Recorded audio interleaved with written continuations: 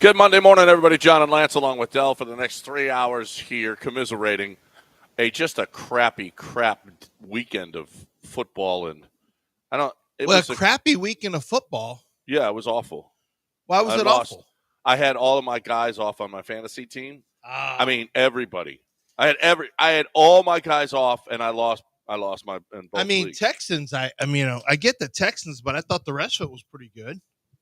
What was good? Dallas winning all the upsets in college football. Yeah, that's good. Chaos. There is chaos. We want to get everyone acts like there's never going to be chaos. Of course, there's always chaos. Well, there's always chaos every year, but 1 year. I remember 1 year is like, there's no chaos this year. The problem is going to be, is 3 SEC teams enough for the SEC, or are they going to going to take their ball and go home? That's going to be a problem. Take their ball and go home. So if you don't get enough, well, then it shows that the system is fundamentally broken. Just let's let the whole thing burn. So we get whatever we're going to get to. Let's get to it now. Let's stop bullcorning around. Let SEC. My son's stomping around the house so pissed off at Jalen Milroe in Alabama. My son, who works for the Alabama football program, he's so mad. He thought for sure he had a W, and then he. He watched that game. It's as mad as I've seen him. He's pretty mild-mannered, Alec. And at the end, he goes, look, we got beat, and we deserve to get beat. But these referees are so bad. The fan I'm calling Ryan Williams. I'm with everyone else. Let's just secede from college football. The SEC needs to leave. We don't have to deal with these officials anymore. I mean, that's what it's going to be. SEC fans are just going to take their ball and go home. So we might as well just get a new college football. I mean, blow the whole thing up. Make a complete professional model with penalties for early departure, but make things guaranteed. What's wrong, Dell? Dell's like, what are you doing? What did you let him do? Yeah, listen. There's massive. I know he's pulling us. You make a statement and you move on, Lance. You just make one. No, statement you can't and you do move this on. as somebody who's ADD. You can't. Oh my God! No, this is on you. Why did you let him do this? John knows. I don't know. I just made a statement about college football, and then all of a sudden we're blowing up college football. All right, let's talk about a question about. Let's talk about the Texans, and let's talk about how another week of no offensive touchdowns in the second half. Another week where you another week where you give up long touchdowns. Another week when you had an historic week. Like 5 interceptions against Detroit and still lost. 8 sacks yesterday, and you still lost. 7 in the first half, and a pick six. And you still lost. They're frauds. They're frauds. They're frauds. There is something to this Bobby Slowick second half thing. Now, you guys all, John, you were telling Bobby Slowick. Is it still 0% chance that he's 100% chance that he's their OC next year? Yes. It's 100%. Yeah, I think so. No, not 100%. No. Well, you can put whatever percent. I don't care what percent. Y'all can play the percent game. Bobby Slowick will be the offense coordinator next year. You can say 72. You can say 81. I'm just telling you yes or no. Lance. I'm not so sure. No. It's binary. It's a yes or a no. It's a pass-fail course. I think Bobby Slowick will be, and I think the offensive line coach will be. You know why? You know why it's not? Because there's still a lot of football to be played. And you know what's happening? In every week, there's less and less confidence now. What the hell is going on in the second half that they can't score touchdowns? What the hell are they doing differently in the second half that they cannot score a freaking touchdown? One time in the last 6 games, have they scored a second half touchdown. Are you kidding me? That's disgusting. I think there's issues to go around, including Bobby Slowick.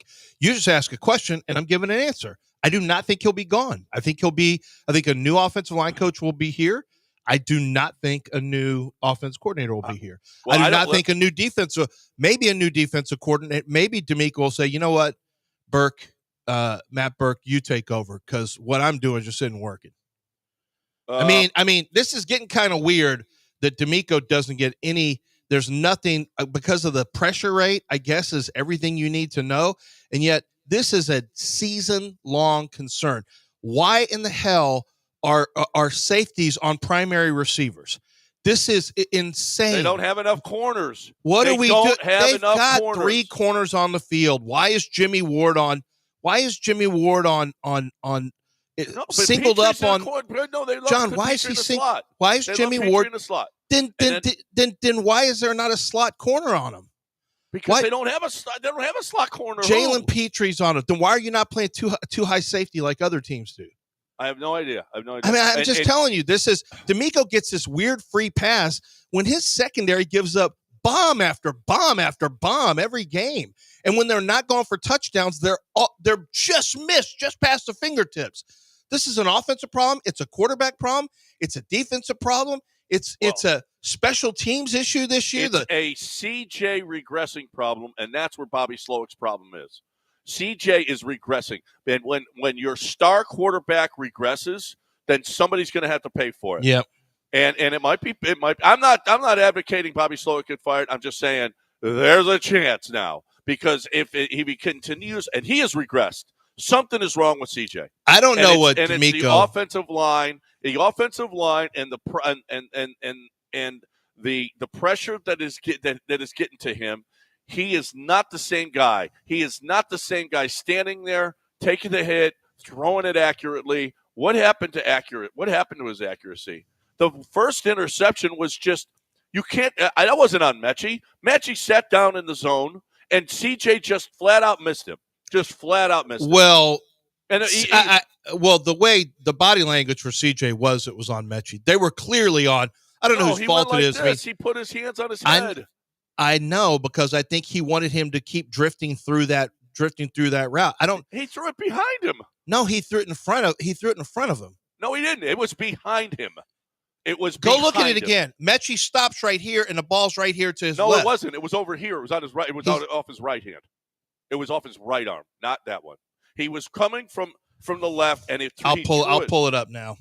Pull it up. I'll pull the play up now, because Ross Tucker. Did you watch where you didn't hear any volume? I heard the whole game. Yeah. Then Ross Tucker said they were. It's exactly what it was. They were not on the same page about what was supposed to happen there. CJ thought he was going to keep coming through, and he read his zone and sat down. I didn't really have a problem with Mechie, to be honest with you. No. I mean, Mechie saw his zone, he sat down.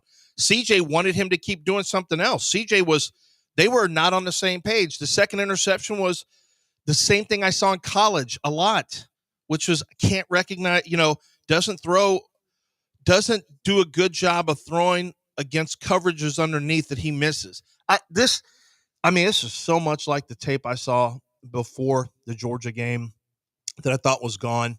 And this is a regression right now that we're watching. It doesn't mean it's final. It's not about panicking. I think CJ's going to be fine. His footwork has gotten really bad. And all of this, you're right, all of this stems from one primary concern for the most part. I'd say 75% has to do with the pressure. And I think he has been altered because of the pressure. I don't see how you could not say he's been altered. He fundamentally is speeding up. I was having a conversation. Well, he's going so fast in his mind that he's not, the game is supposed to slow down for you. The game has sped up for him, and not in a good way. It's faster now. And when he takes a snap, I think CJ, his default right now is to speed through things. And it's not, the game isn't slowing down, which is what it was last year, where he started to really see the game so clearly. The game was going slow for him. Right now, the game's going very fast for him. And look at his feet. His feet are never set towards, or rarely set to the target. How are you missing? Like, this is as long as we're all on the same page and we recognize, you're not scoring touchdowns in the second half. Slowick's job is to get touchdowns in the second half. It is. CJ's job is to hit an open out route. For God's sake, it's a 7-yard out route with a wide open Joe Mixon, or a wide open Dalton Schultz, or a wide open John Mechie. We got to stop this excuses and babying CJ. He's not good this year. And you and I talked about it in about week 4, bubbling up like, something seem a little off to you. It's like whenever you open a package of meat and you're like, hey, come smell this. Does this smell okay to you before I make this? Is this okay? That's what it was early on. It was like, and right now I know it's rotten meat. The meat is rotten on offense. I don't know if it's rotten. It looks rotten. I can't get this out of my head, and it's gonna make you nuts. Robert Griffin III. Oh Jesus! Okay, I don't know why. What are we doing? Lance has left the building. Not RG3. Hey, all I know is he was Rookie of the Year. He was great his rookie year. They thought he was the guy, and then it was regression. Hey, CJ better pick it up. See, and you know what? No, okay, you got D'Amico. Okay, let's hear about D'Amico and the offense. And D'Amico says here's what D'Amico had to say about. D'Amico had to say that it's okay. No, we were good enough offensively. Here's D'Amico. So whatever happens, our offense gave us enough points to win the game. So that starts with the defense. We didn't do enough to stop them. We didn't stop the run, and we didn't run the ball well. And we gave up way too many points on defense. So our offense did plenty. They gave us enough points. And defense, we had to be able to stop them. Okay, hold on a second. They scored 27 points. The offense gave you 20 of them. The defense gave you 7 points. 20 points is enough, D'Amico? And no touchdowns in the second half? And more idiocy with the two guys in motion at the same time? And more Laramie Tunsil false starts? And more Juice Scruggs? And more and more and more. And it's okay. It's not okay. The offense didn't do enough. If the defense gives up 32, then you score 33. It is not enough. Don't tell me. And, by the way, they didn't score 27. Jimmy Ward scored 7 of those points. Okay? Now, the defense needs to stop giving up big plays. There's no question. They had 8 sacks. I'm going to say it. Will Levis was the better quarterback on the field yesterday. Yeah. And it's not even arguable. And you know what? And this idea that you can't possibly function if you've got pressure. There's no accountability. Well, so many of I shouldn't say this. I shouldn't speak in such specific terms.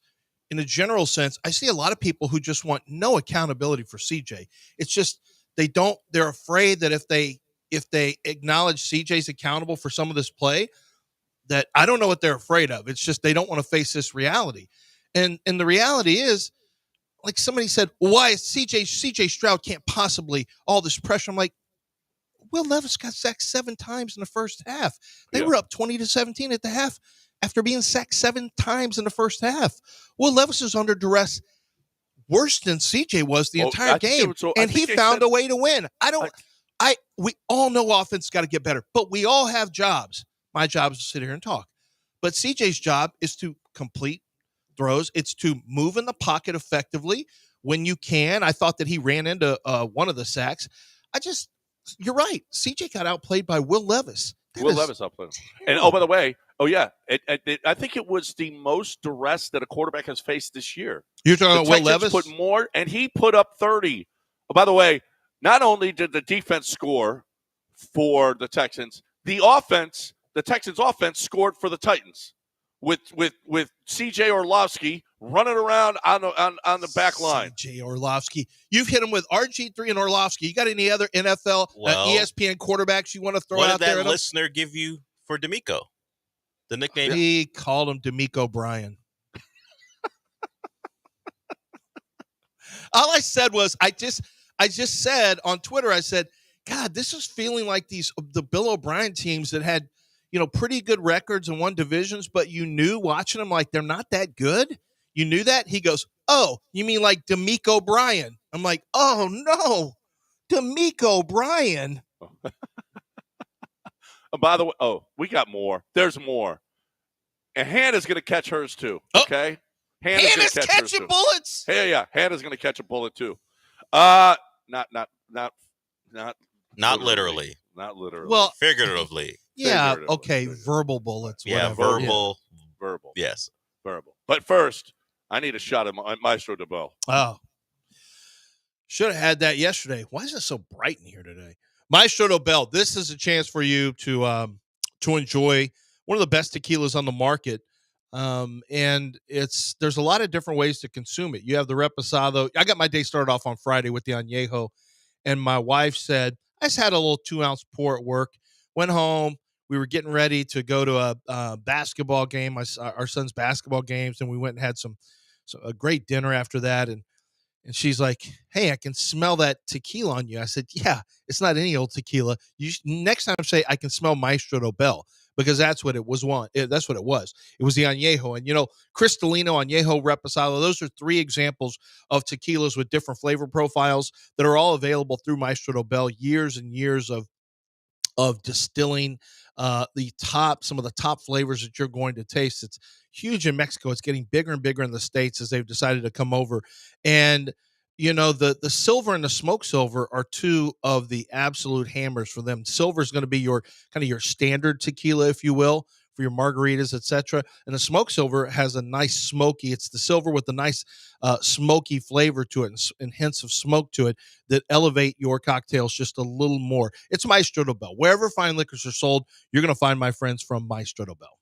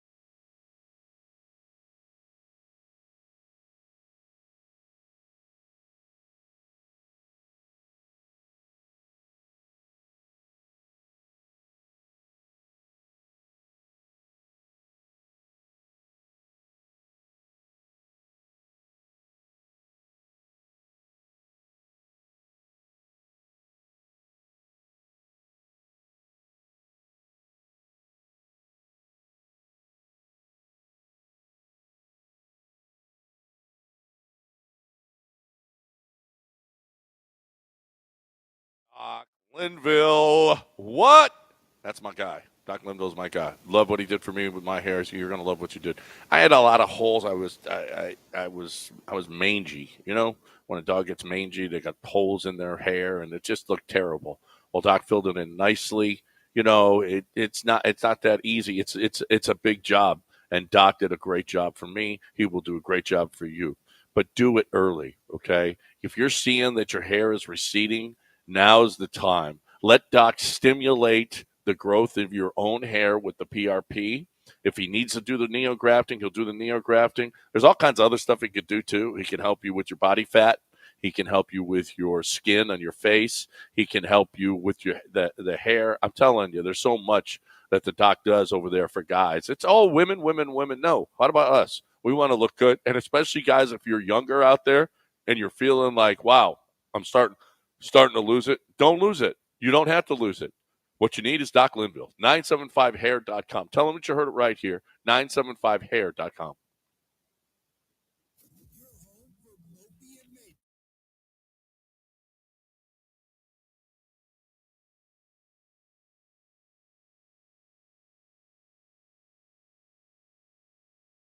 You're back in the Veritex Community Bank Studios with John and Lance on ESPN 97.5 and 92.5.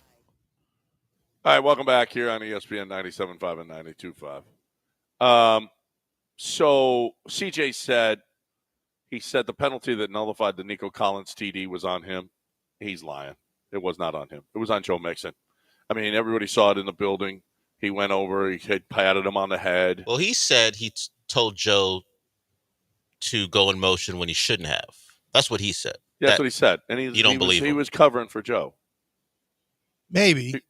No, he went over and he patted him on the head like he was. Like it's CJ's okay. also got to let guys get set. No, it was Tank that was supposed to go in motion, and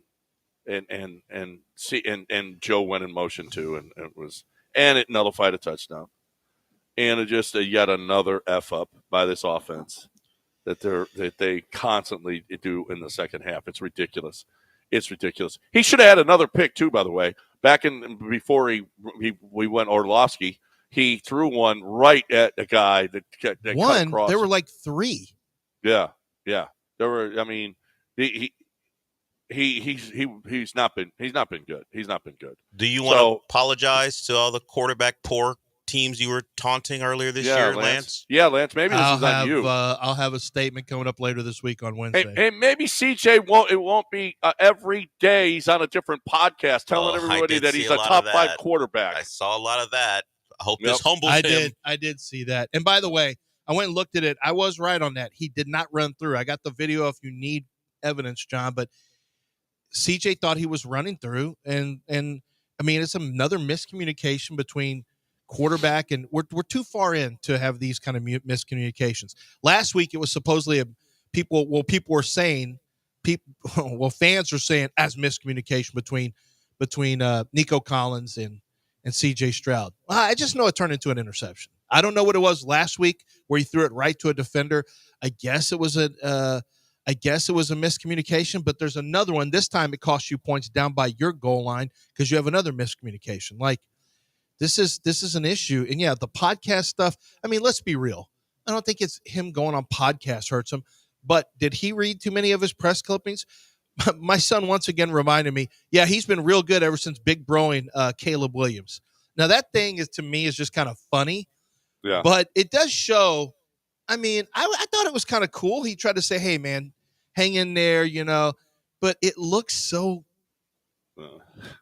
cringy after how he's played this year. Yep. This is his third game with 2 interceptions, John. Okay, third game with 2 interceptions. And it should have been more. Way more interceptions than he even had last year for the whole season. Is Hannah McNair the Letterman jacket? Is this the Letterman jacket moment? We've taken over Houston. We've taken our fans back. So they are just the Titans now. Hannah, all right, stop. I mean, did you see Hannah's resting Maton face on the sideline? Toward the end of the game? At the end, yeah, toward the end of the game? Yes, I did. After what's his name had shanked another kick, a short kick, and then he was warming up, and I saw Hannah and Cal there, and Hannah did not look super thrilled. No, and her, she and Amy, whatever her name is, Adams Strunk. Amy Strunk. Amy Adams Strunk. Yes. Amy Adams, whatever. Yes. If you're wondering why John's struggling and why we're jumping in, the group chat. We're just saving John from the group chat stuff. Amy Adams Strunk. No one knows that. Anyway, it's impossible to know what her name is.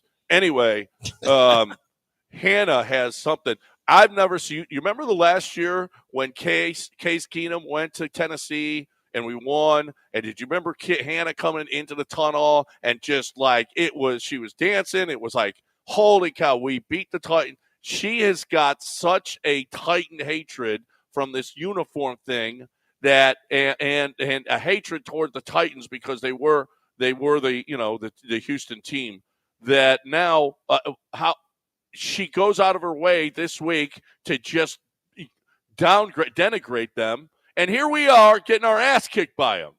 Okay? So stop already. Hannah, you're not out there getting your ass kicked by Jeffrey Simmons every down. Okay? You're sitting in your suite, okay, watching the game with a latte, and these guys are down there just killing themselves. You've turned on Hannah? Yeah, I've turned on Hannah. Stay out of it. You're allowing what the Texans did to you to turn on an innocent woman? This past week, Cal McNair went on a fire truck And there's Hannah, all dressed as a fireman. I thought we loved Hannah because she was the She's person the who first pushed lady this of and turned Houston this thing sports. around. What are we No, doing? Get out of the picture. You know what you've done? Nothing. Oh boy. You had Cal's kids. That's it. Oh, Okay, that's it. Okay, that's it. So let's move out of the way and let the Texans take over this. Okay, so that's it. What did she do?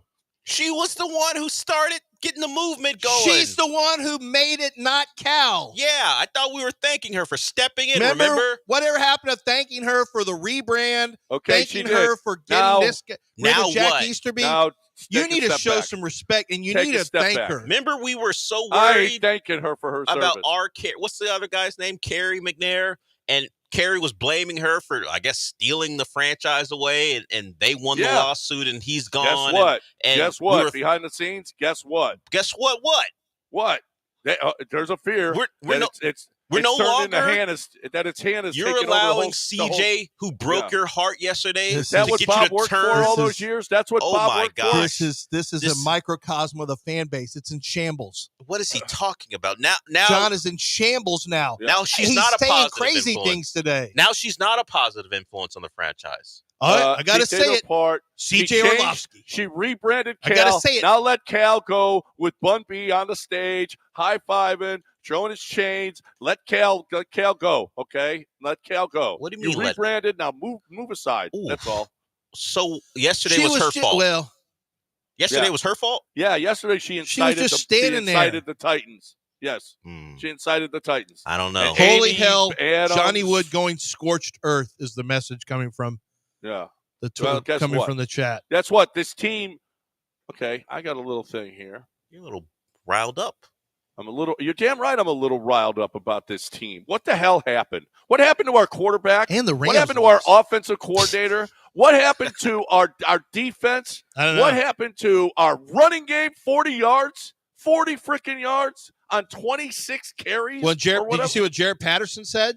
He said the linebackers did some things we were not expecting them to do, and they couldn't make That's adjustments. coaching. That's coaching then, isn't it? He said they couldn't make adjustments. They did things we didn't expect, quote unquote, Jarrett Patterson at linebacker. I don't know what they were. I'm going to go look, but my guess is they just came downhill and just were putting hat on hat where they couldn't, where they didn't allow them to work combo blocks. But I'll find out. But wow, Joe Mixon, 14 carries, 22 yards. That was awful. Yeah, it was, and it was That never was close. awful. I don't even know what was his long run yesterday. 4? Long was 8. He had an 8-yard run. I don't remember. Yeah, and he ran for 22. Okay, the other 13 carries, he had 14 yards. That's terrible. That is awful. For 17 carries, they had 17 carries for 40 yards yesterday, and it wasn't all just Jeffrey Simmons. And then finally at the end, Jeffrey Simmons said, "Watch this, Juice." Watch Tavondre this." had his way too. Tavondre Sweat, he God. dominant too. He did. Well, I He mean, did. look, that's going to be the most dominant by next year. If it's not already, they're going to be the most dominant pair of defensive tackles in pro football. I mean, Tavondre, it's just about keeping his weight off. If he's got his weight under control, he is a dominant force. And Jeffrey Simmons is one of the monsters of pro football. Those two guys are not going to be fun to play against for the next several years. No. I mean, if Sweat can keep his weight under control and et cetera, it's not going to be fun. It's not going to be fun. This was supposed to be. And we'll see. I mean, that's just you talk about disgusting losses. We had 2. Portland beating the Rockets on Saturday. God. Holy crap! And what was Fred Van Vliet doing at the end of that God. game? My That God, was- took that shot and then got mad they didn't call a foul, which there was no foul there. Well, and they then admitted drops to the a foul. BAN on the officials and gets kicked out. They admitted that there was a foul after, but they said it wouldn't have been a 3-point Well, it would have been foul, on the ground. and he would have got. I think the Blazers were in the bonus, so they would have got 2 free throws. Wait, Still would have been how down by much of a 1. foul was there? Enough where he would have gone to the line, but not for 3. What He was would the have gone foul? for 2. Did they say it was body? They said he moved into. They say the defender moved into Fred's space, but it was on the floor, so it would have been two free throws, still down by 1. It's not enough for Fred to take that janky ass shot. I can tell you that. Well, you know what that was? That was embarrassment. Fred, Yep. he threw away the games, and he was so that upset him even more. So he had to take it out on the guys who he blamed for embarrassing him. And as Lance mentioned, he dropped the BAN. on the final referee. Where everyone heard it. Yeah. Oh, Yeah. What? Are you kidding me, Fred? He said You're killing he pointed at all your team. He pointed at the other two, and then when he got to the final boss, he called him a BAN. And Yeah. he didn't on a side angle. You see, he didn't actually hit him in the face, but the referee like moved his head out of the way, so it looks bad initially. Fred's gonna catch at least a game or two for that. See you, Fred. And you know what? They're better off. All right. 713-780-3776. We got News of the Weird coming your way, coming up in 15 minutes. No. Wait, We got News of the Weird. You're so discombobulated. We got what have you learned? Yeah. It's what did you learn this weekend in one sentence? coming up in 15 right here on ESPN 97. So get your what did you learn this weekend ready. Right now, though, Lance, you got a little taqueria around us. Yeah, taqueria around us. Going with my sons. As a matter of fact, I think we're going to go watch Monday Night Football at the Aranda Sports Bar. Did you know that they have turned the Taqueria Arandas locations? You can go into the bar. They've turned the bars into sports bars inside. It's kind of, in a way, it's standalone the way that they're built anyway. But it's cool because all the TVs they have there, and they have multiple TVs, they'll get it on the sporting events you want. They've said, you know what? Let's turn this into a sports bar. Let's get bar food going here. Let's have our authentic Mexican food available for people as well. Let's get our drink specials going for happy hour. So there's a lot of different types of happy hours with margaritas, with Bloody Marys in the morning. Because remember, they're also open for breakfast with beers, with whatever the case may be. And let's really turn this into, let's make this a sports culture thing where people can go in and enjoy themselves with great food, great drinks, and a lot of fun at Taqueria Sarandas. And it's awesome. The food that they have, you know it, and you've probably experienced it. If you haven't, you're going to get authentic Mexican food, and there's so much to choose from this morning. As a matter of fact, when you're headed into the office, why don't you grab people at the office or people at the shop or wherever you're going, some breakfast tacos. Stop in and get a wide variety of breakfast tacos that are available for you. Always delicious, always authentic, and that's just one example of how you can make Taqueria Sarandas part of your day. But let's take the night times and go start watching sports at Aranda Sports Bars, located inside your local Taqueria Sarandas. Don't miss out on it. The flavor, the sabor, the fun, the sports, the food, it's all available at one location. Well, it's several locations, but the one nearest you is Taqueria Sarandas and Aranda Sports Bar.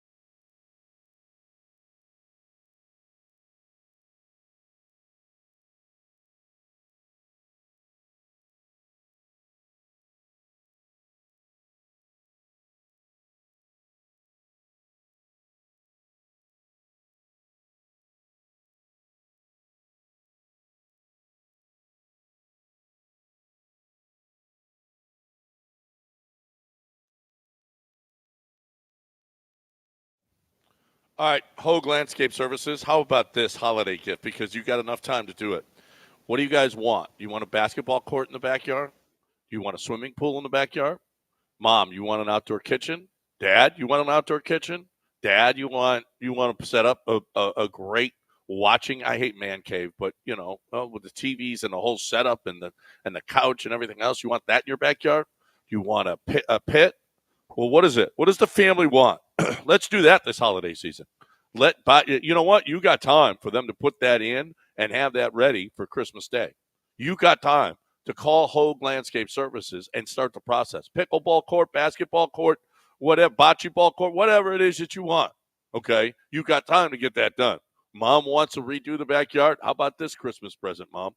Dad does that, or Dad, Mom, do it for Dad. Whatever the case may be, you guys, Hogue Landscape Services, what a great holiday gift.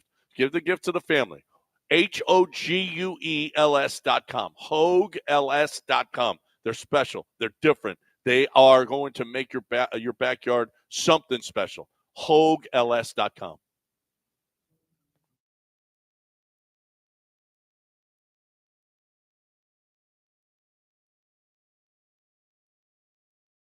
You are listening to Houston's longest-running sports radio morning show from the Veritex Community Bank Studios. Here's John and Lance.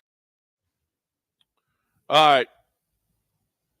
That Jared Patterson comment, I think is pretty telling, guys.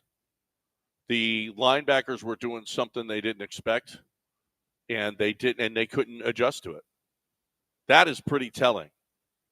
That they could not overcome something that they didn't expect from the Titans defensively. Now, I mean, they shot themselves in the foot. There's no question about that. But that's part of it. Those penalties, those stupid penalties, continue to haunt this team. How many times does Laramie Tunsil have to? I mean, and he just looks around. Oh, and the boos came running down. They came raining down when it said 78. The boos. I mean, people know again. But then Ross said, "Well, it looked like Titus started too soon too." Well, guess what? It's a thing here in Houston. It has been. We're like waiting to hear 78. And 71, holy crap. He got worked. He got worked on one play. I feel bad for CJ. At one point, everybody on that offensive line got worked. Hey, it happens, though. You know? I mean, you're going to get beat sometimes. You don't want to get beat multiple times, but you'll get beat from time to time. And if you're an offensive lineman, you already know that people will focus on that play and they'll relive it. Like Chris Myers was a great Houston Texan. Really, really good center for them. There were so many people who couldn't get past one of the first plays with the Texans where Casey Hampton drove him directly back into the quarterback, and people couldn't get he sucks, he's terrible. He actually ended up being a good center. No, but it was a Pro Bowl center. You get caught on a poster, and that's what people remember offensive line. Unfortunately, while I'm saying this, I also realize that I do think tackle play was better last week or this last game. Not the greatest pass rush duo. The pressure is going to come from the interior, and that was a real issue. But you just blitz the Texans. They can't handle blitzes. CJ can't handle blitzes. The offensive line can't handle blitzes. The running back, whoever the combination is. I mean, John, Agumbawale, kick return specialist, had to dive on a football in the end zone to keep from being a defensive touchdown. And then he dropped another one. Then he bungled one. Then you've got Damian Pierce, the greatest kick returner in the history of the world, who can't be stopped. It's just these crazy. You've got long touchdown passes to Nico Collins here, and then you've got a terrible interception down by your own goal line here. You've got Damian Pierce with the long kick return here. You got Agumbawale who forgets the rules and has to jump and rescue and jump on the grenade before it explodes there in the end zone. What is going? You got 7 sacks in the first half, but then you're giving up long bombs again defensively. And why do you think Bobby? Let me a serious question. Why would you think that Bobby Slowick could get fired this year? Does D'Amico look like a guy who? I mean, does this feel like a hold you accountable organization? I think so. I think it is. You think so? I think so. I would be careful. I've seen a lot of people. D'Amico sitting there with his arms crossed. He's showing no fire, no emotion. That doesn't necessarily mean anything because things happen behind closed doors. But I can just tell you, I don't think he gets rid of Slowick. I'm not calling for Bobby's head, but I also don't think, if you ask me, is there a chance he's gone? I guess there's a chance. I guess we could float it, but I'm still putting my chip, my $100,000 chip on no, he's going to be here. Yeah, I do too. I am too. But you know what? It's trending poorly. I think so. I think he's going to be back too, but it's trending very poorly for him. I mean, again, another 5 out of 6 games with no touchdowns in this offensively in the second half.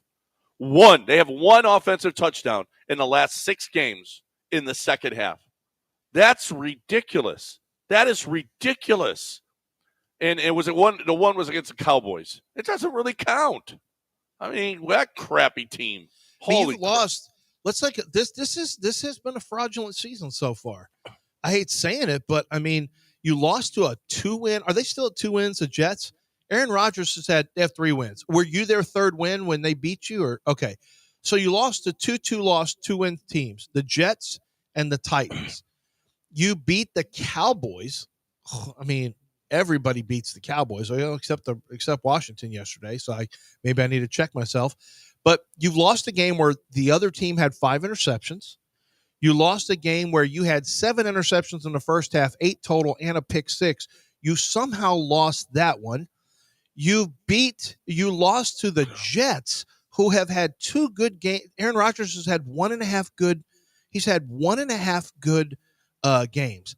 1 full good game against New England in like week 2, and then he had a good second half against you, and that's been it. It's been terrible. They're getting ready to get rid of Aaron Rodgers. Let's talk about him getting benched this year. Well, they might not only bench, they might just cut him. They might, yeah. So I mean, what exactly? It's hard to go find. The Buffalo Bills game is the one game you can hang your hat on, but other than that, it is hard to find anything where you say this Houston Texans team has built on what they did last year. It's not happening, and the fear of everyone is, whether you say it out loud or not, no matter who you want to blame it on, the Stroud regression is a concern. Yes. And maybe it's sophomore slump, but that's fine. I don't care about just making a phrase like sophomore slump. I need to know, what's he doing wrong, and is it correctable? And I think it's all correctable. But it starts with him getting confident with his protection again, and that is a major overhaul issue. That is not, hey, it's not great from guard, center, guard. I'm not in love with Shaq Mason, by the way. Oh, my God, did he get killed? Holy crap. Yeah, Jeffrey Simmons did him up, too. Oh, my God, that was... Or no, it was Sweat. Sweat did it to him. Sweat gave him a club move that was... It should have been a felony. That should be a felony, and that should be something that should have led to arrest, what he did to Shaq Mason. All right, let me ask you this. We got to break because we got what did you learn this weekend in one sentence? It's time for what did you learn this weekend in one sentence. We'll do this other thing a little bit later. But you learned something from this weekend. There's something that is there that you want to get off of your chest. You have one sentence to do it. This is the time of the week where you can come in after a long weekend. Something happened. It could be the Texans. It could be the Rockets. It could be your wife. It could be your boss. It could be your kids. It could be anything. And with Tom, it could be some woman he just met and she tried to tie him up. No one knows, okay? Here's the deal. You got one sentence right now, 713-780-3776. Lance, you got one sentence to talk about Zadok Jewelers. Then it's going to be a long run-on sentence because Zadok Jewelers, I got a lot to tell you. 1801 Post Oak Boulevard, over 4 decades, they're on Post Oak for Zadok Jewelers, and yet the family's been in the business for much longer than that. It's an awesome story. Great people. I love the family. It's an entire family thing. All of the sons, the daughter, the in-laws, not the in-laws, but rather the daughters-in-law, the sons-in-law. Everyone works there. And they've got a magazine that they have. They've got a bridal section on the second floor. Like, they're constantly pushing to new heights. And it's great because when you walk in, you realize this is unlike anything that you've ever seen if you've been in jewelry stores. There's nothing in Houston that compares to it. People come from around the state, for example, to buy, sell, and trade luxury watches right there at the location that has boutique locations inside their store for some of the best watchmakers in the world. And that means unique timepieces for you. An entire second floor dedicated to engagement and dedicated to that engagement ring. And of course, people to help you with unbelievable knowledge about pendants and bracelets and necklaces and earrings and custom-made pieces, all available right there at 1801 Post Oak Boulevard. There's only one spot to go for your holiday season. If you're looking for something special in terms of jewelry or watches, it's Zadig Jewelers.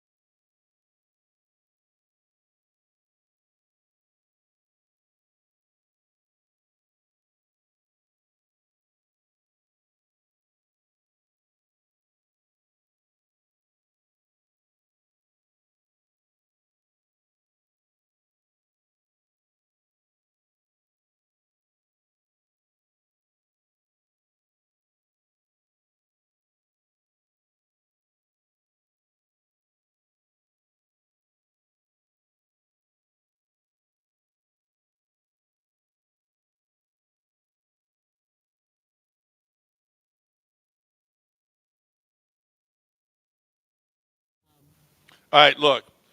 If you have, you're out there right now with a Ram, you want an F-150, they'll throw another couple $1,000s at you at Chastain Ford. On top of all the rebates and everything else that you're going to get off, the interest rates that are incredible.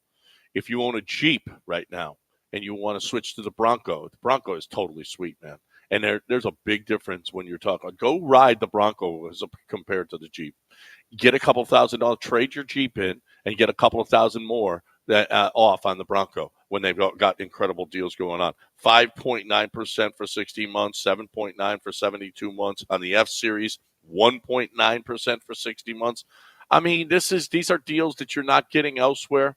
You're going to get all of the incentives all the rebates that they can, and all the great interest rates that they can possibly give you at Chastain Ford, but they're also going to throw another couple $1,000s on there because you're trading in. You're upgrading. You're going to get a couple $1,000s off, and you're upgrading. That is a sweet, sweet deal. If you're looking for the best way to get into that Ford car, truck, or pre-owned vehicle, they got those as well with great, great, great certified, gold certified. You get unbelievable interest rates on them. You're looking at Chastain Ford. ChastainFord.com on 610 at Homestead, not Hempstead, just 5 minutes from downtown. Tell them you heard it right here.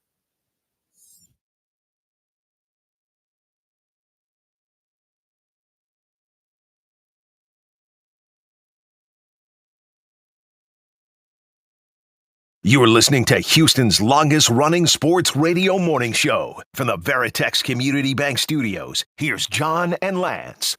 All right. So it's what did you learn this weekend in one sentence? You call in at 713-780-3776 and let us know something. You get one sentence. I will start. I learned that you can play a football game with one goalpost. Oh, yeah, I had to think about it. Okay, that's fine. Nope, that's what I learned this weekend. Yeah. I never seen it before. Okay. Dal, did you learn anything this weekend? I learned that the SEC isn't as nearly as good as they think they are. Okay. All right. Yeah, those were a couple bad losses. There's no question about that. Oklahoma? What? Wow. I learned stuff, but I'm going to let this is basically a vacation show for me. We don't really, this isn't a big deal today. You can just say whatever you want. That's right. We're not No, going I to be think- here the next 2 days. No, you aren't going well, to be you- here. Oh, yeah, we well, are. It's Yeah, kind of we like are. we're not. Well, it's kind of like we're not. No, we will be here. You won't. So I'll let these people say their thing. Okay. What's up next? Go ahead, Dale. Anthony, what did you learn? I learned that Bryce Young is better than C.J. Stroud in the past 3 games, and that's Wow. And scary. he's You know? still not that good, though. Price is You- just, He said just the last 3 games. yeah, it's a sliding scale. Well, even the last 3 games aren't that Well, great. that's- That's scary, That though. speaks how bad CJ's Here's his been. last 3 games, by the way. You're not helping CJ if you give these numbers. 171 yards passing, 1 touchdown, 1 interception. 126 yards passing, 1 touchdown, no interception. 253, 1 touchdown, no interception. He got 3 touchdowns and an interception and averaging about 180 yards a game. It ain't great. He's Is getting it- better, and CJ's getting worse. That's well, the story. that's true. That's the story. That's true. Yep. Man, all Okay. this S2 stuff is like, you owe the S2 an apology. The S2, what? Okay, let's let this play out. All right. All right, Dell. Ocho, what have you learned? Ooh. Yeah, I learned that the woman who plays Sophia Falcone on the Penguin series also played the slim daughter of Johnny Sachs on The Sopranos. Oh, wow. I didn't know Sophia that. Falcone. From the Penguin, yeah. Yeah. She played.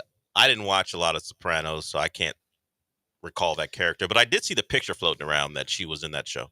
I just learned that Kikuchi just signed with the Angels for $21 million a year for 3 years. So it's 3 years, well- $63 million. Bye. Are they going to Bye. get Toronto Kikuchi or Astros Kikuchi? They're Yeah. getting Toronto Kikuchi. Bye. Astro we ain't Kikuchi's giving- an We ain't outlier. giving those $63 million to Kikuchi. Bye. Yeah, he doesn't even. He's not even a reliever. Kikuch is Stupid hey, idiot.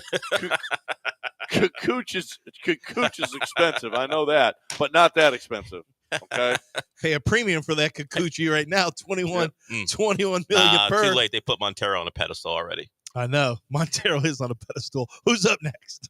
Let's move to Pena. Pena, what did you learn? I learned that CJ needs to stop being a preacher and be a quarterback. Well, That man went after the Lord just now. no. That man came after he the Lord. Can have his faith and still play quarterback. He was really, really good with his faith last year. The faith has nothing to do with it. Well, So continue to have your faith, CJ. just play quarterback better. Just That's all don't we're have looking any for. faith in that offensive line. Maybe That's all. pray harder. Yeah. Pray harder for a better offensive line. That's what you need. Well, and also to complete a basic pass. Well, yeah. I mean, CJ is missing easy ass throws. What are we doing? I don't know. Dell? Let's move on to Lane. Lane, what have you learned? I learned that Cal and Hannah McNair, a.k.a. Uncle Vernon and Aunt Petunia from Harry Potter, Oh. need to keep their mouths shut about colors their team doesn't own. Tighten up.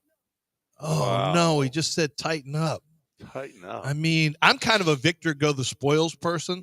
Like, we got to take it. yeah. I mean, you Like got you your ass said whipped last at week, home. you're just going to lay back and take it. That's Well, what you I said have last to. week. Well, that was for That was for Nico's food. That's what I said. Oh, yeah. I'll lay back and just take whatever he sends my way for food. But so it's kind of different. But yes, that's right. Right. That's But right. it still was inappropriate. Yeah. Yeah. It still made people uncomfortable. As it Like should. we got away from the mics, me and Yeah. Dell, because Yeah, we are because you are civilized. chicken bleeps. You're talking about Euros and what they could and could get What they consent to. sexually assaulting Yeah. Yeah, Right. you are scared. you. What's next, Dell? Just say you're scared. I'd ask that you show some decorum. Let's move to underrated mess. Underrated mess. What have you learned?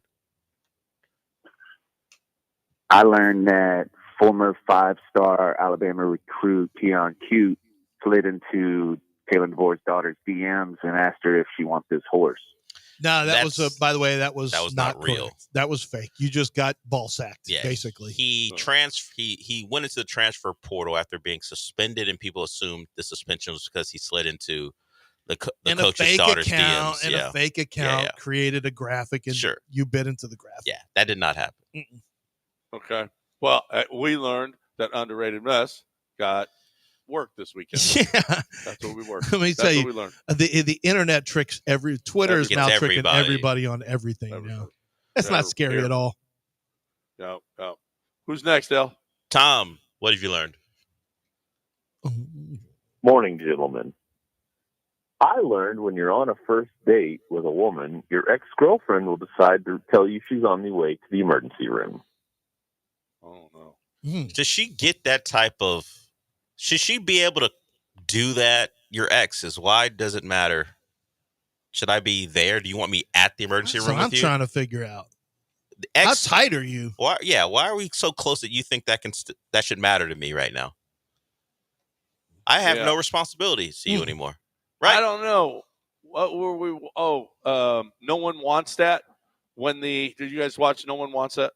No One Wants This? No, with Kristen Bell and Adam Brody? Yeah. I've seen like the first 5 episodes. I haven't gotten through the whole thing. Well, when the ex got into the car accident, he had to go. Yeah, they were like a week, 2 weeks from being exes. I get that, but I don't know how long Tom's been broken up, but I mean, probably pretty long. Yeah, it is based Tom. on the stories. It is Tom. So at some point, I hold no responsibility for what happens to you, right? Yeah. I mean, you got to deal with your own problems, right? Yeah. I got problems over here too. Why am I getting called? Right. I got problems. Am I your emergency contact? Right. We got one more. Peter. Peter, what have you learned? Morning, gentlemen. I learned that TJ's new nickname for the O-line is the O Bleep line. Oh, bleep. Oh, bleep line. Oh, bleep. Fair enough. Yeah. That's fine. Yeah. It's fine. Fair enough. Was it the offensive line's fault? They weren't great, but it's kind of garden variety offensive line stuff at this point. Yeah. Yeah, we just love to make it. If it's all on the offensive line, then we don't have to come to terms with the fact that our boy is not. Yeah, you don't want to. Not great this year, and I'm the worst because I told all y'all were poor. Y'all were poverty quarterbacks. Quarterback poor. Yep. Our guy's the king, and you're the sorry people.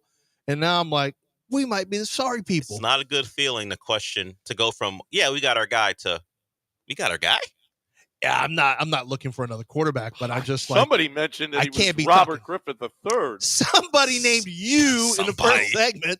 Somebody. Trust me, right now Washington fans are flipping out on Jaden Daniels. You may not know that, but they're like, something has happened to Jaden Daniels. It's Cliff Kingsbury what's happened. And now Bo Nix is the most hated quarterback. It was a bad day for the haters. Levis and Bo Nix won. Not for this hater.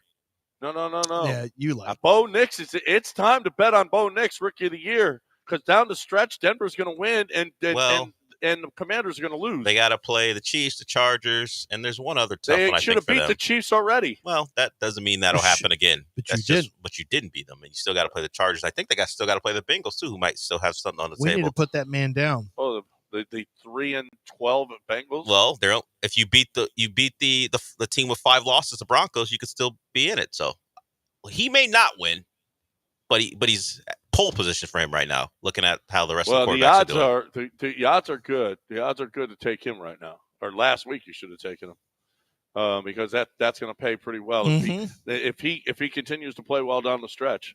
There's a good. It looked like Jaden was literally in the back. He was minus 10,000 at one point. Yeah. Minus 10,000, and man, Bo Nix is just playing his tail off right now. He really is. And you know what? He's perfect. He's perfect for Sean. Well, Sean Payton is perfect for Bo Nix. Dude, his last 3 games, he's got 8 touchdowns, no interceptions, 215, 307, 273. Quarterback ratings of 115, 145, and 94.6.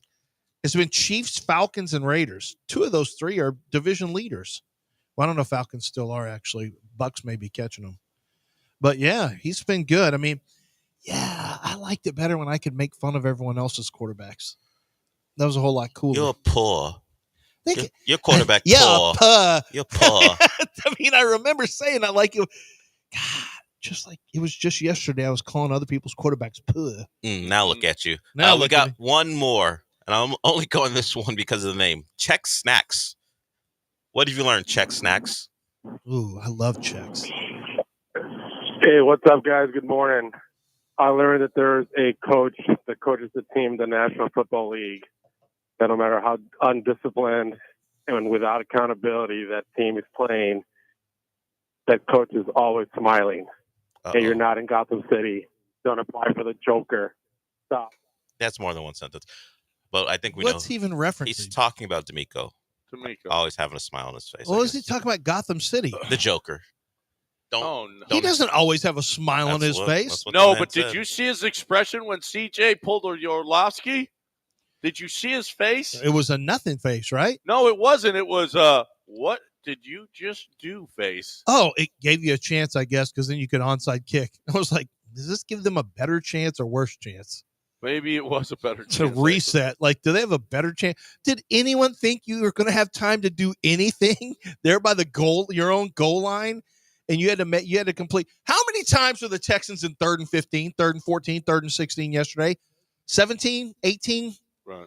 How many times? It's like every freaking third down snap, there's about 15 to go. Like, well, this is dead. Yeah. Oh, my God. I'm looking at pictures with CJ morphing into David Carr. Stop it. Don't let people send that to you. Block Stop that. Please block that person. Yeah, that's it. Time to talk right now about what did you learn this weekend? By the way, thank you, Game Day Men's Health. Thank you so much for sponsoring. What did you learn this weekend? Game Day Men's Health is fantastic. Making your dreams come true. Game Day Men's Health does make your dreams come true. I just made a jingle for him. You're welcome. No, Game Day Men's Health, making your dreams come true. It does. Hey, listen. I mean, I was with a low T place. I had low T, and I was going to a place for years, and I switched over to Game Day Men's Health in large part because they called and said, "Hey, we want to advertise." But when I got there, I found it is just different. It's just better. A free evaluation, okay, of what's going on with your body, which is the other guys aren't doing. You got a lab right there where you get the results back right now. You don't have to wait a week. The other one that I went to for years, you get your labs done, you come back the next week, and then they go over them. Not at Game Day Men's Health. You go over them right now. And the professionalism, the knowledge that they have, the attention to detail. If you're looking for peptides that are going to help you mentally, that are going to help you physically as well, you've got all that as well. If you're looking for a permanent ED solution, how about new ones opening up? We've got one open up just in spring last week. We've got them opening up all over the city. Pearland, you got yours. But they're going to be continuing. Listen, Game Day Men's Health is going to be all over the city. So it doesn't matter where you are now or where they are now. Go there. And if it's too far, they will send you the testosterone. Okay, that is crazy, and you can just do it yourself. And that's what I'm doing now because of so much travel. I was getting behind. I'm not anymore thanks to Game Day Men's Health. GameDayMen'sHealth.com. Tell them you heard it right here.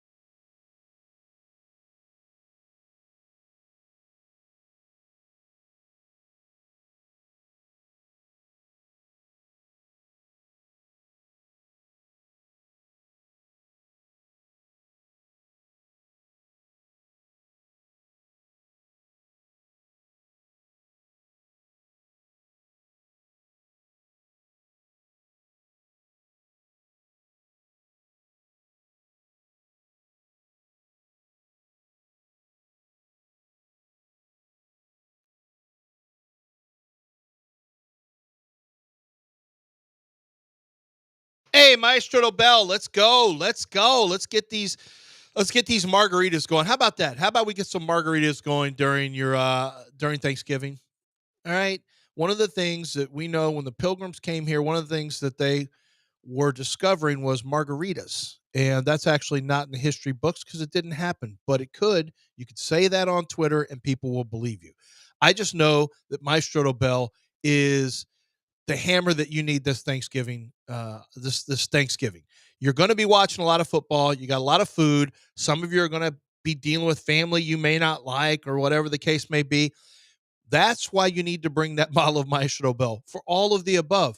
I like to believe that it's what's it called? A digestif, where it helps you digest food. So that's going to be important on during Thanksgiving. Dealing with in-laws you don't love, that's going to be important if that's your situation. It's not mine, but it might be yours.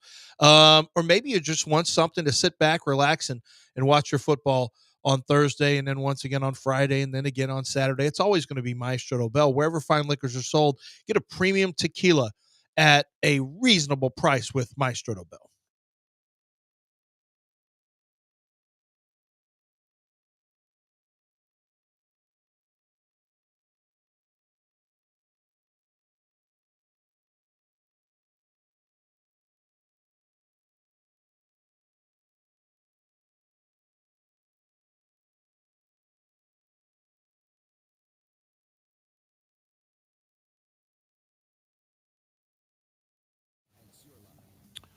All right, I don't know if you know Chris Branch, Lance, the Athletics, Chris Branch. I never heard of him. He put a story out. Whose records are lying? Okay? I'm going to name teams, and you tell me if their record is a lie. Okay. The Chiefs are 10-1. That's a lie. Yeah. Chris said, this guy says his record for him is 7-4. Okay. Oh, okay. 8 of their 10 wins. Yeah, I like that. Yeah. That's what they should be in that neighborhood. Mm-hmm. The Eagles. 9-2. No. What does he say? That record is not a lie. Yeah. They're a good football team. Yeah, I think so. They're a really good football team. The Lions, 10-1. No, he says it's a lie. They should be 11-0. They're the best team in football. Who did they lose to? Do you remember? They lost to the Bucks early. The Bucks got them? Yeah, I think the Bucks got them. It seems like nobody can get them. Yeah, well, I think the Bucks got them in Detroit, remember? Early on. Yeah, that's right. It was the Bucks. The 49ers are 5-6. Is that a lie? No. I mean, unless you want to say they could be even worse. But no, that feels like what they are. Yeah. Man, they got dismantled yesterday. Dismantled. The Texans are 7-5. Is that a lie? Yeah. Yeah. He's got them at 5-7. 5-7. Jeez. What are the games that he's 5-7? I just said it because I'm mad, but they look more like a 5-7 football team. That's true. Yeah, that's facts. Yeah. They're not. Yeah. And look at the games that Levis and Drake May have put on you. That's a concern. Yeah. And then finally the Commanders. They're 7-5. Now that feels like what they should be. He's got them 6-6, but yeah, that's close. Close enough. Yeah, they were. After their red hot start, they have really cooled off. They lost to the Cowboys yesterday. They couldn't do anything offensively. No, it looked bad. Looked really bad. Yeah, Bo Nix is going. You're right. Bo Nix is going to win. Yeah, I like Bo in this one. I liked him before the season. I thought that Sean Payton was the perfect coach for him. Perfect coach for him. Oh yeah, Sean. It was the perfect scenario. Yeah, and that matters. Now Cliff started out gangbusters with Jaden, and that was great. But it catches up to Cliff, and right now it's catching up to Jaden. He did not look good yesterday, man. So here's CJ. Here is CJ talking about what to do to fix their offensive issues. Here is CJ. He just says, you know what? It's time to work harder. It's time to get back to work, and darn it, we're just going to be better then. Got to keep practicing and keep playing. I mean, you tell me. I don't know. That's all I know how to do is just practice better, play better, meet better, do everything better, and when it comes out like that, it's not fun, but, it's part of the game, and we'll use it one game out of the year that'll teach us a lesson. Sadly, we have to learn right now, or it'll teach us in future years. And for me, I'm just, going to use this as a time where I need to look myself in the mirror and get better. So he gives all the right answers, and I think he's earnest in his answers as well. I do think something that bothered me yesterday quite a bit, and I'm sure it bothered you too. We just haven't talked about it. Was the body language for CJ? It was very. Yeah. It lacked confidence. It lacked leadership. It lacked. He had a pouty face. Yeah, but not that he was being petulant, because he was just. It was like, I mean, it really was. It was almost like when something bad would happen, he would kind of slump and go. It was like he wasn't handling adversity. No. And this is how the measure of a man is how he handles adversity. But I mean, it's true. The measure of a team, the measure of a man, the measure of whatever you want to say is how do you handle adversity? It's easy to fly high. When things are going good, you can get on podcasts. We can all smile. We can flip hamburgers and do all this stuff and run around and throw up our H's and get in photo shoots. And how do you handle it when you are playing like this? How do you handle it when you have a loss like this? This is a great opportunity for the Texans to show some resolve, for CJ Stroud to, right now he lacks confidence. The body language is terrible, and not in a petulant way. Once again, he just doesn't look like somebody who has any confidence. It looks like he's easily shaken. How does he get back to it? How does he find it? This could end up being one of the greatest things that's ever happened to him. And ultimately, you know what, John? This might be a good wake-up call for the Texans to maybe stop reading the press clippings, etc. Stop believing the hype. This could be a great chance for D'Amico Ryans and the people in that locker room and your quarterback to go through adversity, overcome adversity, and come out better on the other side. It really could be a great opportunity. Or if you're not good at handling adversity, it could end up doing some damage. We'll see. He doesn't look like that same kind of. I thought the same thing too when he just had frowny face and it looked like he was not on the side, petulant pouting. It on looked like he was on the bench down. after the gosh, really down. But you can't do that, man. You gotta let it go. You're a quarterback. You're the leader. Everyone's looking to you, and that's like CJ cannot do that stuff.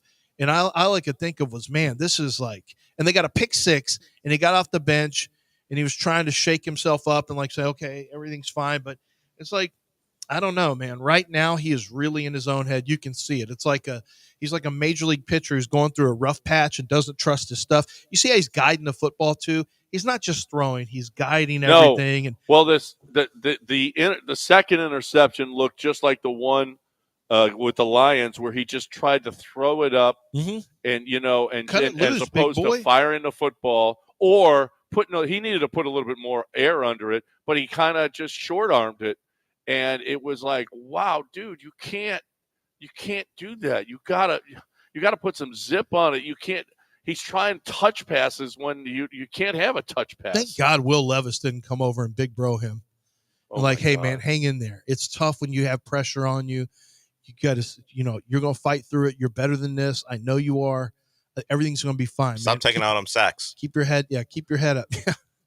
I mean, Ross Tucker, who's a former offensive lineman who was on the call yesterday, couldn't stop talking. He was disgusted. I feel like at least 4 of these sacks, maybe 5, have been on the quarterback. Like, some of them were. I don't know if I'd go 5. Could Will Levis have said, hey, he did walk into a couple. He did walk into them. Like, hey, CJ, keep your head up. Yeah, just don't run out the back of the end zone. Could he have dropped one of those on him? Hey, man, you're going to be a great player in this league. Just don't run out the back of the end zone. You got to be aware of where you are. Yeah. You'll bounce back from this. You're going to bounce back, CJ. Yeah. Keep your head up. Back. Keep your head up, little bro. What if you say keep your head up, little bro? He can't explicitly say little bro. Well, he is older, I think. Sure, but he can't actually say little bro. You can't say little bro? That's disrespectful. Okay. Keep your head up, bro. Hey, don't. Hey, you know what? Don't run out the back of the end zone. You'll be fine. Yeah. Do you think Caleb Williams sits at home right now like, I can't believe he tried to big bro me? I cannot believe this. Losing to Caleb the Titans. Williams. You mean him? Yeah. Losing to the Titans. You run over here trying to big bro me. You losing to Will Levis? Man, stop. But Will Levis outplayed him. Levis outplayed him. And that's with, guess what? Pressure. Imagine that. The O-line didn't block for him. He still outplayed him. Is Jeremy Branham right? No. About what? Will Levis, the second coming. He threw a pick six. No, it's not right. Hey, you know what? Look at Will Levis the last couple of games. Will Levis tried to give the game away again for the third time. He took awful sacks and bad moments. I mean, he threw a pick six. Let's not forget the very next they scored because because a tight end caught a little boot action pass and nobody could tackle him for about 80 yards. Oh my God. That doesn't seem like it's possible. It's humanly possible. It was Are you kidding me? No one is there to stop a tight end? Well, he's not I know that's tight end in name, but Okonkwo, how to say his last name? Okonkwo. He did that as a rook a couple years ago where he was just the fastest dude on the field, and you didn't understand. He's just big and fast and outran guys. This has happened before. Not necessarily against the Texans, but that guy did that a couple years ago, and I thought to myself, as soon as he caught it, he can roll. He can run. I said, he's going to score. He's like a high 4.4 guy at tight end. Yeah, he can move, and no one could catch him. Like Stingley was like, wait a minute, someone's going to tackle him, right? And then no one's going to tackle him. So Stingley had to try to get on his horse, but at that point, it was too late. Yeah, Eric Murray was the only one who had a chance, and he missed him. Eric Murray and Jimmy Ward on covering Calvin Ridley is just, D'Amico, what are we doing? Why is it? Why do we always have bad cover up? Look, Eric Murray is on everybody going deep, or Jimmy Ward is on somebody, or Petrie's on Devontae Adams. Like, can we and at one point the broadcast said they may need to start. That's my Ross Tucker voice. They may need to start playing. They may need to start traveling. Stingley, Derek Stingley, along with CJ, along with Calvin Ridley. Right. They may have to start traveling. But this is my point, John. Why is D'Amico off the hook for all this stuff? It's like, I get all the talk about offense coordinator and play calling and all that. That's pretty standard stuff when your offense struggles. But it's not like, other than the sacks, and they fly around and hit everybody. They're very aggressive. But Alshire is going to have a stupid penalty damn near every game. He's going to run in. He was going to friendly fire his own players. He flies in like a torpedo. He's going to hit you and hurt you at some point. It may be his own guy. He had another 15-yard penalty. But why does CJ? I mean, we've got schematically the same thing where teams know how to match up best receivers on worst coverage. That's a schematic issue that D'Amico Ryans needs to be held accountable for by a fan base too. If you want to hold guys accountable on social media. What is D'Amico doing? What is the defensive play call? Why is it such bad? Why are we getting outflanked by the best receivers on the worst coverage? That shouldn't happen. Why aren't we seeing more traveling with don't let, what Belichick would do? Don't let the best player beat you. Make them play left-handed. Yes, he would scheme to take away your best option and make you learn how to do it.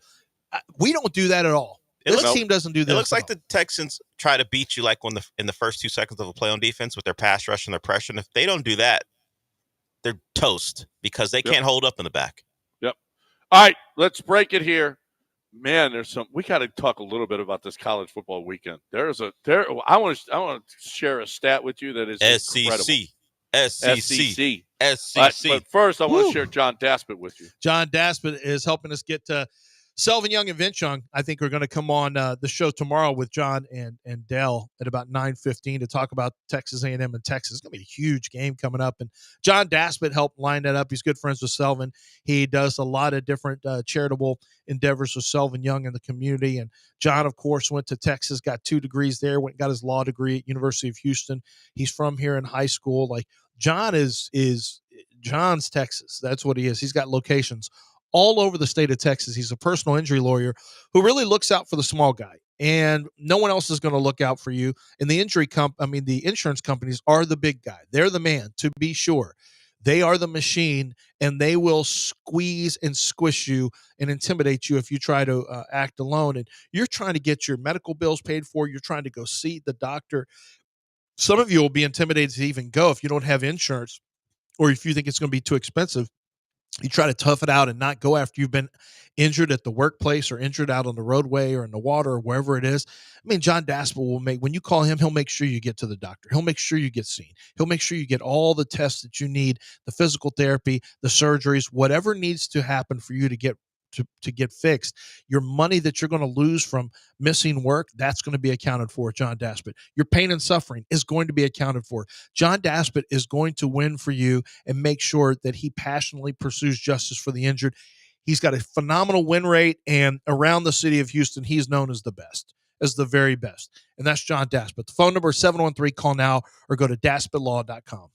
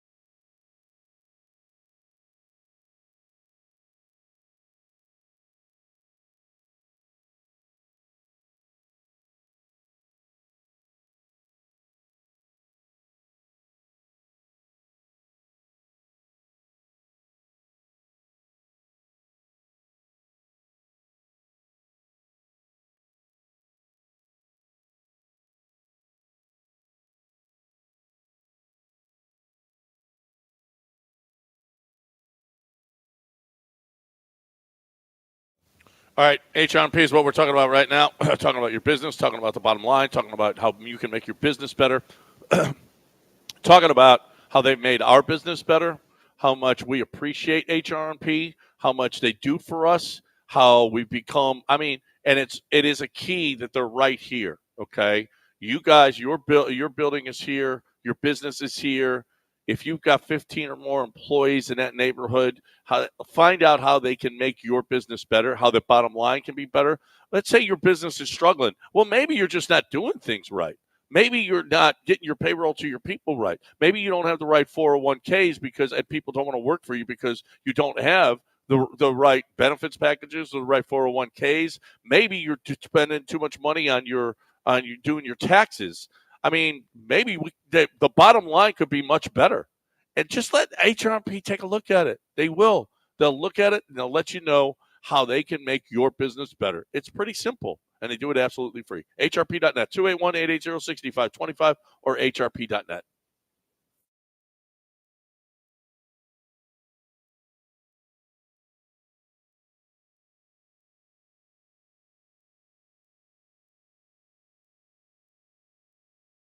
You're back in the Veritex Community Bank Studios with John and Lance. On ESPN 97.5 and 92.5. I did not hear Jay Feely say this. He talked about how surprising the Texans giving up those long passes were because they've been so good against them all year long. Yeah. Wow. Jay, you're missing a good season. Yeah, Texans lead the league in touchdowns against, by the way. This is what I'm talking about. D'Amico gets a free pass. 24 touchdowns against is worst in football, followed by the Jaguars with 23, the Ravens with 22, the Panthers with 21, the Falcons with 21, and then you go to some teams with 20. Overall touchdowns or pass touchdowns? Passing touchdowns. Okay. Yeah, that was not just Feely. It was talked about across all those guys about how good they've been defending explosive deep balls. I'm like, well, a lot of them are incomplete. Maybe you're not watching the games because the guys are open. For the most part, they weren't, or half of the time, they weren't being hit. Well, we saw what happens when a guy actually gets a chance to complete something. Would you say the Jets are a good team or a bad team? But they've completed a lot too. I don't know where that number came from, but it wasn't just a Jay Feely thing. Well, they've given up more passing touchdowns than anybody else in the league, so I guess they're coming from somewhere. Some producer put that thing in their ear because they lead the league in interceptions by a lot. I think we have a lot of sacks. They're pass pro. John, you went down to pass pro numbers, the stats last week about how good they actually are against the pass, how good they are defensively. But they're actually not.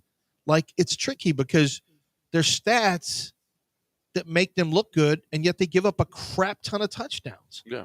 Like they do. Their average depth of target, they are second in the league, second worst. The Jets at 10.5 and the Browns and Texans at 10.3. Now, their yards per reception actually is, it's not great. It's their fifth worst, 11.9 yards per reception. The worst is the Cowboys, followed by the Browns, followed by the Bears, then the Rams, and then the Texans. But I'm looking for explosive plays. I'm going to find explosive plays and give you, here's 15 plus. 15 plus plays, the Texans aren't even in the worst 15 plus play percentage. Let me look for that. Yeah, the Texans aren't even, this is crazy. See, this is so strange. The Texans. Maybe but like Dell said, that they've missed a lot of them explosive. too. Yeah, that's some of it. But look, they're the third best team in the league when it comes to explosive pass plays over 15 yards. They've only given up 11.1%. That's what they were talking about. And then the Bears are, so that's what it looks like. It's just, it's a funky, some of the data makes them look really good, but then touchdowns, how do you get away from that? How do you get away from the long touchdowns they have given up? Like, I don't know. It's a weird dichotomy of, in some ways, the defense can be really good, and in other ways that lead to scoreboard issues, they're bad. Like, they can't stop. You had how many throws, John? You had two long touchdown passes. You had you had the long pass to Ridley that didn't end up a touchdown. No. Then you had the 60, you had 70, and you had a 38. Jeez. Yeah. Mighty. I guess 3 isn't a lot. I guess it's not. In a game, those types of numbers, but they're not just 15 to 20-yard explosives. No. We're talking field-stretching, game-changing plays, so 3 is a lot. Yeah. Yeah. Well, especially when they're touchdowns. And then how about Kaimi breaking Tennessee's streak of 100% of red zone opportunities were scored. 100%. Hadn't gotten the stopped all Titans year. had not stopped anyone in the red zone all year. Streak busters. And then Kaimi goes and pulls that kick. And oh, by the way, that is something you can't. What has happened to him? He pulled one and hit in a couple of weeks ago and missed, and now he pulled another one in the game situation. The Jets is the one he shanked, right? That one that you're talking about? Yes. The short one, yes. The short one he shanked against the Jets, and then he shanks this one. And, the snap looked fine. The other one, the snap wasn't great. This time the snap and the hold looked fine. Well, no, the long one was a bad snap. He missed a short one against I'm talking about Jets. the short one everything looked fine. That was fine. And Jay Feely, of all people, should be able to tell us if he there was something. He just took it for granted. He just took the kick for granted. I don't know, I guess. I told you I was going to tell you a stat. Jalen Milroe this year against SEC teams. Oh. After that first half against Georgia where he ran wild, here's what Jalen Milroe has done this year. Vanderbilt, he had 7 carries for 10 yards.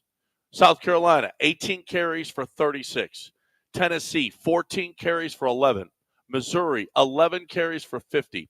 LSU, 12 for 185. Oklahoma, 15 carries, 7 yards. So the only team, by the way, LSU, you just suck at stopping and running quarterback. The two teams, Georgia and LSU, are the only two. Were two of the biggest games. And the second half, they shut him down. Second half, Georgia shut him down. LSU, not so much. But that is, if he can't run, guess what? They're either not going to win or they're going to struggle mightily. And other teams have figured it out. They figured Jalen Milroe out.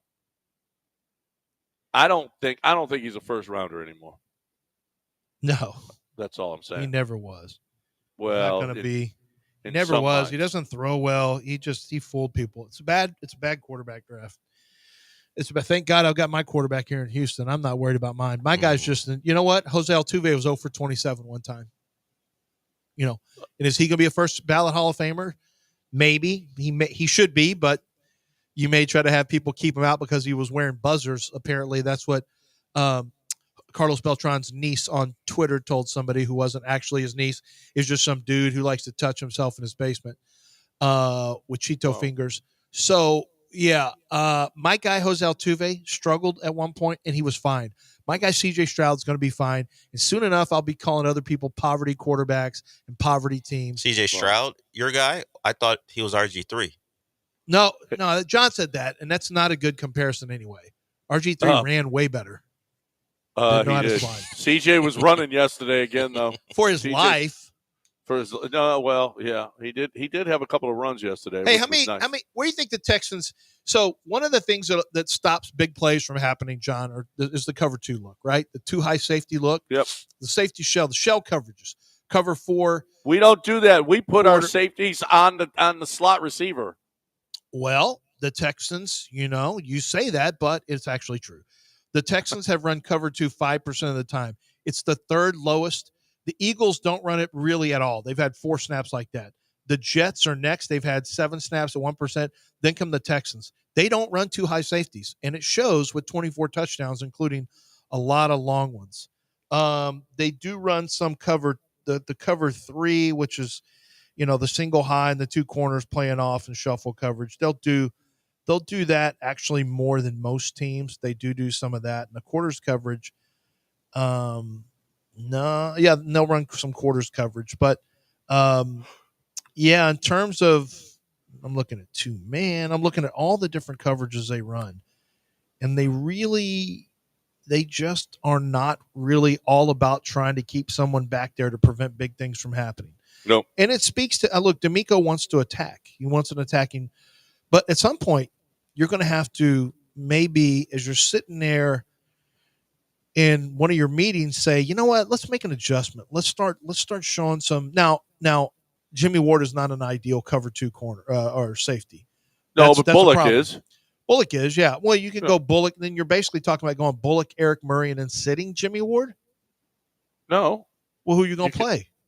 Jimmy Ward can be your strong safety, and Bullock can be your deep. But I want 2 safeties with range. Jimmy Ward's not that guy. Well, then, that's my point. Be Eric Murray. That's my point. Because I'm sick of Eric Murray guarding guys, their best receiver in the slot. I'm sick of that. Well, you could get Jimmy Ward doing it then, like you did yesterday. Do you like that better? No. Well, then D'Amico change it up so you're not so easy to scheme against. Well, you lost. You're getting schemed into wide receiver 1 versus safety 2.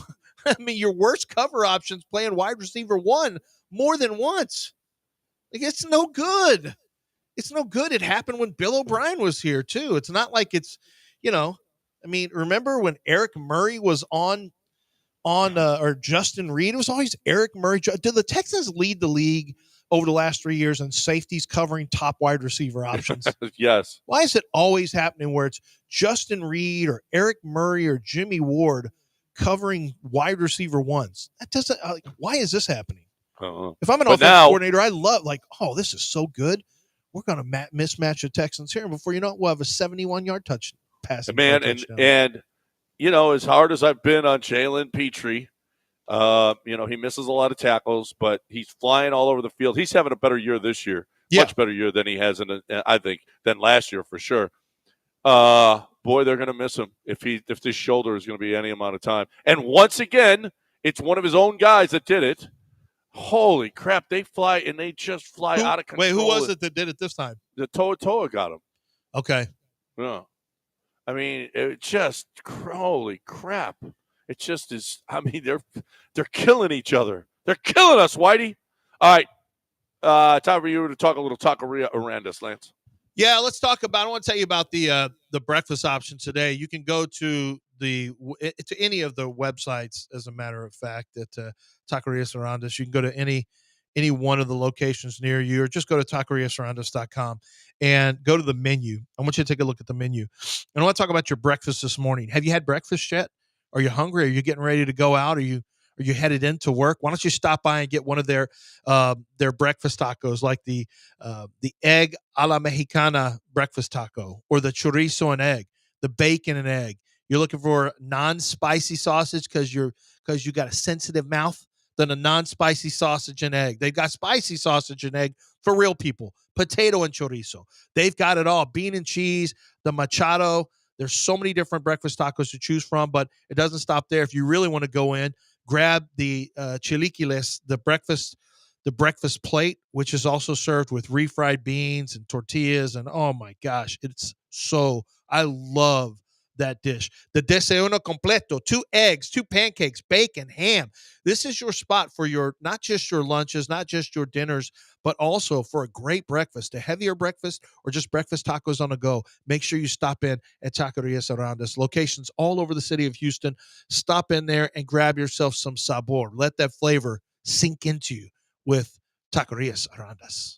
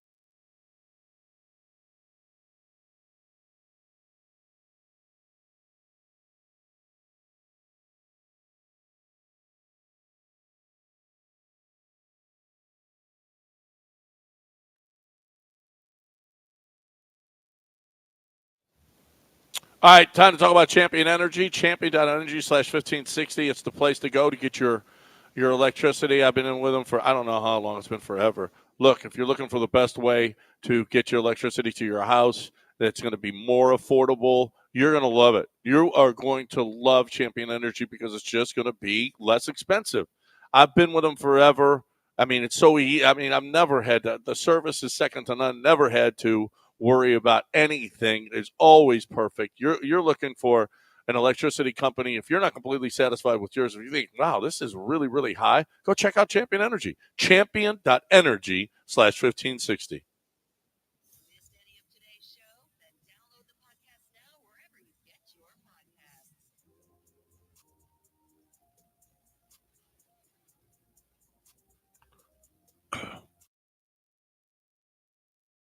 You're back in the Veritex Community Bank Studios with John and Lance on ESPN 97.5 and 92.5. All right, welcome back. Did you guys see the video of the kid? He walks in, and the caption says, C.J. Stroud surprised fan at his house after loss to Titans. So wholesome. I saw it. The kid walks in the door, puts his keys up, and turns around, and he, oh, CJ's here. And then the camera pans, and it's a garbage can. Oh, my God. The kid was in a Stroud jersey, by the way. He was in a C.J. Stroud jersey. Okay. We cannot turn on. If that's a different fan base, then all's fair in love and war. But come on now. We can't be turning on our guys this easy. Like, it's one thing to be upset or to call out certain things you see. Don't be doing content. Don't be creating content with CJ as a trash can. You should be arrested for that. Well, that's not people who throw up the H don't do that. No, it is ship talk, though. By the way, I got into it a little bit with some random guy on Twitter. I made some comment about the Rockets, or maybe it was Auburn LSU, or I think it was the Rockets. And this guy goes, yeah, too bad we got a sideline reporter that loves Reggie Miller, loves the Colts, and loves. I'm like, what is this? And it's like, oh, yeah, Vanessa's from Indianapolis. She works for the Rockets, works her ass off, is a big fan of everything in Houston, is a leftover Colts fan because that's who she grew up with, which is cool. I don't care. Who cares? And this guy's, and I'm thinking, well, this is weird that he sent this to me on my timeline, like responding. It really wasn't apropos of anything. And then I went to his timeline and noticed he's doing this with everybody in the Rockets. Like he wants to somehow get her banished and try to shame her. Because one time she said she liked Reggie Miller. Like she liked the post that said Reggie Miller was the greatest and she liked it. And this guy screenshot it. And it was like super weird behavior. And then he started like, he was hitting, he started saying all these things like, I'm 10 toes down for Houston. Bury me in the H. Like all the corniest, I stand on business. I'm with this. I'm put on for my city. Like, oh my God, dude, what are you doing? Stop embarrassing yourself. And then he was just going after, like trying to tear her down and get her fired. It was horrible. And I'm just thinking, why am I dealing with this on a Saturday? I'm trying to watch the Aggies lose a game because they literally drop a 2-point conversion. That was a hell of a game. Auburn A&M was a hell of a game. That was some great suspicious. Game. How did they start? How does Mike Elko not have them ready at the start of the game? I don't know. Auburn jumped them 21-0. Great job by the Aggies. Aggs outscored them 31-7 at one point. But they're still. How about this? Okay, you know we talked about the playoff and all this stuff, and you know, well, it's all broken. Everything else. Listen to these. It's rivalry week. Every one of these games can have a huge impact on the college football playoff. They all mean something. Mississippi State at Ole Miss, Georgia Tech at Georgia, Tennessee at Vanderbilt, South Carolina at Clemson, Miami at Syracuse, Notre Dame at USC, Cal at SMU, Auburn at Alabama, Indiana at Purdue, Oregon State at Boise State, Memphis at Tulane, UTSA at Army, Texas A&M and Texas, Oklahoma State at Colorado. All of these games are playing into Houston at BYU. All these games are playing Arizona State at Arizona. They're all playing into a bit. This is all big for all of these teams that they have to win if they're even going to be considered. Because there was so much have an outside chance. There was before when you didn't have as many teams. Like if this wasn't 12-team. Right now, we'd be looking at Ohio State. The argument would be, man, is Ohio State, Michigan? I didn't even mention that. Yeah, is Ohio State or Oregon going to drop out? If this was the 14 playoffs, it'd look like Ohio State, Oregon, Texas, and I don't know, whoever, maybe Notre Dame. Yeah. I don't know, because the SEC right now doesn't really look like they deserve it other than Texas.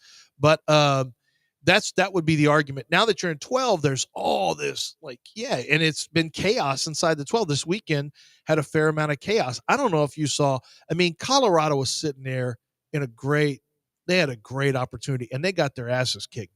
They got belt to ass is what they got put on them. And then you have BYU. BYU had to come back, but Arizona State and Kenny Dillingham slapped them around. And, John, you referenced it. They had to finish the game. They had like a 16-minute delay. It was the strangest. I don't even want to get into it would almost take too long, but they couldn't figure out how to kill off the clock.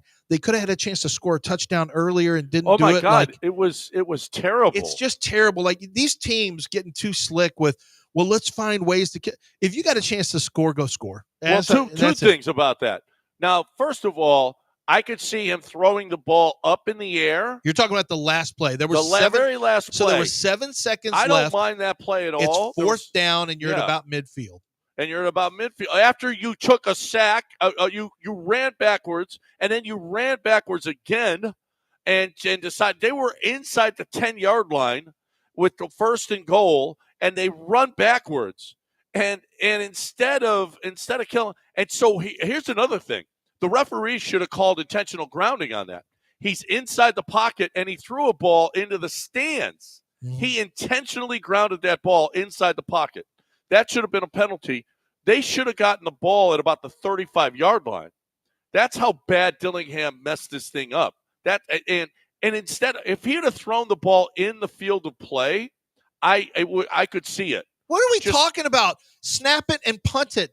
No, punts never get blocked. You can take a one-step punt instead of a two-step punt. Right. Literally one step and punt it.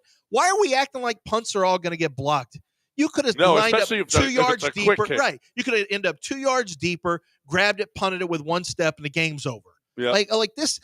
Okay, let's roll out. Let's run backwards. Then we'll throw it as high as we can into the air, or snap, punt, game over. Right. It's that simple. It was just awful. Dillingham, I mean, and did you see how pissed he was at the refs? This bleeping game is over. This bleeping game is over. No, it wasn't, Kenny. No, it wasn't. So if you miss it, so the fans rushed the field. It took 16 minutes to get the fans off. And remember, they're not even going back into the stands. They jammed them into the tunnel and basically onto the sideline. I mean, into the back end zone because the ball went the other way. BYU now had a chance to throw. BYU had a chance to throw a Hail Mary, which did they complete? I thought it was complete. Somebody else said incomplete, but it was complete at the 2-yard line. They just couldn't get enough on the ball. It would have been the wildest. As I was watching this, and I actually tweeted this, I said, this has a chance to be the wildest inning in the history of college football, taking over for Stanford and Cal, which my daughter said, what happened to Stanford and Cal? So after the game, we went on YouTube. I showed her that. Then I showed her the Flutie miracle, and then the Cordell Stewart miracle pass showed up. Not only that, but I don't know why they never call pass interference on a Hail Mary, right? But they definitely interfered with that receiver, and he still caught the ball. And so if they don't, that's another 15. If they call it, it's another 15 yards closer that they could have had just a regular pass into the end zone. I mean, Dillingham really screwed that up. He really did. And I get you don't have that situation very often, but this trying to figure out how to kill off time instead of how to make favorable plays they're going to have to really be better. Who did it well was Penn State. And and he just the tight end, what's his Tyler name? Warren just took a dive at the 2-yard line and sat down and let the clock expire instead of going into the end zone and giving them a chance. And, they had to complete a couple of fourth. They had to complete I think 4. Yeah. 4 fourth downs. Yeah. It was a good week. See, I thought it was a good weekend of college football, an interesting week, but now, I've been preaching. I thought that Auburn was a dangerous game I don't care how bad they are. This is how the SEC works. You get in a hornet's nest. And I said last week, I bet Auburn beats A&M, and A&M is going to beat Texas. And I firmly believe that's going to happen. Texas stunk this weekend. All the fumbles. Quinn Ewers is hurt right now, which I don't know if that's going to be a good thing or bad thing for the Longhorns. But, Texas did not look sharp at all against Kentucky. They could have cruised in with the win against a Kentucky team that's not playing very well. But, I mean, this game is going to be electric between Texas and Texas A&M. I really wish I was going because this is really going to be an electric game. If Texas loses – but I had a friend of mine who you also know said, would it make more sense for Texas to just lose this game to the Aggies so they don't have to play Georgia in the SEC championship game, don't get beat up, and then they catch Indiana in the first round? And I'm like, no, you can't lose against the Aggies. If they lost against the Aggies, would they drop low enough considering what their schedule has been to not have a home game in the first round? Yeah. Because that would be the concern. Like, if you're going to lose the game and then now you're not even the SEC runner-up, you're the third team because you don't make the title game, are you going to be gifted a home game? Or do you have to go to some northern place in the cold?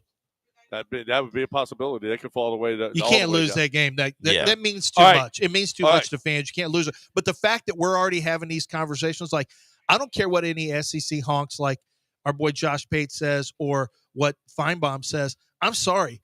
you have to keep Indiana in. You can't be passing them up with three-loss SEC Well, teams. Josh last night on his show said because of what happened, Indiana should get in. And he did? Okay. Yes, and we just talked Texas and Texas A&M, and that rivalry is renewed on November 30th as they face off. And stay tuned to ESPN 97.5 and 925 for extensive coverage of that historic game presented by Rebecca Creek Distillery. You'll hear interviews with guests from both sides and spirited conversation, as you just heard. Also, you can connect to our coverage on ESPN Houston YouTube channel and social media. Enjoy Rebecca Creek Whiskey, Enchanted Rock Vodka, and Texas Ranger Whiskey to celebrate the rivalry's return. Gig 'em and hook 'em. Steve McKinney tomorrow at 8 a.m. And we got Vince and Selvin, right? Yeah, 9:15. Wednesday or tomorrow? Tomorrow. Tomorrow. So we got a lot of talk. We got Aggie side. We got Longhorn side. We got Ship Talk coming your way next right here on ESPN 97.5 and 92.5. But first, we got Gulf Coast Chevy. Gulf Coast Chevy Buick GMC, I might mention. And let me talk about the Buick side for a second, because it looks like I'm going to go from the Chevy Traverse, which I love Traverses, but I may be getting a Buick Enclave now for my next lease, because the Buick Enclave, same, general body type as the Chevy Traverse in terms of the carrying space and cargo load and all that. But it's got a new, even sportier design, and the Buick Enclave is one of the smoothest rides I've ever had. I had it as a loaner car a couple of years ago, and I was blown away how nice the interior is, how comfortable it is, and really the way it handled. Those are things that stood out to me. The Buick the Equinox is another one that people absolutely love.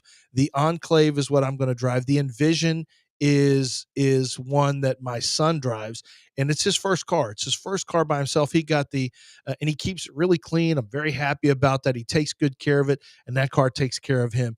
He told me he's so happy he made this decision to go with the Envision. And you can make whatever decision you want for your family. Maybe you're buying the first car for a son or daughter. Maybe you're looking for a second car for your home. Maybe you're looking to downgrade into something smaller or upgrade into something larger. But Buick has vehicles for you that are going to make a lot of sense. So if you haven't thought about them before, go to the website, Gulf Coast Chevy Buick GMC.com, and take a look at all the vehicles they have in stock. Whether it's a lease, a purchase, you're going to find a vehicle that's right for you. It's Gulf Coast Chevy Buick GMC in Angleton.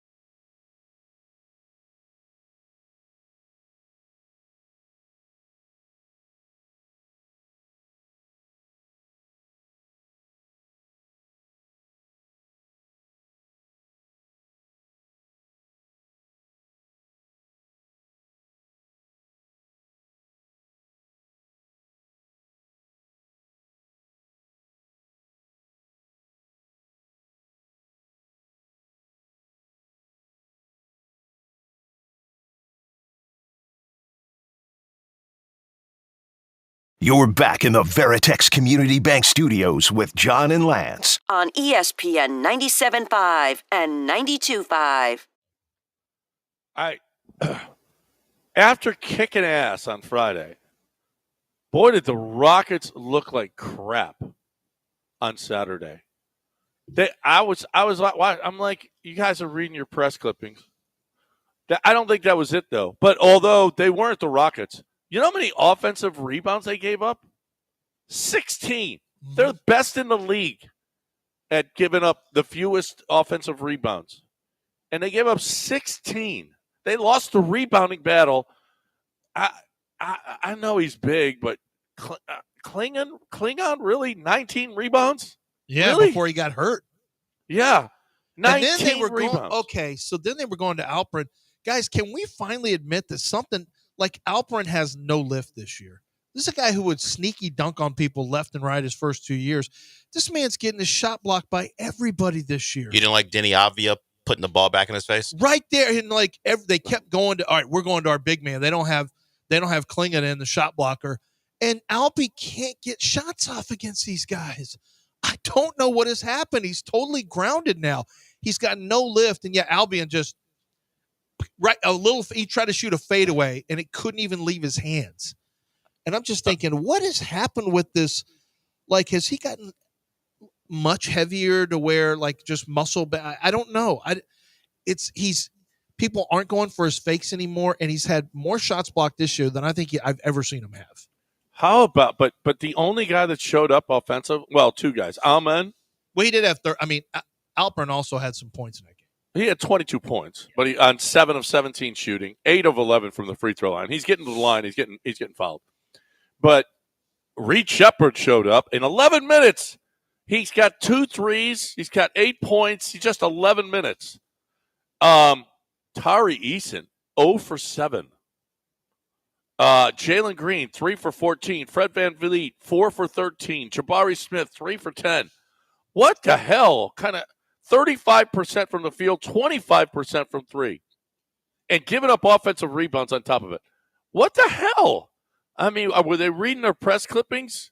They must have been feeling good about themselves after Friday, and, boy, they should be feeling like crap after Saturday. Because that was not the same team we've watched all year. No. Those 2 losses, that Portland loss and that Charlotte loss, if they don't, well, I think they're going to be at the top 16 for sure. I don't think they're going to be a play-in team. But those are games that you can't just throw away. And they threw away too many games last year. And here they are throwing away a couple of games already this year. I will say, I like to let things play out. But now that we're this deep in the season, not super deep, what are we, 13 games in? But 18. It's 18. Holy crap, yeah, 18 games in. I mean, Fred VanVleet shooting 39% from the floor and Jalen shooting 38% from the floor. Your backcourt is shooting a combined 39% from the floor, period. Not from 3. Not from 3, just from the floor in general. That is a problem because they're also high-volume shooters. And you can overcome it because you're a great rebounding team. You get great energy. You get second possessions because of your rebounds. You limit second possessions because of your rebounds. You have guys who get high steal numbers with Amen and Tari. If you didn't have Amen and Tari, you'd be cooked right now. No, you would be a bad basketball team if you didn't have those 2. Jalen, Landale, and Jabari for Giannis. Done. I did it. Oh, how brave of you. Yeah, I did it. Did you just say Jalen Green, Landale, and Jabari? They need a center. Who? The Bucks, if they get rid of Giannis. Oh, they got Landon? I mean, they got Landale? Yeah. Oh, well, they got their center. That's it. They would never do that. Oh, those Twin Towers, him and Brooke Lopez? Set the city on fire if you do that in Milwaukee for that kind of. How about this? Amen, Jabari, and Alperin. Done. No. Alperin. Oh, you don't like that so much. Like I heard what they would ask for. I don't know if you heard. Amen's not. They're not trading him. Good. Off the board. Should be untouchable. Yeah. Off the Should board. be untouchable. You ain't trading for, unless you're willing to give up unless you're willing to be in excruciating pain with the trade. You ain't getting Giannis. It's not happening. There's other teams that want Giannis that will give up what they have to. The Rockets aren't going to. The Rockets have an unusual affinity for young players where they just don't want to, they have a love affair with Kevin Porter Jr. They've had a love affair. They get love affairs with players, and they're not letting any of these guys go. Now, well, I'm glad that they have a love affair with these guys. Yeah, with the other guys, not so much. You should always be willing to listen and have a feel. But yeah, I think Rafael Stone really has emotional attachments to some of these guys because he's watching them come up, and at some point you're going to have to figure out who the winners are on the team and who the guys who are going to help you win and who are commodities that you can maybe move for a different type of player that can help you win. And I think some of that is Ime can help you with that. What happened to Ship Talk, though? Every time you say it, you go to something else. That's what happens to it. Well, then let's do it on the other side. Underdog right now. Underdog fantasy. So our boy Dream Shake just jumped back into the underdog space. He said, "Hey, I used to play with this other company. I've had an underdog account. What's on the rebounds and points and assists?" And he was talking about he had a stat question. And I said, "Yeah, your points, rebounds, and assists are all count as individual. So if you get 20 points, 10 rebounds, 10 assists, that would be 40 total points." And so he jumped in there and immediately won his first cash pick'em that he had 3 players. He played higher, lower, if I remember correctly, in basketball with a 20% profit boost. I mean, listen, Underdog has profit boosts available. You make more money. They have the ability for you to make money on discounted stats where the stats will be much lower for a player. Well, you just play it higher. You've got a better chance to win. They've got free picks where they make it 0.5 on something like, shot attempts. Well, that's an easy win. In football, it will be 0.5 rushing yards maybe. That's an easy win. This is all available through Underdog Fantasy. Download the app and use promo code Lance. And with promo code Lance, you're going to get up to $1,000 in bonus cash and a free pick. That's how easy it is. This is a great chance for you to start off by winning some money with Underdog Fantasy. Use your skill. Use your knowledge of sports. You're going to watch these games anyway. Why don't you play along, going higher or lower on the stats that they have listed? And they have sometimes they have as many as 17 stat categories available for certain players. So you can find something in there that you absolutely think is soft and go against it. Go higher or lower. It's Underdog Fantasy. You must be 18 or older and present in the state where Underdog Fantasy operates. Terms and conditions apply. If you feel like you have a gambling problem, call 1-800-GAMBLER or go to ncpgambling.org.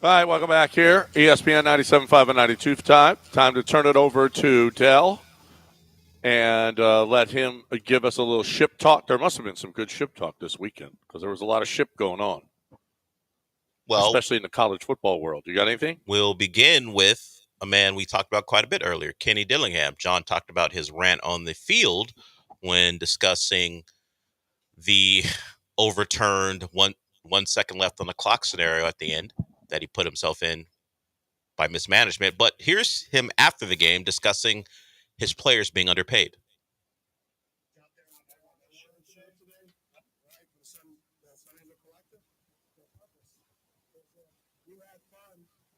Play and make those plays. Like, it was there all night. It was there all night because it's a different day and age in college football. And if that was something that we want to continue to do, then what's that saying? Pay the man his money, right? Isn't that like a saying? Like, pay the man his money. Like, pay these guys what they deserve to be paid. Because right now, our team is underpaid. And we're doing more with guys who just got it out the mud. But eventually, you should get what you deserve. And our guys deserve more. And that's why I wore this. Pay that man his money. Oh, it sounded weird. Oh, that was awful. That was an awful. What was the Russian? What was his name? Teddy KGB. Yeah, Teddy KGB. That was an awful. Right after a huge win, and that's a message you have to send your fans. And I get it. Kenny's got to do that. I mean, he's got to try to keep, his team portaled out a bunch of bad players. They portaled in new players. They're going to portal.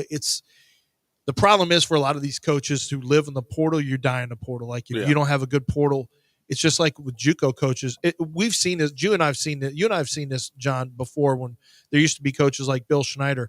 If you live off the JUCO and you don't recruit and sign your own, grow your own, but now it's different because you can recruit and sign and grow your own. They can still leave. So you're in a perpetual state of free agency. No. This is Bill Schneider was way ahead of his time. He had guys there for a year or two. That's exactly what college football is now. That's exactly what it is. Yeah. And I just saw a story, as a matter of fact, about the best portal teams in the country, and Arizona State was one of them. Oh, yeah. No. Del, what else you got? John Daspit, by the way, was a big part of that last year and helping their collective. Well, we'll move to another team who benefited greatly from the portal, not on Saturday. Indiana, after their game. That was the other team, as a matter of fact. Yeah, a lot of those guys are from James Madison, where Cignetti was. Well, Cignetti was asked about what he thinks his team's playoff viability is, and this is what he said. Is that a serious question? I'm not even going to answer that one. The answer's so obvious.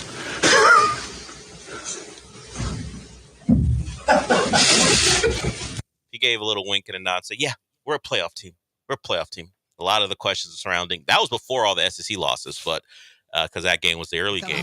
They got off to the quick 7-0 start. And their special teams was a and I'm disaster. Like, and then, Oh, my God, dropping the punt and then giving up the punt return. This is the worst special teams weekend of college and pro football I've ever seen. Yeah. The worst special teams.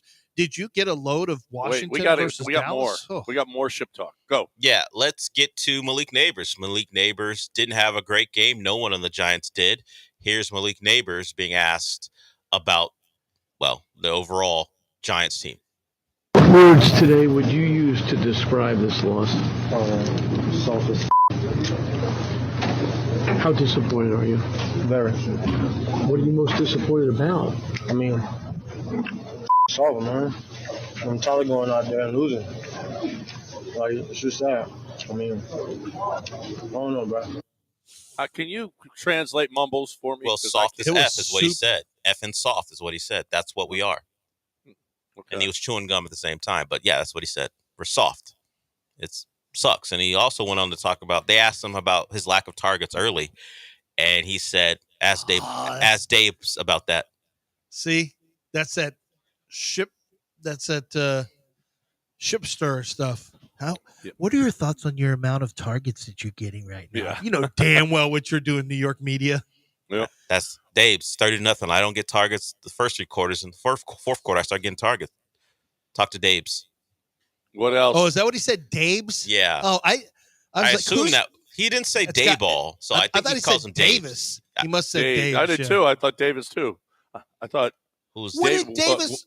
Davis Webb was back. Is Davis Mills getting ready to start for CJ? Okay, go ahead. Unlikely. Let's move on to a non-sports thing. These are the kids you guys are raising or have raised. This is a TA yelling at the students in a college class. You guys are going to be so pissed off when you realize what I sent last night. What is this? Someone tell me what this is. That's because no one opened my freaking email. Do you know what's over here? Your exam. Yeah, With the questions answered. All I did was ask your lecturer the exact questions that were going to be on your exam. What did you get on your exam? The average was a 71. The fact that I know you're all going to fail had to send you the literal exam. And no one opened it. Such a lack of effort that no one opened up the email to see that the answers to the test were in the email. These are your kids. No, these are my kids. 100%. Mason, why are you not she going? She gave everybody the answers and no one opened up the email to see. And she can see who opens it. Yeah. That's like me asking Mason, why are you not going? Oh my God, look at this test grade. Why are you not going to tutoring? Because the teacher gets mad at people who don't know the answers already. He's like, so there's just no reason to go. They get so mad if you don't already know it. So do this instead? What are we talking about? HISD wants you to pass so bad they'll do everything. HISD is a joke. HISD is a joke. And they will do everything they can. They'll drop as many grades as they can. He's at a really good school. They'll drop as many grades as they can. When it's not a 0, it's a 50 because you thought about doing it. That's good enough. They do everything. You had the thought to do it? Yeah. Just because you thought about it. No, well, these kids didn't even think about opening up the email. That's awful. That's how it is. My kids. It's kids like these are the kids you I people are recognize raising. this. I recognize you're this. raising my these kids, especially Frankie, would certainly open that email to get all the answers. Oh, are you well, the kidding thing me? is, they didn't know. But they didn't know. They didn't know. They just had the TA send them If something. you just open it, you would have seen. Oh my God! But it's they the whole refused exam. to put in any effort to open even an They're email like, from a TA. What's this bitch want? I ain't opening this. Oh yeah, probably. That's what they did. Probably. Like, it's a whole test. It's answers in a test. She's basically giving you a good grade. What else you got? I've never done this, but we gotta revert back to early in the show because someone was in full ship talk mode early. And I had to edit it out to save you a little bit because of what some of the things you said. But let's go to John Granado and what he said about the ownership team for the Texans. Oh, no. Goes out of her way this week to just denigrate them. And here we are getting our ass kicked by them. Okay? So stop already. Hannah, you're not out there getting your ass kicked by Jeffrey Simmons every down. Okay? You're sitting in your suite, okay, watching the game with a latte, and these guys are down there just killing themselves. You've turned on Hannah? Yeah, I've turned on Hannah. Stay out of it. You're allowing what the Texans did to you to turn on an innocent woman? This past week, Cal McNair went on a fire truck, and there's Hannah, all dressed as a fireman. Get out of the picture. You know what you've done? Nothing. Oh boy. And that's the cleaned up version. He didn't curse, but he said some other things. I kind of miss what Cal was on a fire truck is the most on brand thing I've ever heard of. Yeah. It didn't even resonate when you just come on, Hannah. Cal was on a fire truck, and I'm like, well, of course he was on a fire truck. And look at you dressed up like a fireman. Stop it. Let him both play on the fire truck. Why can't she let him? Can she take the chain off him, please? Oh, boy. Why can't she just let him go and be the owner of the team and cool. go on a fire truck by himself? The chain was great. Let him play on the fire truck, Hannah. Let him play by himself. Let him have a play date. You know what? She's got one of those. You know, you can walk kid around with the chain. No, not one of those. Yeah. Take the chain off of Cal. Let him go and be a fireman by himself. It's what he grew up wanting. He was, as a little kid, he wanted to be a fireman. You think this is better than what he did before, Del? No, it's awful, but it's worse. No, but he said something about birthing a child, and I didn't want that in there, so I cut that out. Yeah. But you just, I thought we loved that the fact that she had a tight leash on Cal. Now we don't. No, Keep let him on that go. little thing where you can't Okay, get away. he's all grown up. Where he's Listen, running you, and then she pulling. What? Okay, once you put the chain on him, you got him doing H's. You got his hat a little bit crooked. You dressed him up. Now let him go out. Okay, let him actually talk once in a while Let by him play. himself. Let him talk? Well, I'm not sure. Knowledge is power. Yeah, I'm not sure about talking. But goodness gracious, let him go. You got to let go for your kids. Once they're out of the house, they got to go. They got to let them free. Some kids, you can't give them any freedom. Cal's one of those kids. Well, got to have that tight leash on him forever. She had that resting Maton face on the sideline that was just, Well, you know why? No one should be happy about that game yesterday. No. She's losing to her hated rival, the Strunks. I know. That's the thing. And you know what? Amy Strunk or whatever her name is. That's what it is. That is what it is. Don't worry about it. Right there, Whatever. stop. Hard stop. She was on her plane going back, going, yeah. Hannah, take that, Hannah. What is she, the penguin? Will Levis. What is she? Is that Danny DeVito's penguin? She was going, She a Will villain Levis from is Marvel? better than C.J. Stroud. Yeah, you got my cigar in my mouth, see? Yeah. You're trying to block Jeffrey Simmons with juice scrunk. Yeah. How'd that taste, Hannah? With C.J. Orlovsky running through the end zone. You sound happy about this. No, Hannah, stop already. Okay, stop. We don't. This is like her calling out the Titans this week was like the Letterman jackets. Stop. I love that. I don't love that you said that out loud. It's the truth. And frankly, it doesn't even make any sense because you didn't grab back any Titan fans. If they're Titan fans, they're still Titan fans. Like, you may have got more Houston people excited, but you didn't change Titan fans' minds about who they root for. That doesn't happen. They're going to be okay. Yeah. And they were just fine. All right.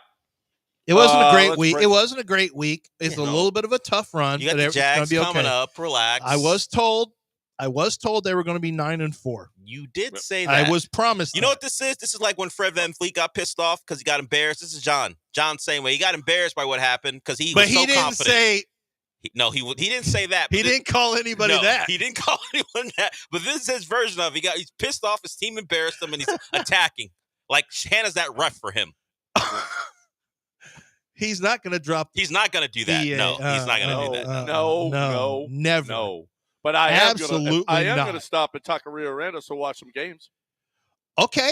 I'm glad that we're talking about it because finally we can talk about it instead of just we can be about it rather than talk about it, I should say. And I want to tell you about the game time over at Aranda's Sports Bar. You go into Taqueria Aranda's and you are going to step into their bar. You're going to belly up to the bar and you're going to watch your games. And you'll tell them, I want that game on. Let's get that Rockets game on. Let's get the Astros on. Let's get whatever the game is, college football playoffs. They're turning all of and this is a very important thing to them. They want to make sure that you're going there and getting to see the games that you want to go see on a Saturday morning. If you want to go watch your Premier League matches or something in La Liga or, whatever the case may be, they're going to have the games on in there. You want to watch your college football, they're going to have the games on. Aranda Sports Bar, it's a very important thing that they're doing. They want to make sure that you come in there, enjoy their authentic Mexican food, enjoy the bar food that they have specifically for you when you're sitting at the bar, and enjoy great specials on beer and cocktails and margaritas and whatever it is that you love to drink. They want you to have that fun at the Aranda Sports Bar. Stop in at your local location, bring your friends, post up, eat, drink, have fun, and watch your games at Aranda Sports Bar, located inside your local Taqueria Arandas, wherever you can find them, which is a ton of locations around Houston. You can Google it at Taqueria Arandas and make sure that you stop in and enjoy your football. Do it tonight with Taqueria Arandas and Aranda Sports Bar.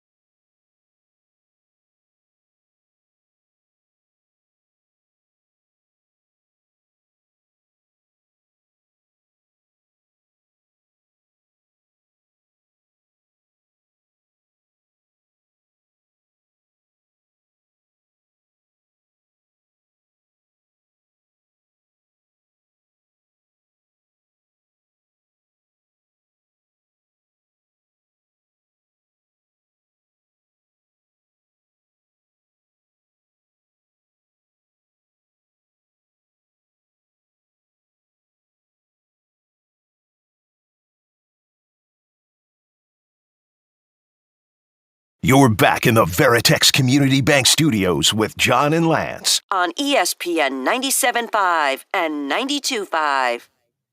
All right, we got some callers. Before we get to them, I just got one more comment. That fat little kicker, Nick Folk, he can still kick. He's still okay. He's still pretty good. He's a little fatty, though. Who are we talking about? Nick Folk. Oh, yeah. Titans kicker. Yeah. He was. Yeah. I thought so, too. Yeah. Did he save Will Levis on the first CJ pick where he took sacks and screwed up? And did that wind up like a 50-yarder? How long was that kick at the one that? I thought he was out of field goal range. It's longer now. It was like 57. No, and 50 plus. And Nick Folk is like unbelievable from 50. But he didn't have a huge leg. It's Taimi that set the record. He's not known as having a huge leg, but he, man, he's good. I give it to him. I give it to him. Yeah. All right, who's on the phone, Del? David is up. Hey, David, what's going on? Hey, guys. Agreeing with you, Nick Folk is approaching, Pog levels of thickness of 3 C's. I have a problem with the Texans' inability to respond to change. Jarrett Patterson gave an interview after the game saying that they weren't ready for how the Titans were prepared to play them. And to me, it's the same story as ever, right? Juice Scruggs gets pushed on skates. The blocking scheme basically is reliant upon Shaq Mason to pull and for the tight ends or the freaking running back to pick up a defensive tackle and Trevondre Sweat. Just like at some point, there's got to be accountability, right? And so if it ain't going to be Bobby Slowick who's going to stop calling run plays up the middle when obviously that's not working, at some point, when does D'Amico Ryans have to get held responsible for making this change? Or if D'Amico is not going to replace Bobby Slowick because they're, best buddies in the way that, Kubiak and Rick Smith were best buddies, at one point does Caserio have to step in and say, hey, he might be your friend, but he's really bad for you. He's bad for the team, right? I live in Connecticut, and if I find my way to Princeton, New Jersey, and I see Bobby Slowick home for the holidays where he's from, I'm going to sucker punch him in the taint.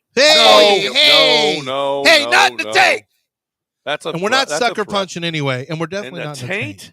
That's no. How are you seeing him? Where logistically, that's going to be difficult. It's how do you do that? But we're not doing. We're not making threats. Even if you run into him.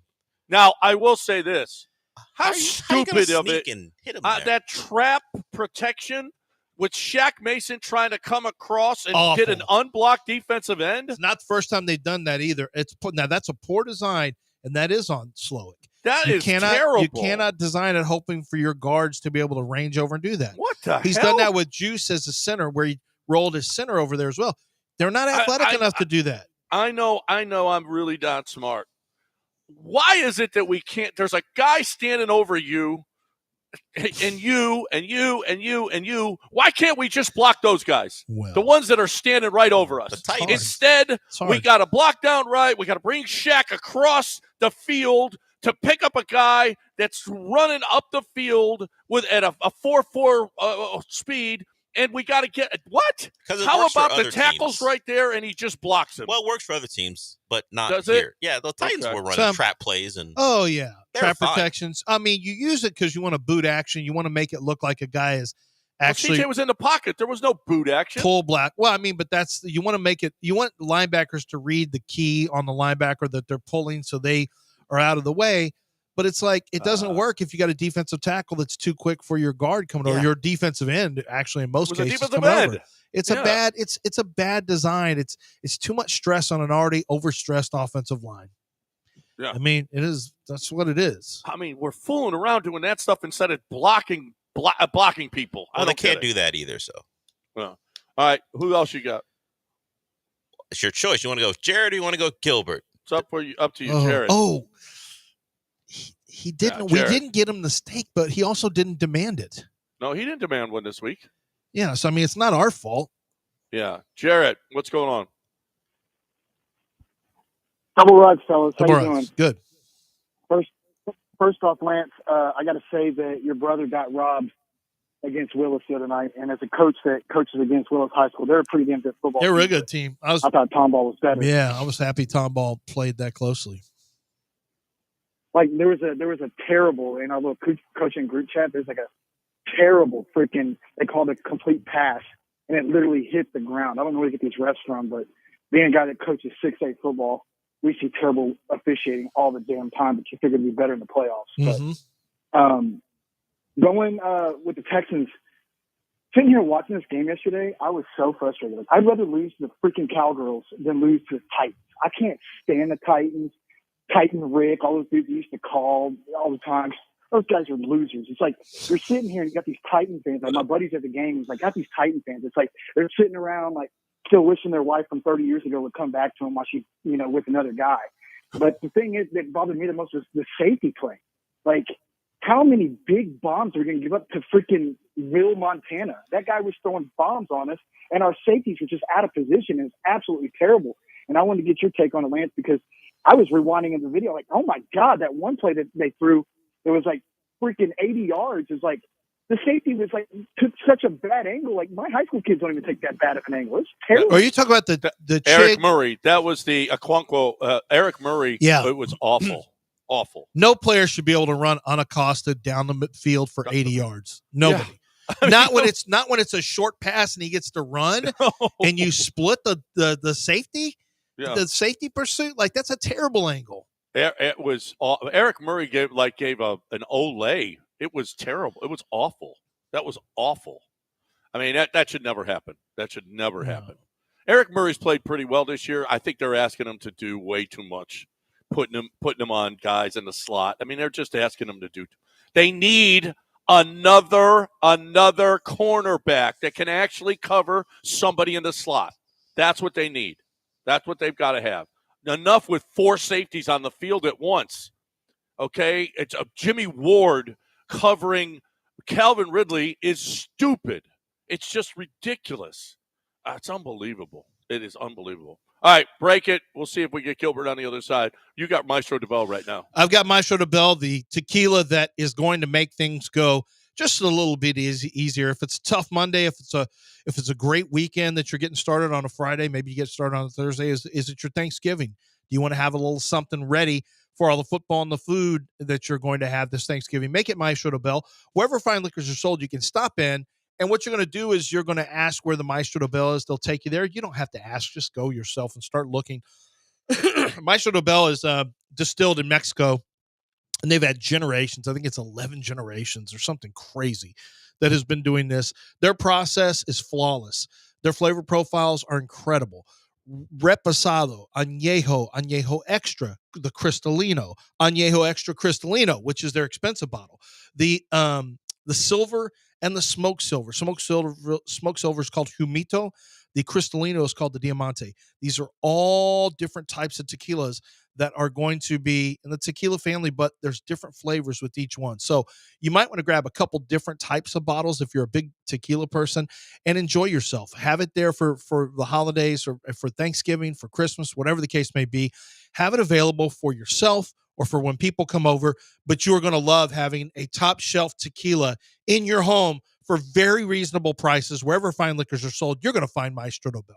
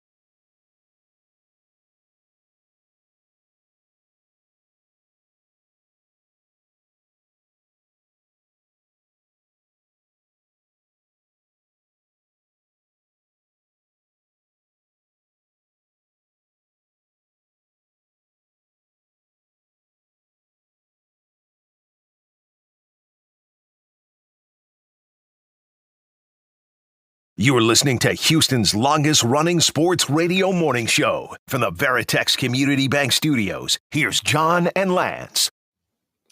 For those of you that weren't with us Thursday, we had a cowboy, Jake the Cowboy, playing the Warehouse Live guy. Warehouse Live guy won. It's over already. It's already over? He's got 3 wins, and Jake is going into tonight with 2 wins, so he can't win. He's having a year this year. Justin is doing well. Usually he's a mark. Usually, super he easy. sucks. You take his, but this time he beat a cowboy, a guy cowboy. that we were going to buy steaks from. Like, can we still get that cow? We can Remember still when buy were the gonna whole a cow. We're still going to get. Are we going in on the cow? Justin said we were, but now that he beat that guy, is he going to raise prices? He probably will raise the price. Yeah. I mean, he might have even given us the cow if he'd have won. I don't know about that. Yeah. Let's see. 5-star for those who 5-star, by the way, Friday. He had Notre Dame -14 against Army, easy winner. Green Bay -3 at the time. It went all the way up to 6. Green Bay was an easy winner against San Francisco. And he's got Chargers tonight, +3 against the Ravens. I don't know where the number is right now, but he's got Chargers plus. So he's guaranteed 2 wins this week. He has been like rock solid the whole year. He has. He's been every week. It's at least 2 wins. Seems like it, yeah. Yeah. You like the I don't know. I do. I like the Chargers. They're at home. I kind of like them this anything. week. There's going to be more Ravens fans that's there. true. That's true. Yeah. It'll be at least as many Ravens fans, but probably a little bit more. Did you hear Adam Schefter yesterday? Apparently, according to one of the ticket outlets, said 52% of the tickets went to people from Pennsylvania. 52% in Ram Stadium. Oh yeah. No, that's not a surprise. Yeah. Yeah, no. that's not a surprise. How about that? Rams and Chargers just cannot get a home. They're not home teams. Everyone goes there. Hey, it's a trip to LA. We'll get in, good weather, whatever the case may be. But yeah, they can't. I don't know that it's ever going to be a good home field advantage for them. The Chargers I thought our fans in Houston were pretty loud at times yesterday. I thought the fan base did a good job. Maybe we were empty seats, but whatever. They were loud when they needed to be, and the team just didn't show up. But in terms of discussing some of the other games, it is, another Weasley win for Kansas City. They kick a field goal to win the game. Harrison Butker's on IR, so they pull this kicker who had played professional soccer in Canada and Brazil. Came out, just popped the winning field goal. No big deal. That was one of them that was interesting. The Colts thought they were in the game until the second quarter started, and they realized, oh no, we can only kick field goals and they can score touchdowns. The Lions running game is essentially just makes them almost bulletproof. The fact that they can always run the football makes them almost bulletproof. Yeah. Oh my God. But those two, holy crap, Gibbs and Montgomery. Yeah, unbelievable combination. What a combo. Unbelievable combination. combination. Talk about weapons that the Lions are just and it doesn't matter what number Vegas puts on them, they're going to cover. Yeah. They're going to cover. They've been machines since the middle of 21. I mean, they've been machines. Ridiculous. Okay, Dell, can you get this soundbite? To prove exactly what I was talking about this whole show? You want the whole thing or where he starts with Strunk? With Strunk. Where he starts with Strunk. Listen to Jeffrey Simmons. Jeffrey Simmons in the locker room after the game. You want to talk about how this meant something, okay, to this ownership because of the way that it's what's been going down between Hannah and Amy Adams Strunk, whatever her name is. Yes, it's Adam Strunk, yes. Okay. This is here. I'll show you how much it means. Listen to Jeffrey Simmons. We have a lot to clean up, but man, this feel good. Not just for us, for Miss Amy. We know the history behind everything, and just to see her in this locker room, with tears in our eyes, how much this means to her. That's the reason why, we, especially myself, like go out there and give them all. We had a mindset last night. We talked about it. Let this game mean a little more and play for our owner. Nice job, guys. You made their owner cry. Some of you even say ugly names. That you change her names up and turn into ugly names. Well, and no, now she they started said it crying, and last then you night. made Jeffrey Simmons mad. Nice job, John. Yes. No. Hannah made Amy mad, which she told the team how much this game meant to them. The team got together the night before and said, we got to win this game, and that's what they did. They What if had our an text string- extra for the Texans because of Hannah. What if our text string? Hold on. What if our text string got leaked and they saw what you said?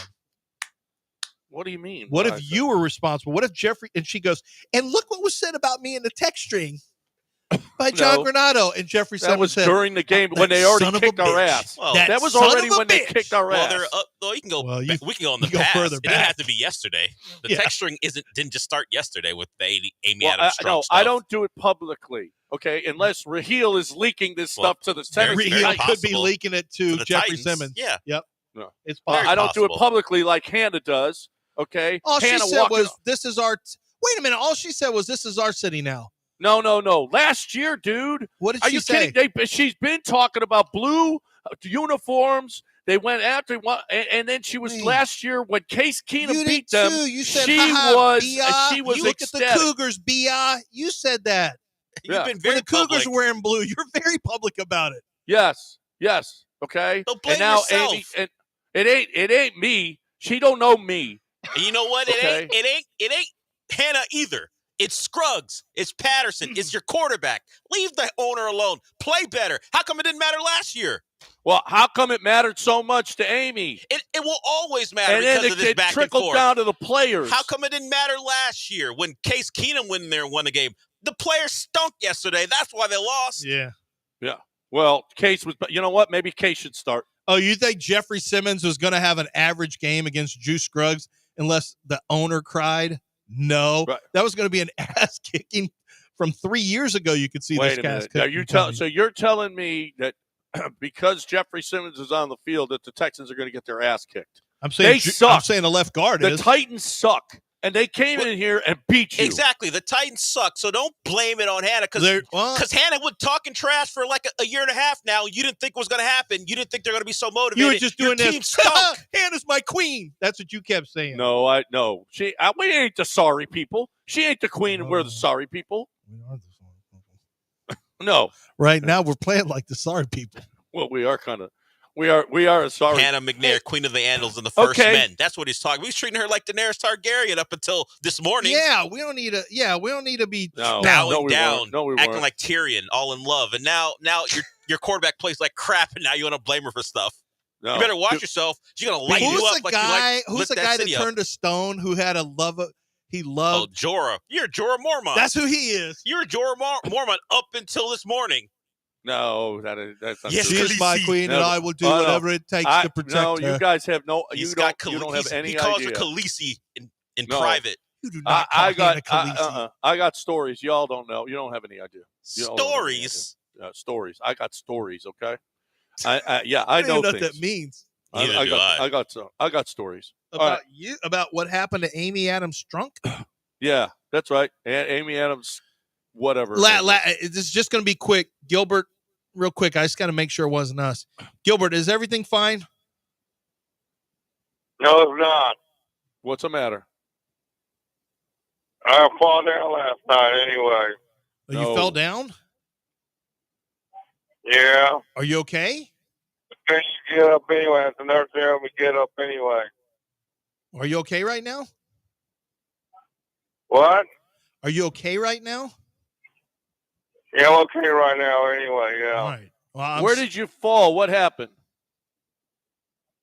I don't know, I ate some sweet and sour pork anyway. Made me fall down anyway, you know.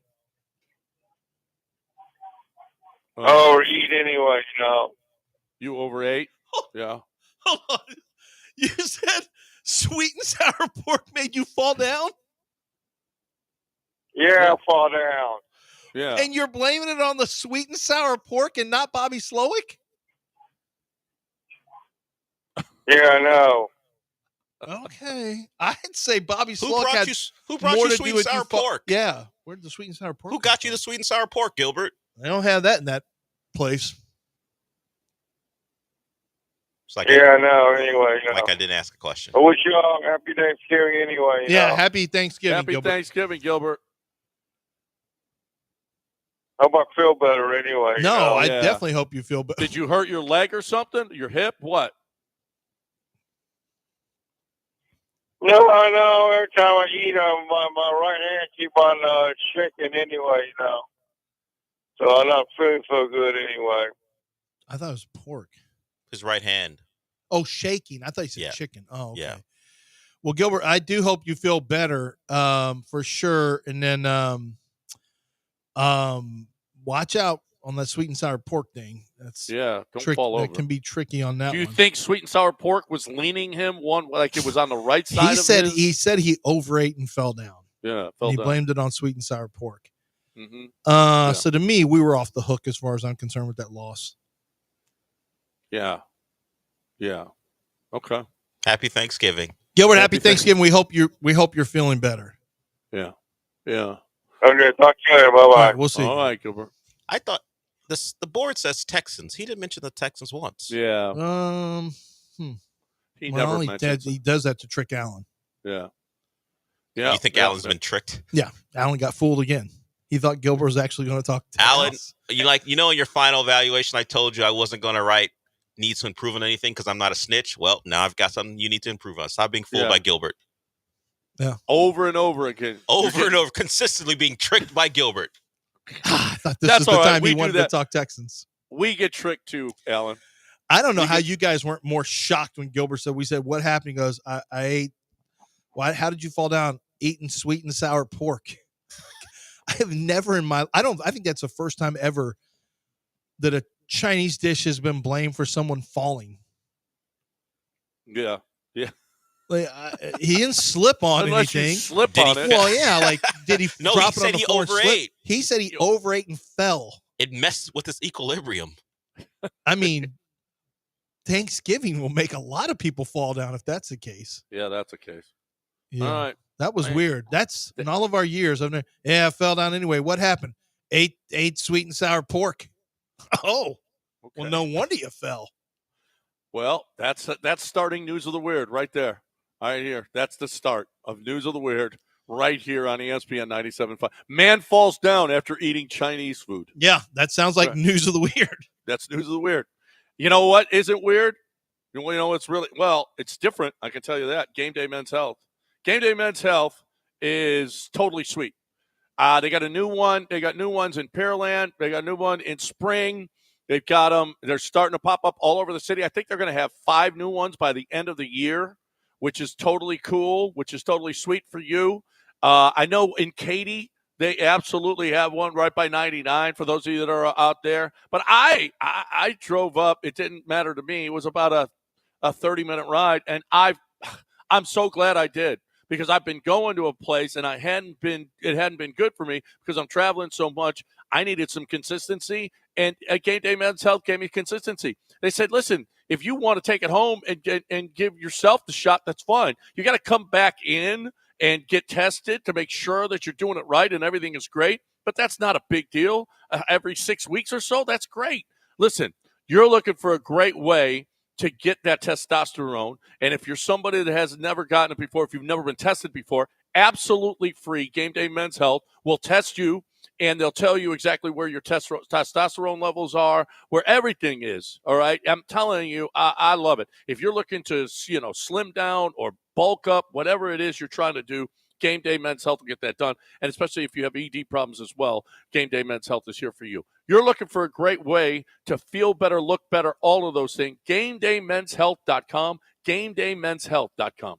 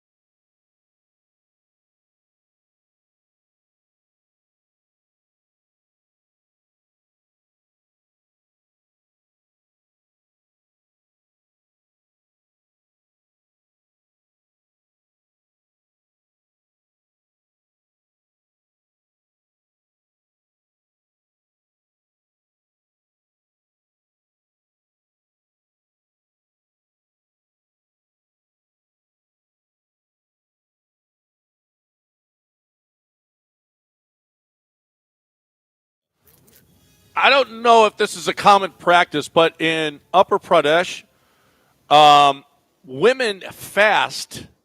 They have a fast. It's called Karva Chauth for your mate's long life. Okay, so you fast. The woman fasts so that her husband will live longer. Well, this one woman finished her fast and right afterwards poisoned her husband and killed him. Perfect alibi. How'd she get caught? Well, she got caught because I don't know. I think they know she did it, and I don't even know that she denied it, but she thought he was having an affair with another woman. But why would you fast and then kill him? Just go, I ain't fasting. You know what? He's going to die fast. And I don't watch. know that country, but maybe if you don't fast for your husband, there's real trouble for you. So she wanted to use that as a plausible cover deniability and too. then kill him and hopefully get away with it. But if you don't fast at all and he dies, then they are definitely going to blame you. Well, it's your fault. Still, they found her out. Well, anyway. she's not a great criminal, but you have to at least try. Yeah, to I fake guess. people out. Yeah. You have to at least try if you're going to murder. Yeah. An Indian man woke up on his funeral pyre.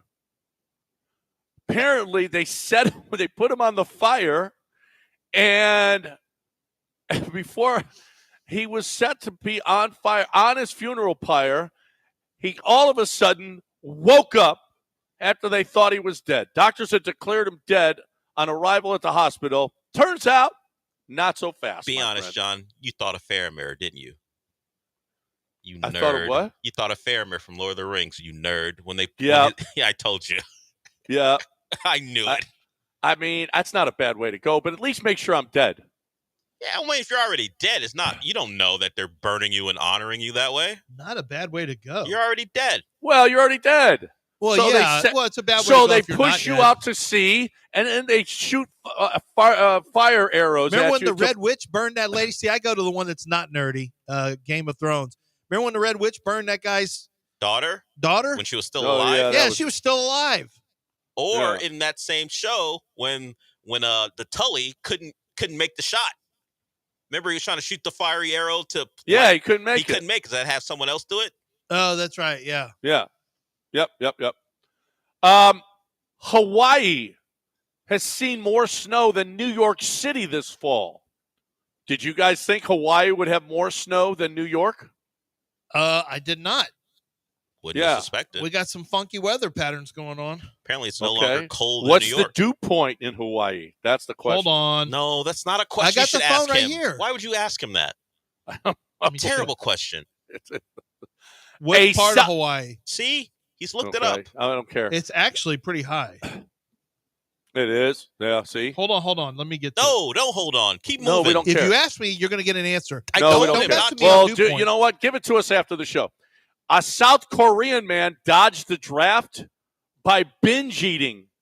Did you think you could eat your way out of serving in the military? Yes.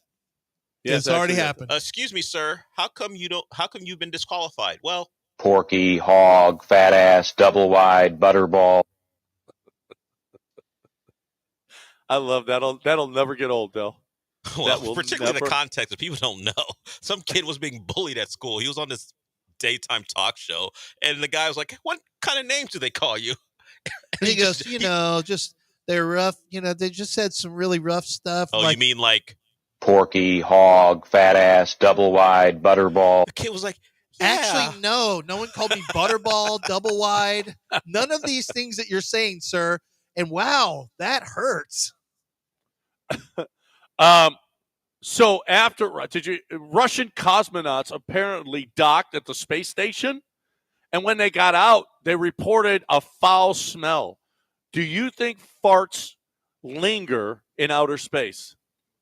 So can you smell farts? Well, if you don't have, if there's no gravity, I would imagine there's nowhere for farts to go. You think they just sit there? Gravity pulls the fart smell down. Without gravity, it's just going to sit there forever. So the noxious fumes just sit there and don't dissipate. Yeah. They don't dissipate. Yep. And so when you get out, I'm not going to the space station because it smells like farts. Are we saying it's farts or was it something else? Well, no, I just thought that was it. Oh, okay. We Yeah. have no real proof of that. You're just saying No, that. but it was a foul smell, so immediately it had to be a fart. Okay. Well, I've got that kind of childish mind. Understood. Because you Yeah. laugh at this all the time. I won't play. There it is. Porky, hog, fat ass, double wide, butterball. I love that. I know you do. That's my favorites. That's my faves. We're done. Dell and Sean up next, right here. Sean decided to take the first 3 days off so he can have a full week off. Oh, you mean like Lance tomorrow? Oh, hello. Yes. Here I am And working my Tuesday? ass off today. So AJ will be with me for the first 2 days, and then Sam will do Wednesday. AJ Hoffman? No, AJ Russ. Oh, okay. Oh, the guy you can see in the screen behind me. Yeah. Oh, okay. Yeah, that. Hey, Oh, that's AJ Hoffman was coming in from San Antonio. think Like, AJ I would- never thought you guys really clicked. I don't think he would demean himself by producing my show. Yeah. No, I don't think he would. Hell, but just producing anything, I don't think he would want any part of. Yeah. All right, we're done. And Lance is gone for the next 2 days. Lazy.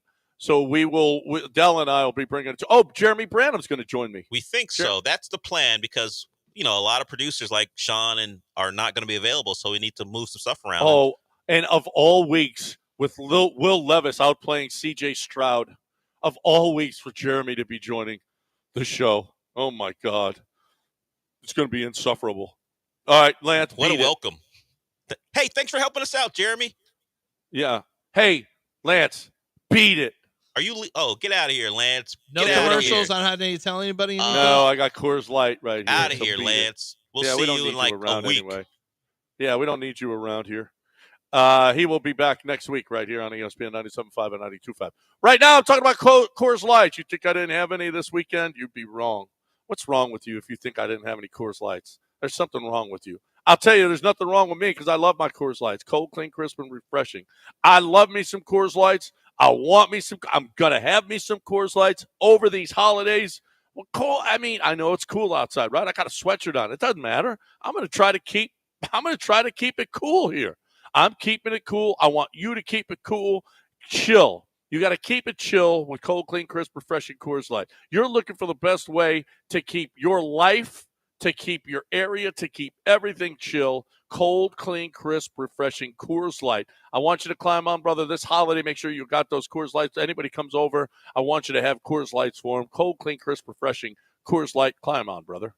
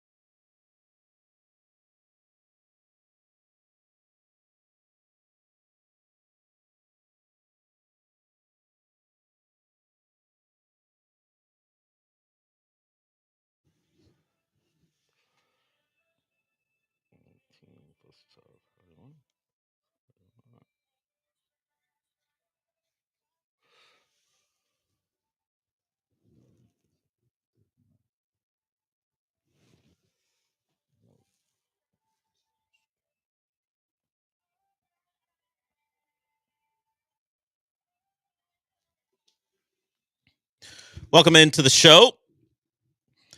And we are 12 games into D'Amico Ryan's second season, following the 19 total games they played last year when you throw in the playoff games. And all the goodwill is gone. It's all gone. We got people with what they think are clever nicknames for D'Amico Ryans. Hadn't heard any of them besides when Steven Nelson called him Milk Dud Man. Now we've got one listener calling him D'Amico O'Brien. Not great being compared to Bill O'Brien. Questions of your quarterback that we'll get to. But I think what happened yesterday against the Titans, for the most part, wiped away everything that happened last year. The surprising start, the winning a playoff game, winning your division. People are already teetering, but the Cowboy games gave the Texans some grace. The Cowboy game gave the Texans some grace. Now you lose to the Titans, that bad Titans team, and just remove, it probably certainly adds to it, the history between the two franchises, the rivalry between the ownership groups. Losing that game the way you did, the Texans proved that they can't be trusted, and maybe even their coach and the quarterback can't be trusted, because there are ways to deflect from the bigger questions. Because if you look at how they played, you can go, well, the DBs played poorly, the offensive line played poorly, and those have been a constant outside of Kamari Lassiter and Derek Stingley for the most part, and obviously Caden Bullock, throw him in there as well. But the DBs are a problem. Teams have hunted out those guys like it's the NBA, when it's all about hunting a matchup, a mismatch. They have been getting after the non-Stingley, Bullock, Lassiter components of that secondary. And you can start to point to the O-line. We know that's not great. But when we start to ask questions about the head coach and the quarterback, then it gets scary. It's scary. It's a little sticky when you start to question, is CJ what we thought he would be? Last week on the show, I said I was done suggesting thinking he was going to be a great quarterback this year. I thought now we're at the point where he's good. He's a good quarterback, but the expectation of him being great was gone for this year.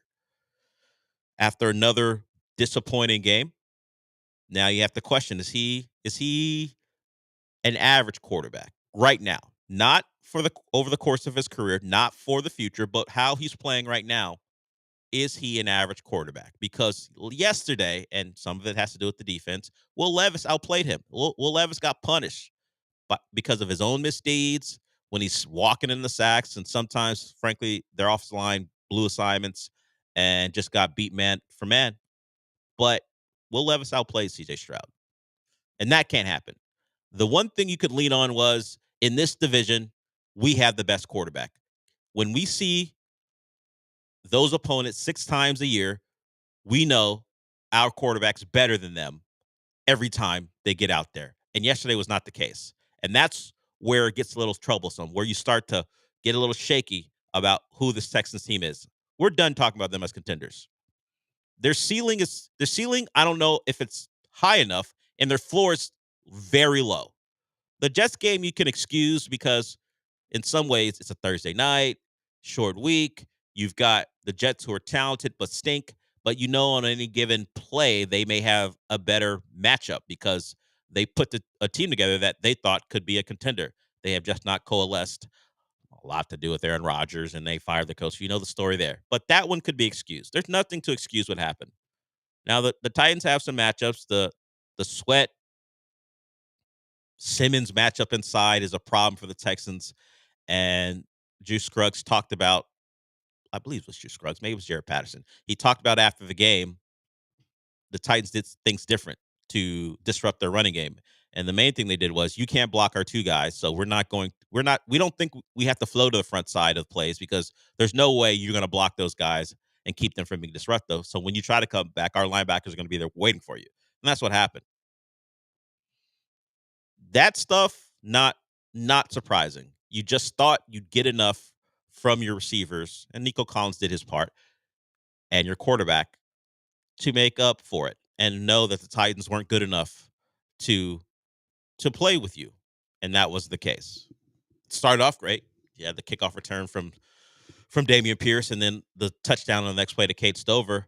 And you thought to yourself, okay, we know the Titans are bad. This one's going to be an easy runaway. Then the Titans had a pretty good kick return for themselves, and of course they go down and score a field goal, and then you had a ball game. I don't have a real giant takeaway because the Texans team has shown who they were throughout the year.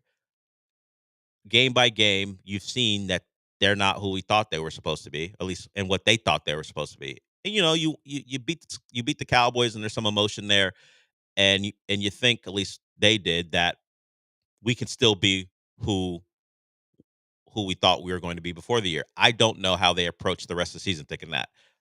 Self-doubt is going to creep in. We saw it on CJ's face, even after the pick six that Will Levis threw.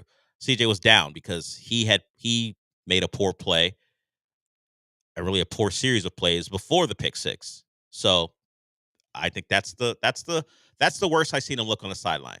I'm not a body language person, but just his demeanor as far as how he felt about his play and how the offense was going, that's probably the worst he's looked. And he got bailed out until he didn't. So they go down, they're 7-5. And the questions inside the game are ones we'll get to, but I think the bigger disappointment is that they are not playing up to the level that everyone thought they could be, from the national media to locally to the fans simply expecting this to be a big year. And it feels like an open AFC, mostly because the Chiefs, despite being the team with the best record, don't look like a great football team. They continue to win one-score games. They held on. In fact, had to have a last-second drive by Patrick Mahomes to beat the Panthers, led by Bryce Young. Can't make too much fun of the Chiefs because the Texans lost that game last year, but it feels like an AFC that could be had, because the Ravens, who were thought to be the second best team in the conference, are fighting to avoid losing their fifth game of the year tonight against the Chargers. And then you look at the Steelers, who just lost to the Browns. No one really thinks the Steelers should be a Super Bowl contender. And then you have the Texans waiting there, which felt like a prime spot, and all they've done is disappoint. A lot of questions about that team, and we'll hear from D'Amico Ryans, we'll hear from CJ Stroud when we come back. But it's a team who knows that they might be throwing away a really good opportunity here to make some noise. They're in line now at this point to certainly win the division, because they have what amounts to a 3-game lead because of their sweep of the Colts, who lost yesterday against the Lions. But you're looking at that Saturday afternoon game against the 5th seed, and who could that 5th seed be? It may be determined by what happens last night. I'd feel more comfortable if they played the Chargers. Like, if the Chargers are the 5th seed, I feel better about the Texans' chances. I don't care how poorly the Ravens play in the regular season, and sure, Lamar has his struggles in the playoffs. But if the Ravens come here as a 5th seed, I don't like it. And the Texans have had every opportunity to avoid it, and they have not. And now you look at the rest of their schedule. The Jags game all of a sudden doesn't feel like a gimme, particularly if Trevor Lawrence is back. I don't have much faith in Trevor Lawrence being a great player, but if you can lose to Will Levis, you can lose to Trevor Lawrence on the road. And then you have the likes of, after your bye, I believe you have the Dolphins, and you have the Chiefs and the Ravens, not necessarily in that order, but you have all those three. That was the gauntlet. You're supposed to use this time to get to 9-4 and then have some leeway. Thankfully, the Colts lose. But now you're talking about maybe a scrap down the stretch. The Colts' schedule isn't very tough. They are the Colts, so it may not matter. But now you're in a scrap. Maybe.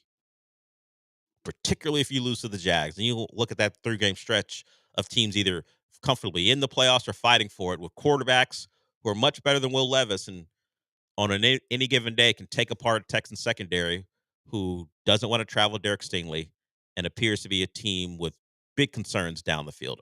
I'll talk about that when we come back. The Texans have a certain way they win on defense, and if they don't do it, they're in real trouble. So we'll get to that.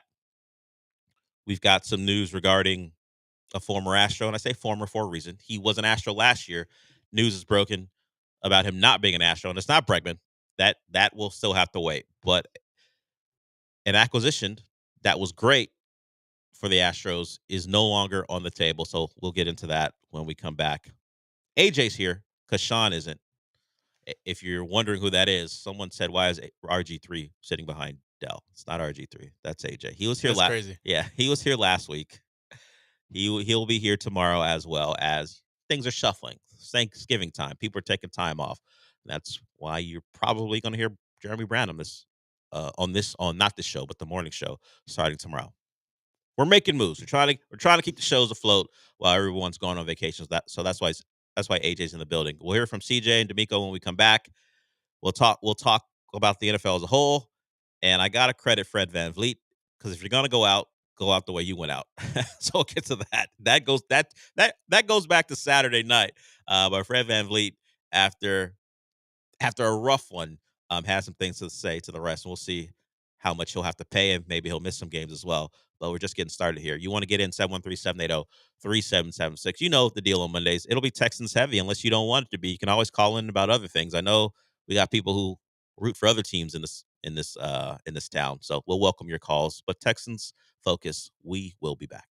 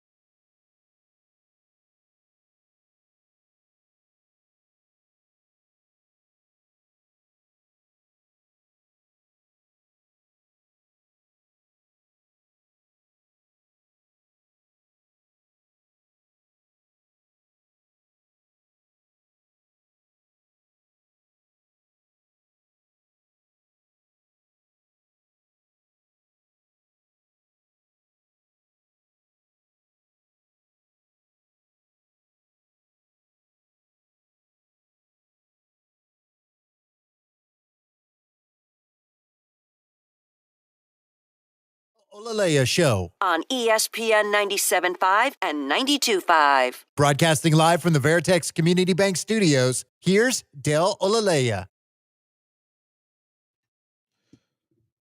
Let's get to what D'Amico said, or at least one of the things he said after the game, and it's the one that's got a lot of people upset. Texans offense, once again, doesn't score a touchdown in the second half.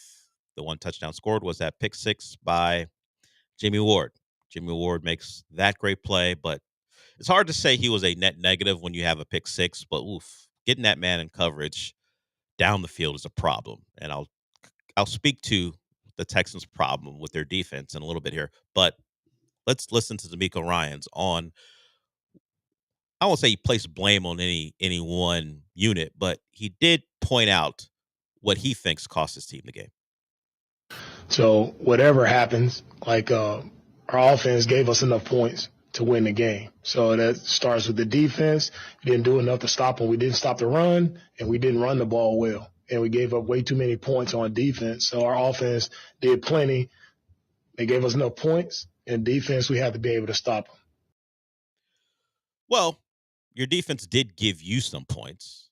So let's put it, if we start doing the math on this, the Texans offense scored 20 points by themselves. They were helped substantially by a long kickoff return and then a bust by the Titans on defense. So if we're talking about ethical points the Texans scored, where would they be at on offense? 13? If the Titans weren't a mess on special teams and both teams had their issues, the Texans scored 13 points. That's not enough offensively. The Titans have weird metrics because the yards say they're a pretty good defense, but you start looking at points scored, and it kind of plays out like this. There's some Will Levis mistakes that lead to their point total per game going up because they don't break it down by points actually given up. They just go, hey, we look at you. You've given up 200 points in 10 games. They would say, well, you give up 20 points per game. Although if Will Levis is throwing 4 pick sixes, that's not really on your defense, but that's just how it plays out. So the Titans are a better defense than points per game, say, but scoring 13 as I'm going to put them ethical points because I think about hoops all the time. That's not good enough. That's not good enough in an NFL game. No, your offense didn't do enough. I don't know what that's about. Maybe because he's a defensive coach, he's always going to lean into thinking his units should perform better. That might be his way of saying, hey, I blew this. We didn't get enough stops. And yeah, you didn't get enough stops. And it's partly because your defense is boom or bust. Your defense, if you're not pressuring the quarterback and your guys have to hold up for any amount of time, there's a problem. Now, sure, pressure has to match the coverage, but you would like at some point for it not to be all on the likes of Anderson and Danielle Hunter, who had great games thanks to Will Levis. You'd like for those guys to, hey, maybe we don't get there in 2.3 seconds and our guys can hold up, as opposed to having Jimmy Ward on the Titans' best receiver down the field for a big gain. That's an issue. And then Stingley, I think it was Stingley and Murray, probably Murray per se. He bit. Stingley expected help, probably more of his own. I don't think he was supposed to be running with the wide receiver on the long touchdown. But if the Texans don't win early, they're not going to win. There are going to be quarterbacks who miss throws. There are going to be quarterbacks who, frankly, just below par. But against any quarterback, whether they're hot like Will Levis was yesterday or just a good quarterback, if they don't get there with the pass rush, it's over. Those guys can't cover down the field if your name's not Stingley. No. Just get your best players on their slot defenders, and you can forget about it. And the touchdown where no one came close to Okonkwo, that was awful. Okonkwo, that was terrible. Bad angles by Eric Murray. Stingley looked at that play. He wasn't covering him. It was on the boot action where I think Toto bit on the fake, so he was out of position, and Okonkwo caught the ball, and there's no one around him, and he turns upfield. And I remember that guy from a couple years ago breaking plays like that, so I thought he was going to score as soon as he caught it. But you watch Stingley go, oh, okay, there's no one near him. Murray might make this play. Murray doesn't make the play, so Stingley tries to get on his horse and go catch him, but it was over. You give Okonkwo a couple steps, and no one's catching him. He's a move tight end more than anything else. He's not a traditional tight end, but at 6'3", 238, just think of the Titans always having someone who they think should be Johnny Smith. He's their new Johnny Smith. And he ran away from that Texans secondary. So the pass rush, awesome. But everywhere else on that defense, question marks.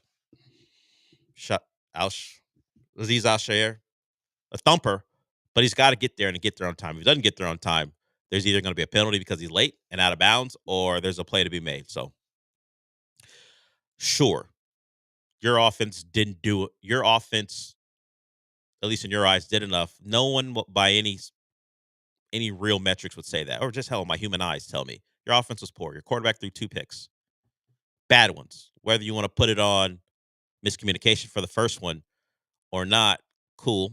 That's something that you hope to work out. But the second one, when he simply, as he moves out of the pocket, simply does not put enough air on the ball, does not layer that ball well enough, and it costs his team. And I won't say it cost them the game because they had opportunities. Kaimi Fairbairn misses a kick.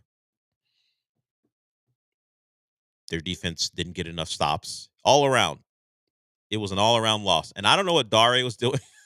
For all the positives that Dameon Pierce did returning kicks, the Titans figured out pretty quickly we can't kick him the ball anymore. So let's get the ball in that guy's general vicinity. And Dare was a disaster beyond the fact that he almost allowed a live ball touchdown because he didn't cover it or call for a fair catch on one of them. And then he dove and dropped one on the second one. And the Titans special teams wasn't even better.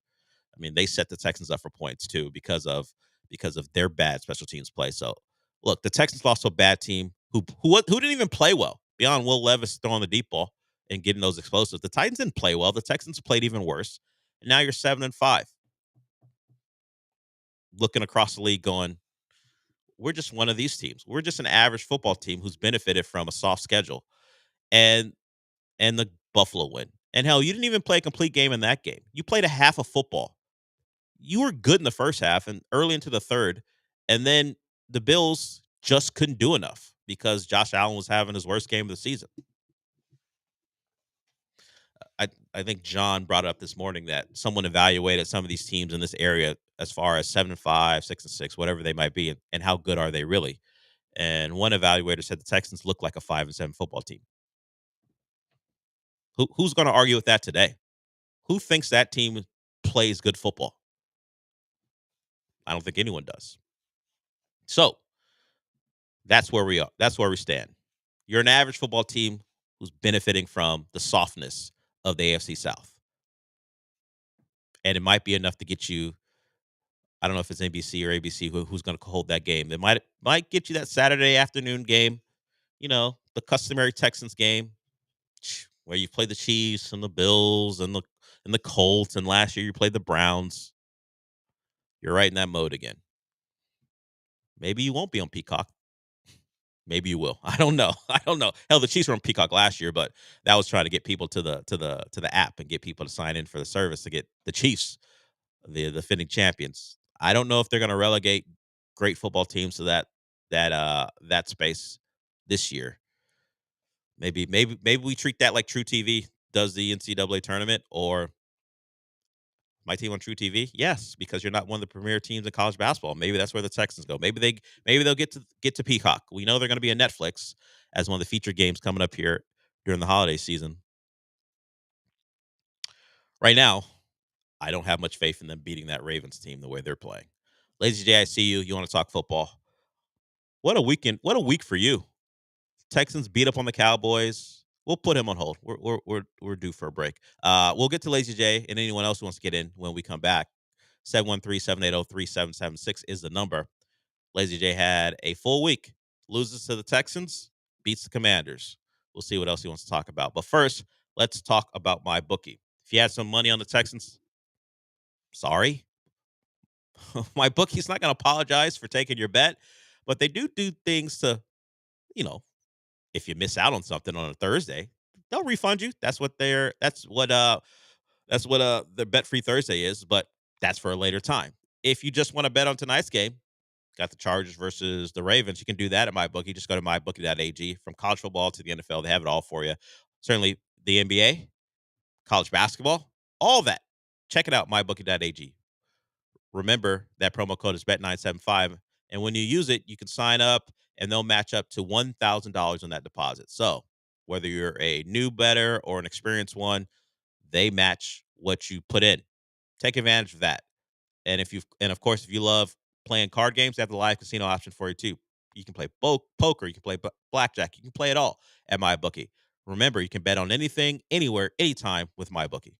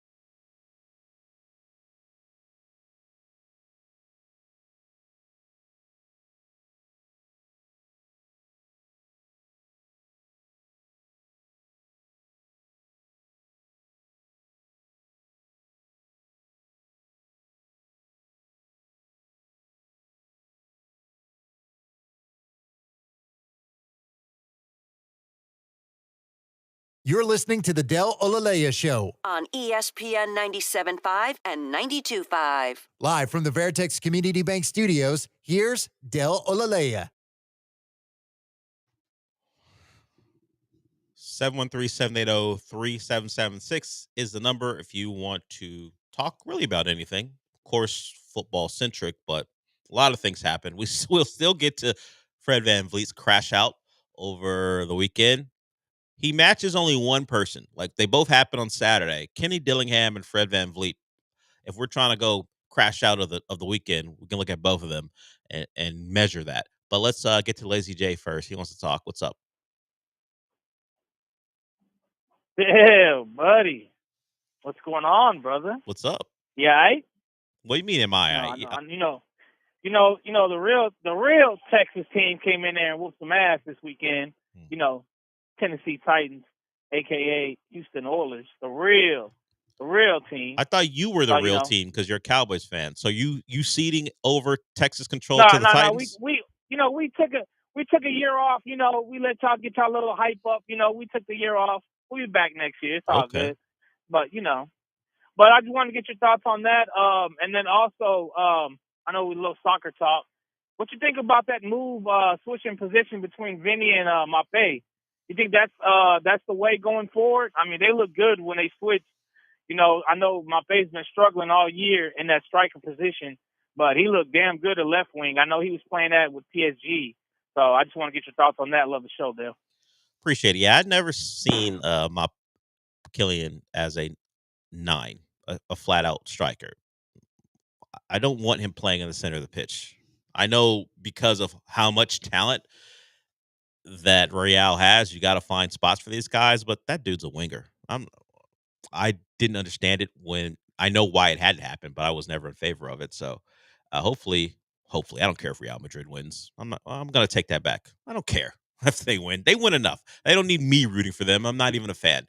But credit to Lazy J for surprisingly hopping on another dynasty. That's who he is. But AJ's a Cowboy fan too, so I won't get after them too much. Nice win by them. That game was like 13-9 with about 5 minutes and 15 seconds or so to go, and it wound up 34-26. And it's a game for the Cowboys when you're in it. I understand. I've had seasons where my team's been bad a lot actually since I was a kid. So there are points when the game's on, you're like, I don't really care what happens here. But then when you have a lead, you're like, you might as well win this thing. You might as well win it. And then all the craziness happened at the end. Cooper Rush and the Cowboys going to Washington to win a game, and the Cliff Kingsbury train is slowed down, kind of what it always does. Late in years, people figure some stuff out. All the things he was doing to make it easy on his quarterback start to dissipate, and they struggle.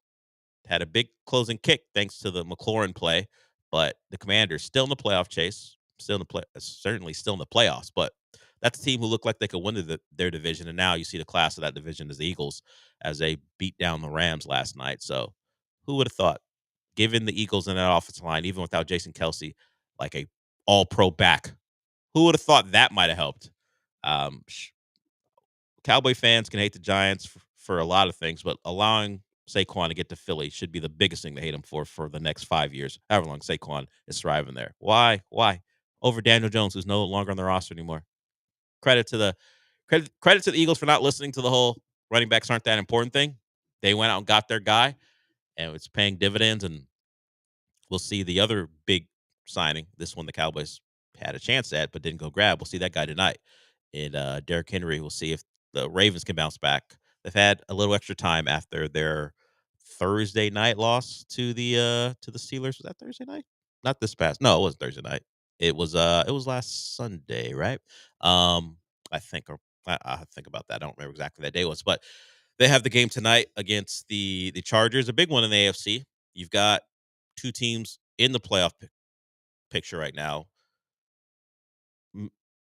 With the Steelers loss, this could push the Ravens right back into the race for the AFC North, and they have a game to play against the Steelers at home. So if they want to compete and stay in it, they got to win tonight. And of course, the Chargers trying to solidify their spot likely won't catch the Chiefs.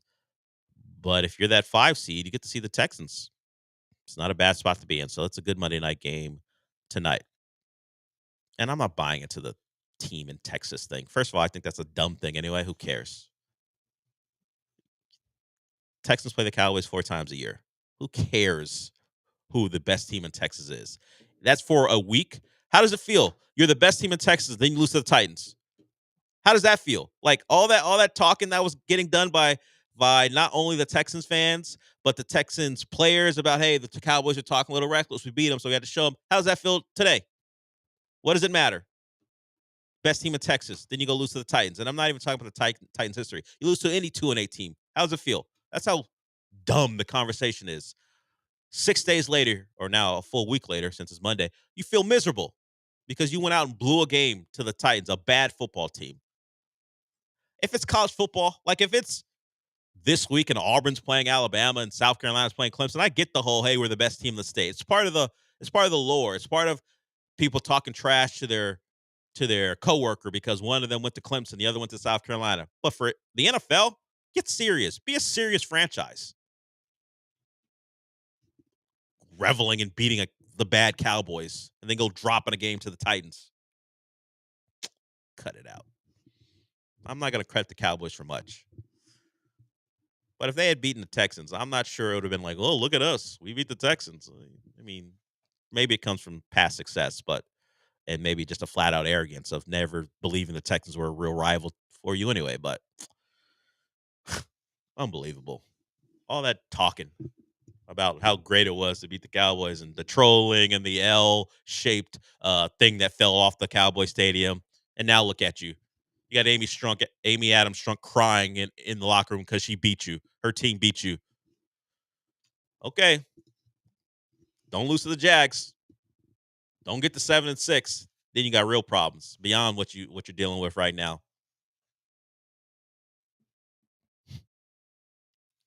Where we are. You know what? I hope the Cowboys win is at the high point for the season. If we go, like, they don't do this anymore. The NFL yearbook stuff, they used to do them all the time. Like during the middle of summer on ESPN, way back before they became a debate channel, they would run the yearbooks at the end of the year. NFL Films, I think, would produce them. They show up on ESPN and they just show the best moments from each team's year. You could be 4-12 back then when they played 16 games, and you would be convinced that your team was right around the corner from turning it around because of how they did things. They go, they skip over the losses and go, hey, tough one here.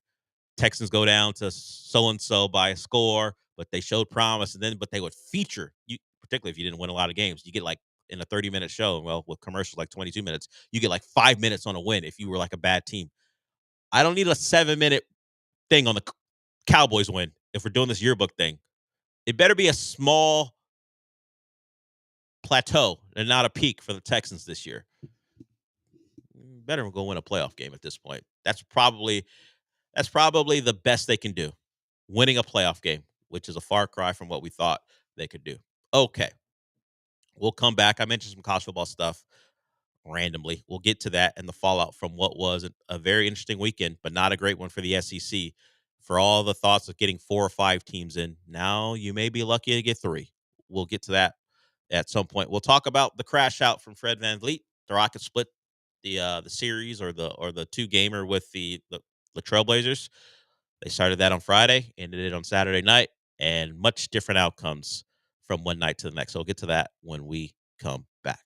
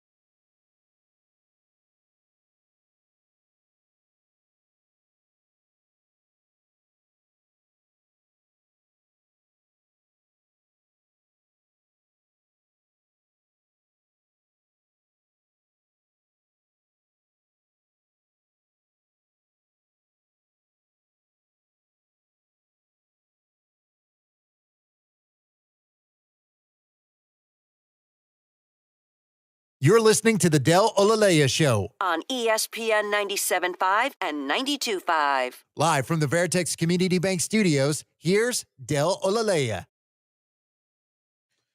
If you missed it on Saturday night because you might have been watching A&M and Auburn or all the other college football going on, we had an interesting late game situation for the Rockets. Why they're in a late game situation where it mattered against the Blazers? That's because of the first three quarters. They could not get separation, and hell, the Blazers were leading for what felt like most of that game, and they couldn't get separation from the Rockets. So in a much different game from the Friday night game where the Rockets controlled that one, the Terror Twins got after them. They controlled that game. What the Rockets always do. They lock you up defensively. They put you in hell, and they score enough to run away from you. This one was different. Last Saturday was different. It was more in line with maybe the second night of a back-to-back, even though you're at home. I don't even know if I want to give them that excuse, but they lose that game, and they're down by 3 late. Fred VanVleet has the ball. He foul baits, which I am glad the officials didn't call a foul in the moment because I hate foul baiting. As I used the term ethical offense before, this comes from being an ethical hooper and being someone who's a fan of ethical hooping. Fred VanVleet was looking for a call. Instead of going up to go make a shot, he was trying to find contact and go get 3 shots. He didn't get any shots, and he lost it. Not immediately, but after the Blazers got the ball, and because it was just a errant shot that the Blazers got possession of, they inbound the ball. And actually, I think the Rockets got the ball, and he got called for an offensive foul.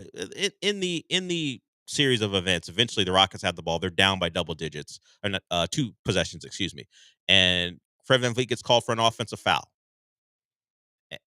before the ball gets inbounded.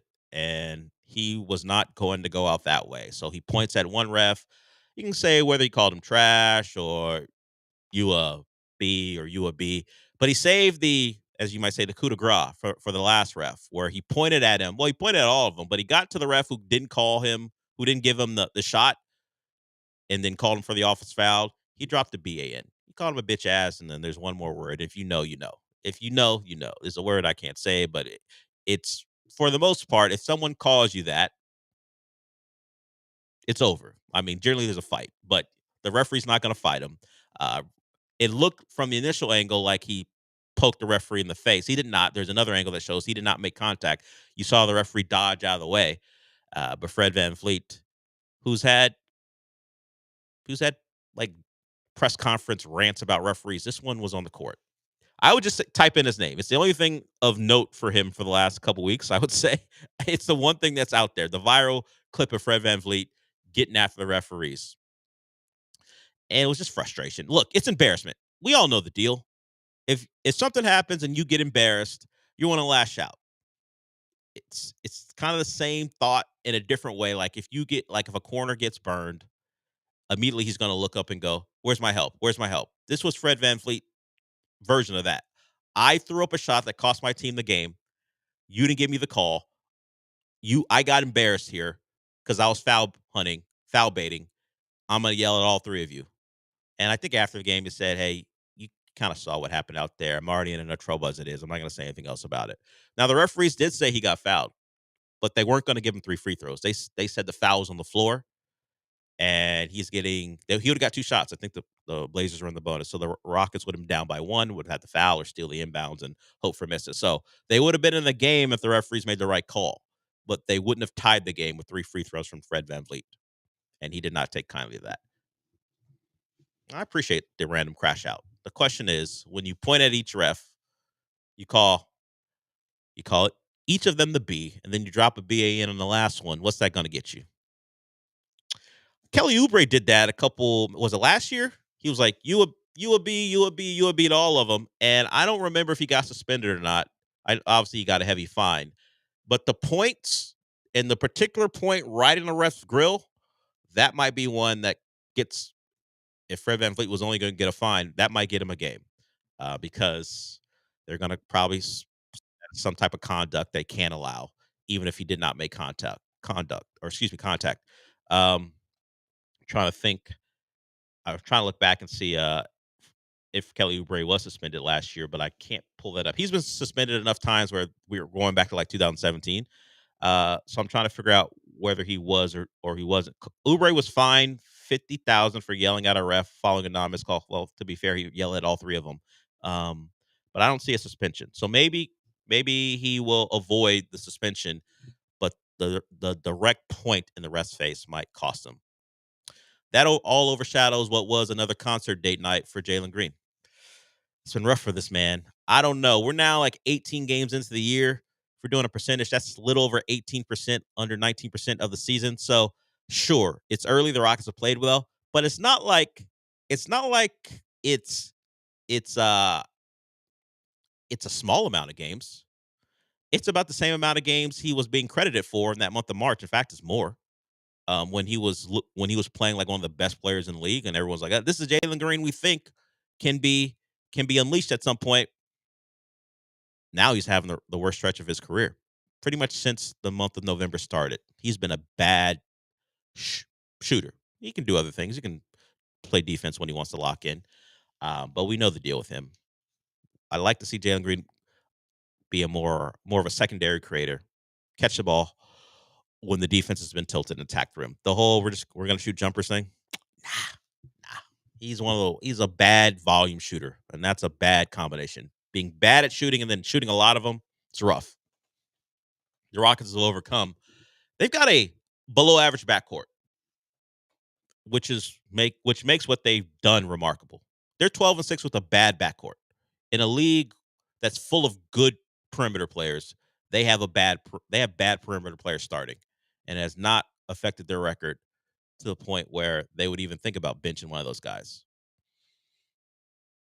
I mean, but if we're going on merit, neither one of them should be starting. But it isn't simply about merit. It's about contracts and you don't want to shake up the team when you're winning, but if we're just talking about how the guys are playing, I don't think either one of them would be starting if we just simply did the 18 games of play so far. How are they doing? They haven't played like starting a starting backcourt. But they shoot enough shots like one, and it's part of the reason why the Rockets aren't so good offensively. And if you get a bad shooting night from Tari Eason, it's going to hurt. Normally they can overcome because Amen and Tari play really well offensively. It may not be with shots or plays run for them, but they get their shots up because of hustle and getting out in transition.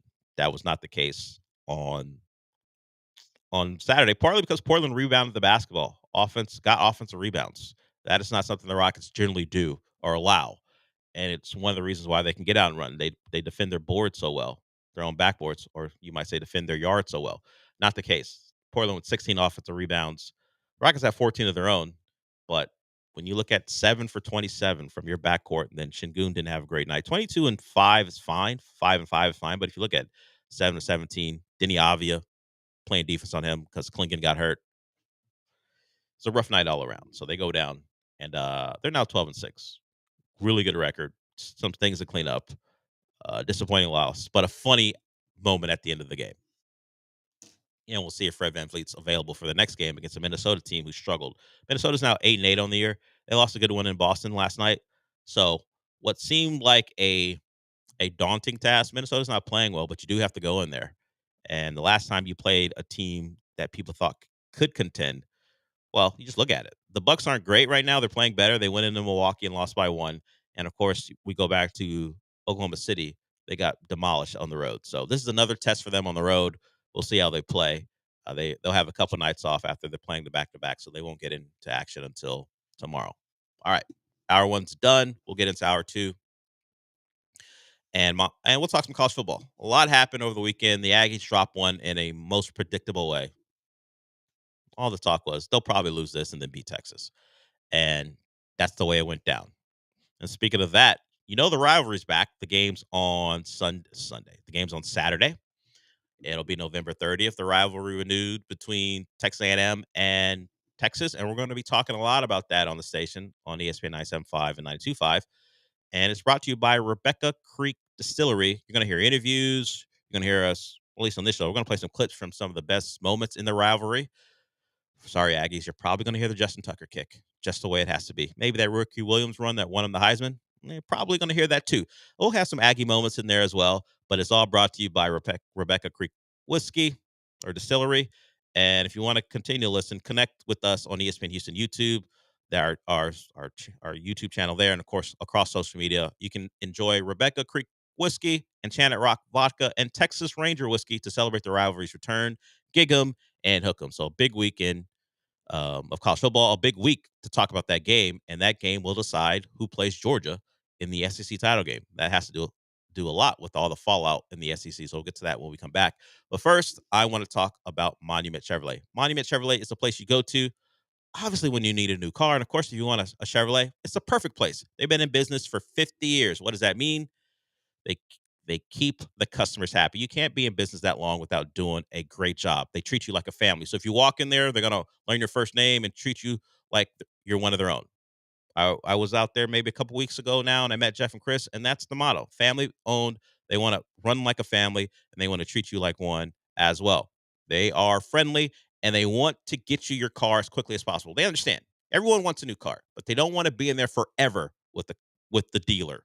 They want to figure it out, do it quickly, and get out of there. So you're in and out as quickly as possible. And remember, there are no new fees, no upcharges. So if you see the price on monumentchevrolet.com, that's the price. You're not going to go out there and all of a sudden the price is much higher and it's not what you expected. They know that can be annoying. They're not going to put you through that. And of course, if you need a pre-owned vehicle, they have those out there as well. And maybe you're a business owner and you want to start building your fleet up, or maybe you're just a new business owner and you're going to start with a car. They have those out there as well. They're the 6th largest fleet dealership in the country. They'll take care of you there.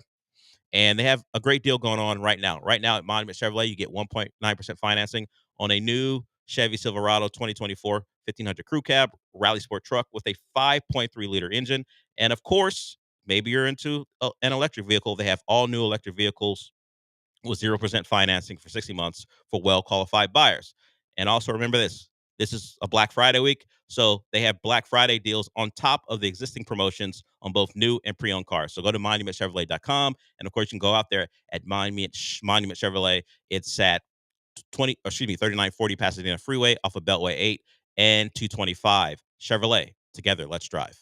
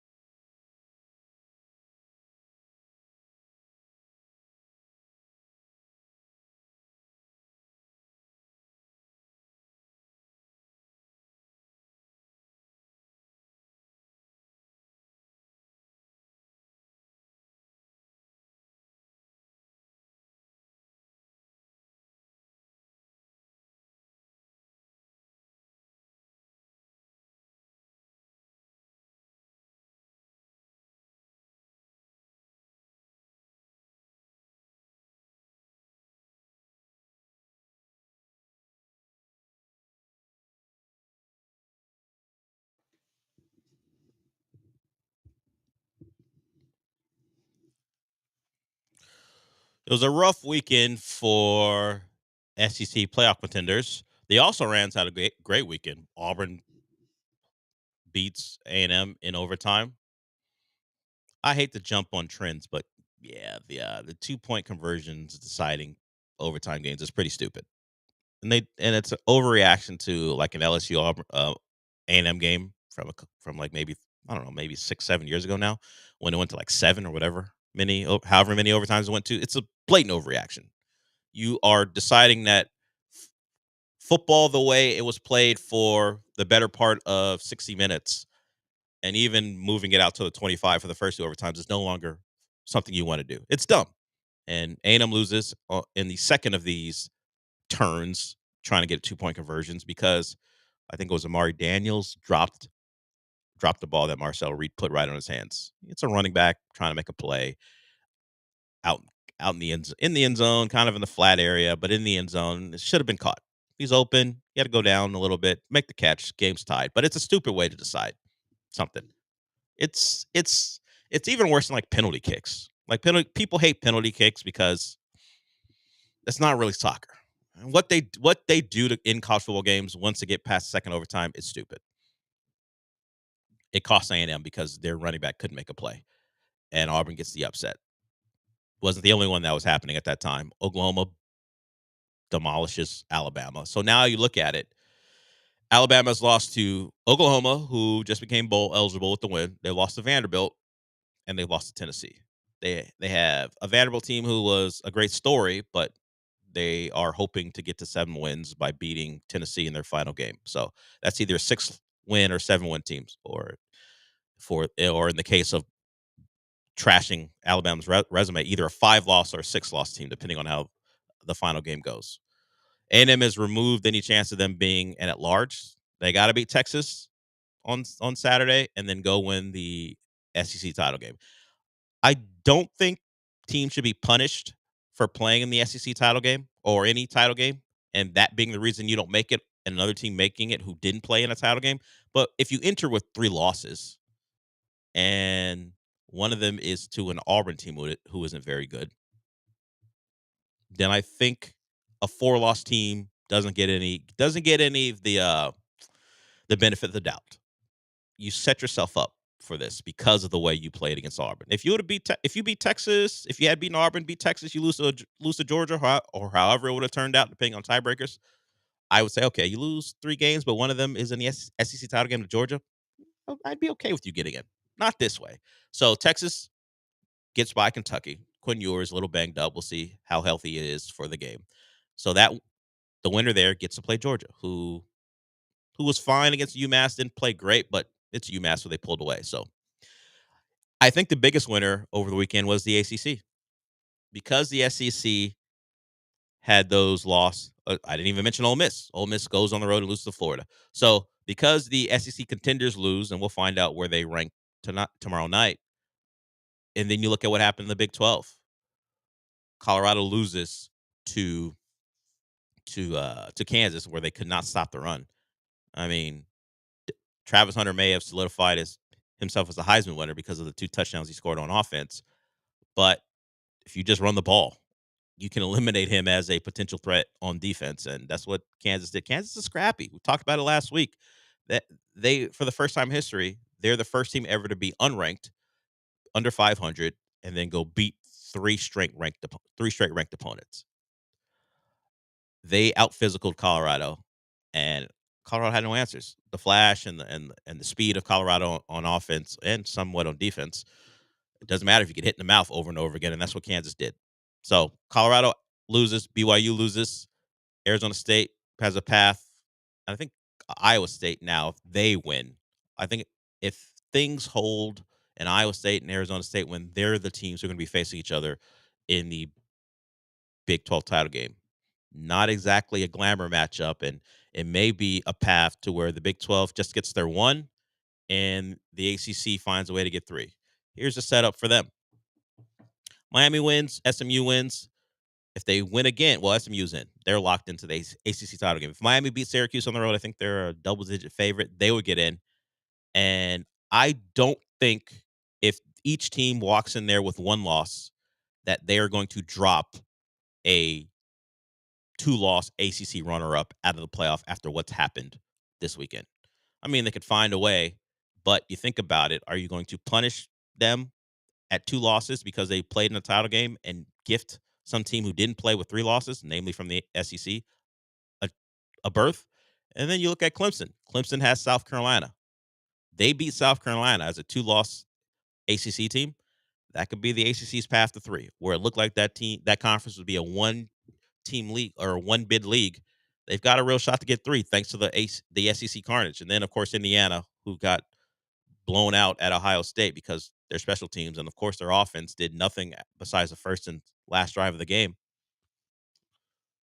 That's another team who benefits from what happened with the SEC. They win their last game against Purdue, which they are expected to do. They are 11-1. What SEC team deserves a spot over 11-1 Indiana? The schedule is soft. They got blown out by their first test, but the other teams haven't done enough. They've got bad losses on their resume. So is Alabama losing to Vanderbilt and Oklahoma, coupled with a Georgia win, good enough to elevate them over a 1-loss Indiana team? I don't think so. I don't think the committee's going to see it that way either. So I think the SEC is probably at a point where they're going to get, obviously, their conference winner, then the conference runner-up if it's Texas, and Tennessee. I think you're at 3. Maybe if South Carolina upsets Clemson, which would remove Clemson from the equation, that might get you your 4. But they went from, if you don't give us like 4 or 5, we're leaving, to please give us 3. Please. So I think that's where we're at, which is great. All that SEC nonsense. Paul Feinbaum had to come back with his tail between his legs. He had to back off. He could not rant against Indiana like he wanted to, because now the SEC has provided cover for Indiana. Where, well, Paul, you can't talk about what Alabama and Ole Miss deserve when they lost to average football teams on the road. Can't. It's been a humbling weekend, maybe for the Texans, which we'll get back to, because I heard a lot of that or read a lot of that about a certain player needing to be humbled. A humbling experience for the SEC. Now, and they can't even like contort it into, hey, we eat each other alive. You can't. Not when Oklahoma was as bad as they were, and Florida had played better, but was still like a 5-loss team. You can't even use that as an excuse for why they deserve more teams. They'll try. But the stumping is over. Did anyone watch what Jackson Dart looked like in that Florida game? How crushed he was after the 2 consecutive picks to end that game? This is why when people say expand the playoff, this is what we want. Not a college kid crying, but you want these type of things. If Florida beat Ole Miss in a game, do you think Jackson Dart's crying that way if all it cost him was a New Year's 6 game? Unlikely. But a chance to win a national title, him believing he threw that away, the drama there, the importance of that game to Ole Miss and them failing, and, of course, the importance of it to Billy Napier, who this show has talked about Florida fans being disappointed that they gave him that vote of confidence. He has responded. The LSU win and the Ole Miss win going to give them a boost. I think they've already flipped this kid might have already been on the verge of doing that, but they flipped the kid from USC, a 4-star cornerback. That happened this morning. So there's a boost there for Florida despite their early season struggles. And of course, they're expected to whoop up on Florida State. So not a bad turn of events for that Florida program. So the rankings will come out tomorrow. We won't have all the answers because we still have a week plus championship week, but we're getting there. And it's as wide open for those berths as it has ever been. And I think you might see Boise State maybe firmly cemented as a team with a bye. They'll have 2 more games to go. They'll obviously have to win their conference and obviously not drop that conference title game, but maybe it'll be UNLV. Colorado State lost over the weekend, so it might be a rematch of Boise State UNLV. UNLV are currently a top 25 team. If they get their top 25, that doesn't hurt Boise State's cause. If they can win that one, you might have a non-Power 4 school with a bye. Not bad for a sport who's changed the rules so many times to have that happen. It might have been cool to have Boise playing on the blue turf for a home game, but having them have a bye would even be better. So we'll see how that plays out over the course of the next couple weeks. We'll get back to the Texans when we come back. We'll hear from CJ Stroud. He took some blame for the issues, and he has a solution on how to play better. So we'll get to that when we come back.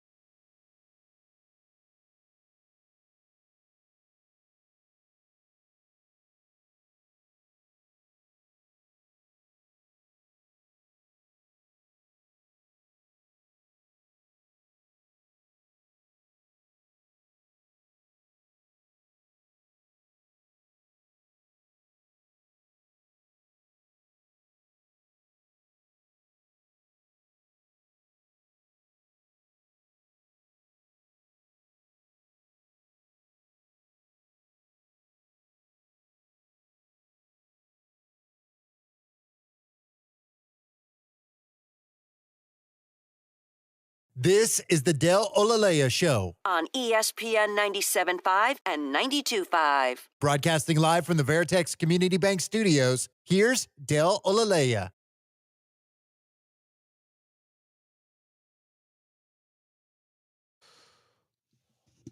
So let's get back to the Texans here. A lot of mistakes. They're one of the most penalized teams in the NFL. We had another Laremy Tunsil penalty, which got people booing. People are catching on that he is a problem, and they're letting it be known. Now, if the team was in a better position, he probably wouldn't have got booed, but a lot of it has to do with you're playing a bad Titans team. There comes an anxiety with playing a team that you think you're supposed to beat. And if you're not playing well, everything gets exacerbated. So when he committed that penalty, people had enough. We're supposed to be winning this game. We were told we're a good football team. Why are we struggling with this Titans team? They're bad. And then he commits a penalty. The biggest penalty of the game was the illegal motion penalty that cost the Texans a touchdown. Would they have won the game? We don't know that, but it would have given them the lead. Eventually, I think it resulted in that missed field goal by Kaimi Fairbairn. But CJ made a throw, resulted in a touchdown until the flag. And it was a illegal shift. Tank Dell and Joe Mixon were both in motion. Of course, with that, they both have to be set for a second before you can snap the football without a flag being thrown. And there was a debate about who was at fault. Well, your quarterback took blame for it. Here's CJ Stroud on that play. We have a quick motion with Tank, and, it was miscommunication on my part in the huddle. And, two motions at the same time. That play kind of maybe seals the deal. You go down the one, or I don't know if Nico scored. I stopped paying attention, but if he scored, then, we give our defense the chance to stand up and then run it out, or, we're on the one, run it in or throw it in, and then we give our defense another chance. So that's things that can't happen. I got to be better in the huddle. I got to give the play better and, make sure guys are on the same page. And even when we break the huddle, still communicate a little bit and make sure, everybody's doing what they're doing. But, yeah, it was my fault. Yeah, it was going to be a 33-yard touchdown from CJ to Nico. A lot of run after the catch. Nico, when he gets going, no one's catching him. He's a build-up guy. He's not quick when it comes to getting there, but once he gets there, we saw him. He'll run by guys. He'll run away from them, and that was going to be a touchdown that could have put that game away, at least put the Texans in a position when they're going up by a score of 34-30. And now you have to hope your defense finds a way. Instead, he mentioned it. Is he covering for Joe Mixon? I don't know. I appreciate the quarterback saying it's on me. He was very, very specific about it, so I don't have any reason not to believe him if he said that happened in the huddle. There's a shot of him tapping Joe Mixon on the helmet as Joe Mixon's kind of realizing, oh no, that penalty's costing us. So you love your guy to stand up. It's been a let's say a subpar year compared to expectations for CJ Stroud, but you love him to stand up and go, that's on me. When you start to see dissension, now you got real problems. So I think the Texans are still together. It's just that they've not played up to their standard or anyone's expectation of them. Now, this popped into my head while I was watching the game, mostly because, I don't know, my brain is weird. I was watching the game, and they focused on the crowd from time to time. A lot of it was sad Texans fan stuff, particularly after penalties and explosive plays by the Titans, which there were a lot of, unfortunately. And there was a woman in the crowd with her face painted. And I thought to myself, would I date a face painter? Think about it, AJ. Welcome, AJ. AJ, you're more than welcome to talk anytime you want. I know maybe that's not what you want to do, but I'm bringing you into the show. Just take Sean's lead. Sean's always popping in. You want to pop in, you can pop in at any point. But now I'm bringing you into the show for this specific thing. Okay, I got you. Yeah, I love talking stuff. I mean, I don't have a problem. I just didn't know. But No. I don't know if we got one more day tomorrow. Feel free to pop in anytime you want. I see some calls. We'll get to them. Face painters. Like if your girl, don't know if you have one right now, but let's go hypothetical. Yeah, this hypothetical woman that you're dating, this hypothetical girl that you're dating. If you found out she was a face painter beforehand, would you be like, okay, that's fine, I'm cool, or would it make you pause? I'm not. I don't know. I don't think I would. It just depends. I mean, if she was chill and everything, she met my requirements, stuff like that. Understood. It just depends. But if you barely knew her, and you found out she painted her face to go to games, would you be like, nah, not me? Yeah, probably not. I feel like I'm the same way. Yeah. I don't know what it is, but maybe I don't want you to be that much of a fan. Like I'm a fan of sports, but I'm never painting my face. Right. It's not what I'm gonna do. Yeah, there's like a line. Yeah, there's a line where I'm like, oh, okay, you're one of them. Right, I can't be with you. There's a level of chill I need, and you are surpassing that. You got to go. Right, exactly. Yeah, I agree. I can't imagine being someone who paints their face. Like I'm not one who goes, oh, girl can't or a woman in case don't want to be offensive. Can't love sports. But if you get to the point where Sunday mornings, you breaking out the Houston Texans face paint to get ready for the game. And I'm not talking about like Ultimate Warrior stuff. Like even like drawing like you're like a cheerleader from high school and you're drawing like an H on your face, or you got a Stroud number 7 on your face. Nah, not for me. I'm glad I have a kindred spirit here. Not for me. I don't know. It's a very small thing, but I don't have any. I can't say I have icks because I'm a grown man. But if whatever the version of that is for men, the face painting woman at the game is mine. Right. Yeah. Like And that's not to say you're a bad person or I think you're a bad person. We all have our preferences, and that's mine. If you got like a section of where your makeup is, and there's a face paint section for the games on Sunday or Saturday, depending if it's a college football game, you're not for me. And that's all. Same. I feel the same way. I just couldn't do too much. I'm more laid back too, though. This is what I'm saying. You need balance, you know. This is what I'm saying. Yes, and maybe opposites attract, but be opposite in a different way. Right. Not that way. Larasa, I see you. You want to talk Texans? We'll get to you.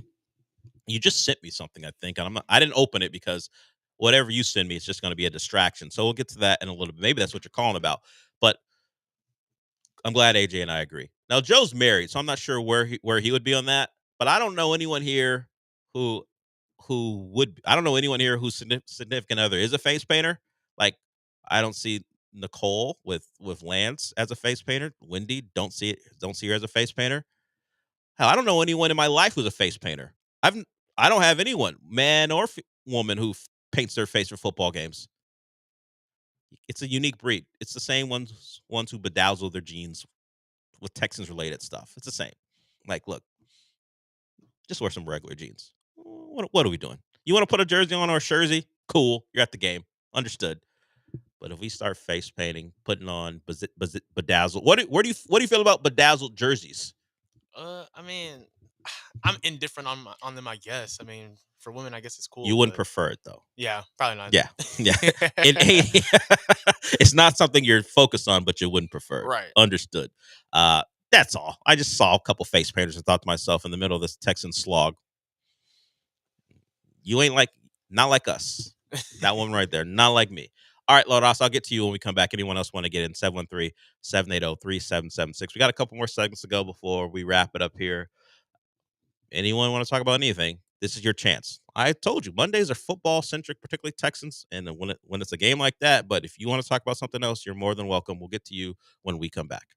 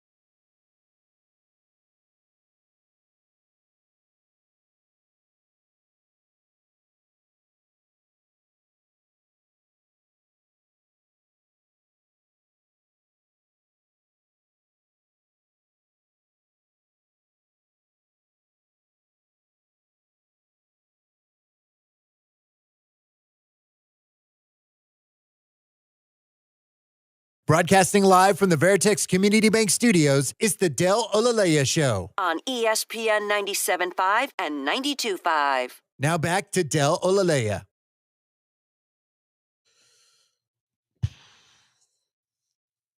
So we have La Raza coming up here, and he sent me something that I did not want to watch, and I assumed just even before looking at it, I knew I didn't want to watch it. And what it was that woman who called into the Texans post game and suggested that Kyrie Fairbairn got paid off for missing his kick, and other things were in play, and that's what cost the Texans the game. Because of course, the NFL has favoritism, and they'd rather have the Titans win a game, I guess, than the Texans, or maybe they have a secret agenda to have the Colts have a remarkable comeback down the stretch and win and make the playoffs. I'm not sure, but you thought the Texans would have won the game if not for the NFL getting involved. She's probably a face painter too. But La Raza, he wants to talk Texans. What's up?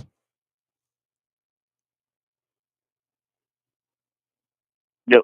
No, can you hear me? Yeah, I can hear you. Hey, man. Good morning, man. How you doing? How are you? Doing good. Hey, I want to give a shout out to AJ, man. But that shit got to go, bro. Yeah, that's not America's team no more, man. You got to take that off. What'd you say? What had to go?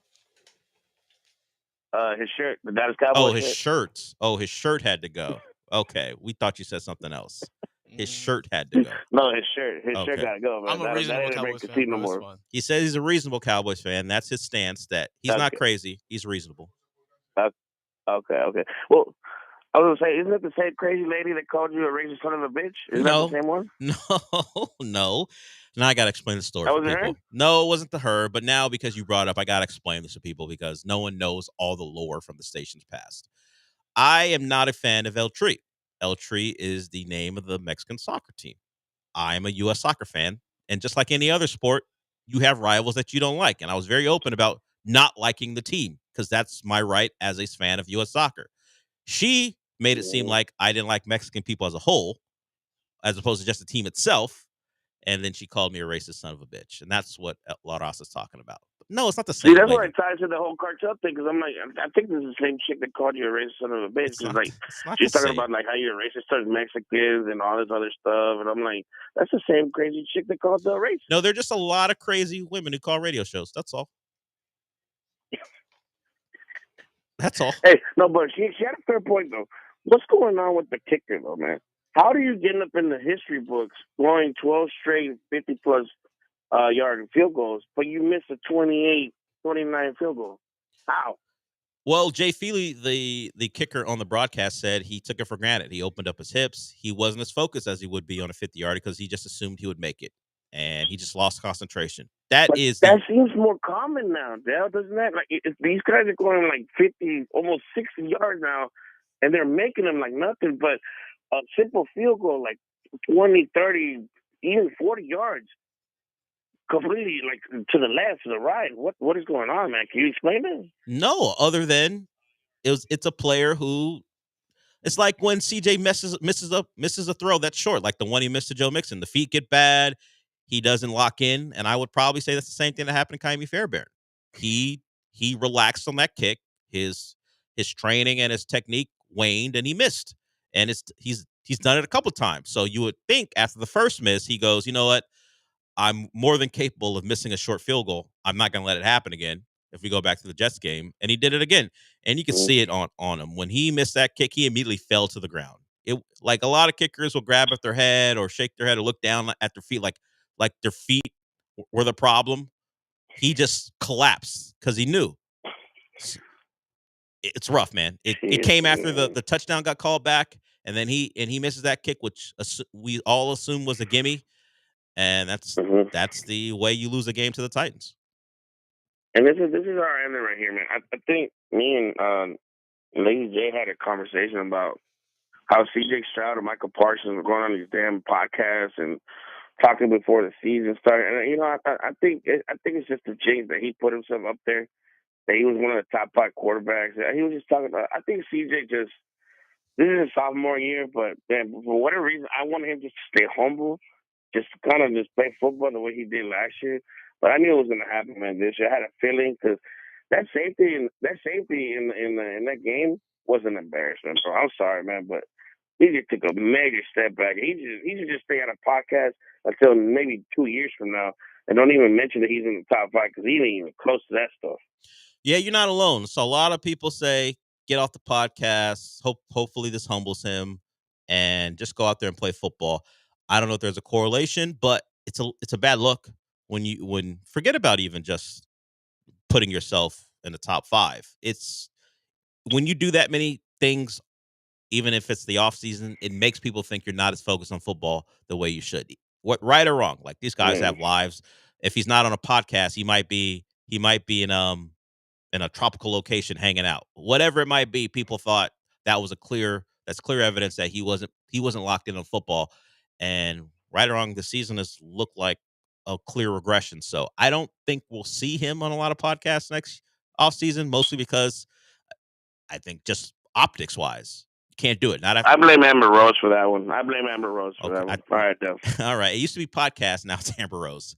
Once again, for people who don't know, as we say goodbye to La Raza, at a softball game, a charity softball game, he gave Amber Rose a ride home, and he blamed it on the fact that I'll put it a different way.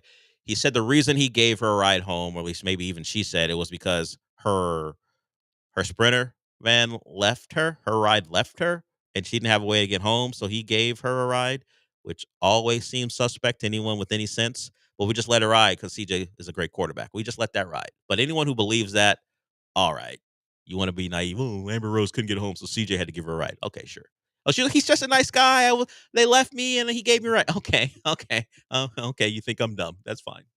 I'm sure that's the way that went down. Of all the people you could have searched out, it was CJ Stroud was the one person who was hanging around. CJ was hanging out.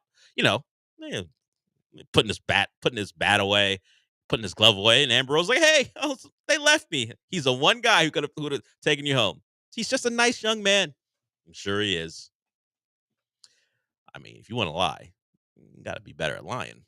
No one's believing that story. I don't blame Amber Rose for what's happening, by the way. I'm not attributing the regression to Amber Rose. Bobby Sloak would love us to think Amber Rose was a problem, but you got to lie better than that. Only a sap, only a sucker, only a CJ fan, super fan believes the 22-year-old man. I know he loves God, understand, loves Jesus. Only suckers believe the 22-year-old man just happened to be in a situation where Amber Rose needed a ride home, and he was just a nice young man, took her home. Okay, sure, that's how it goes. That's how it goes for a star athlete with Amber Rose. Just ask Jalen Green. well, I mean, there's a reason they called Dre an assassin. There's a reason that's one of her nicknames. Exactly. There's a reason. I don't know if that was Amber Rose's plan. She's had multiple plans recently, but let's not be naive to situations here. The upper 30s girl has been in the game for a long time, finds a young and possibly impressionable star athlete. Maybe assuming that at some point the giant bag is coming. These are all things that we would call the game. The game is the game. And I don't know the future. I don't know if those two crazy kids are still together. But let's not delude ourselves into thinking that was just happenstance. You ain't fooling me.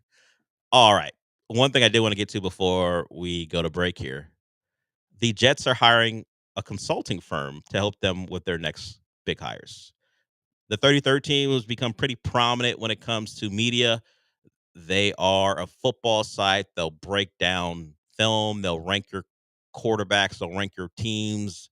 Or a version of Pro Football Focus that may be less reliant on numbers. They have big names attached, so it isn't just these random dudes who only come to fame because they have PFF attached to their names. These are guys like Mike Tannenbaum and Rick Spielman, these types. The Jets are former general managers, former NFL execs. They're hiring these guys to be the consultants and help them find their next head coach. Generally, consultants don't pop up in the NFL. The owner is involved, team presidents are involved, but the Jets cleaned house with Joe Douglas more recently and Robert Saleh earlier in the year, so they need an entire refresh. And maybe Woody Johnson doesn't think he's capable of doing that himself. Probably right to think that way. So what he's doing, he's hiring an ex-Jets executive. I can't wait for Mike Tannenbaum to go, the best person for the job? Me. I'm the best person for the job. Remember that time where we were pretty good? I mean, we didn't really have an offense and we depended on Mark Sanchez, but we were good defensively. We ran the ball and we had the best run in Jets recent history. Hire me. And you know what would be perfect for ESPN? Have one contributor get hired, like Mike Tannenbaum, and then Mike Tannenbaum go, you know who I like? Rex Ryan. Let's get the old gang back together. All right. Think I'm crazy. I can't wait for them to figure out that they're the best people for the job. So that's going on. That's a college football thing. Hiring an outside firm to help you out. And the Jets are doing it themselves. I imagine it'll go wonderfully because the Jets and their long history of doing things the right way. Whatever happens, it feels likely that Aaron Rodgers won't be a Jet next year. Hell, he might not be a Jet for too long in this season. There's some thoughts about getting rid of him. So not great times in New York. And if you don't like New York teams, revel in that. When we come back, we'll get to some news regarding the Astros. They lose a key contributor from their team last year. Short time, not a long time for this guy. Maybe even a little fun, but he won't be an Astro going forward. He'll be with a division rival. But before we get to that, I want to talk about a great event happening December 1st here in town. It is a dual thing with Super Happy Incredible Toys and St. Arnold Brewery. It's their annual Christmas toy show and art market at St. Arnold Brewery, December 1st. That'll be a Sunday. So what does that mean? You're going to have the great vintage toys and art. So if you like Marvel or you like DC or you just like Transformers, all those toys, whether it be newer vintage, are going to be out there. You got a chance to purchase them or just to check them out. It's a thing for the entire family. It's no admission, it's free admission and free parking, and you get to take pictures with Santa, free pictures with Santa, and that's going to be courtesy of Comic Palooza CP 365. That's from 12 to 4 if you want to get your picture with Santa or you want your kid to take a picture of Santa. That's out there for you. They also encourage people to take advantage of St. Arnold. So while you're out there checking out all the cool stuff, you can also take advantage of what St. Arnold has to offer, whether you want to get something to drink or they have food that's great there as well. So check it out. Super Happy Incredible Toys to join the station, and we're happy for them, or we're happy for us to have them with us. So that's very cool. And like I said, December 1st, Sunday, St. Arnold Brewery for this all ages event. So the toy show, and they're going to show the creativity of the Houston artists as well. So go out there December 1st, St. Arnold Brewery, and remember, get your picture taken with Santa, free admission and free parking December 1st, Sunday, here in town.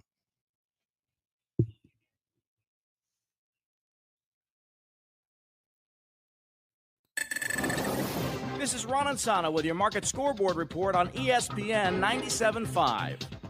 Stocks are extending Friday's rally this morning as Wall Street is cheering Treasury Secretary designate Scott Bessent, a hedge fund manager who many think may soften some of President Trump's harshest trade plans, particularly on the tariff front. That has the dollar falling, interest rates coming down, and stocks rallying, with Dow futures up more than 250 points, the S&P and NASDAQ both adding to Friday's gains. Yields on the 10-year note down to 4.36%. Dollar index off about a half point on the day. Oil down 13 cents to $71.12 a barrel. Gold sliding $30 to $26.82 the ounce. In this holiday shortened week, we'll also get a lot of economic data, including a key look at an inflation number that the Fed watches very closely.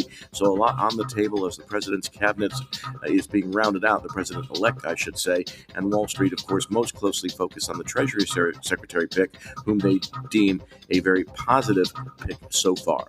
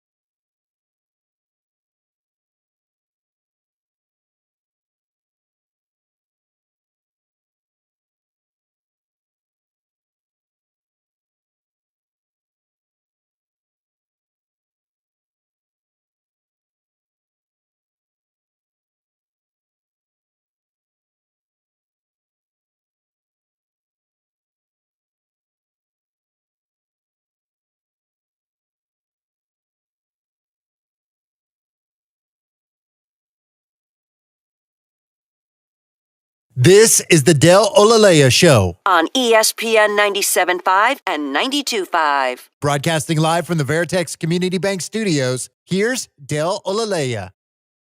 Of course, the Amber Rose CJ discussion led to someone sending me a video of them walking out of that softball game. I know it happened. I just talked about it. I remember the moment, and people are pushing that narrative. No, it didn't. No, that's not the reason. Look, Jalen Green couldn't shoot before he met Drea. Still can't shoot.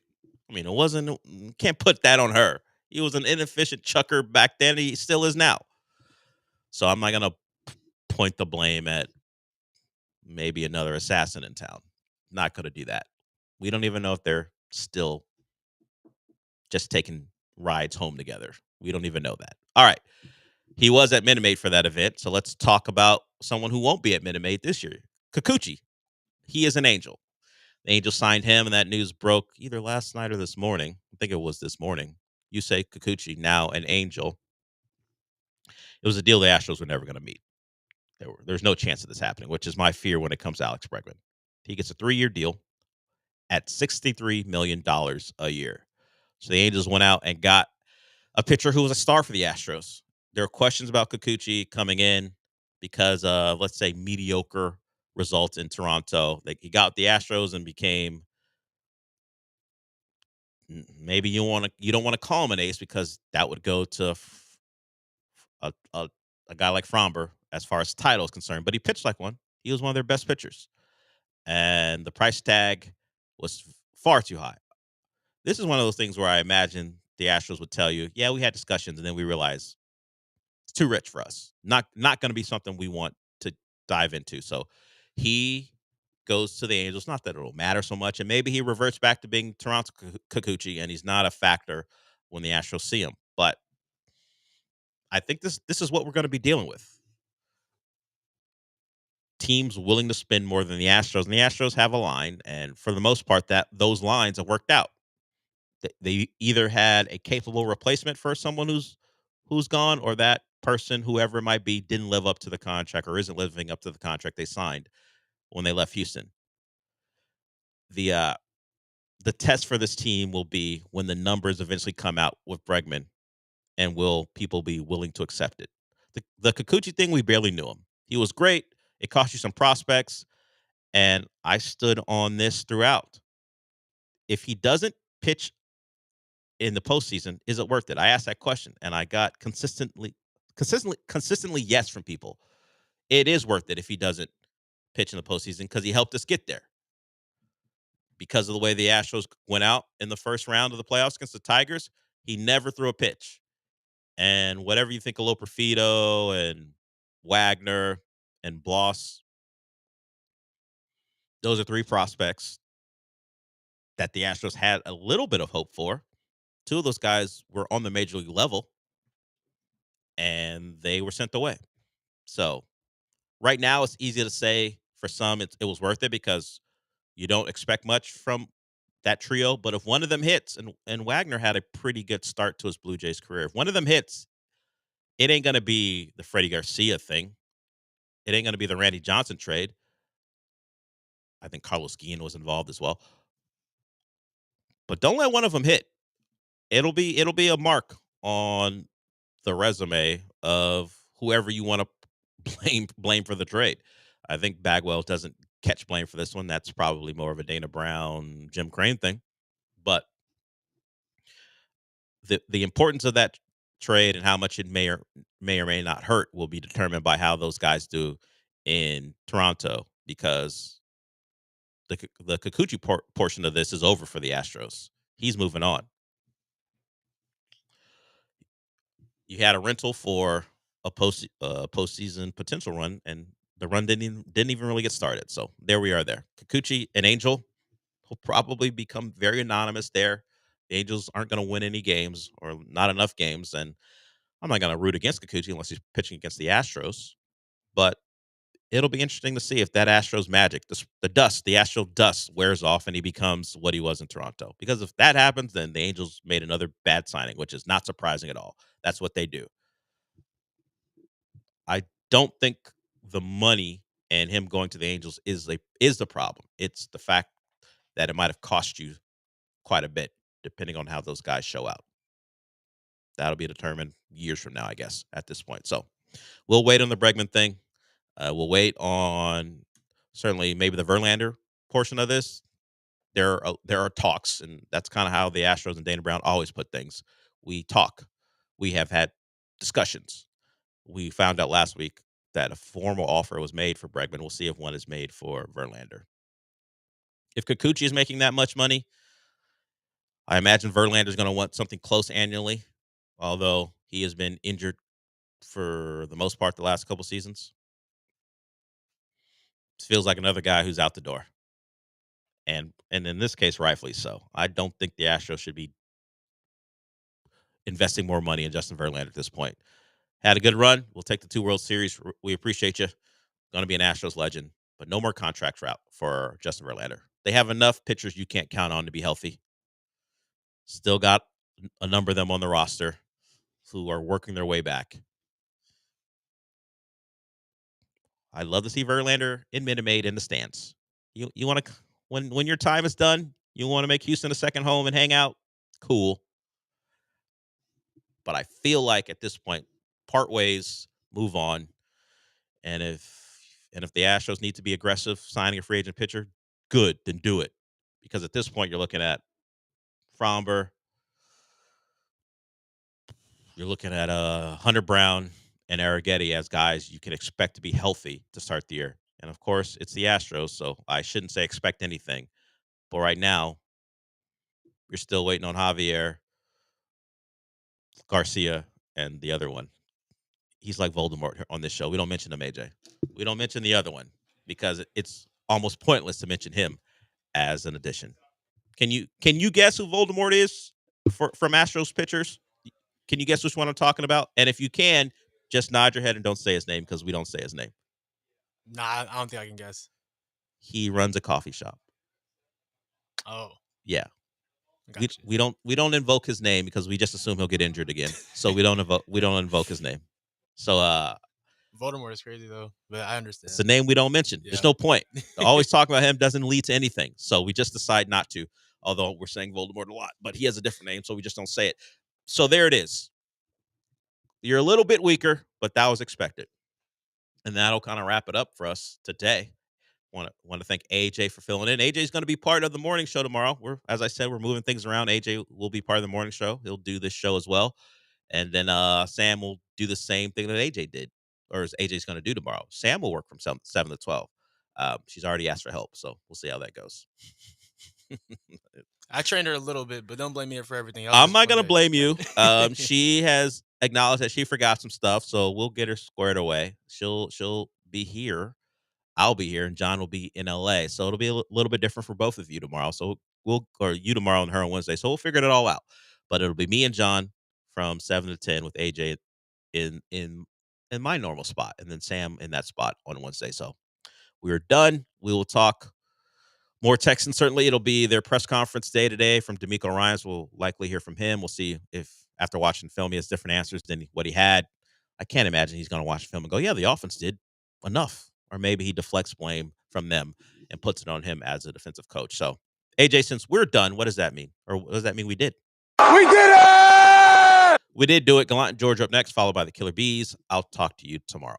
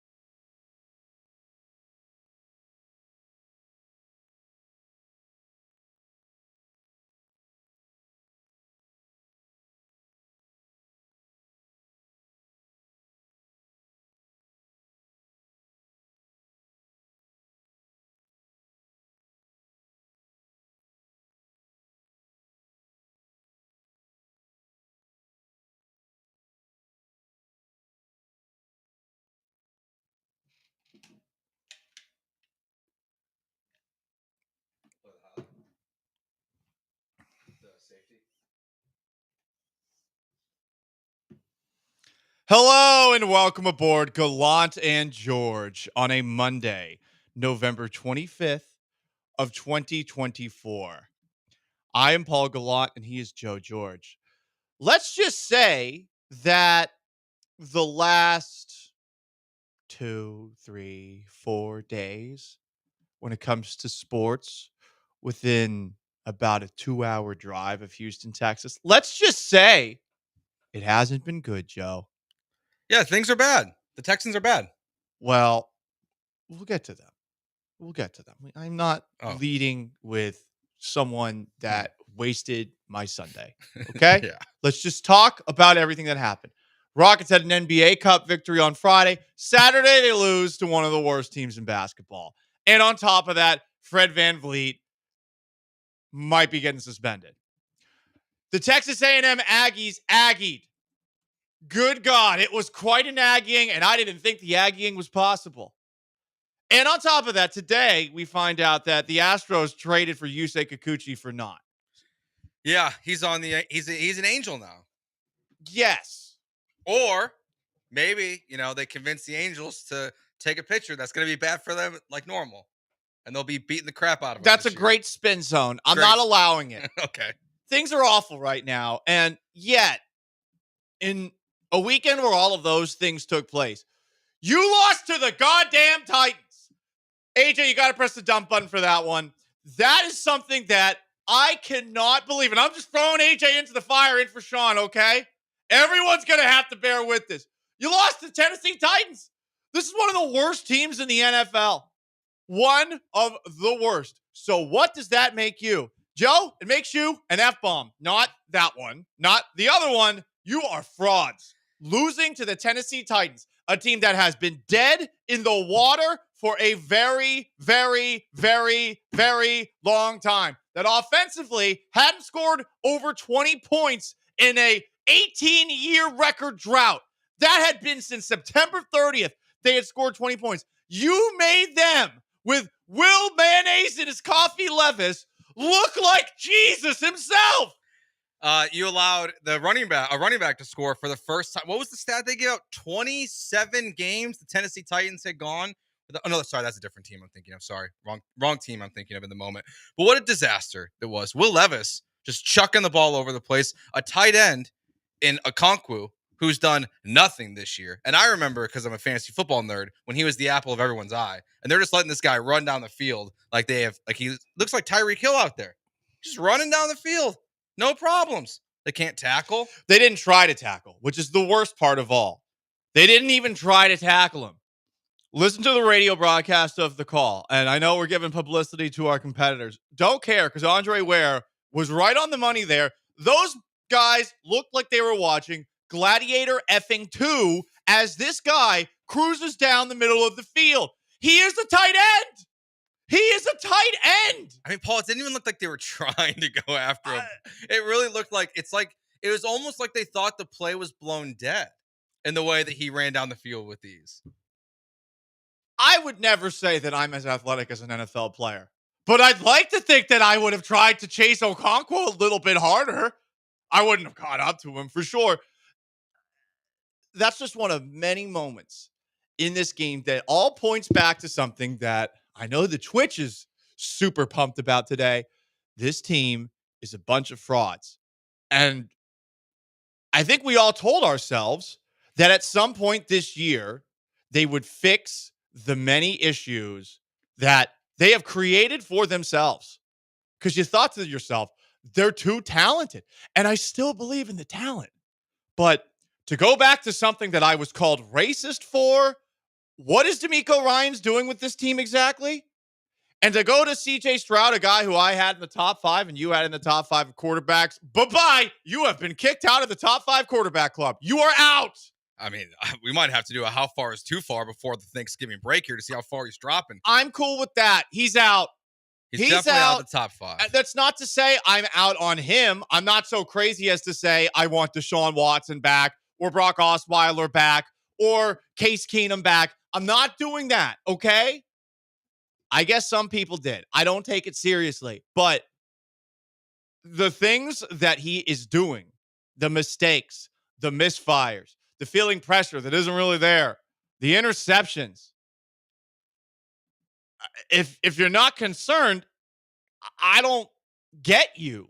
I just don't get you. I look at you and I wonder about your ability to take care of your own life. If you think that's okay, oh, it's fine. Oh, is it? Oh, that's great. I honestly, I can't imagine people being like just thinking like everything's gonna be fine with CJ Stroud right now. He's regressing in areas that you didn't think he would regress in. Being accurate, being smart with the football, things that no matter what you thought of him going in, like all the stuff written about CJ Stroud, if you watch him at Ohio State, he was good with the football, he knew where to put it, he didn't make mistakes like this. Like this is not what he talked about. This is not shooters shoot. This is not doing what Will Levis did and trying to, make big plays and they happen to get intercepted. Or what Jared Goff did when you picked him off 5 times and lost that game. And then somehow you got, 8 sacks in this game and lost this one. Incredible to have 2 of those performances in one season. He's just making terrible, terrible throws. And frankly, there's other ones that are not being picked off that are just as bad. That he's just putting it into positions to where if a defender is a half second faster, they're being picked off on the sidelines. He's seeing ghosts. Like you have to almost hope that's what it is. That the ghosts of the defense, because of how bad the offensive line had been, that's why this is happening. And I'm with you. I'm not giving up on CJ Stroud, but I don't even know if I want to classify this as a sophomore slump. Why not? Because I think it's worse. He's a worse. Whoa. It's regression. What's worse than a sophomore slump? A junior year flunk out? I'm trying to think of something that begins with J. Becoming addicted to drugs? I don't know. That's not a J. But that sure. would be. I mean, I'm trying to teen think. Pregnancy. Ooh, there we go. Okay. Yeah. Well, that's a bad one to happen in high school. I agree. He's worse. It's not like it's things that are, this is just teams have the book on him. He's just a worse quarterback this year, especially the last couple weeks. And you can't blame him for the whole season. Like it is a whole story to tell with why the Texans are in the position they are. And that's why it's not on CJ, but he's just regressing in areas that I didn't think he could regress in or ever would regress in, because it's supposed to be some of his strengths. And so that's why it's not just a book has been written on him. He and the offense have taken a major, major step backwards. They're terrible in the second half. Junior year junkie. That's good. That's good. Nice. I like that dab on the Twitch at ESPN 975 713-780-3776 if you want to call in. You have the floor all show long on YouTube at ESPN Houston. You're right. King of all Twitches didn't get to that at the very beginning. The Cougs were wearing their H-Town blues. They sucked. Everyone was awful. He said that Baylor is the only team in Texas that won this weekend? Texas won. So yeah, Texas won. Everything went Texas's way. Look, this is one of those weekends where it's really bad and the Texans were the worst thing. Like they had a lot of help from everybody else to not be the worst. You lost to Will Levis at home. You got Robert Barron spawn, Amy Adams Strunk getting a celebratory buckle from her Titans players. Here's the game buckle, Amy. Here's the game buckle. You've got that happening in your house. You've got all the weirdo local Titans fans that actually get to celebrate this. And yeah, they get to. And rub it in. Why not? They should. I said I felt bad for you guys this past week. I still do. But hey, that was a nice win. It's definitely going to make you probably think twice about moving on from people you should move on from. Continue to do so if you so choose. Depends on. They're going to keep Will Levis now? I don't know. We'll see. But this was just pathetic in every way, shape, or form. And no one is immune from blame. And if you're trying to pull that bleep, I again, just don't know what to say to you. I think less of you if you're looking at the quarterback like he's immune from this. Oh, it's the offensive coordinator. He's part of it too. Don't get me wrong. Say if you're not looking at the head coach. We've seen the same thing every single week. Like, this is why now all of a sudden people are finally starting to see things the way I've been over the last month about the coach. I don't understand why he hasn't changed his approach at all. It just feels as if talking to these guys positively is always his number one mission. And I'm sure the truths are being shared behind the scenes, but I don't think the players are getting it. And if they're not getting it, that does fall on coach. You can't just pull a guy out because you like him. I like D'Amico. I like CJ. But there's this weird shift in sports media recently where certain guys seem to be made when you like them. And I'm sorry, both are doing poorly at their jobs. You don't see that? I can't believe you if you don't see it now. So how this gets fixed the rest of the way, I'm lost. I am truly lost. Honestly, Paul, I don't think it gets fixed. At this point in the season, it's the same thing they've been telling us for months now. The same problems are right in front of you that you've had all year. That from week 1 to this game, where did the Titans and the Colts have their most success in these games? The deep ball, the busted coverage, the lack of ability to tackle, guys getting over top your old slow safeties. That's been a problem since week 1. Your offensive line, it's been a problem since last year and week 1. Like, your problems that you have, your decision making as an offensive coordinator are there. So now when your quarterback is struggling at his most, and he can't overcome like he was early in the season when you're in 3rd and 8 and 3rd and 9 and 3rd and 10 consistently, and he's converting at the highest rate in the NFL, you're not going to win these football games. I mean, and they had 7 sacks in the first half, and they were losing.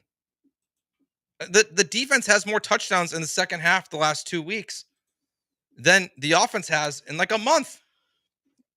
There were so many depressing stats after this.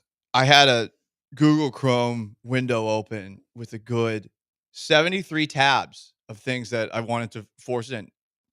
That's all I need to say. I don't even need to read everything that was there and compiled by all the people who are covering this team. There's just so many things that are bad. And as you said, and I think as we all believe, when is this getting fixed? These guys are frauds. Who could they beat in the playoffs? I'm not going to hype a playoff game like someone on the Twitch, Junior Broncos, is saying, oh, keep the same energy when the playoffs come around. Don't worry. I won't unless they beat the Ravens and beat the Chiefs. They can't beat the Chargers. They can't beat the Steelers, for God's sake, right now. I don't even know about the Broncos. I mean, the offense just can't move the football, and they made Will Levis look good. I would think Bo Nix will look good against you. I would think Russell Wilson will look good against you, because I think those two are better than Will Levis. I agree. And Levis, I've never seen Levis play that well. And you sacked him 8 times. You sacked him 7 times in the first half.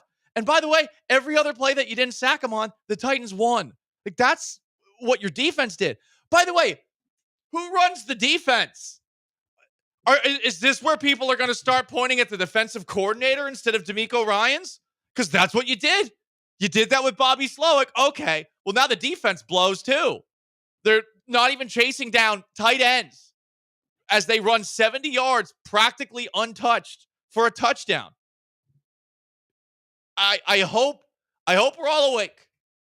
I know they're not. He's Joe. I'm Paul. We got AJ in for Sean behind the glass. You want to chime in, 713-780-3776 to call, to text. Lots of texts to dive through. You can get us on Twitter at Gallant Says, at Joe George Radio, on Twitch at ESPN 975, on YouTube at ESPN Houston. Do you even care anymore? Seriously. Didn't look like you cared before the game began, to be perfectly honest. We'll discuss. Stick around.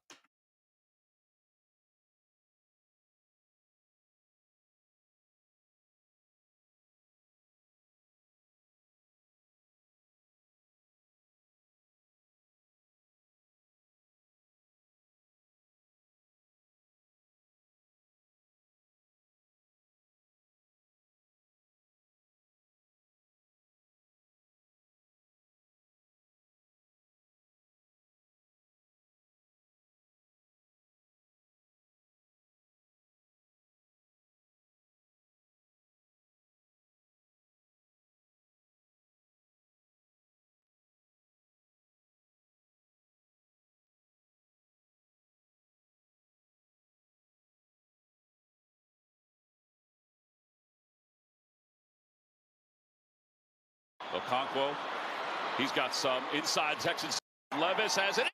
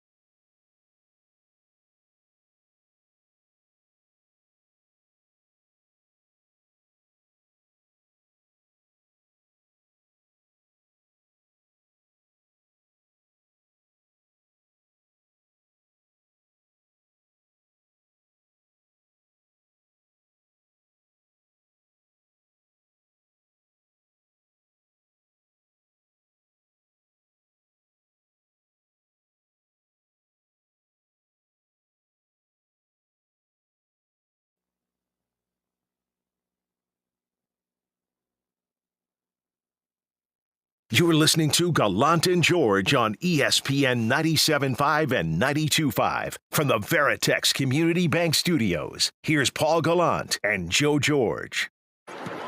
Good snap, good hold. The kick is no good. Oh, my. Stroud back in the end zone. He's got to be careful. It's a safety.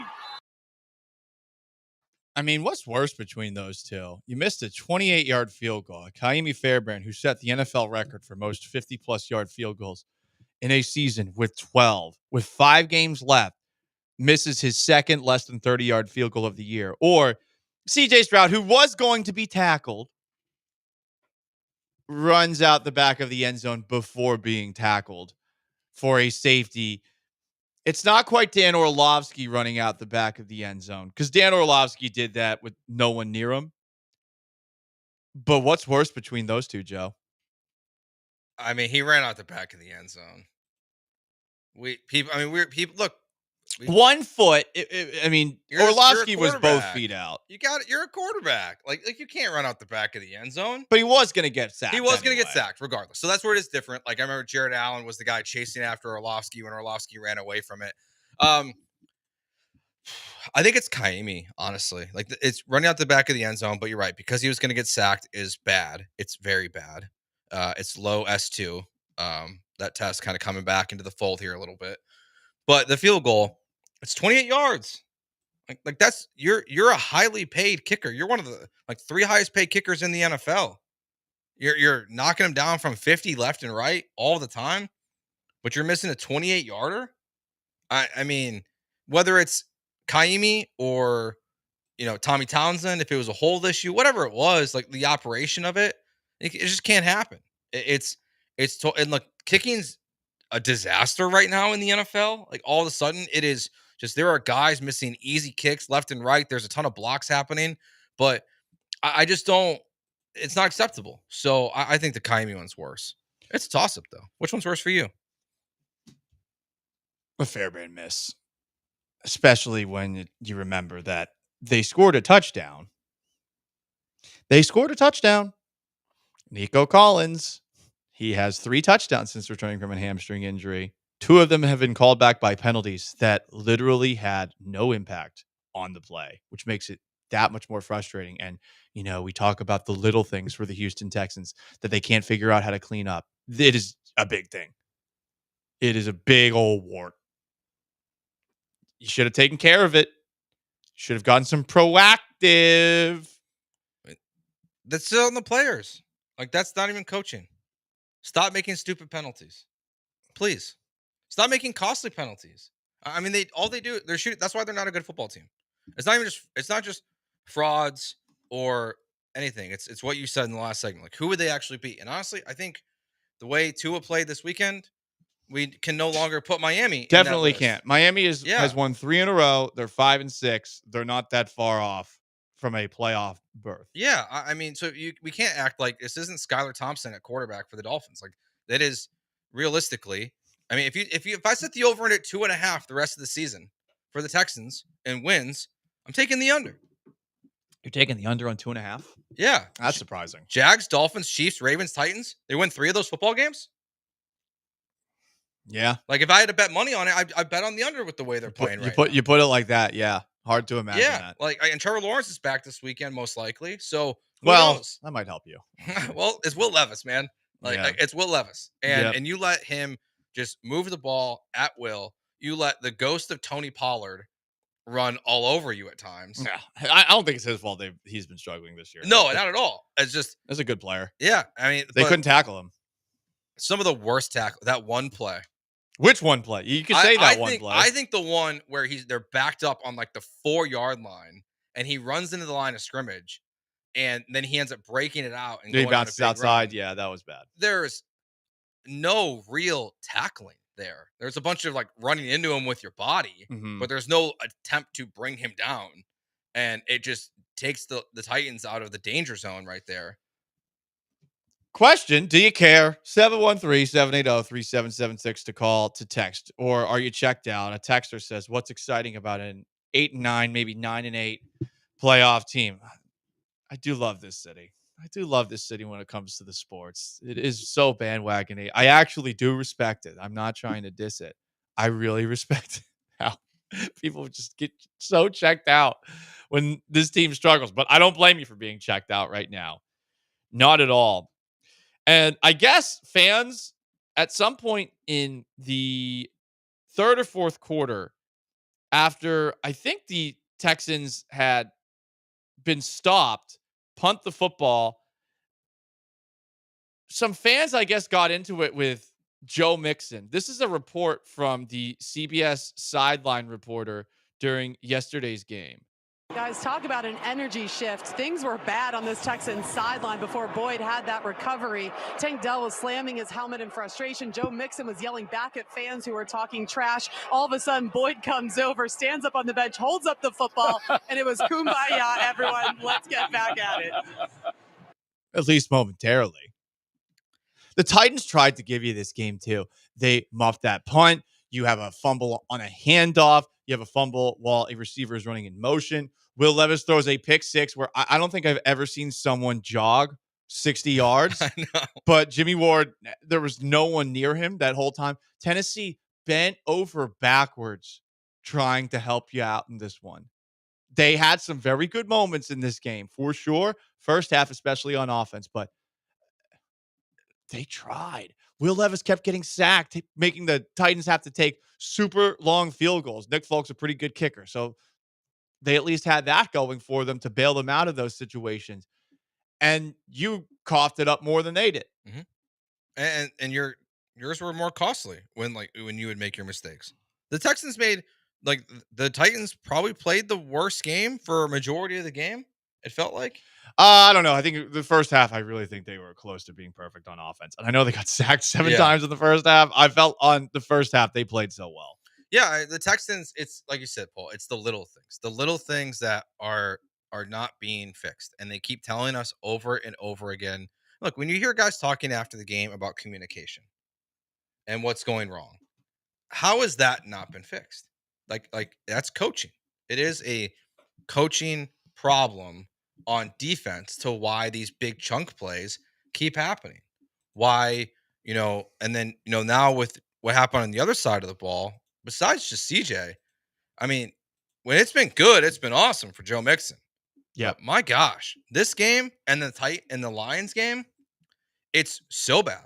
It's just like last year, where with whether it was Damian Pierce or anyone else last year is averaging like 1.5 yards a carry, and that's what we're back to with Joe Mixon. And the fact that you still should have won this game, they should have won. They still should have won this game. This should be a show today in which we are annoyed with the Texans, but at least we're saying at least they won, and we're not even able to say that. I think some people are saying, well, this is the wake up call they need. But I mean, the whole season should have been a wake up call. That's what's driving me the most crazy is all of these things were not impossible. And even looking at the Titans on Friday, where I felt bad for them, I knew this was possible. I did, but I thought it was unlikely. And now, how do they fix this? How do they pick themselves up?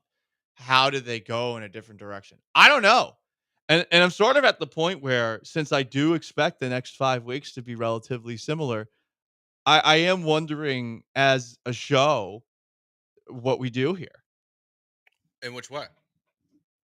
Well, I mean, how much are we going to talk about them? I mean, we're still going to talk about them a lot because I still think the majority of people do care. I think the checked out fan base is lesser because of who your quarterback is. Because there's still people the 20th best quarterback in the NFL by statistics? That's too far. Is it? Oh, by statistics, you're right. Yes. Look at all the interceptions he's thrown this year. He's got 9. I mean, that's a lot. Yeah. For 2024, that's a lot of interceptions. And I get it. We all love his talent. He's got some of the most talent, I think, among quarterbacks in the league. But statistically, he blows. Yeah, I mean, he's probably I gotta imagine that's top 5. Yeah, he's tied for 5th in the NFL with 9 interceptions. And you're in a company with guys like Will Levis and Gardner Minshew and Geno Smith. Now, the counter to that is so is Patrick Mahomes, Jared Goff, and Jordan Love. They all have 9+ interceptions on the year. But you're right. I mean, I don't think people will bail as quickly this time. I could be wrong. Like, maybe I don't have a great read of the fan base. I don't think particularly the fact that it looked like half the fans missed the Damian Pierce kick return and then the touchdown.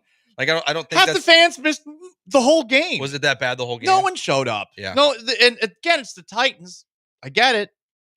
You don't even really have the hate in your heart for them.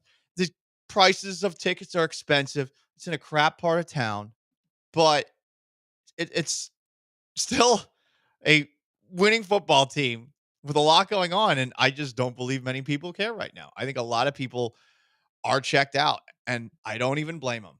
And it does just make me wonder about, like, hey, the rest of the way, obviously there will be a little bit less to talk about than we have. But right now, even though it's a Sunday, it's a Monday, it's an overreaction Monday or whatever. I mean, I kind of want to talk about Saturday next. Fine with me. Let's talk about Saturday next. I don't think things could have worked out any better for Texas yesterday. Or excuse me, on Saturday. I kind of want to forget that Sunday happened. It's a long day. Texas A&M.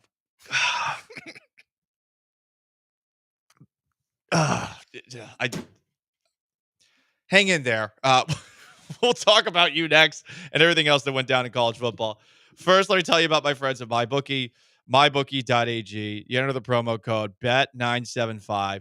They're going to double your initial deposit right away. So that means that you get extra money to bet on so many things. Did you listen to me telling you to bet on all 3 Texas teams to cover this week? The Texas 3-step. Texas to A&M. Texans. Sorry, but hey, today's a new day, and it could be the greatest day of your life. We got a Monday Night Football game between the Ravens and Chargers with an over-under of 51. The Ravens don't have a defense. The Chargers have a good quarterback. The Ravens have a good quarterback. I'm hammering in the over in that game. MyBookie.ag, promo code BET975. Bet anything, anytime, anywhere, only with MyBookie.ag.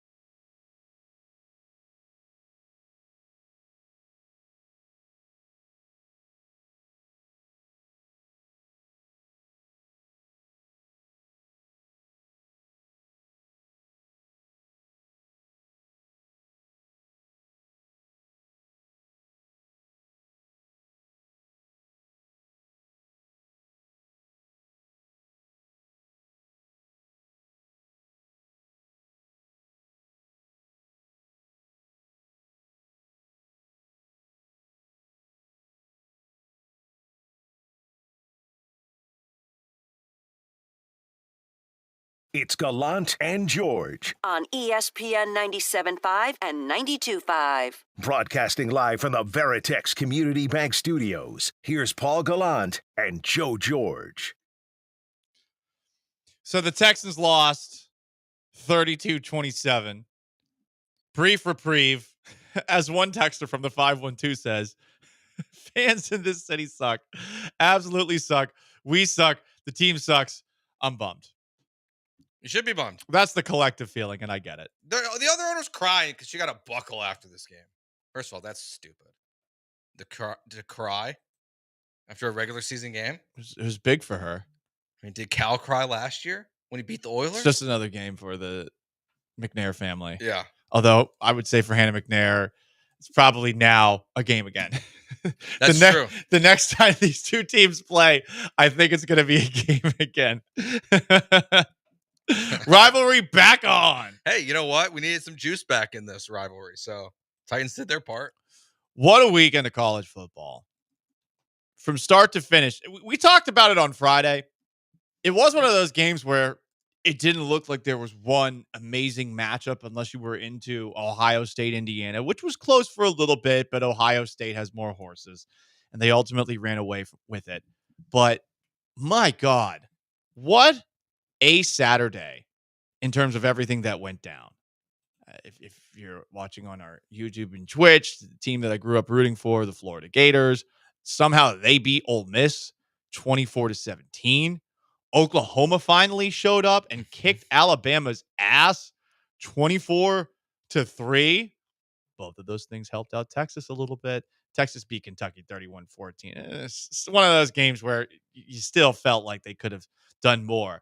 But the biggest game of the day, not including Kansas's upset of Colorado, was Texas A&M going full Aggie. Oh, God. 43-41 in 4 overtimes. They lose to a bad Auburn football team. At least for our Aggies out there, at least they still control their own destiny. They do. You're right. And honestly, this season was always going to be about the game against Texas. Yes. There is a way back into all of this. You are right about that. But, oh, boy. I mean, to start the game the way that they did, and then on top of that, to pull themselves out of that 21-0 hole and hang around and hang in there and hang in there and hang in there. They hit that field goal to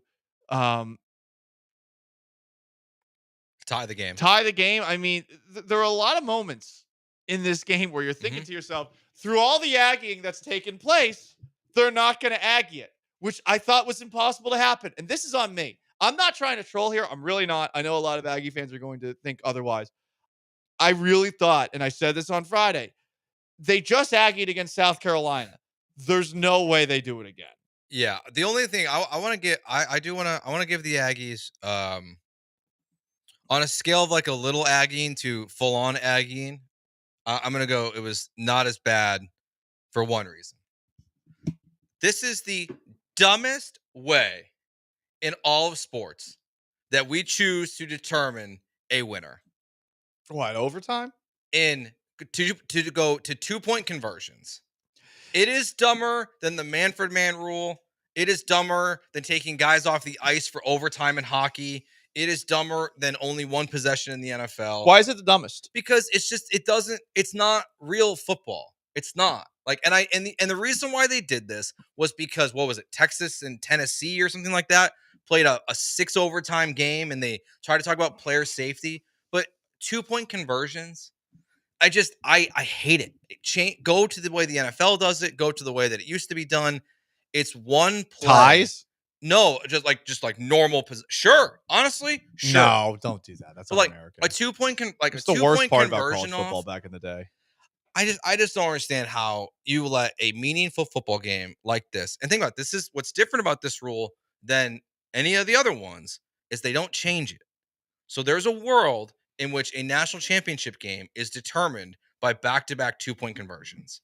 I don't like it. So I want to give them like a little bit of a pass because It's just a dumb way to end a football game.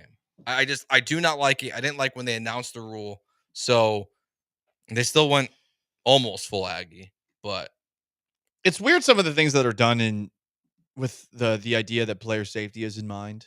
Because okay, exactly, really, sure. The NFL's overtime got worse when they shrunk it from 15 to 10 minutes. It ultimately leads to generally, even though both teams get a possession, there's a chance where one team just doesn't have as much time. I don't know why they shrunk it from 15 to 10. Oh, I do know why. Bill Polian just ruins everything in the NFL, everything he touches. But I don't understand why they shrunk that overtime.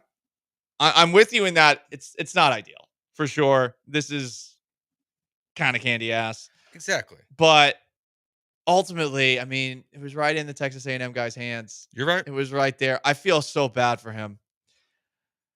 I don't even want to say his name.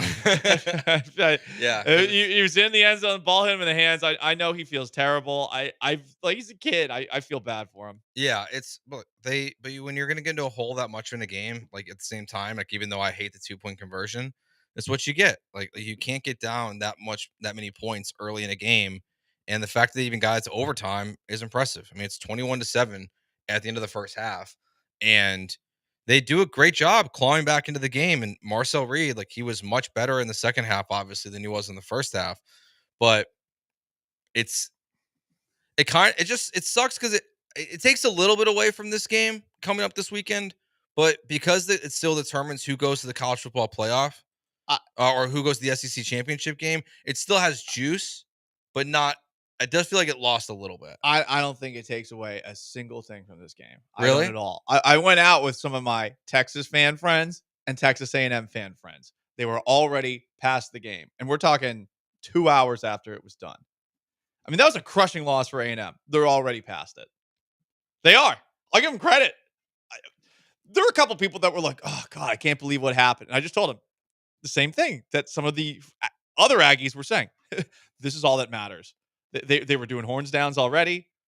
BTU. As they should. Blah, blah, blah. No, the juice is there. They do, in a weird way, still control their fate here. Mm-hmm. So they pull this off, and some of the Aggie fans were saying, well, now that we lost to Auburn, we're definitely beating you on Saturday. I like that mindset. There's a lot. No, I like that. I honestly like the mindset that I got from the Aggies after another Aggiesing on Saturday. Now, those feelings might be bravado and not actually felt on the inside, but no, I think this game is going to live up to all of the hype. Yeah, I mean, College Game Day is going to be there. It's going to be an incredible environment.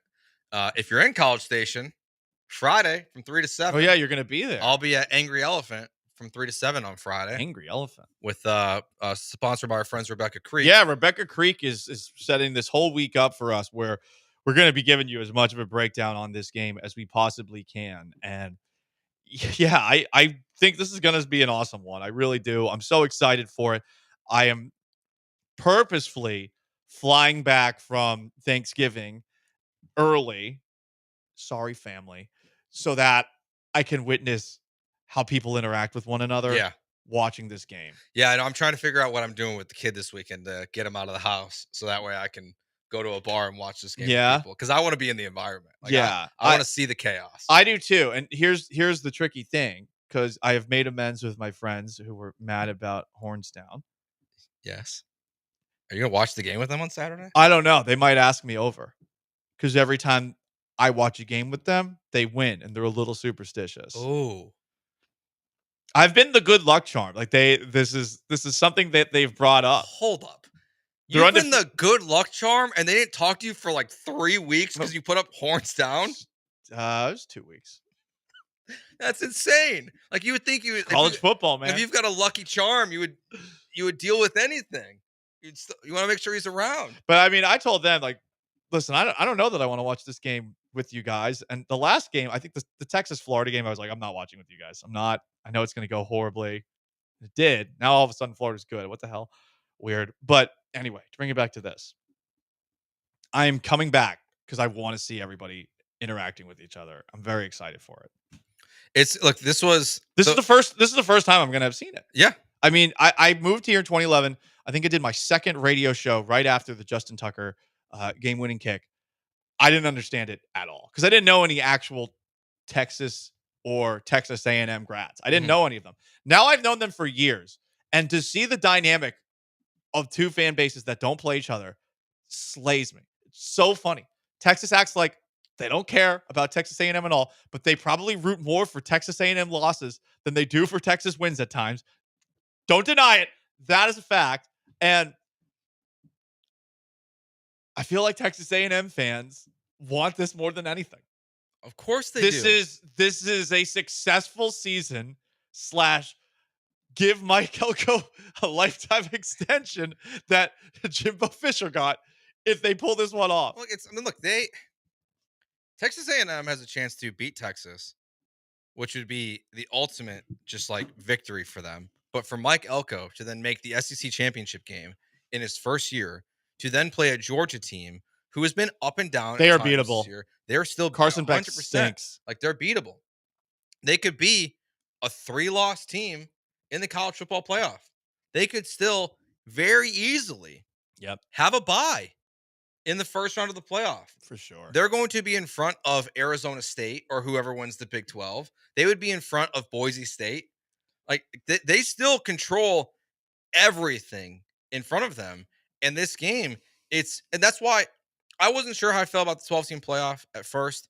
And I still look at the how it's playing out, and it's like I'm not a fan. But see, I don't want Indiana in. But I agree, but I think the games just matter more now because this last weekend, even if Texas A&M were to win the SEC championship game, if there was a 14 playoff, they wouldn't be in. But now they're auto in, so like that's why I still like it. I think the important games are now taking place later in the year for more teams.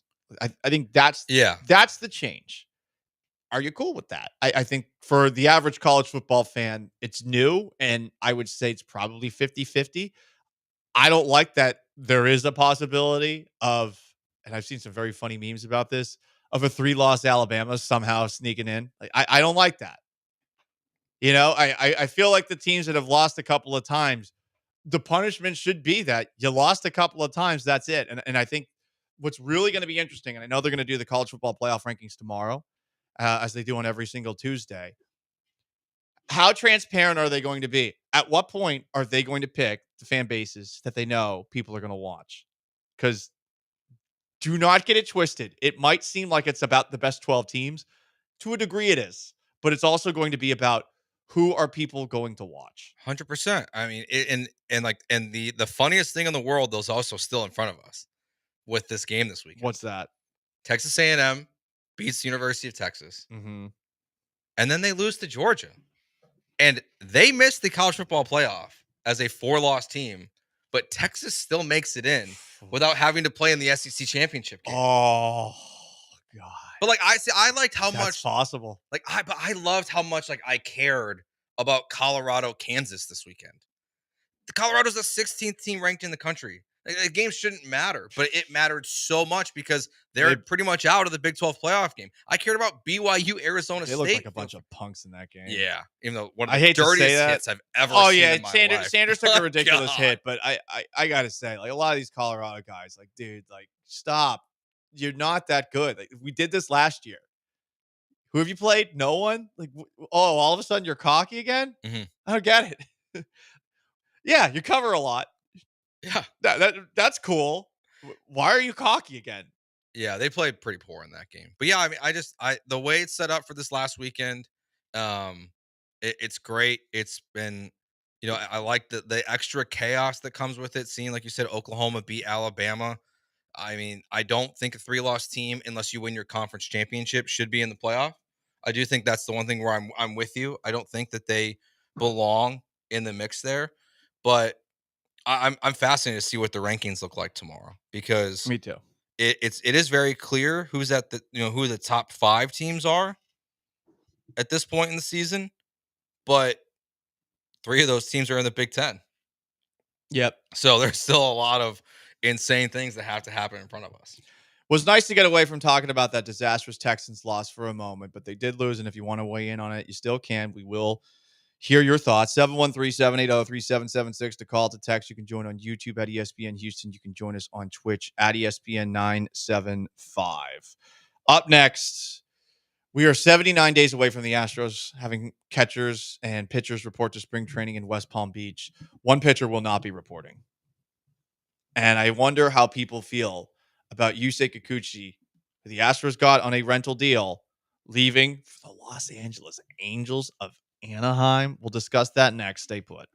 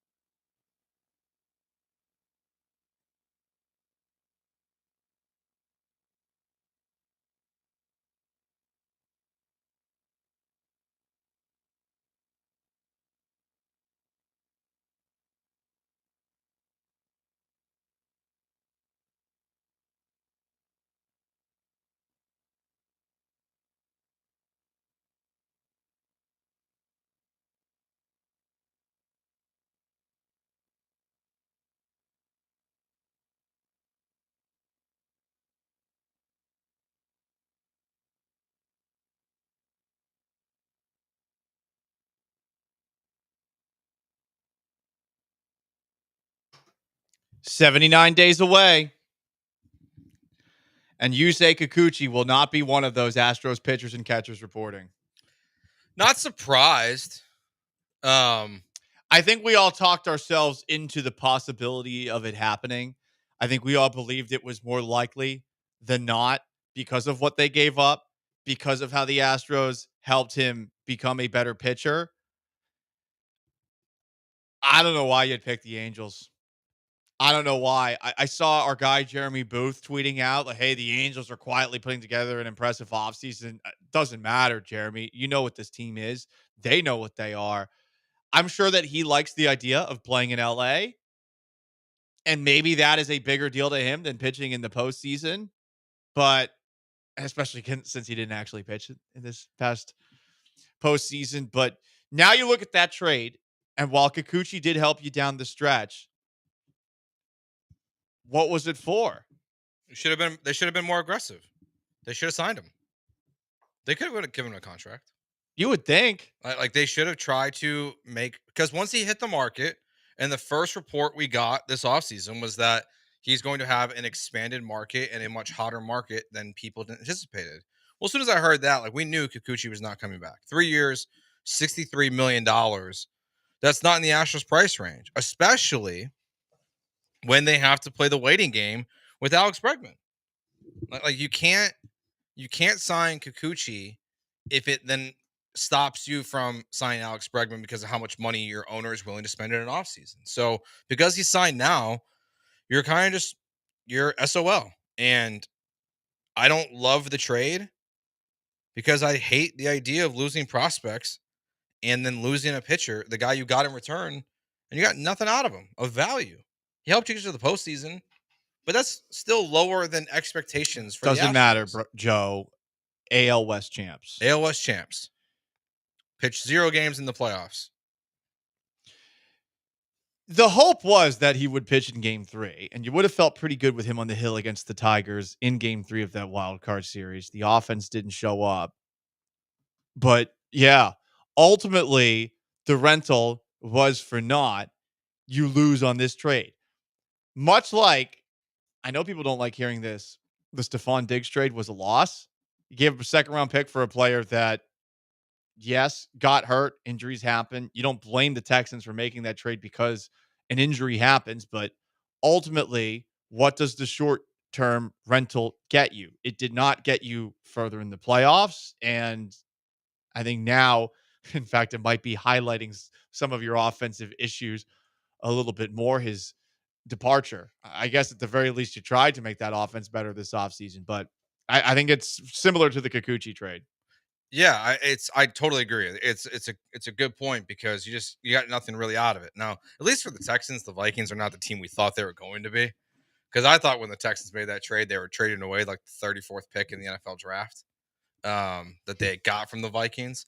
So at least it's not going to be that.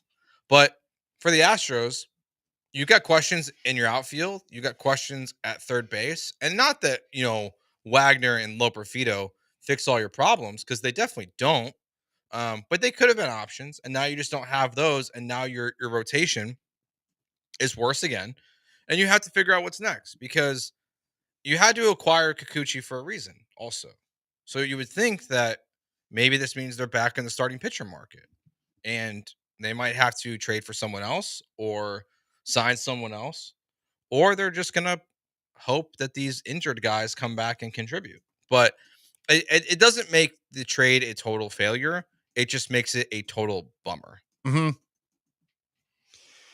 So now, what do they do next? I don't know, but you might have to go get some pitching now, in addition to figuring out what you're doing with Alex Bregman. And since that's probably the priority of all priorities, that might potentially leave you waiting in the wings while you try to figure out if your offer to Alex Bregman, which they gave, was good enough. Yeah, well, and who knows how we're going to wait for that one. I think, honestly, I think they're going to have to. My guess is they'll make a trade.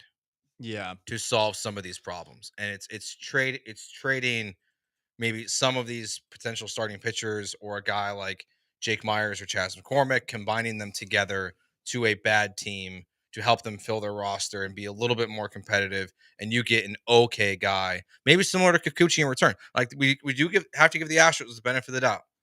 The reason why he got paid the contract he did is because of what the Astros did to him, because of how they, just told him to throw certain pitches more than before. So they can fix guys. They can take risks on guys, but I would just rather them be more aggressive and try to address that in the offseason than have to watch them do it at the deadline again, in which you're once again acquiring a potential pitcher who leaves in 3 months. He's Joe. I'm Paul. Gallant and George, ESPN 97.5 and 92.5. 713-780-3776 to call in, to text in. You can join us on YouTube at ESPN Houston, on Twitch at ESPN 975. Oh, what a loss by the Houston Texans yesterday. It was nice to get away from talking about them for a moment, but not exactly for the best of reasons. An Aggie defeat, a Astro player that has gone elsewhere. Let's talk about the many little things that the Texans keep screwing up. They've become the Texans' biggest problem, and you're going to be concerned when you hear what two Texans have to say about said recurring issues. You'll hear from them next. Stay put.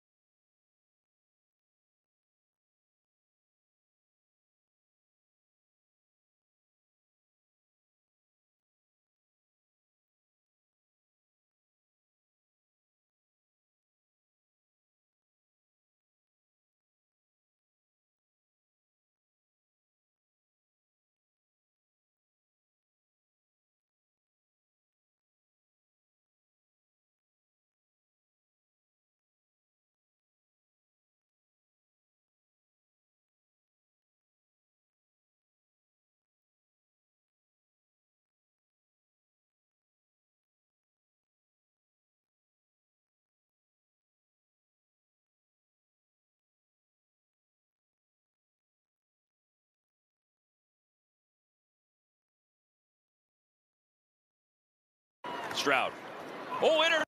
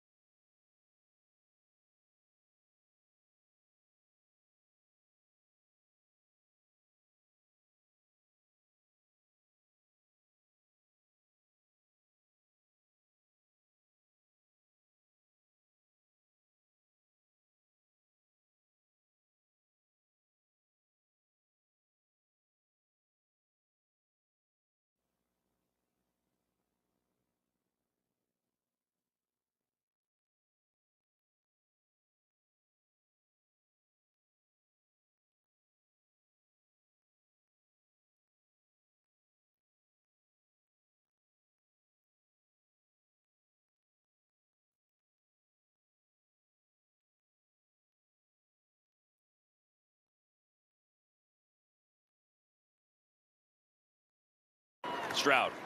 Oh, intercepted. He threw it right past Mechie, and it's intercepted by the Titans. That interception was partly on John Mechie, but CJ Stroud screwed that one up. There's less than a minute before halftime. You can't turn the football over to the Titans. If you can't see John Mechie, you're trusting where he's supposed to be. You got to be really careful, and it did feel like he was feeling pressure that was not quite there in that moment.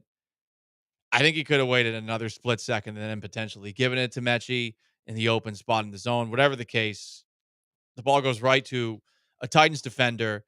And even though Will Levis gets sacked a couple of times, they still get a field goal to take a 20-17 halftime lead. And ultimately, because you were down 3 points and you couldn't make a 28-yard field goal, this is one of many small mistakes that added up. Stroud not knowing where Mechie was, Mechie not being in the right spot, and led to you losing to a team that was very close to Quittsville. Yeah, I think that the stretch there around that is where the small details really, and just the lack of execution from this team. It's where the Texans probably lost this game. The Titans fumble it. The Texans' next drive is 5 plays, 55 yards, and a field goal. The Titans come back, 4 plays and a punt, and then in 2 plays, CJ Stroud throws an interception, and then the Titans get a field goal. So they give you the ball, you don't do anything with it. They give you right back, you throw a pick, and then they score. Like, that should have been a momentum swing again in that stretch of stuff after you scored a touchdown yourself to get to make it 17-14. The Texans should have taken advantage. Instead, CJ throws that pick when it's. I didn't hear what he had to say after the game about the Mechie stuff and knowing CJ, because he's the only one that like really stands up there and takes accountability. He'll say that was his fault. He blamed himself for most of that press conference. He did say there was miscommunication, and there clearly was. Mechie probably should have been in a different spot. When I first saw it, I thought that was entirely a Stroud mistake. It wasn't, but the mistake that he made later, the interception he threw later, that was a mistake. And he had a couple of other misfires too, and he has just not been as accurate as he was last year. You can't deny that. No, he looks off, and I guess we attribute it to mostly the offensive line struggles this year.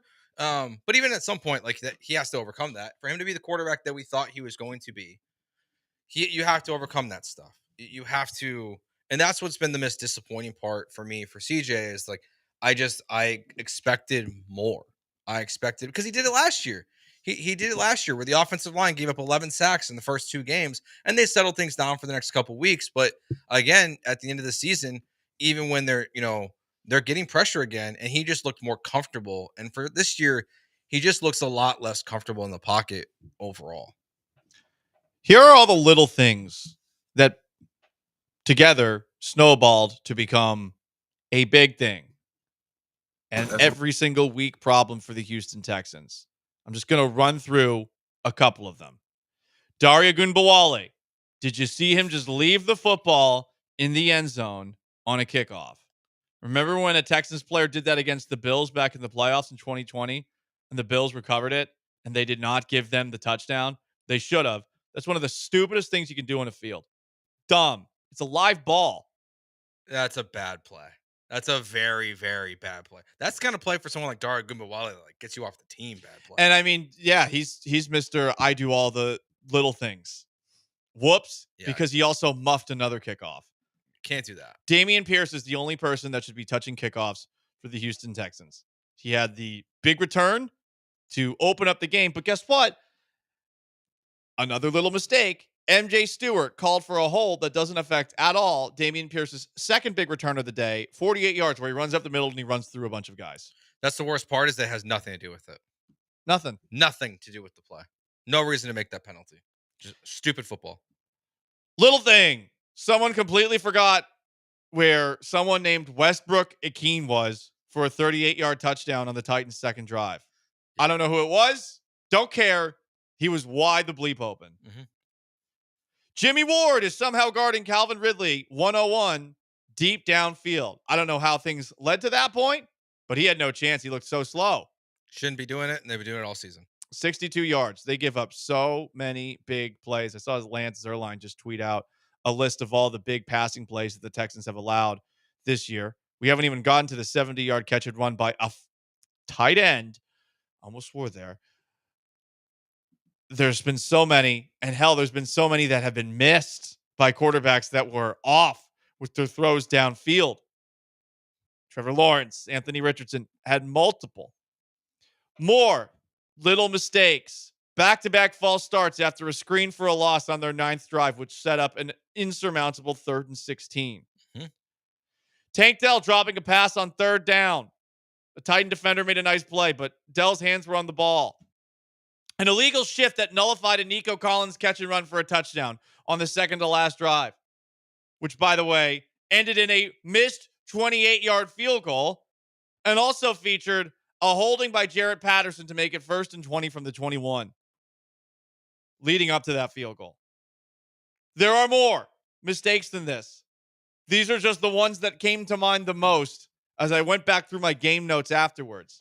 The little things like that happen every single week. It is the Texans' biggest problem right now. 100%. And there's a lack of just discipline with this stuff.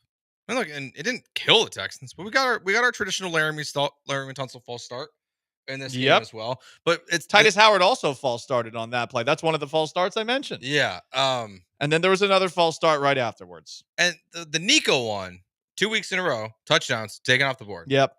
And it's not just the little things. It's the second Damian Pierce kick return, the Nico Collins touchdown. They're also very unfortunately timed penalties. Penalties happen. Like, mistakes happen. But to be playing the way you are and to be willingly give away points to the other team and just not scoring yourself, it just shows you're an average football team. You're not a good football team when you're consistently scoring touchdowns that have to be taken off the field. It's just not going to cut it. And the Texans are doing way too much of that. And they're going to keep telling us they're working on it, I'm sure. Sure they are. But I won't believe them. After the game, I asked CJ Stroud at the press conference what it is that the Texans can do in the week to clean up the many recurring little mistakes. Here's CJ. Got to keep practicing and keep playing. I mean, you tell me. I don't know. That's all I know how to do is just practice better, play better, meet better, do everything better, and when it comes out like that, it's not fun, but, it's part of the game, and we'll use it one game out of the year that'll teach us a lesson. Sadly, we have to learn right now, or it'll teach us in future years. And for me, I'm just, going to use this as a time where I need to look myself in the mirror and get better. So. In future years, that's concerning because you know what? Everything else CJ Stroud said right there, I believe him. I think he is self-aware of his own mistakes. He hasn't cleaned them up, but I think he knows he's struggling. I think he's pissed that he's struggling. I don't know that every other player in the locker room feels that way because I think that you have to have that edge where you are a perfectionist as a starting quarterback if you want to be one of the best. I feel like some of the players in this locker room, if they want to be playing for a Super Bowl contender, need to have that mentality. And I will go to something that Patrick Mahomes said yesterday. Patrick Mahomes, in a game where the Chiefs played with their food against the Panthers, ultimately won, said, we need more blowouts. This is getting ridiculous. And he's right. They do. They have not played a complete game, Kansas City. I know they're 10-1, but it's every single game. It's been very difficult for them to get it over the finish line. CJ Stroud's aware of this. I'm sure he's been aware of this. But at a certain point, you probably think to yourself as a quarterback, well, the rest of these guys aren't getting it. So this year might be a lost cause in terms of this roster being able to take that next step of obvious improvement towards cleaning up very small things that anyone with a sense of pride should be pissed that they're making every effing week. Mm-hmm. Yeah, and the players, well, that's what Paul did. It's not hard to fix this stuff. That's why when you ask, how do they fix it? I don't know. Get your head out of your ass. Stop doing the same stuff over and over again. They're little things. They're not, you're not getting beat because you're the worst football team talent-wise. They've been telling us since week 4. I was trying to find the audio, or when the first time D'Amico said it. But it's been since at least week 4 that D'Amico has been saying things like, we got to stop beating ourselves. That's all they've done the entire season is when they're in close games, when they're losing these games, it's because of their own actions, their own mistakes, and that's all correctable. And whether it's the players not being held accountable enough, whether they're just not disciplined football players enough, whatever it is, they're not being coached well enough, it's not changing, and it's not going to get better this season. I mean, why would we believe that it's going to get better this season? Good question. Here's another question that I asked Titus Howard along those same lines. That's the way we can look at it. I just think you practice and how you play. So the little things we gotta be correcting them throughout the week and not just waiting on game day to correct them. So I'll say that we just gotta be more detailed throughout the week to fix those things, and then so they won't show up on game day. I ask what could be done differently in the week leading up to the game so that they can clean these things up. Does that feel like a criticism of the way they practice? Doesn't feel like he believes what they're doing is enough. Yeah, because they're saying wait till game day. But is So- that on him? Is that on other players? I don't know. And I don't think any of them know right now. And he's not the only person that said that. Juice Scruggs said something along the lines of, we got to go back to fundamentals. Jarrett Patterson was saying the same thing. Like, we can't just show up and assume that because of what we have on paper, things are going to work themselves out. So why doesn't the team get that? Is it the head coach? Is it just the players? Is DeMeco Ryans incapable of reaching these kids like in Stand and Deliver? I don't know. They don't know, though. I shouldn't know.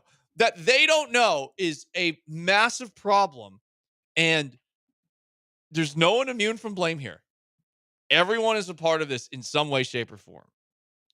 Yeah, I'm more confident than ever that there's going to be major changes this offseason because do you believe that there will be at least 2 coaches fired? I'm confident. There should be, and the offensive line coach Chris has to be Strausser. fired. Chris Strausser, I think, is definitely gone. Strausser, check Seth Payne's Twitter.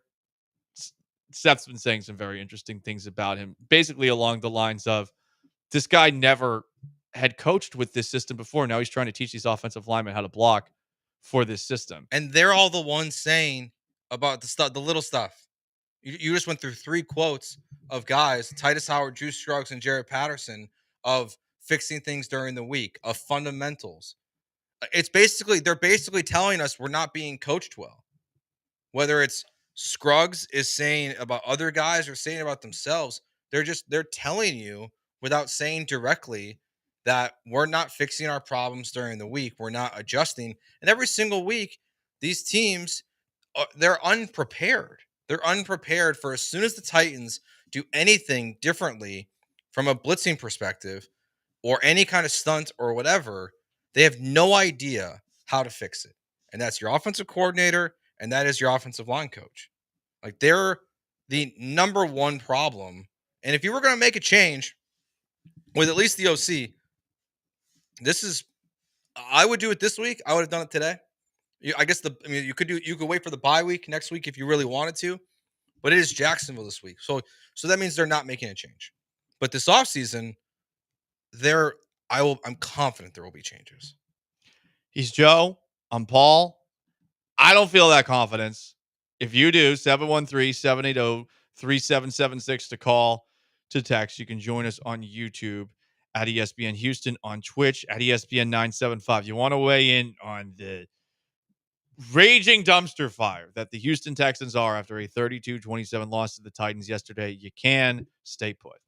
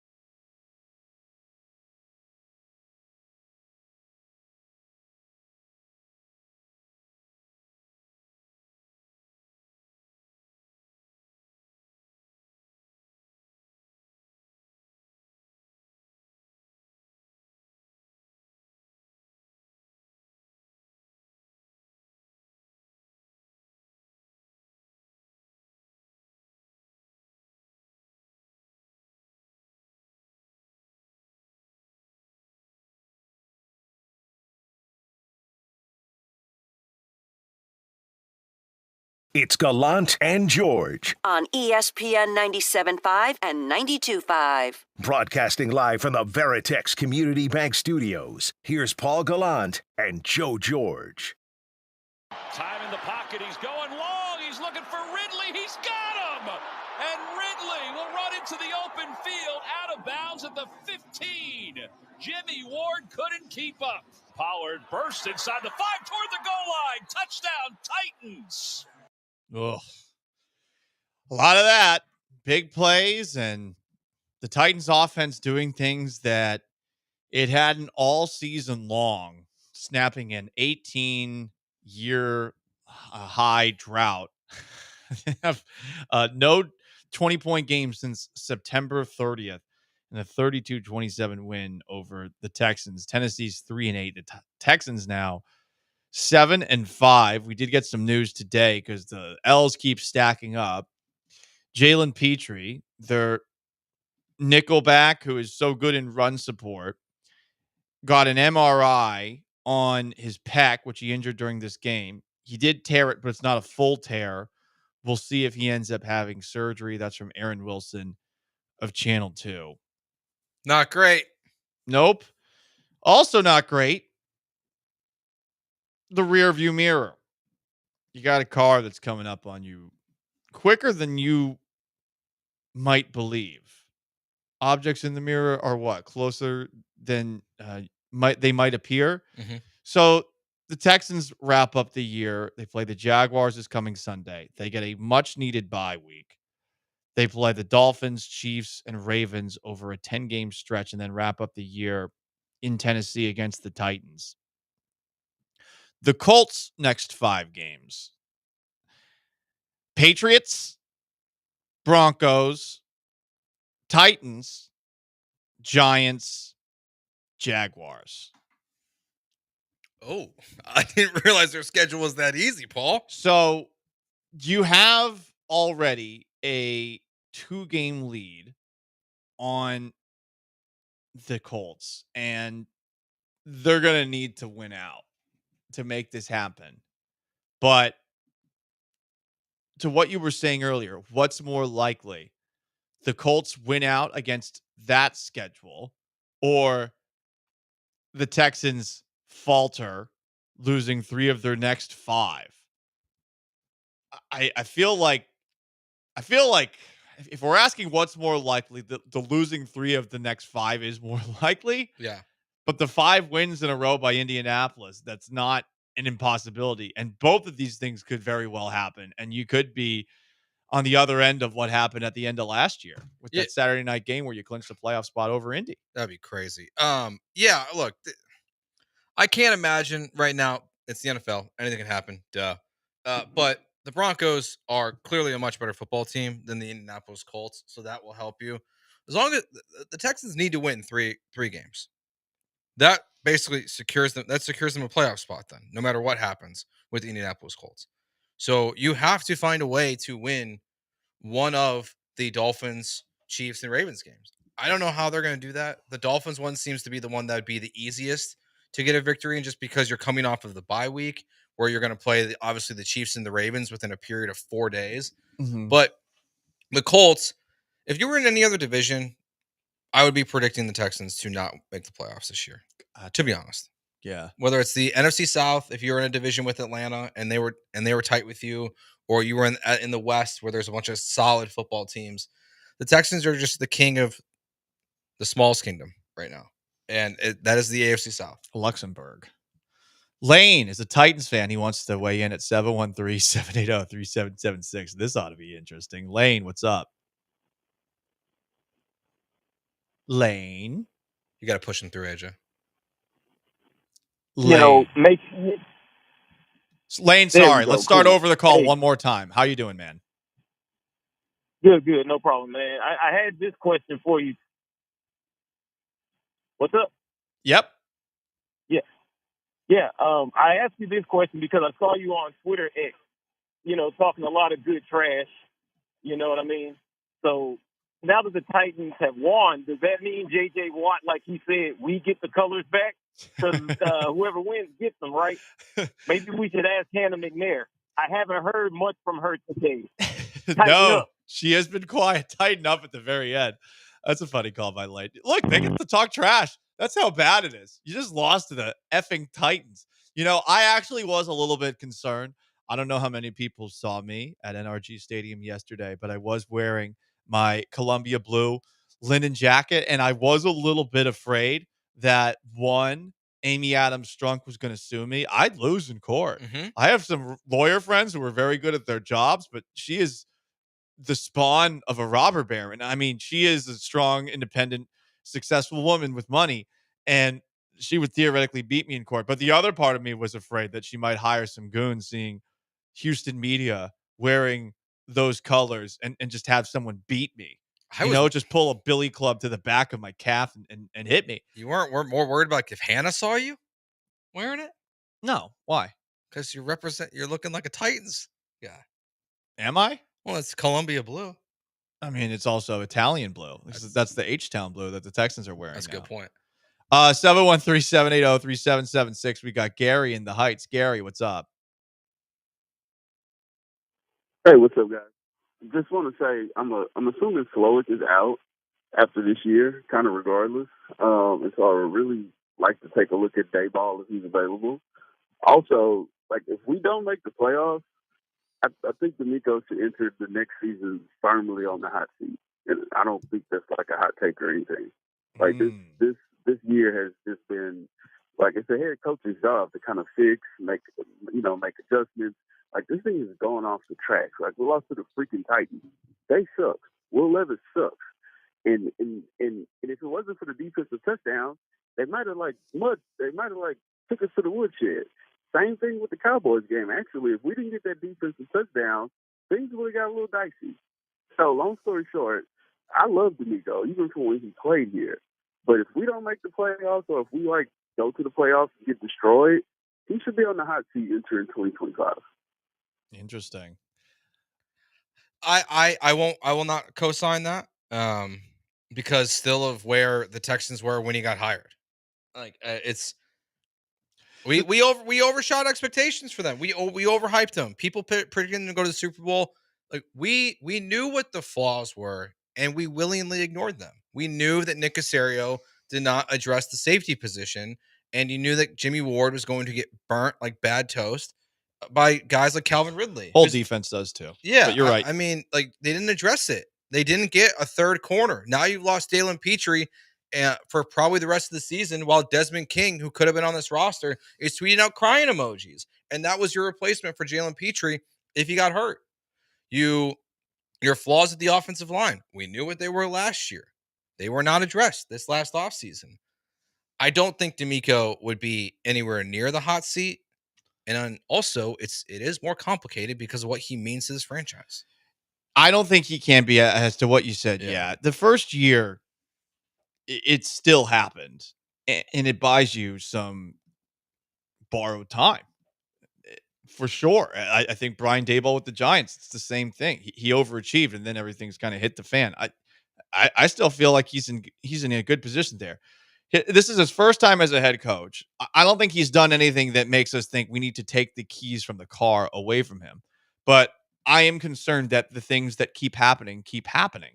And I'm wondering if that is on the players, because then it would be on Nick Caserio, and it's partly on them, or if it's also on the coach, and it is partly on him too. I don't think anything can be ruled out as far as who should be on the hot seat. He should be under pressure. The same things keep happening on a week-to-week basis. If the same things happen next year, you're going to have a fan base that checks out a lot here. Check out again.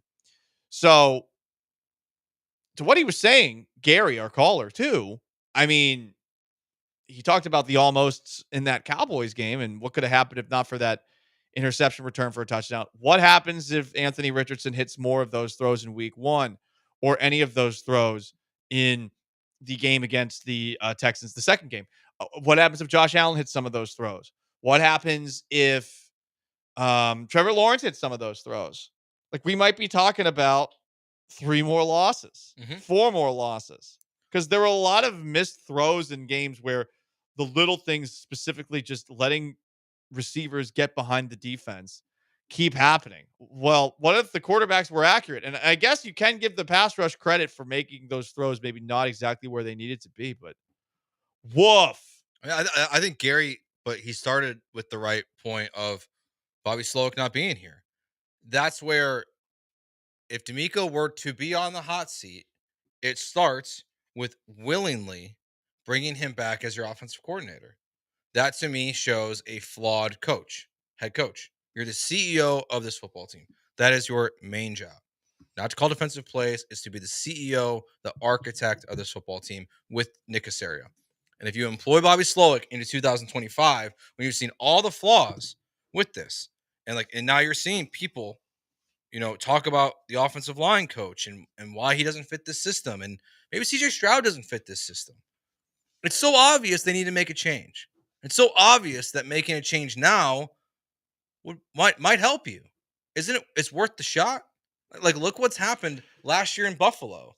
There are instances. Look what happened in Detroit. Now, it was the year after, but Detroit is the great long-term play example, is that they had a guy in Ben Johnson on their staff waiting, and their offense struggled, so they fired their offensive coordinator. They promoted Ben Johnson, and it's been arrow up ever since.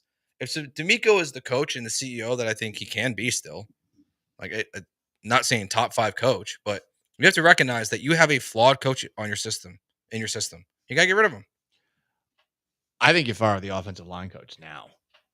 I don't know about moving on from Slowick. I don't think it's going to fix anything. I do want to see what Gerard Johnson can do, but it feels like right now the upper management has poor middle management, and it's not translating to the players because of that, And then on top of that, there certainly seems to be a growing sentiment that there's a separation between upper management and semi-upper management, where maybe D'Amico Ryans is really focusing on just the defensive side of things and not as much on the offense. All of those things are certainly concerning and do lend themselves to what Gary was saying, maybe a guy being on the hot seat. We got Keith calling in at 713-780-3776. Keith, what's up? Hey, guys. Obviously, a bad loss by the Texans to the Titans, but big picture, D'Amico's not going anywhere. The Texans lost on a short week to the Jets. It's impossible to go undefeated in the division, so you lose one of the Titans. And your other 3 losses are to the 10-win Lions, the 9-win Vikings, and the 8-win Packers. You're going to get a home playoff game. The division is not good. You're going to get a home playoff game against probably the Chargers or the Broncos with, a young quarterback. I think Herbert and Knicks have a combined 0 playoff wins. You'll get that win, and you'll get on to the second round, and that's when the season kind of starts. I like all the sunshine, Keith, but when are they going to improve? Oh, Keith left us. Okay. I mean, he's right. He's right. But at some point, don't you guys want to raise the bar? Don't you want to raise the bar of expectations? Didn't we want to leave the 9-7 AFC South champs doesn't matter, Brian, era? Because that's where we're at right now. They beat Joe Flacco in the playoffs. It's Joe Flacco. Who cares? He said that they would beat the Broncos or Chargers. I'm not sure. I don't either, AJ. Yeah. I'm not sure they would beat them either. Yeah, I mean, Justin Herbert, he had a massive lead and then they choked it away versus the Jags. But that was Brandon Staley. It was partly Herbert. Yeah, but this is one of the best coaches in football now coming to Houston potentially for a playoff game on either side. Yeah, Harbaugh could outcoach them. A national champion and a guy who's been to a Super Bowl before. Yeah. A Super Bowl champion and Sean Payton. I agree. The guy who's going to win Rookie of the Year in Bo Nix is coming to town potentially for the NFL playoffs. I would love to see the idea of the Texans winning their first round game, but I ain't betting on them. I don't think there's a lock they'll be there. I mean, that's the worst part of all. It's certainly not very likely that Indianapolis wins 5 and you lose 3 of 5. Both of those things have to happen, but it's on the table to the point where I would say it's 10% possibility. I don't know what the actual numbers are. I'm sure some of the dorks have done it already. I don't care. They can go die. I hate them all. I hate them. Hate them, hate them, hate them. You losers talking about win probability and playoff probability. This is Paul Gallant probability, okay? I'm God, and I'm telling you what is and what isn't, and it's 10%. I just made that up. I pulled that out of my Big old booty. 10% they make the playoffs? It's 10% that both of those things happen. Oh. I'll co-sign that. I like the Paul Gallant analytics. Manalytics. Ganalytics? No. Galalytics? Manalytics. These are manalytics. I like Galalytics. Yeah. No, I don't. Why not? I don't like it. Numbers with Paul. It's Galalytics. Doesn't work. Manalytics. We're men. It's true. We don't listen to these bitches, okay? From you know? No, Yeah. we don't play that. Win probabilities for losers. We're winners here. And that's why we're looking down our nose at these mark-ass Houston Texans. You're a lost winner. to the effing Titans. Ugh. You're a winner, Paul. Yeah, I mean, because my parents had sex in the right part of the country. My parents didn't. So See, that's all that matters. The Patriots won so much, and I, by proxy, became a winner because my parents boinked in the greater Boston area. They could have boinked in the greater Philly area. You know, my mom was doing long distance from Philly, going up to Massachusetts. I know she gets so uncomfortable with this. She wants me to shave my mustache for Thanksgiving, by the way, too. Really? Yeah, and Doesn't like it? she wants clean shaven Paul. Oh. For Thanksgiving. My godson also is terrified of my mustache. Well, see now. So I might have to get rid of the mustache. Yeah, I think the godson part of it leans get rid of the mustache. That's where I would lean.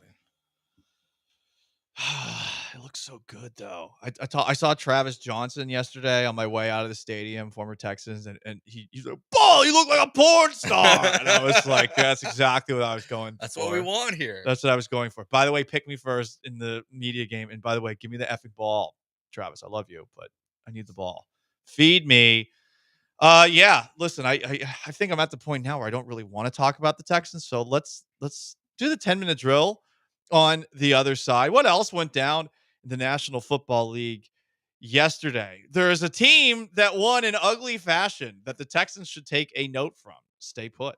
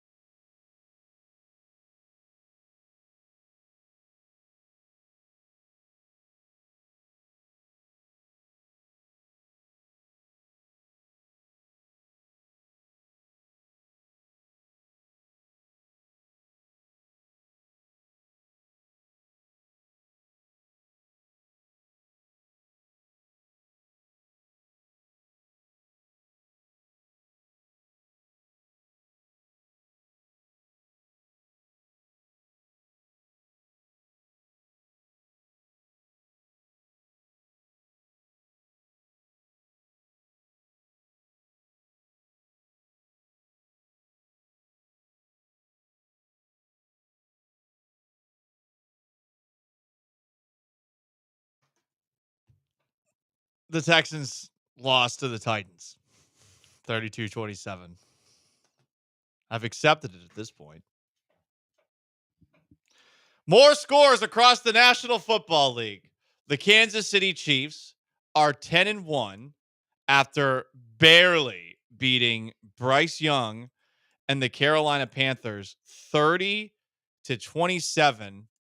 They needed a late score to win it at the buzzer.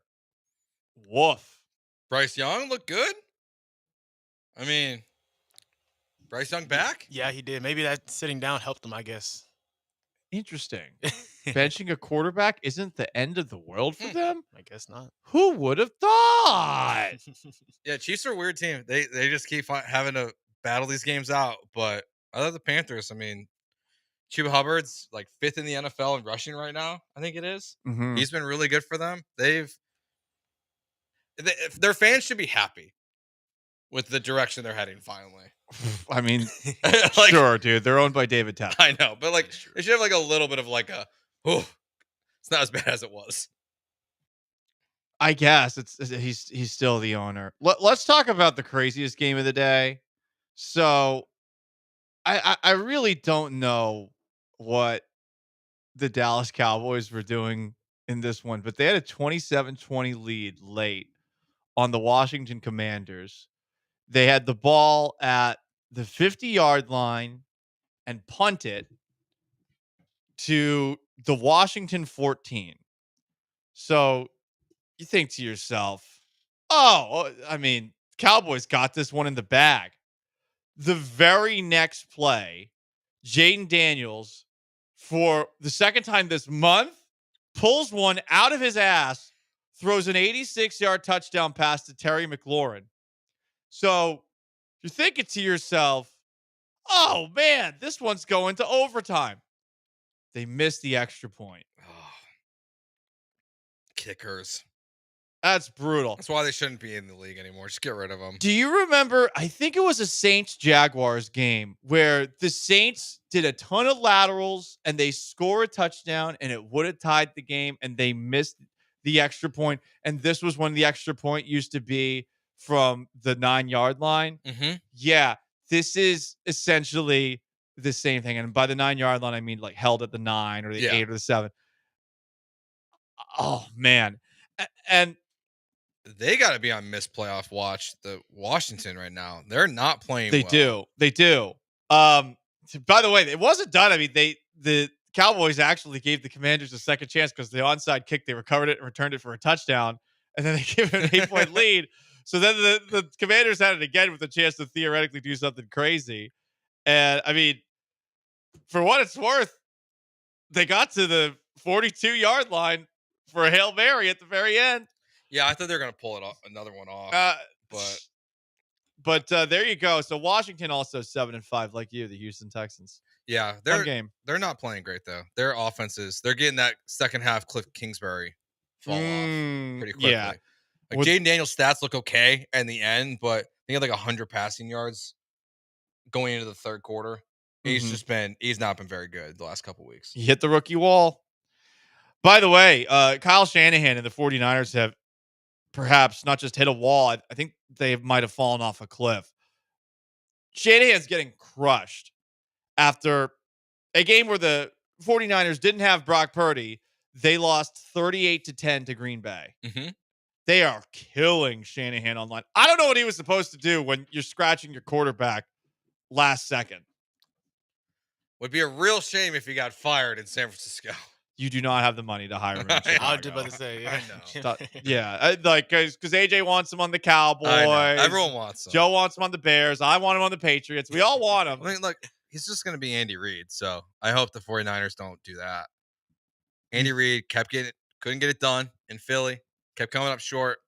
Look what happened. I think down years happen. I think it would be a very rash decision for San Francisco to move on from Kyle Shanahan, but they also once moved on from Jim Harbaugh. So we'll see what happens on that front. Other games across the league, Lions convincingly beat up on the Colts. The Vikings hung on for an overtime victory over Joe's Bears. Caleb looked better though, right? Much better. He's very good in this game. Things are looking good with their new offensive coordinator at the very least, but we'll see if they keep that going next year. They still have the flu. Flu of coach.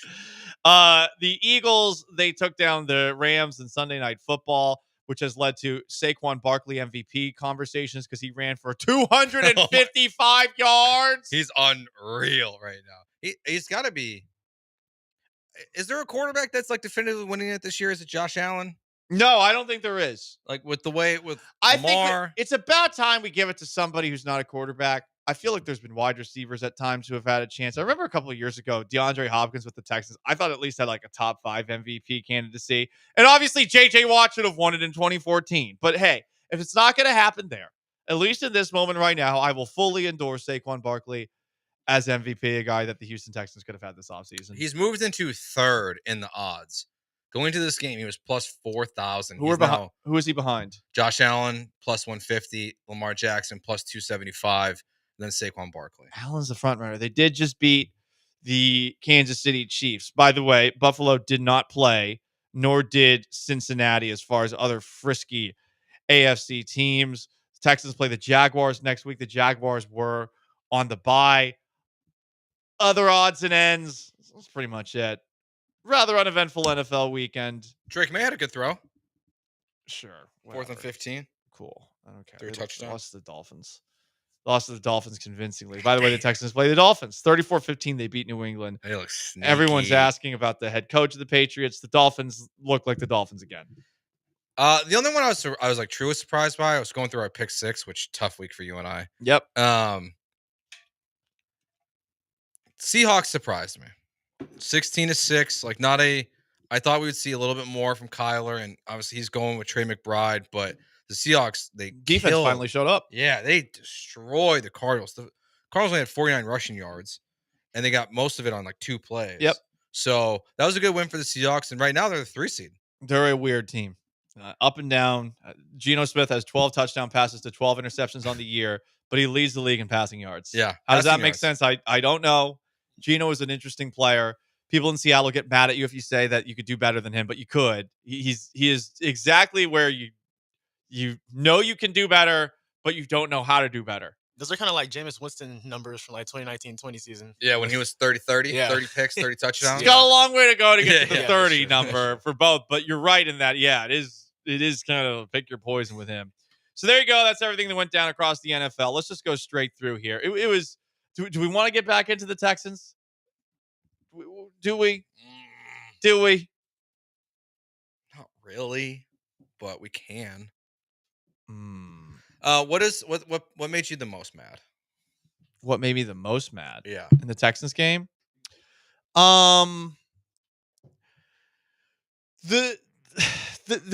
This one is so little because it didn't ultimately affect the team, but Daria Gunbowale just leaving that ball in the end zone is so indicative of where this team is right now.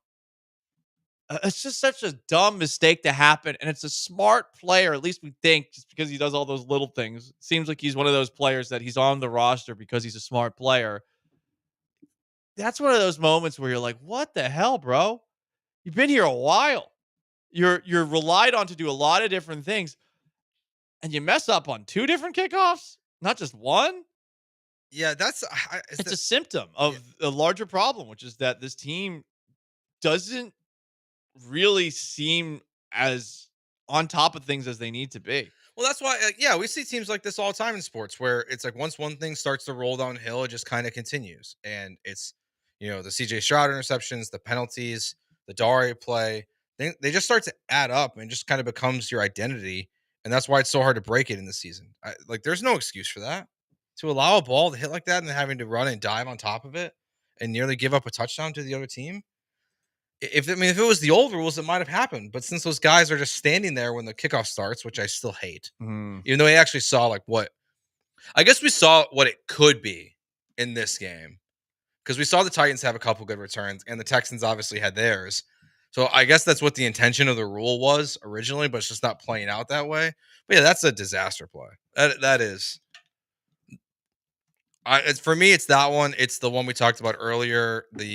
when the Titans are backed up and Pollard is running into the line of scrimmage and then breaks out of it and it's just bouncing off defenders left and right. It's just tackle. Like do that. Do your job. Like put your arms around somebody. Try to bring them to the ground. That's my biggest pet peeve right now in the NFL. Is the guys who just try to lay a massive hit and then guys get bounced off because they have good balance. It's bad. It's bad football. That's bad football. Yes. Yes. Yes. Not good. No, it's not fun. It's not bad. football. It's not fun. Important clarification. Bad. B-A-D. Bad. Not good. Not average. Bad. We talk about something else? Yeah, I can't. See this text we just got? What is it? Paul, keep the mustache. And you can, with my girlfriend. She is hot in shape and 31. Wait, what? This is weird. I don't believe this is a real text. I'm reading it now. I had to read it. I'm reading it now. Wow. Yeah, from the 210. Paul, keep the mustache and you can bang my girlfriend. She is hot, in shape, and 31. Huh. Interesting. Of all the things that have happened on this show, that's wild. That might be the one that surprises me the most. I got propositioned by a texter. So what is this kind of situation? Is he going to want to watch? Oh my god. Yeah. What? I'm asking. If it's a watching scenario, you have to say no. Yeah, that's hot. Does she like the mustache? Is she also watching? Sup. For Paul. I'm gonna tell you guys a brief story. It's gonna sound rather back patty. Okay. Buckle up. So 2019, I went to Croatia on this thing called Yacht Week. For those who don't know, Yacht Week is essentially spring break for adults. You get in a boat, you go from island to island. And the first night that I was there, there's other people on this route. And you go to all these parties that are coordinated at every single island with them. So the first night there's this party, and I see this girl on the dance floor. I'm attracted to her. Go up. She starts dancing. She gets very dirty with the dancing, let's just say. And then a little bit later, she talks to me and says, like, "Oh yeah, my husband's here." Let's just say she had, first off, kissed me on the dance floor. Second, done more inappropriate looking things on the dance floor. And I'm thinking to myself, oh my God, am I going to get killed? So anyway, that's the last I thought I had seen of that girl on the trip. Okay. But another day, we're all on boats together and she comes over. There she is. And her husband comes along. And I think her husband was more attracted to me than she was. Oh. And they were 100% trying to get me to join in. Oh my gosh. They were 100%. And I was so like, listen, I'm not that cool. I'm not that suave. And she was attractive. She was attractive in a Galveston hot kind of way. Like she was a Galveston 10. She was smoking hot. but it was one of those things where I'm like, I don't know what to do here.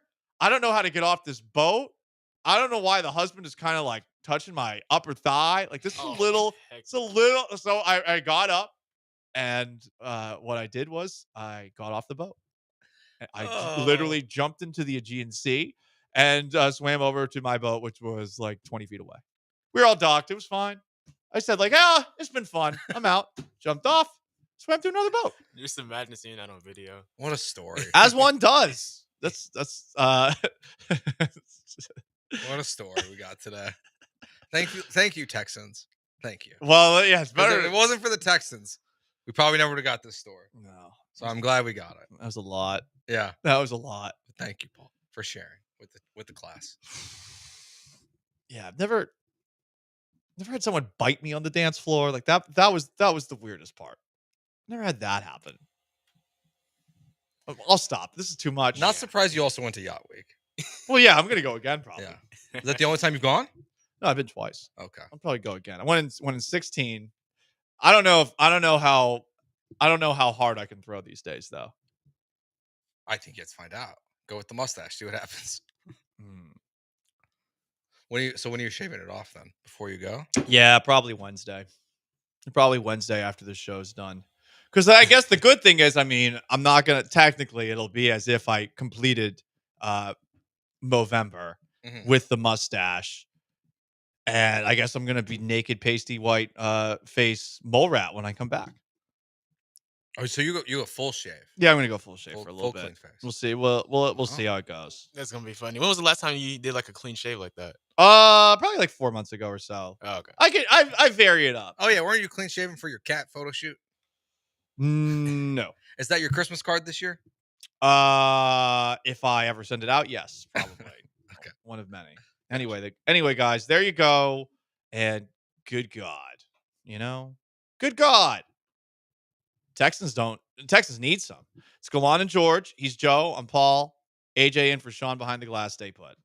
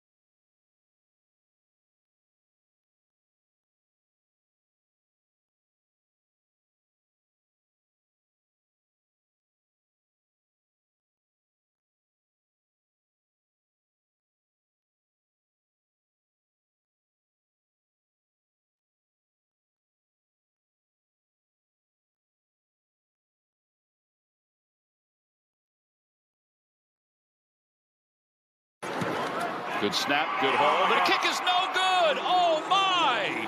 Stroud back in the end zone. He's got to be careful. It's a safety. Whole lot of bad. The Houston Texans lose 32-27 to the Tennessee Titans yesterday. They're now 7-5 on the year after losing to one of the worst offenses in the NFL. An offense that really did whatever it wanted outside of the 7 sacks the Texans had in the first half. Every other play, the Titans look really good. Meanwhile, the Texans offense continued to flounder. This is the worst loss of the year for the Texans. There's no debate about it. The loss of the Jets was frustrating for sure. At the very least, though, you look at the Jets and thought they were an underachieving team. This is a Titans team that does not have a good head coach, does not have a good quarterback, and all of them look great today. Yeah, they were the better football team than you, very clearly, and I'm with you. Honestly, it might be the worst loss since maybe the Chiefs playoff game, because even like Baltimore last year, we kind of expected that to happen. The Jets game last year, you thought was worse. Yeah, you're going way back for the Chiefs. Jets last year, easy. At least last year, I mean, there's no at least last year. They were all. CJ got a concussion. They were awful. The game was over at that point anyway. Yeah, it was Zach Wilson. But this team, they just outplayed you so easily throughout the entire game. It's the worst loss of the season. You're right, because the Titans they're bottom feeders. The Jets game was within a touchdown. Which makes you a bottom because they feeded on you. They're at the bottom of the playoff teams. The Texans are a bottom team in the AFC when it comes to Super Bowl chances. Note that pause was not intentional. Okay? It wasn't. Just because you want it to be doesn't mean that it was. Some of you horny people on the text line who are trying to set me up with their girlfriends. Okay? I don't even know that I lean that way. I don't even know. I don't know. And one texter brings up a great point.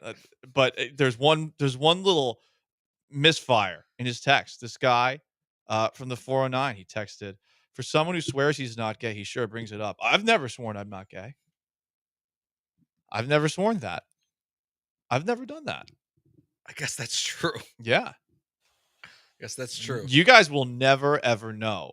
Respect my sexuality, okay?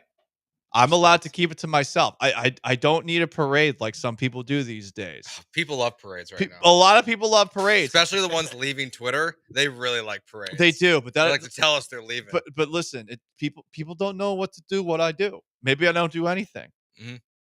Maybe I don't want to do anything. That's why you're single. Maybe. Oh. I don't know why I am. I'm not really trying right now, but anyway, speaking of single, it seems like the Houston Texans are going to be single forever because they ain't never getting a ring. Boom. Good one. Thank you. I appreciate that. Maybe if they fire Bobby Sloak, they'll get a ring. What? You need a sacrificial lamb. You need a nice little head on a spike for the team that is underachieving 1 through 53. They are. Except for Danielle Hunter and Nico Collins. And Will Anderson. And Damian Pierce on kick returns. Even then, he had a moment. He hasn't been perfect. And Kaimi Fairbairn from 50 plus, but not from 30 and under. Yeah, which is a huge problem. It's not a huge problem. That should be automatic.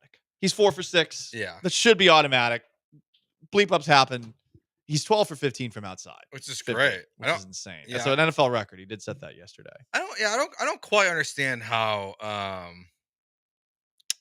I don't quite understand how you can be so automatic for 50 plus and then miss a 20-yard field goal. Obviously, I'm not a field goal kicker. I don't know anything about them. We all just know that they're the worst, whether it's college football or in the NFL. Kickers are the worst. So we talked about the Washington game during the 10-minute drill, missing extra points. Kaimi misses this one. Like this should have been a show of which the Texans didn't play as good as they can. The defense got trashed, but they still won. Honestly, I'm relieved in a way that it wasn't that because first off, repetitive is boring. Punch me in the gut. I'd like to feel something. So we got punched in the gut by the Tennessee Titans. And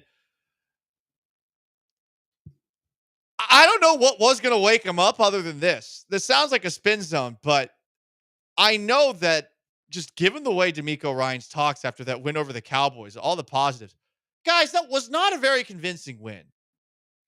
And afterwards, Titus Howard was saying, yeah, well, people were talking about how we're the Cowboys' little brothers. Literally, no one was talking about that, Titus. And I will give Titus credit for actually talking at his locker yesterday. I do respect it when players do it. I don't think it's that hard to do. But all of these players are being asked about the little mistakes that keep on happening, and they got no answers for it. I was surprised by that, to be honest with you, when I saw that video pop up, that he was there. I'll give him credit. He gave me a straightforward answer there. And it does sound like things are not happening at practice that need to. Jimmy Ward is a safety for the Houston Texans. He's played for DeMeco Ryans in San Francisco before. He's a guy who has been on a winning football team, maybe not a Super Bowl winning football team. I asked Jimmy Ward this question, and it was about the touchdown, the 70-yard catch and run by a tight end for the Titans, Okonkwo, who hasn't done much this year. Ward's demeanor and the way that he answered this question are interesting. Here is the Texans safety. Were you guys caught off guard by how fast Okonkwo was on the 70-yard touchdown? I really need to watch film on that because I was on the right side. So, but he was a tight end, right? Great play by him. You know, we play him again, right? Okay. All right. Watch the video online. I think he was trying to hold back from saying what Andre Ware was saying on the Texans radio broadcast was a lot of players seemingly quit on trying to pursue Okonkwo. Yeah, you could hear the frustration, the deep breath right away. Like you hear that in the audio. He's clearly very upset, as he should be. That's an embarrassing play. They quit. They just let him run down to the end zone. And I think the other one too, to Westbrook Akine was not great either. It's not just a one-off that a guy like that is able to take a easy pass and just run past everybody. It's not even Calvin Ridley. Like, at least when he got burned by Calvin Ridley was once we all believed a great wide receiver before he started getting injured and having. You looked like a great receiver yesterday. Yeah, it's like they turned back the clock, and it shows like why they paid him. That's the first time Stingley's actually been challenged by a receiver in a while. Ridley's actually been pretty good ever since they moved on from DeAndre Hopkins. And to his credit, when he went on that rant about give me the effing ball, he was right. Yeah. You know, I'll give a guy credit when he's playing well for a bad team, especially with a bad quarterback situation. But yeah, you're right. It felt like on that play where Okonkwo scored, and it was right after you had added on to the lead. To get punched back like that, where was your focus? Where were you? Really, where was your mind? Were you thinking about Gladiator 2 like Andre Ware suggested? That's great. They weren't even for me. Like, yeah, they're not punching back this year in the way that they punched back last year. And that's one of the biggest differences. And plays like that, just they shouldn't happen. And I don't know, is that coaching? Is that effort? Like, I don't. There's a certain point where it shouldn't be on a coach to get these guys to go pursue a guy, especially when this team is a winning football team and they're in a game that's a close one where the Titans offense has played well all game. There is a certain point where we can point to the coaching and say, hey, week to week, like nothing is changing. But ultimately, the players are out there. And this is the bare minimum thing. Desire. You know, a lot of people have jobs that they don't like. This is not one of them. Mm-hmm. Playing football for a living, it is so fun.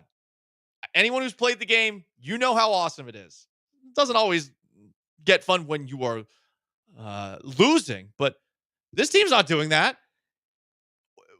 Where are you on this play? Like, why is it so hard for you to pursue a tight end when there are many players on that team that should have been capable of running him down? 70 yards. Like, that's the whole field. Yeah, there's two players that are the most guilty here, right? So the first one is Derek Stingley Jr. He is on the right sideline and near Calvin Ridley, but he very slowly gets out of his break and starts taking off. So for him, you can say, okay, a little bit of bad angle. Kalen Bullock is the real guilty party here. This is a problem for him at USC. Where he is, Okonkwo gets the ball, and he is jogging, and it looks like I'm going to make an assumption here, which he probably won't like. Scared of a block.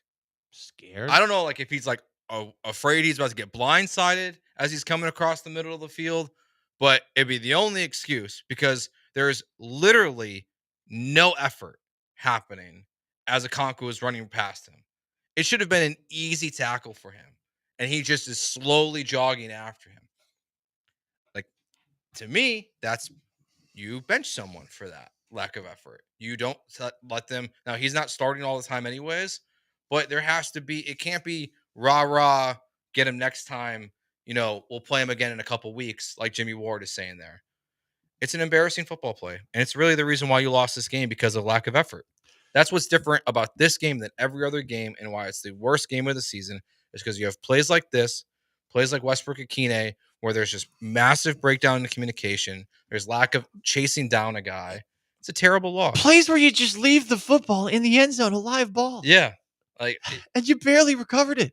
It was really close. Like, these are not things that good football teams do. This is things that undisciplined average football teams do. You're right. He's Joe. I'm Paul. AJ's in for Sean behind the glass. Gallant and George, ESPN 97.5 and 92.5. On the other side, I will play something for you that'll make you laugh. There was one moment where I laughed rather hard inwardly yesterday. I think it's a great example of journalism. Stick around. Paul, Joe, stay put. First, let me tell you about my friends at MyBookie and MyBookie.ag. You enter the promo code BET975. They're going to double your initial deposit. Don't listen to my betting advice. Don't listen to my betting advice. But if you're crazy and want to do something fun, well, take a look at Monday Night Football. It's actually a good game for a change. Al Michaels wish he had this game. You've got the Baltimore Ravens and the Los Angeles Chargers. Chargers? Why did I say Chargers? Jar Jars? What is this? Jar Jar Binks? The Los Angeles Chargers. I said it again. Wow. It's the Harbaugh Bowl.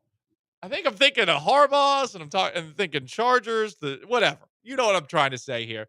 The over-under for the Harbaugh Bowl is 51. John Harbaugh versus Jim Harbaugh. The NFL is finally getting it. Again, is there a prop bet that you can bet on? Will Jim slug John? Will John tell on Mom if Jim slugs John? All of those things you can't bet on at mybookie.ag, but you enter that promo code BET975. They'll double your initial deposit. I'm taking the over for this game of 51. MyBookie.ag, promo code BET975. Bet anything, anytime, anywhere, only with MyBookie.ag.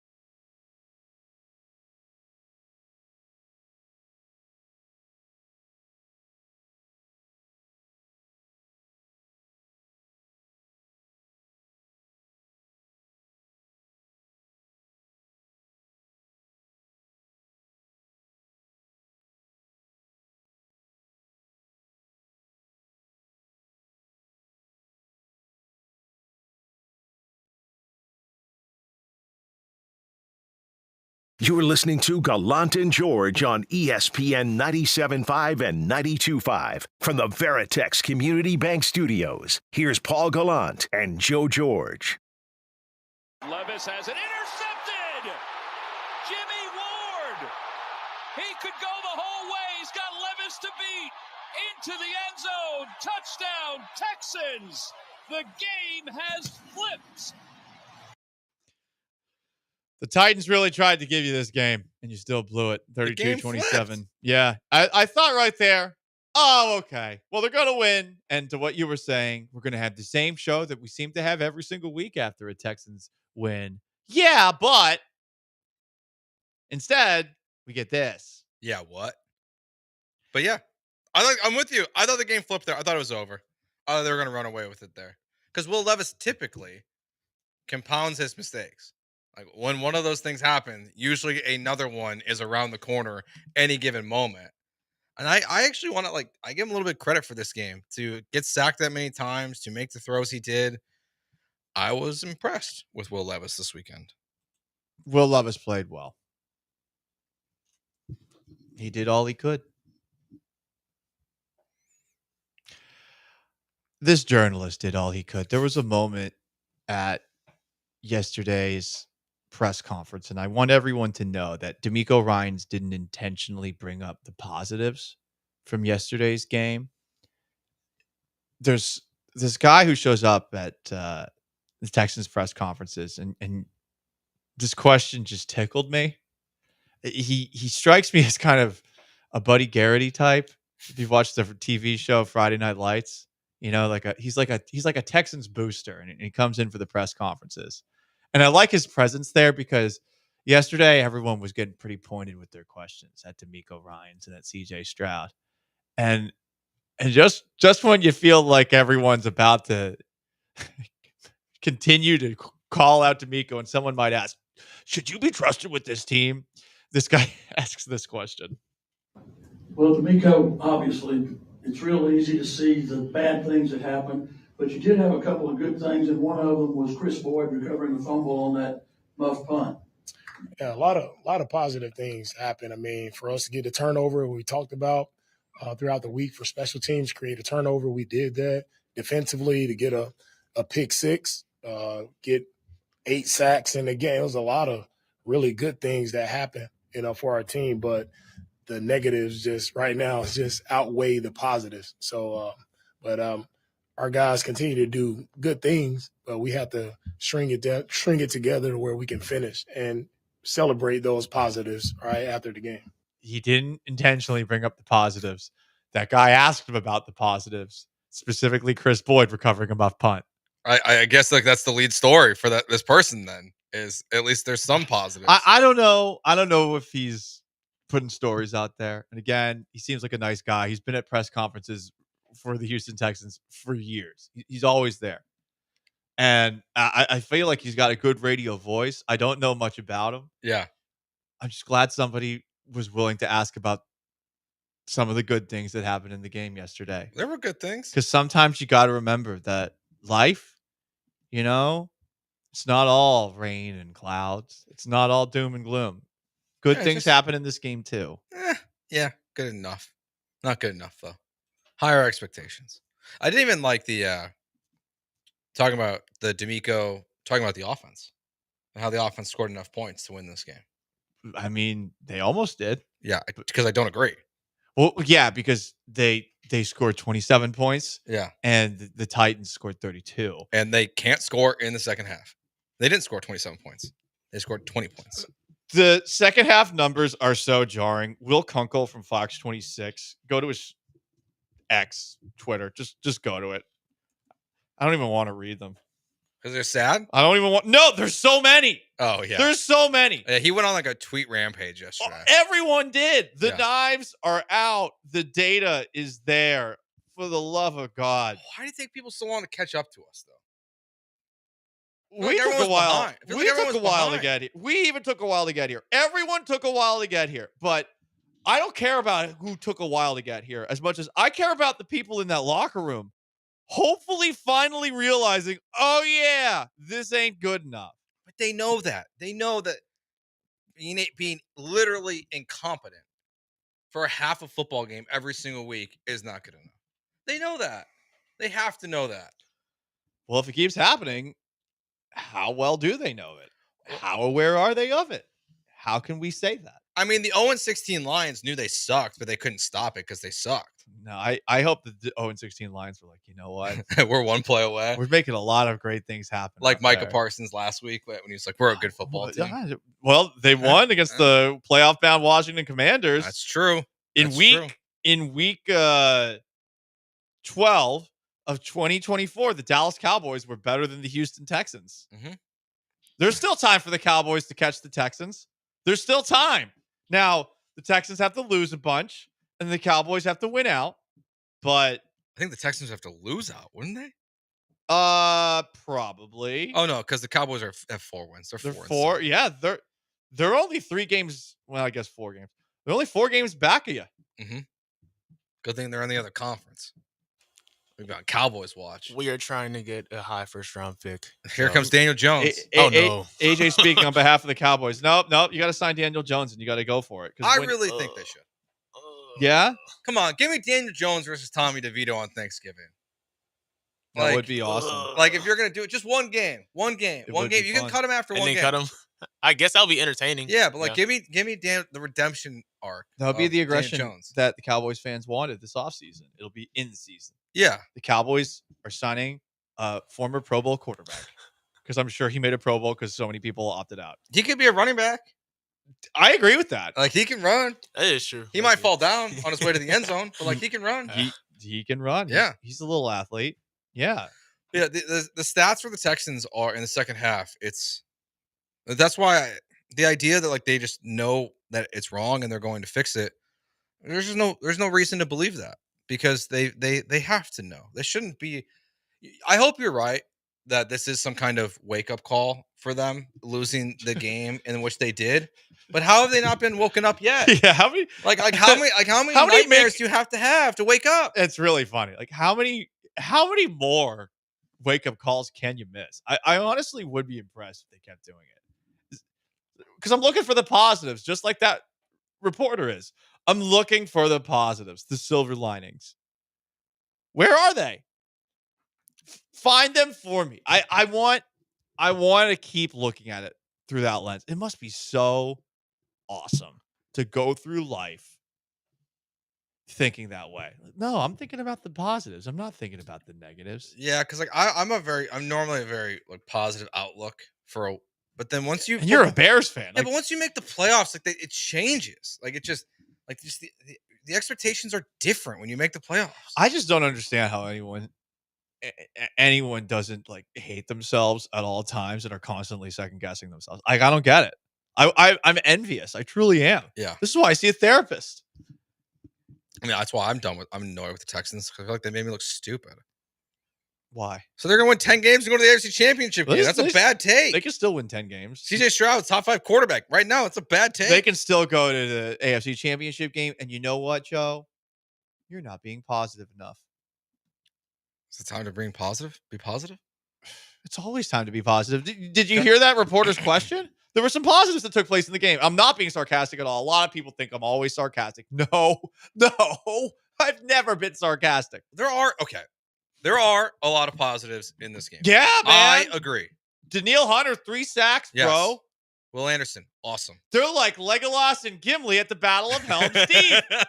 21, 22. They had 7 sacks in the first half. Yeah. 7. Nico Collins looks awesome. Nico Collins has 3 touchdowns since coming back from injury. Now, 2 of them have been called back by really dumb penalties that had nothing to do with the outcome of the play. Doesn't matter. But that is a positive. One of the best receivers in the NFL. Yes, it is. His offensive linemen would, actually, I guess it's really just weird shifts that keep on killing. Yeah, if CJ Stroud knew how to call the plays correctly, then Nico Collins would have had a touchdown. But that is a positive. Just how healthy he's looked, because it still gives you an idea of what can be with this offense. Positive. What can be is what has been, right? What did Kamala say? Something about unburdened about what has been. Unburdened by what has been. and she's unburned right now. She's on vacation. That's true. The Well, positives. she's technically working still. No, she's on vacation with her family. But that's the positives. The Texans are going to be able to go on vacation with their family after Sunday's game against the Jaguars. The positives. Yeah, they shouldn't go on vacation. You could argue they went on vacation in this game. Yeah. Their offense is on vacation every second half. That should be the punishment for this game. Is no bye week. You can no game, but you got to stay. Oh Because- yeah, they have there's a scrimmage. Yeah, with your new offensive coordinator. You know, have you seen the movie Invincible? That's the Vince Papale It's story. the Vince Papale story Yeah. starring Mark Wahlberg. I love that movie. So if you haven't seen the movie, Mark Wahlberg plays a Philadelphian bartender who is pretty good at football. He shows up for open tryouts for the Philadelphia Eagles, which are largely a joke. And in this moment, Vince Papale shows to a young Dick Vermeil that he's got what it takes to light a fire under Eagles teammates' ass and get the most out of them. But then he gets into the preseason. And by the way, the preseason for the 1980s were 6 games. Which is There's 6 game Absurd. preseasons in this movie. And he struggles in the preseason. He's not getting on the field. But you know what? Then he figures it all out. And you know how he figures it all out? Now I'm getting to where the Texans can take note here. They all figure it out because in the rain, Vince Papale gets back to playing pickup football in the middle of a muddy street with his boys. Because then he remembers, you know what he remembers, guys? It's all about fun. Football is fun. That's true. I do feel like And since CJ Stroud said that, Texans having less fun. So, but here's the thing. You can still have fun. You just got to remember how fun it is. This has happened in, I swear, several different sports movies and TV shows where there will be a scene where all of a sudden a football player who's struggling, he goes and has fun somewhere. This happened in Friday Night Lights. Smash Williams. He did steroids and he's trying to figure out how to get in that magazine. And he's broken the trust of Coach Eric Taylor. But then he goes and plays football, pickup football with a bunch of little kids. Fun. Vince Papale plays with his boys. Fun. And that's what the Texans need to do on the bye week. I'm with you. Now, again, beat the Jaguars. They're not a bye week. You just lost to the Titans. Titans are not coming off of a bye week, but the Jaguars sure are. But you got to have fun out there, okay? Now there's certain things you shouldn't do though. What's that? Well, don't be the Giants. Don't be the Giants. Yeah, don't go on a yacht and take photos with your pants and your shoes on, but no shirts. But that's not football. That's just boating. Yeah, but they were terrible after that. So there's certain things. Keep it to football is what I'm saying. Have fun playing football in the backyard. 75 half falsehood says go to putt-putt or team laser tag. Fun. Laser tag over putt-putt. Laser tag? Over putt-putt? Yeah. Putt-putt's fun. I get frustrated with laser tag. The last time I played it, I felt like my gun was BS. And I also didn't like how certain people were, let's just say, cheating. How old were these people? Oh, they're all my age. Oh, okay. I thought they were kids. No. Have you seen it? Did you No, watch if they How were I my Met- kid, if there were kids out there, I'd grab one of them and use them as a human shield. Yeah. Did you watch How I Met Your Mother? I have, yes. Okay, yeah. You playing laser tag is very much like the way they portray Barney Stinson in that show. What I think of when I hear you say you play laser tag. It was once. It's the okay. it's the first time I had played in like 25 years. How about go-karts? Go-karting's fun. Go-karting is Go-karting fun. is really fun, and it gives you like an exhilaration that the Texans offense clearly doesn't have right now, and the defense doesn't really either, and the special teams don't really either. Honestly, a lot of things they don't have. They're just lacking a lot, But if they start by going back to square one and having fun, they might be back in the sun and maybe on the path to number 1. In our hearts? No, I was just trying to rhyme there. Oh, okay. Number 1 at the top of the NFL rankings, Joe. You can only take things a step at a time. Positive. I'm positive they're going to make the playoffs, unlike you. Hater. Yeah. You sound you are definitely not, but I like your one. I'm positive they're going to make the playoffs. You are positive. The Colts suck. The Colts are going to throw up on themselves at some point. The Titans suck. Yeah, you're right. But you know who else sucks? The Jaguars. Yep. And I honestly, this might not be a credit to the Texans why they make the playoffs. It might be because of more the Colts are not. The Jets suck too. Agreed. And you lost to them. As Bill O'Brien says, Back-to-back years. But it doesn't matter, guys. Fun. I'm not sarcastic. Never have been in my life. Remember the positives. Okay? He's Joe. I'm Paul. AJ's in for Sean behind the glass. 713-780-3776 to call in, to text in. You can join us on YouTube at ESPN Houston, on Twitch at ESPN 975. Stick around.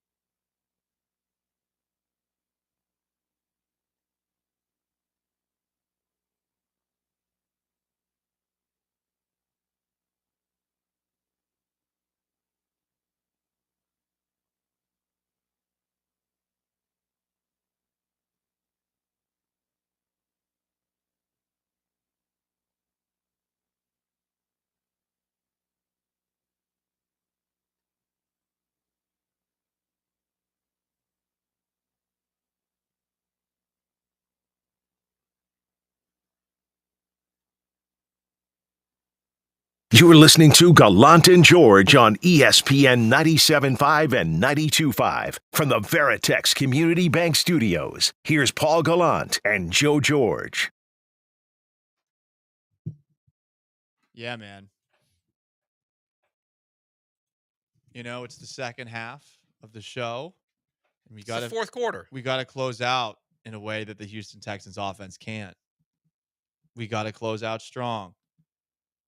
So I think the best way to do that is by not talking about the Houston Texans whatsoever. Yusei Kikuchi to the Los Angeles Angels of Anaheim. Oy vey.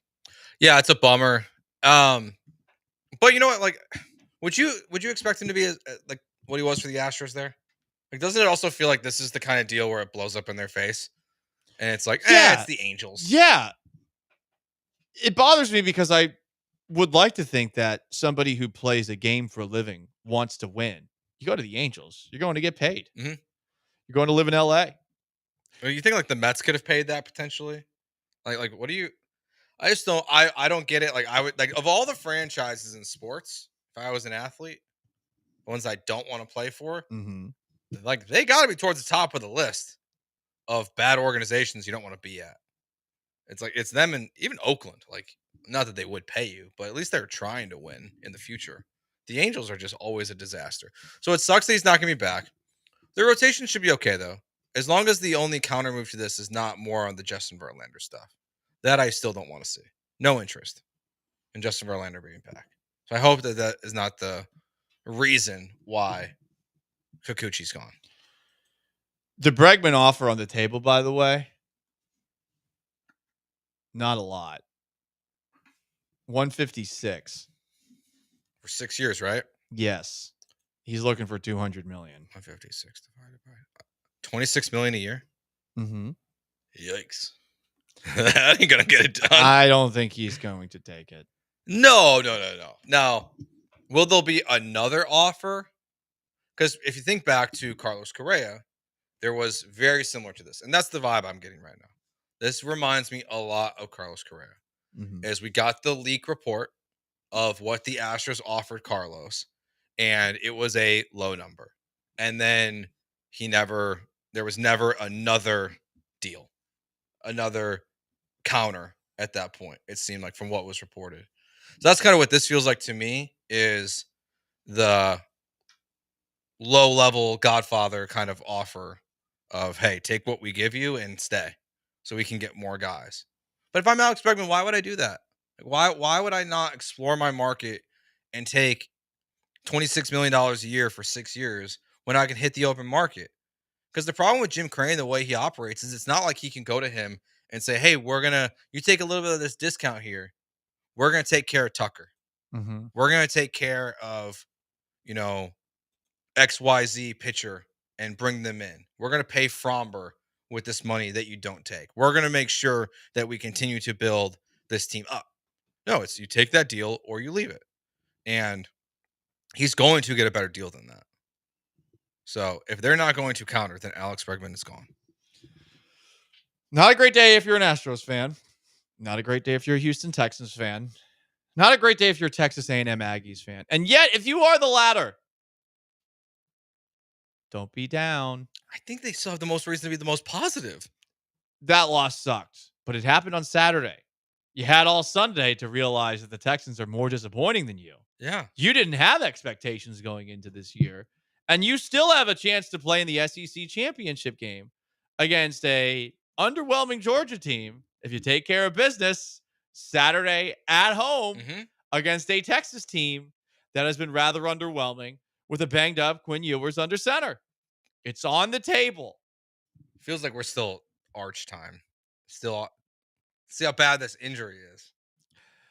That would be a fast one. If Arch versus A&M. Arch is getting the warm-ups. That would be something else to say. I can't wait. I think even Aggie fans are, angry, understandably so, about Saturday because it wasn't Aggieing. And I said an Aggieing wasn't possible, and yet they Aggied. This is one of those games where it will erase everything, and you'll feel better about this than probably you felt about anything post Johnny Manziel. Ben's got a thought at 713-780-3776 about Justin Verlander. I think there's a couple of rumors that are out there. I don't know how much veracity there is to them. Ben, what's up? Hey, guys, thanks. Just simple. I know $156 million potentially for 6 years. I'm just thinking maybe in the backdoor deal, like maybe potentially, is there any way they could say, hey, we're going to give you a sweetheart deal, potentially, but on the, condition that you go into the Hall of Fame as an Astro as opposed to a Tiger? Oh, you're talking about with Verlander, not with Bregman. Because, you're talking well, look, man, I don't know. I think if you're Justin Verlander, do you want to go into the Hall of Fame as an Astro or as a Tiger? I think that's up to you. They're not going to make some stipulation as part of a deal that involves that, I don't think so. I think it's also, I actually do think that changed recently. Where you're everybody now instead of as one player. The Hall of Fame determines that action. A of what they go in as. I also don't think, honestly, I like the idea behind it. I just don't think the team cares that much. He'll be in the Astros Hall of Fame, but he won't. I don't think it's like the Astros don't get anything out of him going to the Hall of Fame with their hat on. They're gonna retire his number? No. Why not? They should. They could, but you can only retire so many numbers. You got plenty of numbers. It's baseball. Yeah, there's plenty of numbers. They got to be retiring at least 3 numbers from this era. Altuve, Bregman. I think it's Verlander. Yeah, Verlander would make the most sense. I'd say Correa, but no, he wasn't here long enough. Springer wasn't here long enough. I think you have to at least be on both championship teams. So which means that takes Correa and Springer out, obviously. Verlander was. McCullers. Well, he's buried in the 8th. Oh, that's right. That's more important. Yeah. The funeral will be at Minute Maid Park, but you would think in 50 years. Yeah. Ugh. This one sucks. I feel like I wasted my Sunday. I spent so much time doing post-game stuff for this one. It's one of the many ones where I'm blessed to have this job. I realize that every single day. But there are certain games where you're like, damn, I spend so much time around this team. Why this team of all teams? Yeah. And I guess it could be worse. I could be covering the Carolina Panthers or covering the Jacksonville Jaguars, like our guy RJ, or some other teams. But I don't know. There's some days where you're just like, man, I've spent so much time of my life around this team on a level that's higher than that of a fan. And if you're a fan, I get your allegiance. I don't even know why I'm doing it. I'm paid for it. Again, I'm blessed, but I'm like, yeah, it was a hard. I mean, it's just because I think we're all ready to cover and talk about something that hasn't happened in this city. Well, yeah, I'm ready. That's what it is. I think that's what it is for me. I'm ready for my PhD talking about this team to actually be impressive to people. Yeah. This is like being an expert on the Houston Texans. Who cares? It's like being an expert on some random indie movie. You're going to bring that up in conversation with some random people. You're going to end up being that meme of the bald guy talking to the girl while playing beer pong, the shorter bald guy, and she's just looking dead ahead. Or that guy at the Astros game with the sunglasses on who's talking to a girl while she's staring dead ahead. That's what I am. That's what all of this time covering this team has been for me. It'll get better one day. Sure. Maybe. Sure. Why would it? This was the year where it was supposed to. And now I'm like, okay. I think CJ Stroud's better than this. Tom Brady's second year as a starter. He threw a lot of interceptions. It wasn't great. He was better his third, his fourth. They obviously won the Super Bowls 2 and 3, his third and fourth. So, he'd already won 1, whatever. Not the point. But it's the rest of it where I'm wondering, and specifically the head coach right now. I mean, I saw The Athletic put out an article, like 12 takeaways. They always do this on Sundays from the weekend. And one of them was, are the Texans still a year away? Yes. They're still at least a year away. Oh, I thought you meant a year away by is next year the year? No. Are they a year away from being a year away? Are they years away or are they a year away? Because this year is not the year. Yeah, this is not the year. But maybe next year, when you continue to work on this roster, as you identify more of your flaws, and then actually fix them this time. Oh, yeah? Well, how are you going to do that? What are you going to fix? You're going to draft new offensive linemen? Yes. Because you already are paying $188 million, and those guys are going to have a steep learning curve when they come in, because offensive linemen basically are infants their first year in the NFL, just given the way that the NFL offseason is set up. Nick Caserio's going to have tough decisions to make. He's going to, the offensive line has to be improved. It's the number one task of the offseason. It might be about finding the best possible offensive line coach you can. I don't know if that's Bill Callahan or he's obviously the Titans. Yeah, you need his kid coaching you need his kid to get fired first for that to happen. Dante Scarnecchia, who's up there in age. I don't think he's going to move to Houston. Could you at least consult with him? That would be my request to Nick Caserio. Call Scarnecchia and say, who should I hire? You know offensive line game. Who can teach it as close to humanly possibly as well as you? While we're on ex-Titans, maybe Mike Munchak, Sure. I think he was a decent offensive line coach at one point. I think right now that's what I'm looking at the most. There's only so much turnover that you can make on this roster, and I think a lot of people don't want to hear that, but you're not going to be dumping the whole roster in the offseason. You can't. You might have manageable contracts relative to other teams in the league, specifically the Saints, but you can't just flush it down the drain and get a new offensive line in 1 year. Like, it takes time to change that. And yeah. I think really the only hope that you have of doing better next year is to change whoever's teaching this. And that's not just the offensive coordinator. Like, I think the offensive line coach, Chris Strausser, he's the one that's the biggest problem. Yeah, you have to make that's where if you can't do it in your roster, you have to do it with your coaching. And everyone on the offensive side of the ball should be in question right now. Yeah. Like, there's no coach on the offensive side of the staff that, with the way the team's playing this year, the way it's playing recently, should get a pass. Should be a question for everyone. Like, how's your quarterback playing? Good question. Your quarterback's not playing great football right now. So why are we all just assuming that, like, Gerard Johnson's just this, like, magic wizard that fixes everything? He's your quarterback coach. And I like Gerard Johnson. He's a really nice guy. I've met him twice. Damn, seems like you're out. Joe George. I'm not out on him. But, like, Gerard Johnson. We just keep making these assumptions that, like, someone that's on the staff right now is just magically going to fix their problems. Can they not fix it now? Now, we know that not everyone's involved. We know that there's some organizations that structurally, like the quarterback coach and the offensive coordinator, literally have nothing to do with each other. But, like, everyone's just, like, assuming that as soon as you fire Bobby and put in Gerard right now, just magically gets fixed. It might. I would try it. Mm-hmm. I would do it right now. Okay. But they're not going to. Want to just roll into garbage time here? Yeah. All right, let's roll into a little garbage time.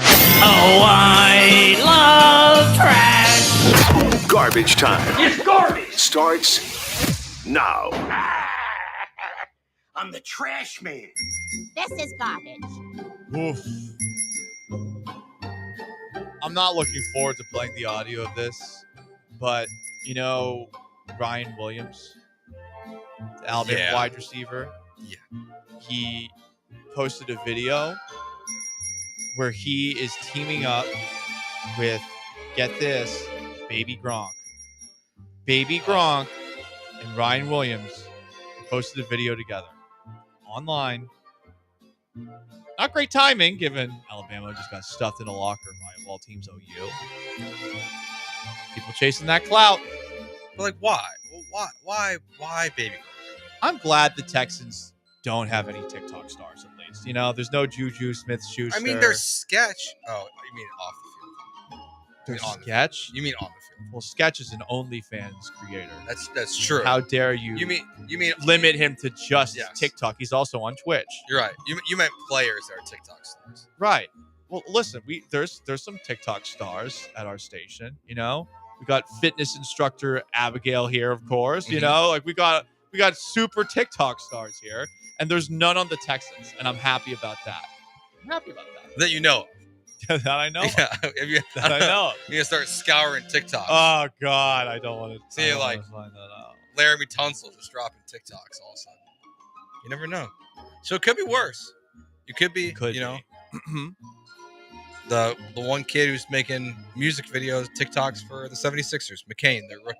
He's balling. Yeah, he's been playing good. See, he's balling. It works for some people, but also, they have like who 3 is he wins. again? Oh, Exactly. Someone who is not being counted on. Yeah, he's in a great spot. I mean, Ryan Williams is 17. To be fair, super young.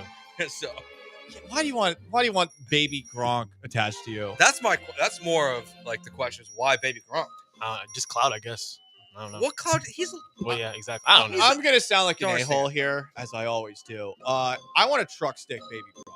Like, Fine, I want that kid to know he sucks at football. Yeah. And he's never gonna be good. I want to ruin his dreams right now. Not to ruin his dreams as much as to ruin his father's dreams. Yes, because because his that's what they are. father is the absolute worst and is putting him out there. He's living through him. Right. Which how? He's- How do you live through your middle school kid. That's the worst. At least, what's his name? AJ, Big AJ. He's in the ring. Boom! Go to war. Boom! Him and Big Justice, baby. Yeah. For those who don't know. Did I watch him wrestle at AEW this weekend? Yes, I did. For those who are like, what are you talking about? The Costco guys. Yes. Do you know what they did? They joined AEW, which is not WWE. It's the other wrestling. And a lot of people were saying this is the death of the sport. I got to say, they were actually pretty good at wrestling. It's also definitely not the death of the sport. WrestleMania, in my lifetime, Donald Trump versus Vince McMahon. Hair versus hair match. He didn't wrestle, but he sure speared Vince outside the ring. That sounds like it's awesome, though. It was awesome. Oh, I thought you were saying that's rock bottom. No, it's very normal. That Bad Bunny is an elite wrestler right now. Boom! Double chocolate cookie! It was very funny. I got a kick out of it. And the Texans need to bring the boom into their life. Oh, what if they brought him in? They could. I think it's time. It's time. And on that note, guys, it's been a show. That's for sure. Subscribe to the podcast if you haven't already. Look for Gallant and George. Big thanks to our YouTubers, our Twitchers, our Texters, and all the other people, all you other beautiful people. For AJ behind the glass and for Sean, for Joe George, I am merely Paul Gallant. So long, farewell, and have yourselves a wonderful Monday. Peace!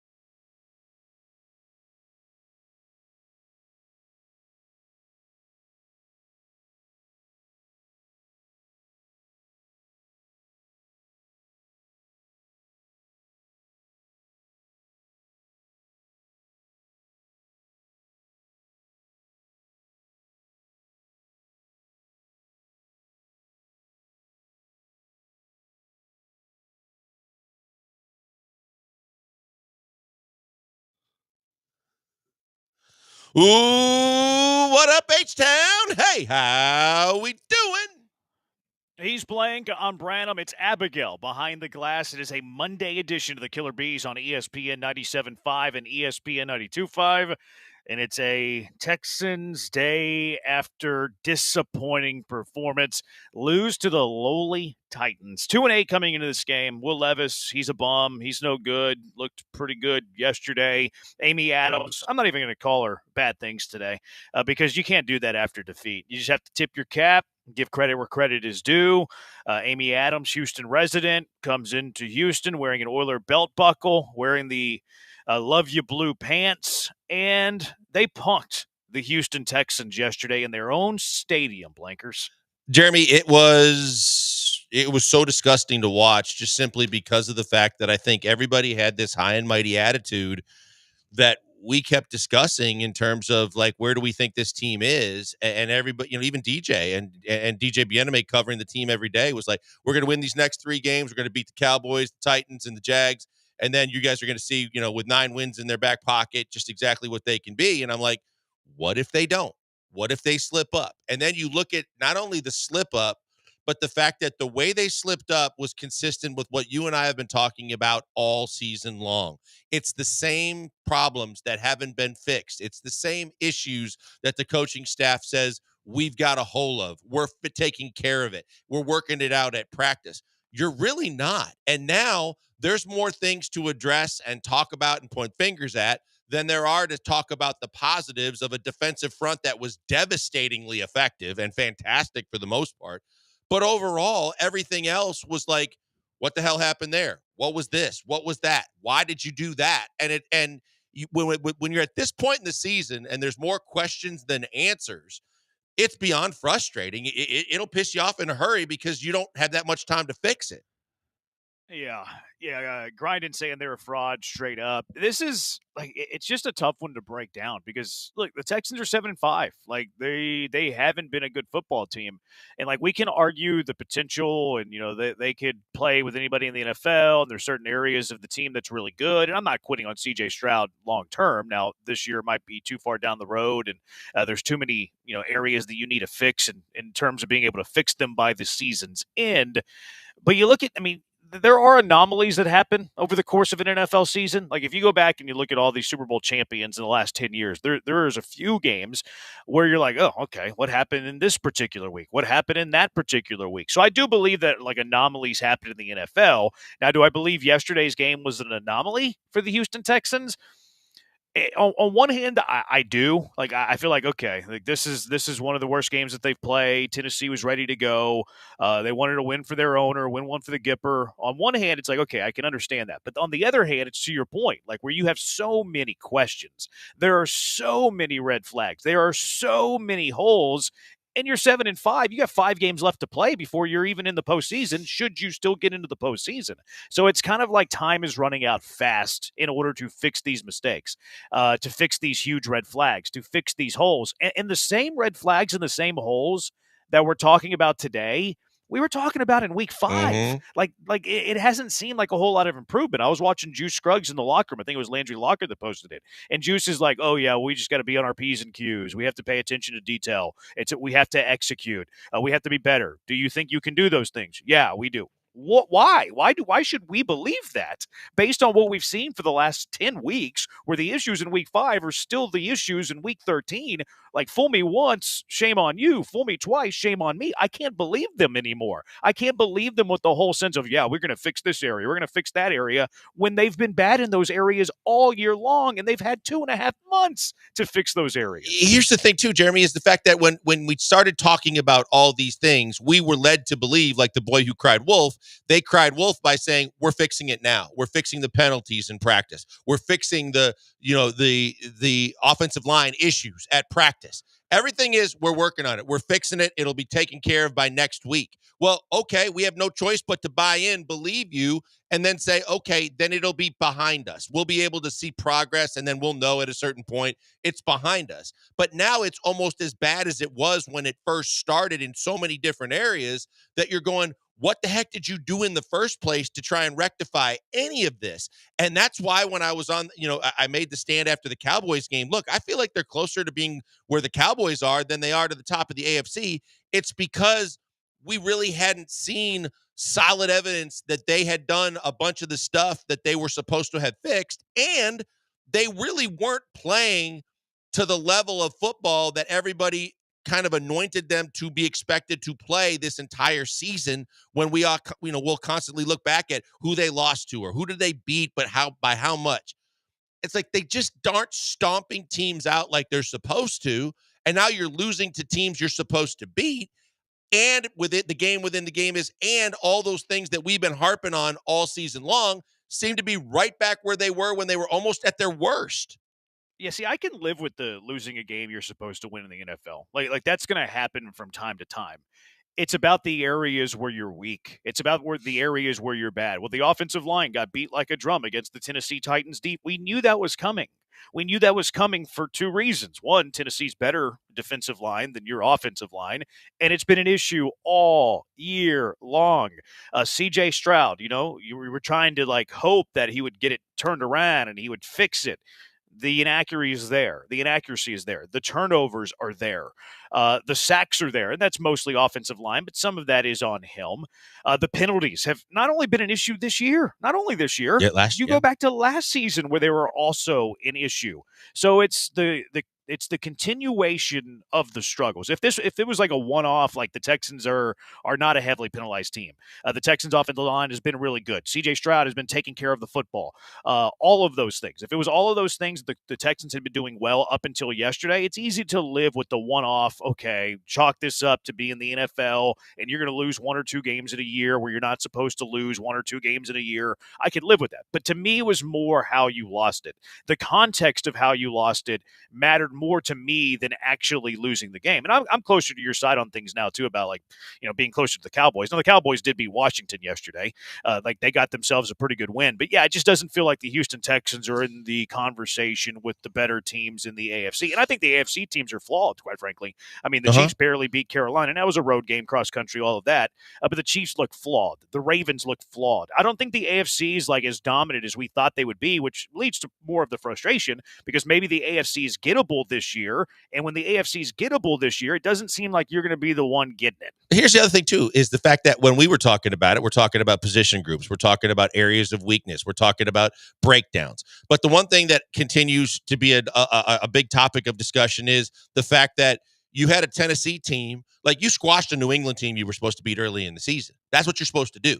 But you didn't do that. And on top of that, you got out-schemed by a team that had two wins coming in that looked like they weren't even close to being in the same zip code as you, and they shouldn't be. But again, the woes continue with the second half struggles, the lack of production, the lack of yardage, the lack of adjustments, the fact that you're looking at it and going, well, Tennessee basically said, we're going to own your offensive line. We're going to drop our linebackers back in coverage a little bit in more of a zone. They're going to be able to cover misdirections on the other side of the football. We dare you to do anything to make us change our philosophy.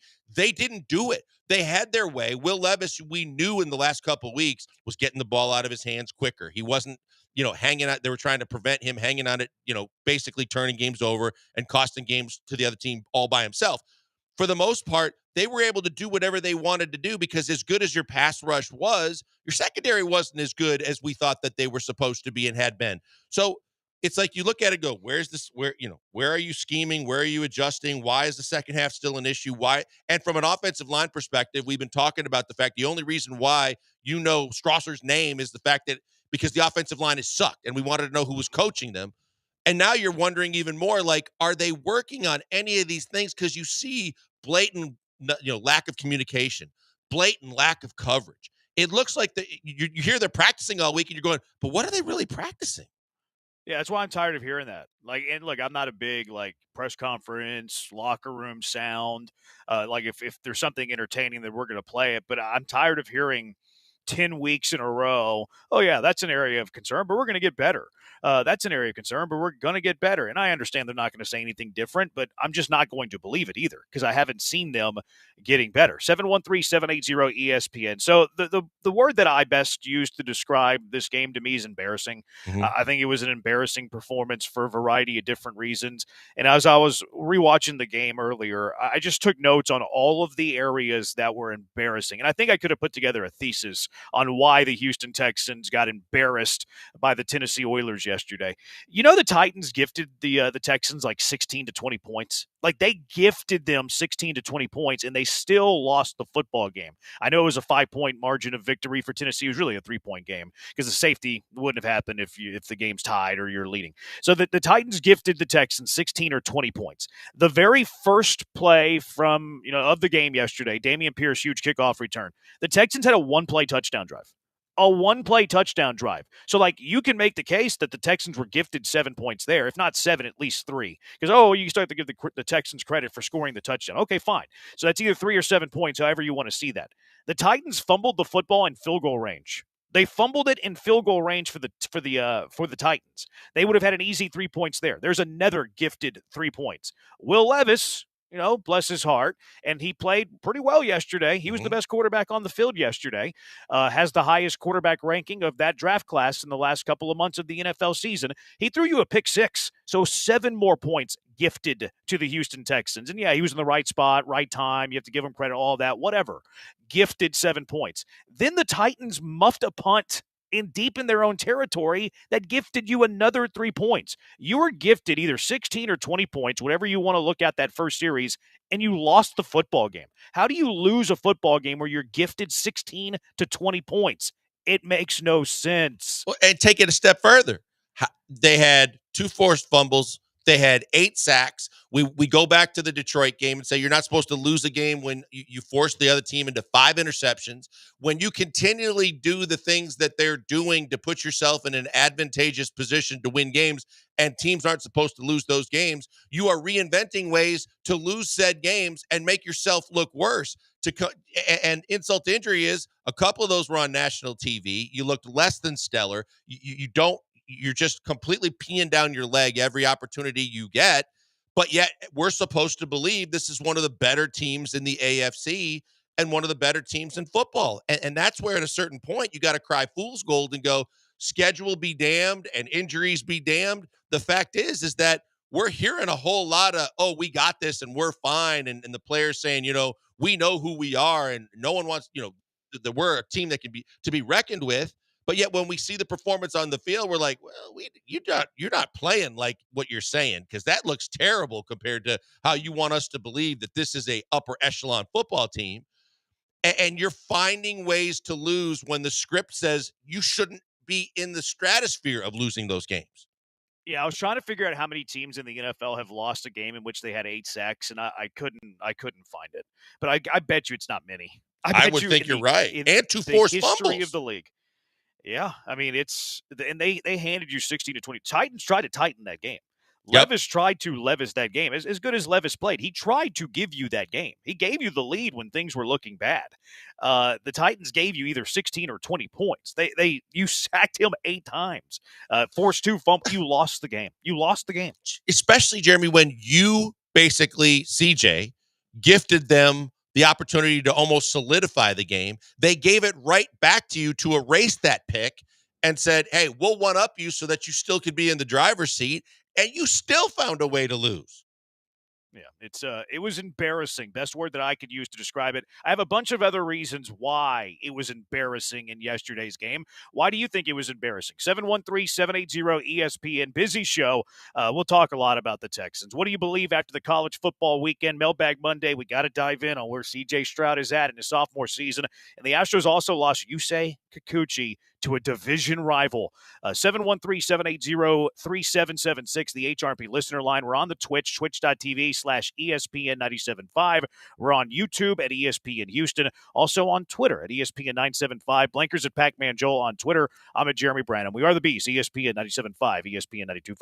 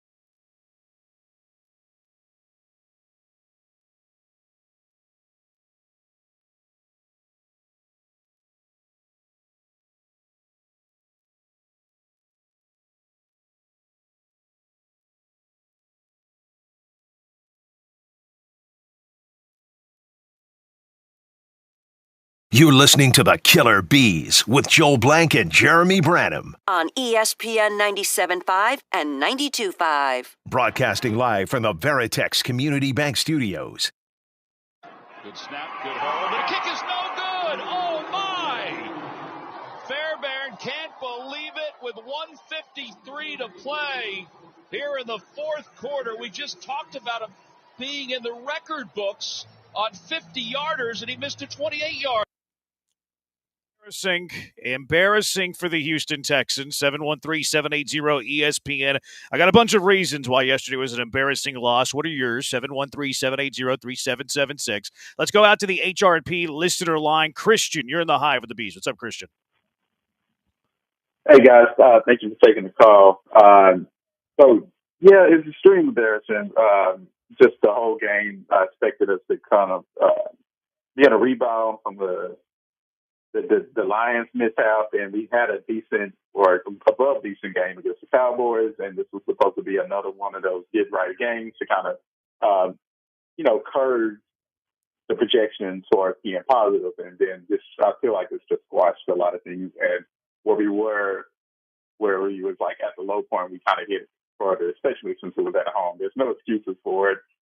There's no excuses for the mishaps. Some of the throws were bad, and I feel like, I know they said CJ got hurt. I'm not sure how injured he is, but I think he's seeing ghosts. And then the defense, although they had 8 sacks, but there's no point in getting 2 sacks and then giving up a 40-yard pass or 80-yard touchdown the next throw. So, very embarrassing. Was not a good Sunday. And I also want to say, Jeremy, every time I forget how much you were kind of pushing Will Levis, you kind of make a point to kind of squeeze him back in by saying he was the best QB from the draft class on Sunday. So just want to throw it out there. So I see that you haven't given up on Will Levis yet.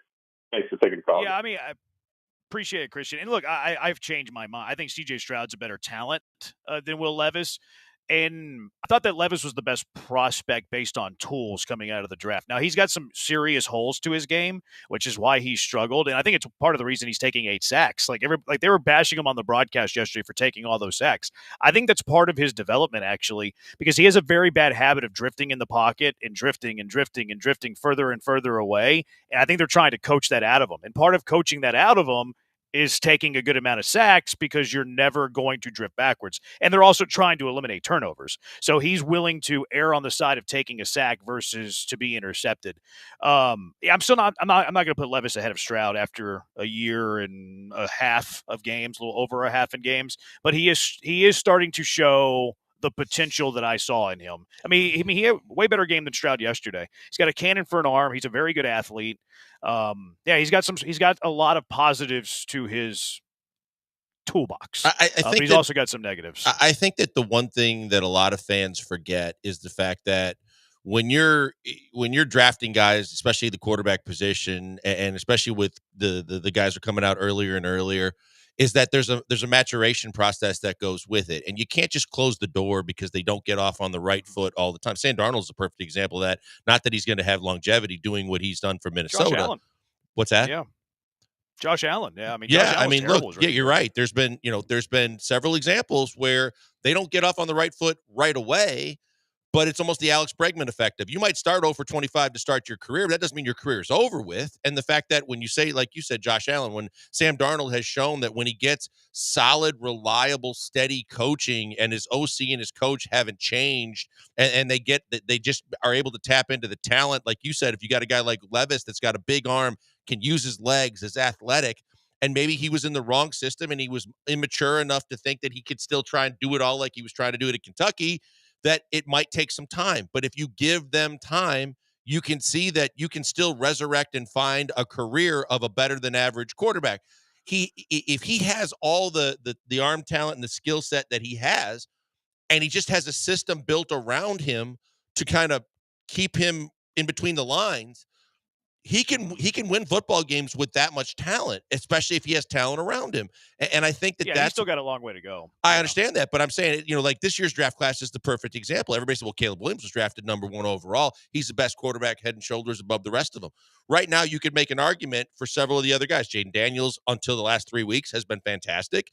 But Drake May, Bo Nix, they've all shown signs that they are fully capable of being able to, grow, mature, and get better to be good talent in the NFL, if not better than that. So you could sit there and say, because of where you're drafted, that there's a certain stigma that says, well, you're only this or you're only that. Will Levis might turn out to be a steal from where he was taken if a team takes the time and is patient enough to kind of get through the growing pains and understand he can get it and he can move a football team. He showed it yesterday. Yeah, he's still got a ways to go. I think the hiring of Callahan was really good for him, an offensive mind that did a lot of good things with Joe Burrow in Cincinnati. I think it was part of the reason they moved on from Vrabel, is because Vrabel, really good head coach, but how much is he developing a quarterback? I think that's kind of tough to do for a defensive-minded coach. But yeah, I mean, he was solid yesterday. Now he's still not guaranteed a starting spot in the NFL next year, so I'm not celebrating a win here by any stretch of the imagination. 713-780-ESPN. Let's go back out to the HRP listener line. Javier, you're in the Hive with the Bees. What's up, Javier? Guys, totally agree with you. That was a ridiculous loss. I got a whole list of things to unpack with y'all. So first, y'all heard me before here. In the draft, I got to say, in the first round and possibly in the second round, we really need to get some tackles. We need to get some of these big boys, 6'6", 6'5", 300+ pounds, to really protect our number one asset, CJ. Because this season he has had the sophomore slump because he is rattled. You can see it. He's trying to throw passes that should not be thrown in there, and because I think he's just rushing because he has not the protection that he had last year with a mediocre line compared to what we have this year. Second, Bobby Slowick. I was the biggest fan last year. This year, I'm kind of starting to doubt because he continues to call the same plays that aren't working.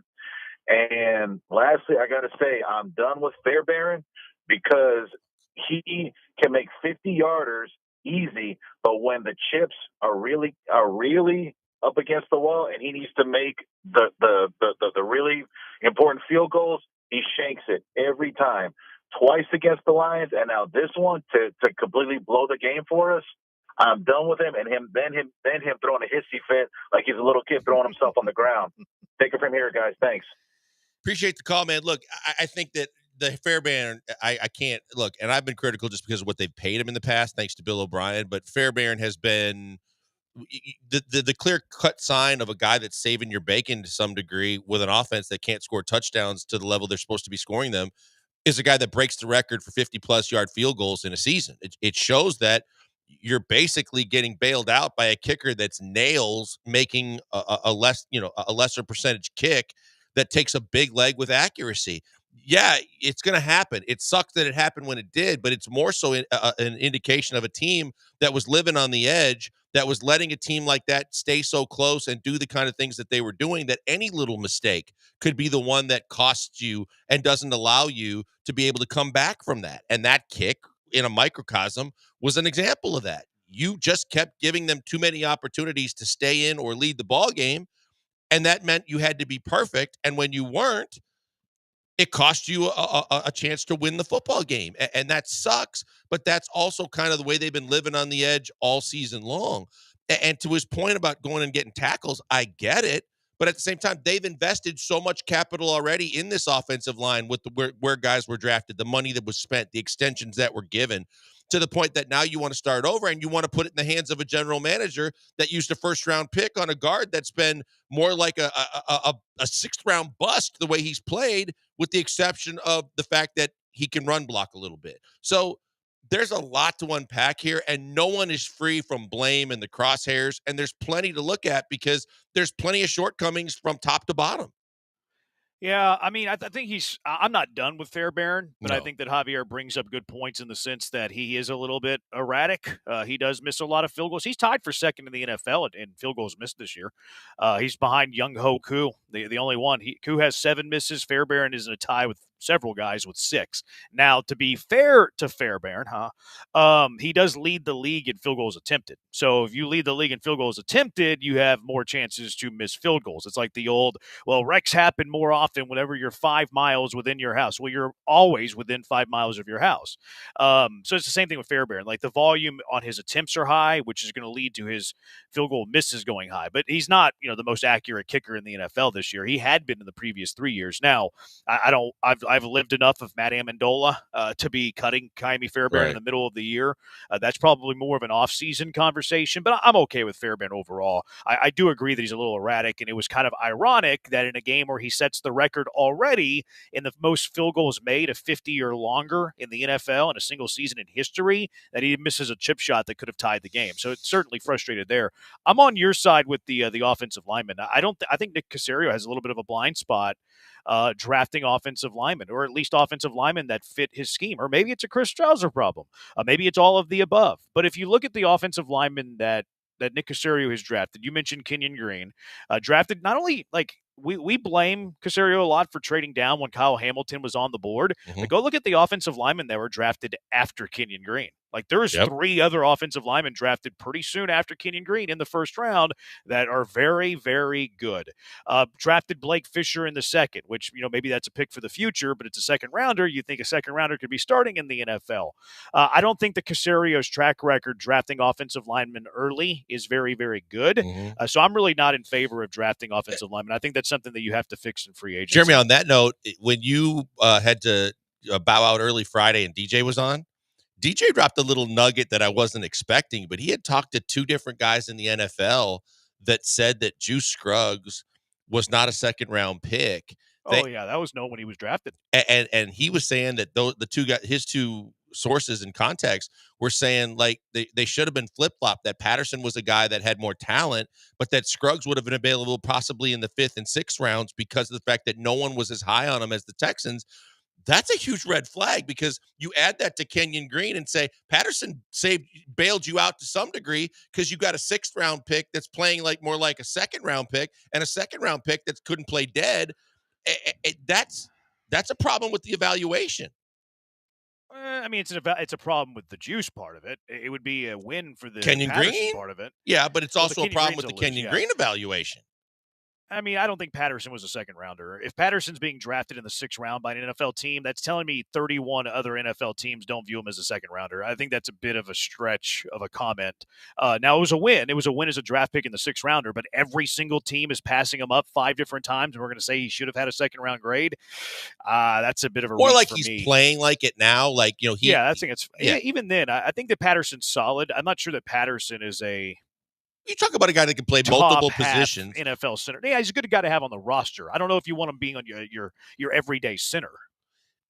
Well, whether he's a center or a guard, the fact that he brings versatility and ability to the point where he's not getting his doors blown off and doing the kind of things that you're seeing with the majority of the rest of your linemen, that he has been steady, if not better than that. Whereas the guys that you spend a lot of draft capital on or spend a lot of money on just seem to be completely out of their element. And like you said, we've mentioned the fact that whether it's Strauser or not, something has to change, something has to get better, and something has to really click with these guys to say, I was watching the game and I said, if you could have had a checklist and put everybody that it's an offensive lineman on the checklist and said, let's just see, if one of these guys does something negative.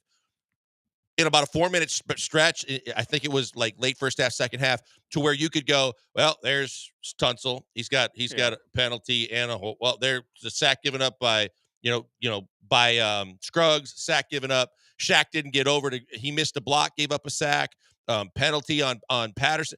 Everybody at Howard got his doors blown off. You're like, this is a line that has been so highly invested in and is playing so below their abilities and expectations that it's the crux of just about everything they can't do offensively. Yeah, it's insane. Like it's inexcusable considering what you've invested in this offensive line. And I'm with you. Like Patterson's not the point of blame when you look at the struggles of this offensive line. This is more of like a going forward in the future conversation with Patterson.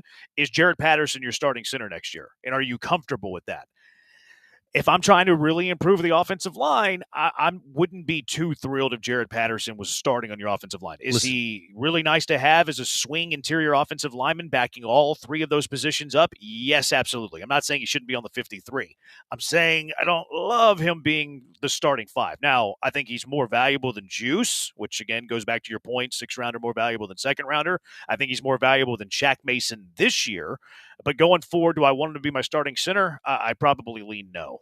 See, and this is where I'm at. You're paying very little for a 6th-round pick that has the versatility to hold his own at 2 different positions. So regardless, that he's a valuable member of this offensive line. But if you look at what the Chiefs did in past years when their offensive line was just horribly ineffective and underachieving, you look at what the Ravens have done when they've had to rebuild their line several times. It is possible to go out and rebuild this line in the offseason, but you just are going to have to swallow a lot of pride in coming to the realization that you shouldn't have given contracts and or drafted some of the guys where you did or made the trade to get Shaq because of the fact that you don't know when they're going to fall off. But unfortunately, it seems like either they have fallen off, or in the case of like a Titus Howard, he's never going to live up to that contract, or a Laramie Tunsil that, at a certain point, whether it's, his want to or whatever, he may think he's one of the top 5 left tackles still in this game, but he certainly isn't putting forth the effort and putting on tape anything close to that. Yeah, I would disagree on the Laramie part. I think that Tunsil's ROI has been about a top 5 tackle in football. I think that Laramie Tunsil is nowhere near the bigger issues of this offensive line. I think Titus Howard's played well, but I think Howard's been negative versus his contract. I think his return on investment's been below the contract value. I think he's been your 2nd best offensive lineman, but below the contract value. Both things are true. Shaq Mason was worth the trade to me. You gave him nothing for Shaq Mason. You gave him nothing for a starting right guard, and he was good. He was good last year. Now maybe the extension's the issue because he hasn't been very good this year. Texter saying the offensive line mostly the same this last year as this year. What's changed? It was actually not the same. They had tons of injuries and had bunches of moving parts last year. Yet the offensive line was better last year somehow. 8807. Only 3 kickers have missed a field goal under 30 yards. Fairbairn is the only kicker to miss multiple under 30 yards. That's I didn't know that nugget. Thank you for that, Texter. That is not a good stat for Kaimi Fairbairn. All right, 713-780-ESPN. I have tons more of why this loss was embarrassing. Why was it embarrassing to you? 713-780-ESPN. It is the Bees on ESPN 97.5 and ESPN 92.5. Hey, before we go to the break, a word for Stella Rosa Wines. Look, it's the holiday season. It's sports season. It's football season. Everything's going on over the course of the next week or so. You're probably going to be entertaining. You're either going to somebody's house or having people over to yours. And the one thing you want to do is to make sure that they have everything to choose from, both food and beverage-wise, as you're getting ready to watch games and enjoy family time. I suggest you get a couple of bottles of Stella Rosa wine because they are served chilled and they go with just about anything you're serving because they have so many different flavors to choose from. All natural fruit used in the flavoring process along with just the right amount of spice that makes everything really nice to pair with whatever you're serving food-wise.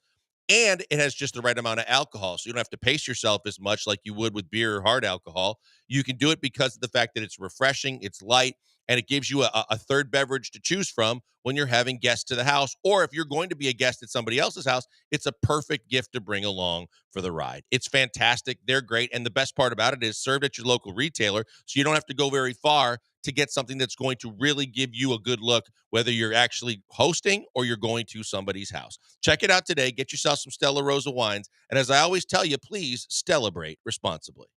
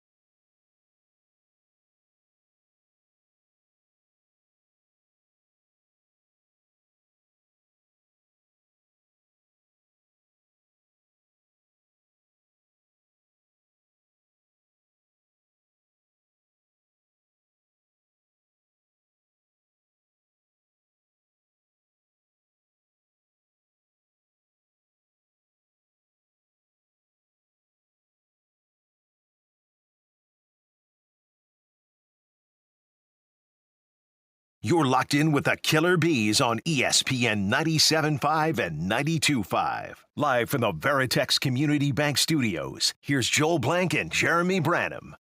Loss was embarrassing. Why was it embarrassing? 713-780-ESPN. Back out to the HRP listener line. Lamont, you're in the high with the Bees. What's up, Lamont? Hey, how's it going, fellas, man? Let me just try to get to my points. First point is the loss wasn't embarrassing to me because I don't know if I got this to you, Jeremy and Joe, but it wasn't on prime time. I've seen this team lose to the Atlanta Falcons, the Jets twice, and the godforsaken Panthers. And, you know, it is what it is. I like what the dude Ward said on 610 yesterday, that it seems like they just played down to their competition. Wasn't embarrassing to me. Kind of expected, which leads me into my next point, man. Assessing blame. We trying to go with blame with, is it Slowick? Is it D'Amico? Is it CJ? I think it's all of them, and I also think it's the OC line, but I also think it's the fans. I think it's the fans and the media afraid to say any damn thing about D'Amico or CJ, Christ Jesus. They're afraid to say anything about him, man. Everyone, when they talk about him, they got to preface it. I really like D'Amico. I really like CJ. But now, man, F all of that. F all of that. Those dudes messed up too. You the captain of the ship, D'Amico. You the captain of the ship. And CJ, I don't care how much you go out there, and I'm a God-fearing man. I don't care how much you go out there and, talk about your Lord and Savior and all of that stuff. I don't care about all of that, man. On Sunday, I'm in a whole different mode. Let me pull it back down some. Oh, boy. This year's record. I thought you said you didn't care. I thought you said it wasn't embarrassing. It sounds like you thought it was embarrassing based on this diatribe. No. It's really not embarrassing because I'm going to get to my main point. This year's record, what we're seeing this year, I think that the Texans are a manifestation of their own. Well, let me bring that back. I think what they're doing this year is what was supposed to happen last year, but they did it in reverse. Last year gave us all this false hope that that we was like 1, 2, 3 players away or something like that, and people don't really want to say it. We had a weak ass schedule last year. Man, and it just happened to work out for us. It played up to us, but I think that this year's the way this year's looking was the way last year was supposed to look. That's all I have, fellas. Go Texans. Appreciate it, Lamont. I mean, I hate to say this, but I've been preaching a lot of this over the last several months about the fact that, the entire clock was sped up by the fact that they played as well as they did a year ago when we didn't expect it. That means that the bar was raised. That means that expectations were higher. That means that fans were going to start getting, a little bit more Kool-Aid in their system, the blue Kool-Aid of believing that this team was going to be, sooner rather than later a contender. And that, we had said, look, and I think that we were probably as honest as any show in this city about saying, hey, look, you know what? Maybe they take a half step back this year, maybe because of the schedule, maybe because of the fact that, there's so many different factors that are in play here. Maybe they only win 9 games or 10 games this year. That doesn't mean in another year or so that they're going to take another step forward or more. But when you look at that, you have to also realize, to his point that I think I disagree with, is the fact that you may see them on national, as a local game on noon. I don't really know the relevance of that as much as to say, we've seen this team week in, week out, but we also know when you play Tennessee, the same way that Amy Adams Skunk wore her Oilers belt buckle and got the game ball, it matters. And we want to say, well, there's nothing extra for the players. There's nothing extra for motivation. But they're also a piss poor football team. And so when you look at it, and the fact is that your team is less than, and there is a built-in rivalry that goes with it, there is a lot more at stake, and you're supposed to hammer a team like that. When you don't, and then you actually lose the game, that is more problematic. And because of the expectations and because of where everybody saw this team, it's an awful look, and it's a really tough situation to try and dig yourself out of at this point in the season. I don't know why we run away from expectation, though. Like, it sounds like a defeatist mentality. Like, I kind of hate it. It's like, well, the fans shouldn't have thought the Texans were going to beat it. Why? What does that serve? What purpose does that serve? I like expectation, because when you meet expectation, it feels good. You want them to hit the expectation you have. So I'm not a big fan of the fans are the issue. They shouldn't have expected the Texans to win 10 games and to reach the conference championship. What do you want to do? Hey, let's go 9-8 and just be this pedestrian football team. That's boring. That's not fun. Like, that's and to me, it's defeatist. So I'm not a huge fan of that. The fan base shouldn't be excited about the season. Yeah, they're fans. They should be excited about the season. They should have hope. This is what's fun. This is what's fun about sports, is to have the passion, whether it's joy, whether it's anger, whether it's frustration, whether it's embarrassment. So I don't love the fans are to blame because of the expectation. No. This team's not very good for a variety of different reasons. Are they well coached? Lamont brings up the D'Amico Ryan's point of view. I think that's a fair take. Play calling, an issue. Stroud has taken a step back. Offensive line is bad, but the fans hoping and expecting their team to be good, I find that to be a little bit silly. Here are some more of the embarrassing reasons that I have why this was such an embarrassment yesterday. And this points to D'Amico, quite frankly. This points to D'Amico as the head of the snake. D'Amico is the head coach. He is the leader of this football team. He is the face that runs the place at NRG Stadium. This team is undisciplined, and you see signs of a poorly coached, maybe unprepared football team. And D'Amico stood up at the podium and like, yeah, this loss on me. I didn't have them prepared. Like, that's what he's going to say. The very best head coaches are going to say that same thing. So I'm not going to use that quote as this piece of evidence that they're a poorly coached team. Now I'm going to point to examples in the game. The Texans had 11 penalties for 81 yards yesterday. And this isn't the first time. Like, if it's a one-off, okay. It's a crew that throws a bunch of flags, okay. This a consistent issue with the Houston Texans for 2 years running. That is the sign of an undisciplined team. And when you're a head coach that has an undisciplined team, that points back to the head coach. Azeez Al-Shire, he hit Tony Pollard when he was 2 steps out of bounds. He did. Undisciplined football team. 4th and 1. This was in the third quarter. You had a 4th and 1, your own 39. Remember, you had that moment. Are they going to go for it?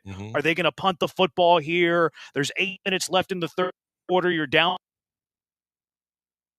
What would you have done in that moment? 4th and 1, own 39, 8 minutes left to play in the third quarter. You're down by 6 points. What would you have done? I'm probably punting.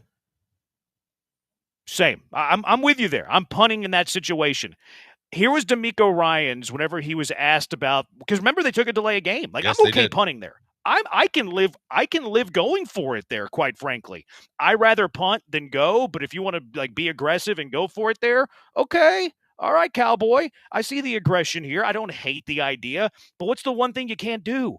You can't be indecisive and take a delay of game. That's the sign of a poorly coached team. You know what really good coaches do ahead of that third down play? They're thinking in their mind, okay, if we're short on this, we're going to punt. That's what they're doing. D'Amico Ryan's got into a spot where he didn't know what to do, and he took a delay of game, and then he got defensive whenever he was asked about it postgame. Here's what D'Amico had to say when he was asked about the go for it or punt situation. Nothing happened. I decided to punt the football. All right. Okay. That's fine, D'Amico. Punt the football then, but don't take a delay of game first. Right. That's the signs of a poorly coached team. Jeremy, you're not wrong. I mean, look, when you think about what we've been harping on all season long, the penalties, the fact that you're one of the top 3 most penalized, and I think it's changed enough that the graphic, they did enough to try and regain the top spot with the fact that the graphic showed they were one of the top 3 teams in the league that for most penalties.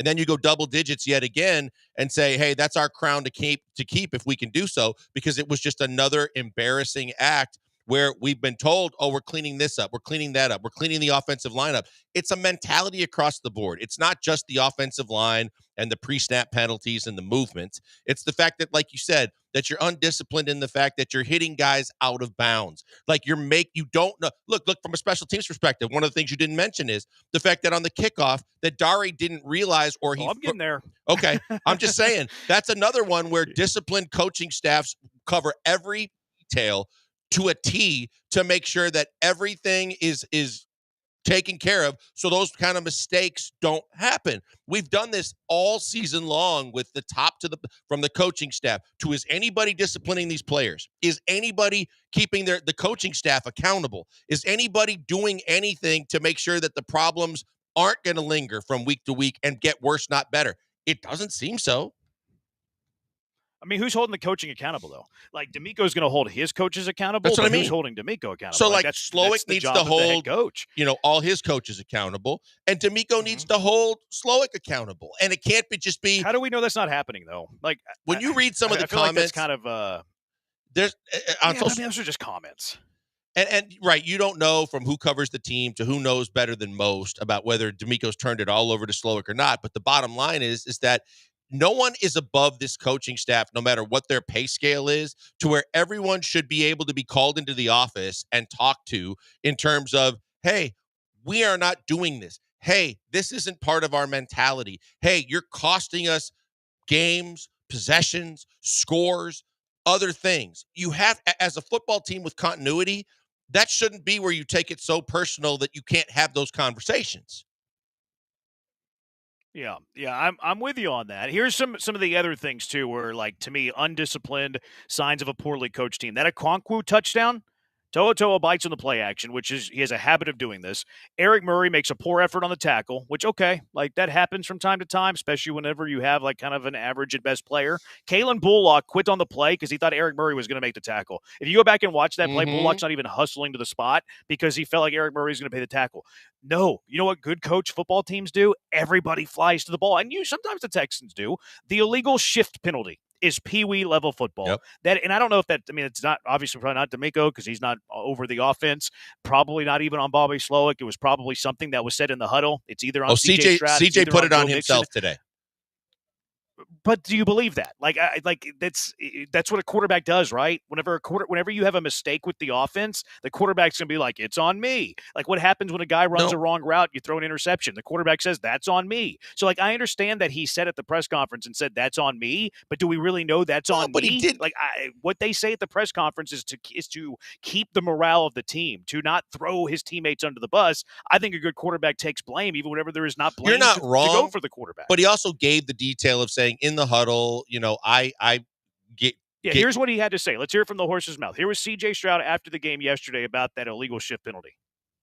We have a quick motion with Tank, and it was miscommunication on my part in the huddle, and two motions at the same time. That play kind of maybe seals the deal. You go down the one, or I don't know if he go score it. I stopped paying attention.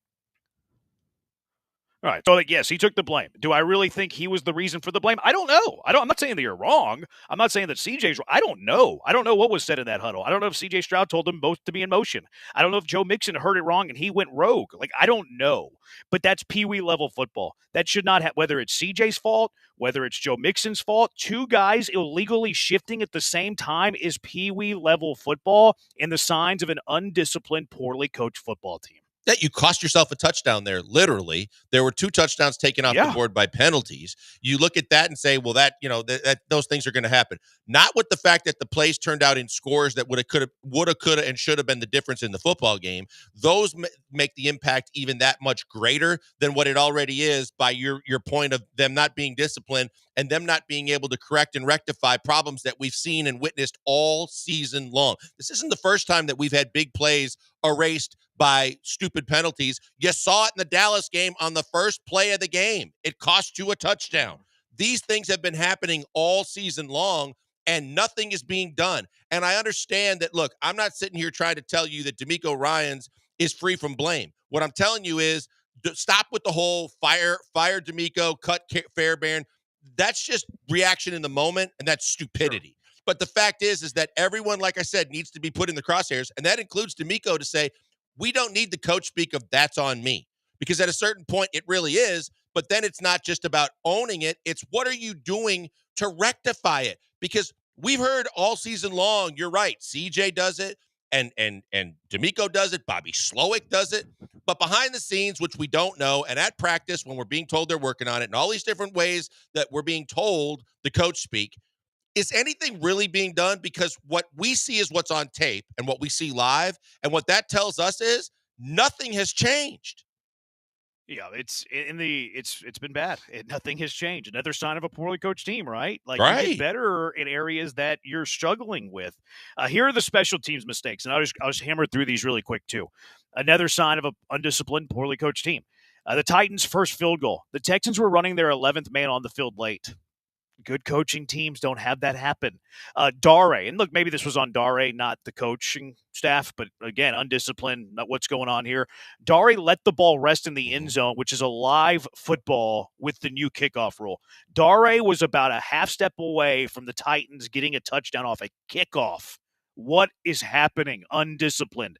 Damian Pierce's second return to the game after he busted out the first one on the first one. His second one got you close to midfield. What happened there? Holding penalty. Negated the big return. Start your drive deep in your own territory. How about Dare making a diving catch on a kickoff at the 5-yard line? What are you doing? 5:22 left to play in the game. Down by 3. Titans punt the football. Robert Woods dives on the ball at the Titan 39. Good play by Robert Woods. Save some field position there. What happened? Holding penalty. The drive starts at the 49 instead. And in the last possession, we spent a lot of time talking about C.J. Stroud. We will spend a lot of time talking about C.J. Stroud going Dan Orlovsky and stepping out of the back of the end zone. You remember what happened on that punt? Yep, You would have had it at the 26-yard line with 1:29, but you have another penalty. And you start with the ball at the 7-yard line. It cost you 19 yards on the most critical possession of the game. That's where that possession was lost, was on special teams. No question. Poorly coached, undisciplined football team. No question about it. And everybody's going to say, well, the missed field goal. The missed field goal, those things are going to happen. I mean, it was ironic that you have an ex-kicker in Jay Feely that basically told you just hammer it right through the center of the uprights at that point. Don't get cute. Don't try and, put some touch on it. And it looked like he did. But the snap was good. The hold was good. He just flat missed it. But but that's just the one thing that everybody's going to focus on because it was costly. But all those other things are costly too, because that's the one thing. The last one you mentioned was the one that I was focused on the most, especially when watching it again. It's fine if you're starting at the 25 because all you need is a field goal try again. And you feel like with one timeout and a minute and a half, you're fine. When you get pushed back to the 7-yard line inside your own 10, and then you proceed to go backwards, that's a massive problem that you can't overcome. That's the problem that costs you the game yet again.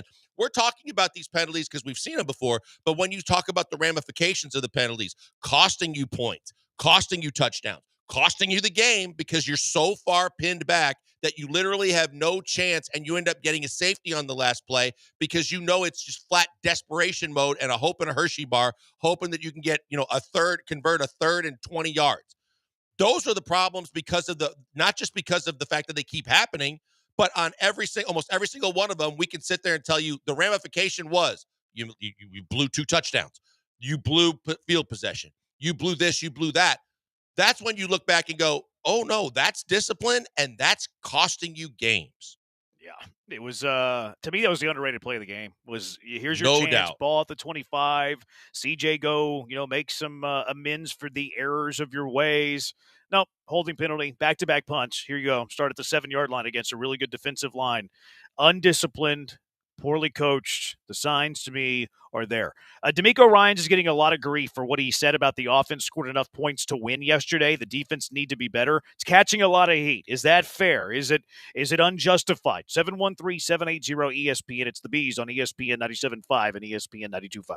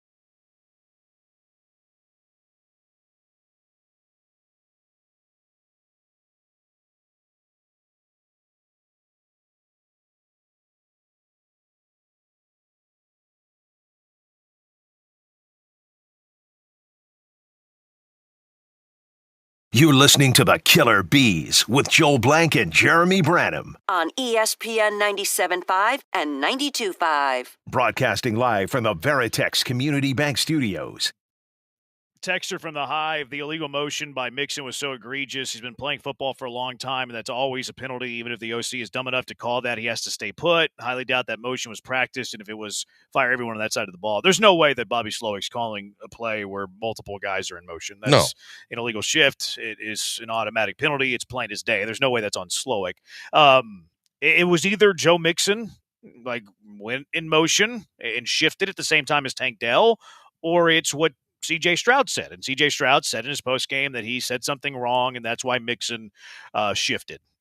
I tend to believe it was Stroud. I do too. Frankly. I absolutely do. That's why I brought it up. I just feel like, look, there's times that you're right. They're gonna fall on the sword and take the bullet so that no one else gets blamed, and that's cool. That's being a great teammate and all that stuff. But in this case, I really believe that, however it happened, miss calling of the play or whatever, I would put it on CJ and believe him in this particular instance. And the crazy thing, Jeremy, was that penalty didn't come out right away. Like, they didn't realize until they said the flag came out late. When they realized that play was going to result in a touchdown that could be a game changer. I thought I saw it right away. Go back and look at it. I saw it. I could be wrong, but I saw it live, and then I rewound it this morning. It seemed to me like they said, looked like motion. They didn't call it. And then the Nico play happens. They're like, the flag comes out late. And then it was, the two guys in motion. I mean, that was so obvious. It was. I think that's why, too. It was a blatant, and it was going to result in a big-time touchdown. With time, I think they had to call it. And I think you might have been fooled by the graphic. Maybe. Yeah, I think the graphic might have went up late. I think the announcers notated early on. No, I see a flag right here. I just pulled it up. You can see the flag land right as C.J. Stroud's throwing the football. Okay. Yeah, he's throwing it. The top official throws the flag, and I'd be curious to see if the bottom official did too. But maybe not, because it was on the top official side of the field. That should go up before he even way before he starts. It's not a penalty until it's snapped, because you can have multiple guys shifting at the same time. They just both have to come set for a second. I think he throws it as soon as it was snapped. He just kind of throws it high in the air so everybody could see it. Okay. Yeah. Regardless, you're right. I put it on CJ. I think that, I really believe he was owning up to it at that point, because he also realizes how impactful it was and how hurtful it was to the team's chances to win the football game. You just can't have those things happen. I don't. At this point, it's almost. It's relevant. I want to know why it happened. Yeah, but it shouldn't happen. That's why. I think it's CJ too, but that's why I was kind of like, I don't care whose fault it was. Like, this is the Houston Texans' problem. Whether it's Stroud, whether it's Mixon, it doesn't matter. That's Pee Wee level football. If I had to assign blame, I do think it was on Stroud, but at the same time, that cannot happen no matter whose fault it was, if you want to be a team that actually has aspirations of being a deep playoff team. And I don't think anybody has those aspirations anymore. I think they ruined those aspirations from even the most homer of fans, quite frankly. D'Amico Ryans was taking some heat yesterday. And look, I have a theory that whenever the fan base is mad at the coach, it doesn't matter what they say.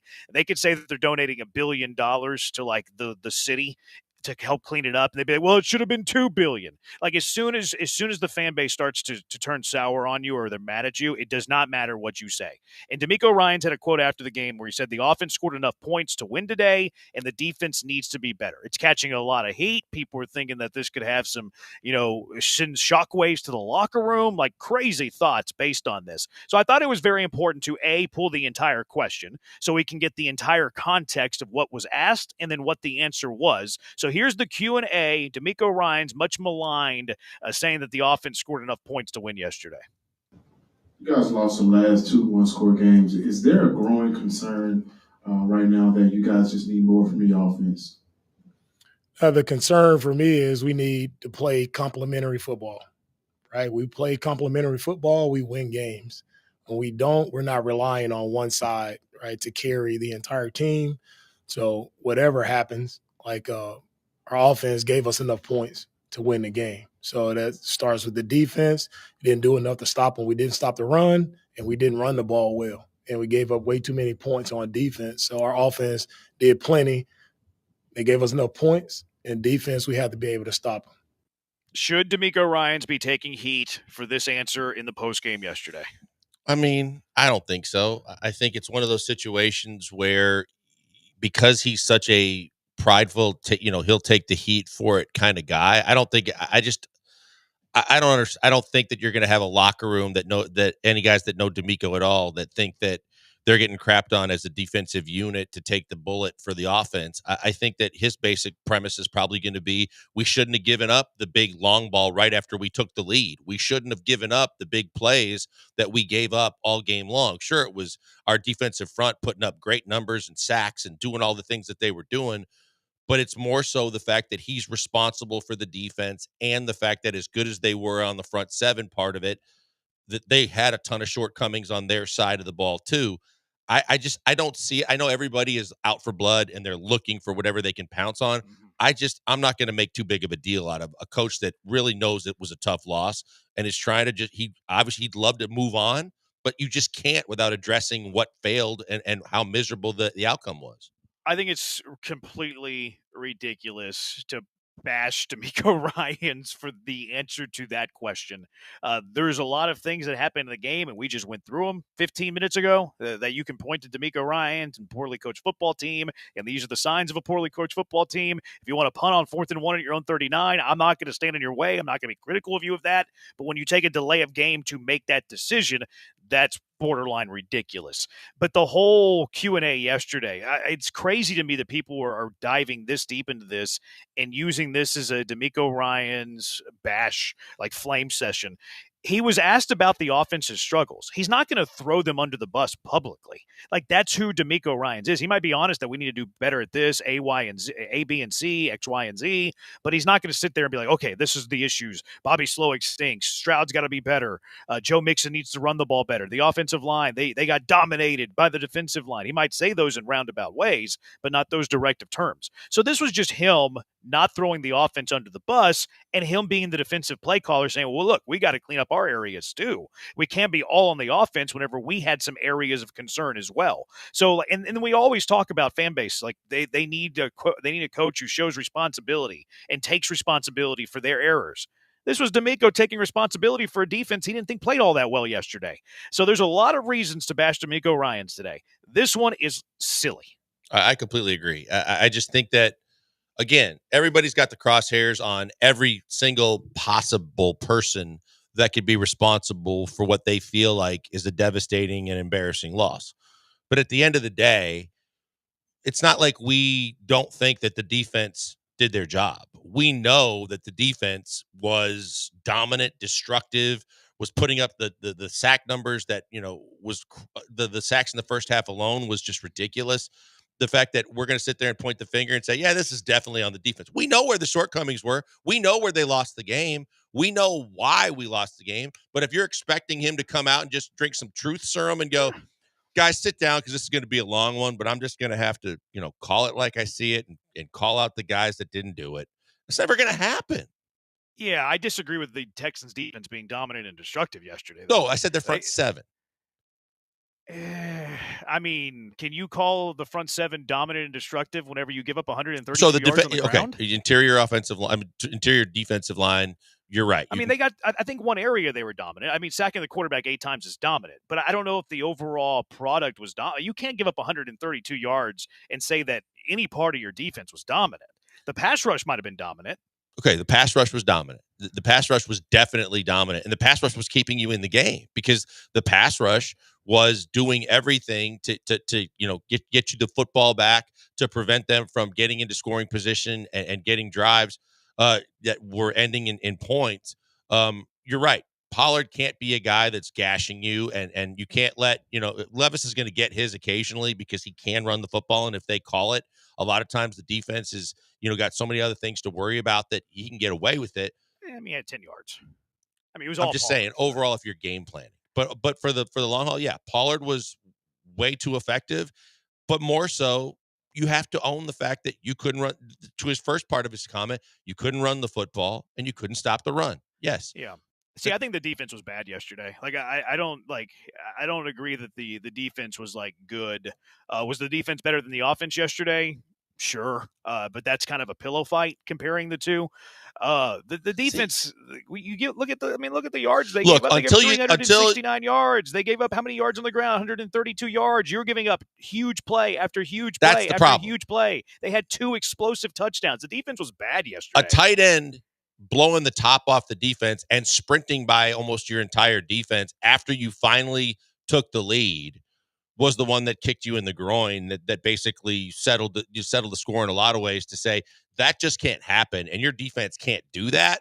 Yeah. But I think to that point, because of how bad the offense was and because they were kicking themselves in the foot no matter every chance they got to take points off the board, that the sacks were stopping drives almost all by themselves in a lot of ways, especially in the first half. No, he did give up 32 points. Right, but in the first half, it was 20-17 because of his turnover. But you gave up 17 points. You could have given up a lot more if not for the fact that you the gave sack. 20. I mean, they had 20. Like, okay, I see what you're saying. Yeah. You gave up 3 because of the late. Right. That's still a lot of points. Yeah. 17 points to the Titans is a lot of points. It's a lot of points. Yeah. Well, to me, and that's to me where D'Amico's coming from. I think was the defense better than the offense yesterday? Sure. I'll concede that, sure. But they were nowhere close to their standard, and they were nowhere close to good. So D'Amico Ryans isn't going to sit there and point the finger at the offense when his own defense was bad. He's not going to do that. He's going to be like, well, look, we were not good as well. So, we have to clean up our own issues, too, before I'm sitting there pointing fingers. It's not like they give up 3 points and lost a 3-0 game. It's not like Will Levis threw for 120 yards. He threw for 278. It's not like Tony Pollard went for 24 carries and 50 yards. He went for 119. It's not like they got nothing over the top. They scored 2 explosive touchdowns. The defense was also bad. Was it better than the poor offense? Sure. But it was bad defensively, too.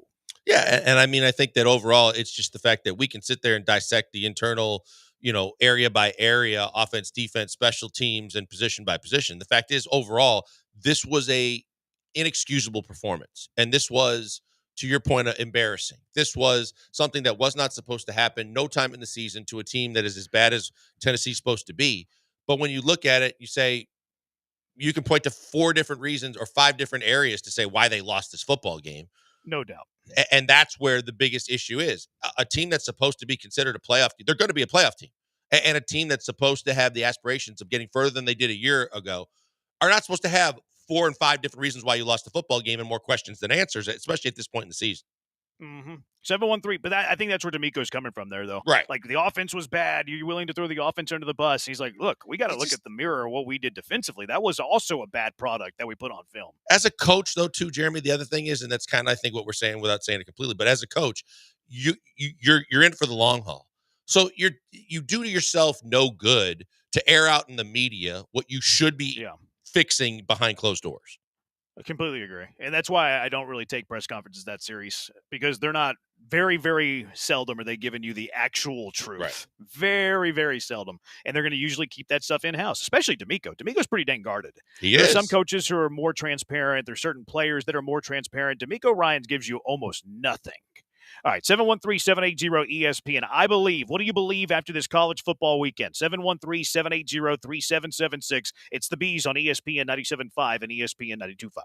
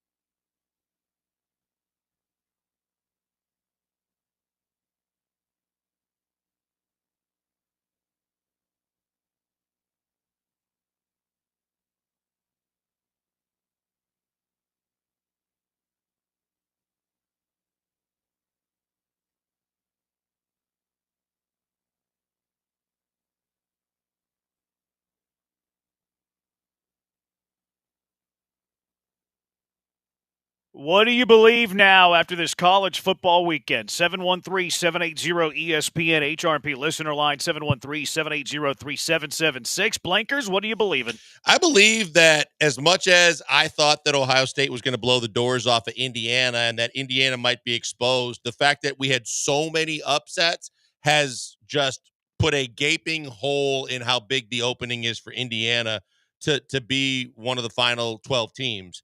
When you look at Colorado, Alabama, BYU, A&M, Ole Miss, all losing, the fact is that not only did Indiana benefit, but you looked at it and go, this whole thing's a crapshoot for the most part.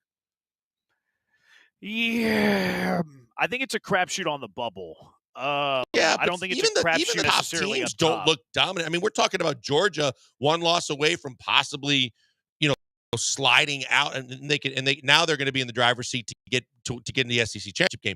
But overall, even the top teams have aside from Oregon, and they have blemishes. They're not. We see these powerhouses like dominant that we've seen in the past. No, I think it's. I'm with you. I don't think that there's a major dominant team. And remember, we were talking last week that I think whenever we get 10 years of information on the 12-team playoff, assuming they stay at 12 teams for 10 years, I think we'll look back at this season as having a pretty soft bubble. I don't think the bubble is always going to be this soft. So I'm with you on that. But at the top, it actually leads perfectly into my first, I believe. I think there are only 4 teams that could win it all because I do feel like, yes, not a perfect team, but I still feel like it is top heavy. I think there are only 4 teams in the nation that can win the national title. I think it's Oregon, Ohio State, and Texas and Georgia. I think 2 teams from the Big Ten, 2 teams from the SEC, Oregon, Ohio State, Texas, Georgia. The most pushback I've gotten with that take is Tennessee. And I will concede that Tennessee's probably my 5th team if I had to power rank chances to win the national championship. I'm not willing to include them in that top 4, though. But those are my 4 teams that could win it all. I think that's probably the top tier. I'm not. I think Tennessee just has too many inconsistencies when they're supposed to come up big, when they're supposed to get the production out of receivers and their offense, when their offense from week to week is supposed to be so effective. I just think you're right. There's a line drawn in the sand. Those are probably the 4 teams that can win it all. There were teams that early on impressed me. There were teams that late started to impress. Like South Carolina is an impressive team, but they're not even going to get in because they kind of handled their own destiny early on. Tennessee was a hot team early and then kind of showed you who they were. They're too inconsistent. Alabama, after what they did to Georgia, you're like, damn, that's a hell of a football team. And then they proceeded to show you that they don't belong. So the 2 teams in the Big Ten, their schedule alone, they don't really, aside from playing each other, and that was a hell of a football game, the rest of the Big Ten is so much lesser than. And from a cream rising to the top perspective in the SEC, those are the clear-cut 2 best teams. Yeah, see, I think Alabama's win against Georgia was actually kind of fluky. I feel like if you go back and watch that game, you're like, well, which one of these 2 teams is the better football team? I think that Georgia was the better football team. They just had like every break go against them. What else do you believe, Blankers? I believe that the fact that Ohio State blew out Indiana didn't have nearly the meaning that I thought it was going to mean because of the fact that your punter had a ball slip through his hands. Then you gave up a punt return for a touchdown. The score looked like it was more dominant than it was. But at the end of the day, I expected more from Ohio State than I saw. And because of that, I'm not as high on Ohio State as I was because I actually thought that if you played on a neutral field, Ohio State would beat Oregon and could be one of those teams that could compete with whoever comes out of the SEC. And I came out a little less than when it comes to Ohio State after that game on Saturday. I mean, they won by 23. But Jeremy, you gave up 14 points with special teams. I mean, the fact is that Indiana's offensive line got exposed, but that's Indiana. When I see them playing and try to envision them playing against one of those three other teams that you mentioned, I just don't see them being a dominant football team. All right. Good thing with the playoff that it'll all play out. I thought that late touchdown wasn't great for Indiana, but then, like you said, with all the losses, it didn't really cost them a whole lot. I believe that the gimmicky 2-point conversion overtime is really, really bad. I'm not a huge fan of college overtime to begin with. I think it's very gimmicky. I don't like gimmicky OT periods. All of a sudden, you're going to play football and the possession arrow or the possession game, the field position game, and then suddenly here you go. Here's the ball at the 25. Go score. But then what makes it especially bad is once you go to that third overtime, now everything's just a 2-point conversion. That isn't real football. And look, regular season, who cares? It's just a regular season game. What if there's a playoff game that's ended that way? What if it's the national championship game? What if somebody loses the national championship game because of this stupid, gimmicky third overtime? You got to go for two. Not even go for two. It's just a 2-point conversion. I hate it. It's stupid. If you need to keep it in the regular season because you don't want games to go 7 overtimes, okay, I can kind of understand that. But once you get into the postseason, they should flip the overtime rule like the NFL does. Get rid of this stupid 2-point conversion OT that starts in the third overtime and just play it out. Play it out, baby. I honestly think that the best overtime is the NFL playoff format for overtime, where both teams are going to get the chance to possess the football. If it's a field goal and then a touchdown, you lose. But other than that, it's as fair as you can get, because I'm with you. I mean, for those that stayed up and saw that ending to what turned out to be a hell of an exciting football game to watch, just going for 2-point conversion sucks. It's awful. And even to the point you're making, if you score and you want to go and just kick the extra point and take your chances yet again, go for it. I mean, let them do that. But forcing them into all these different things instead of just letting the best team win by moving the football, scoring points, doing what they want to do, and then playing defense, I can't stand it. If a playoff game ends that way, oh man, I'd be livid. Now, the game ended like at 10:30, 11. What do you mean stay up to watch the end? Oh, I heard a lot of people said, I went to bed after, right towards the end. I'm like, I don't know how you do that, just simply because of the fact that it was so close and down the stretch. Like, that was so exciting. Yeah, I didn't really have a dog in the fight. So what? It was an exciting football game. Are these your friends that go to bed at 9? No, I mean, I don't have friends. It was a weekend. It was a weekend at like 10:30. It was a 11. later They're finish. It was like, I think at least 11 something when the game ended, wasn't it? You got a game going to triple overtime. It's a great game, and they're going to bed. Hey, man, I just report what I hear, okay? I'm not saying it was me. I'm saying there were people out there that were shutting it off early. Abigail said she was done after 3 quarters.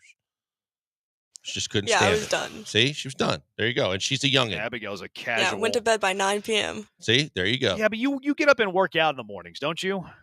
How'd you know that?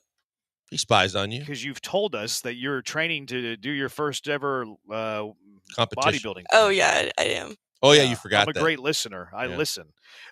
Kenny Dillingham is a bona fide psychopath, and I love every bit of it.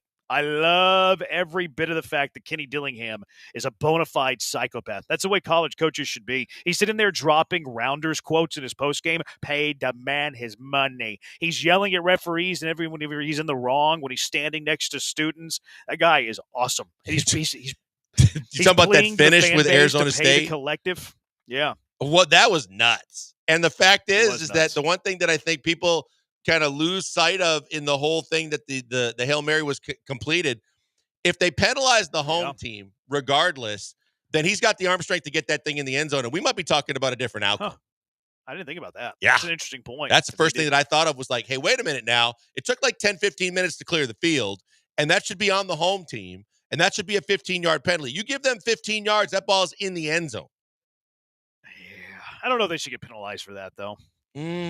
That's a bad penalty. They thought the game was over. Like, they're not doing anything like malicious. That'd be a bad penalty. That'd be criminal. Lamont says he believes that with 3 losses, that Bama will still be in the playoffs. It's going to be interesting what the committee does with all the losses that happened this past week. Now, what's interesting about A&M is they still control their own destiny. I mean, they beat Texas. They're in the SEC championship game. You win the SEC championship game. Not only are you in the playoffs, but you're getting a bye. That's right. In the first round. 0511. I believe that the portal has ruined college football. See, I disagree. I disagree that it's ruined college football. I think that it's actually created more parity to college football. It certainly changed the landscape, but I still love college football. I love college football, but you definitely have drawn the haves and the have-nots, and it's more clear-cut because the combination of the NIL money and the fact that it's basically free agency in college football has basically come to the point of whoever's got the biggest backing with the most money in their account and the deepest pockets have a clear-cut advantage. You can buy I mean, whatever I don't you know. need. I don't know if the gap is greater. Like, if was the gap 5 years ago, whenever Alabama was just killing everybody, greater than it is now? Like, you just talked about how the top is. I think not there's more teams at the perfect. Like, top. there's But the money has changed so much to the point where, Matt Rule says you need over $2 million to get a 5-star quarterback, and then that was completely rewritten by the whole fiasco with LSU and Michigan. Now you need $10.5 million to go get I a don't know guy. how that changes the gap, though. Like, was the gap between the number 1 team in the country and the number 10 team in the country greater 10 years ago than it currently is? I feel the divide has actually gotten closer. I think there is more parity this particular season, but I think overall, as time goes on, I think that the deep pockets are going to be the ones that win out. Okay. Yeah, I mean, I guess we do need more time to get a pretty good, pool of information. That's a fair point. 713-780-ESPN. Go ahead. I got one that you're going to love, though, for the other, I believe. I believe that you and I both know better than most that you have to have Who's you and I? You University and of I, Northern you, Iowa? Jeremy, and me, Joel, we know better than most. You need good rim protection. And if you're going to go on the road and bring your own hoop and you want to dunk on the opponent, you, one, have to win the football game. And two, you can't give up possession of said hoop and have their logo put on your backboard and then your walk of shame as your equipment guys trying to walk it out of the stadium. Ole Miss brought their hoop to the sideline at Florida and were trying to dunk on the Gators. By the end of the game, the Gators had their logo on the backboard and had the Ole Miss equipment guys doing the walk of shame with it off the field. You can't have that.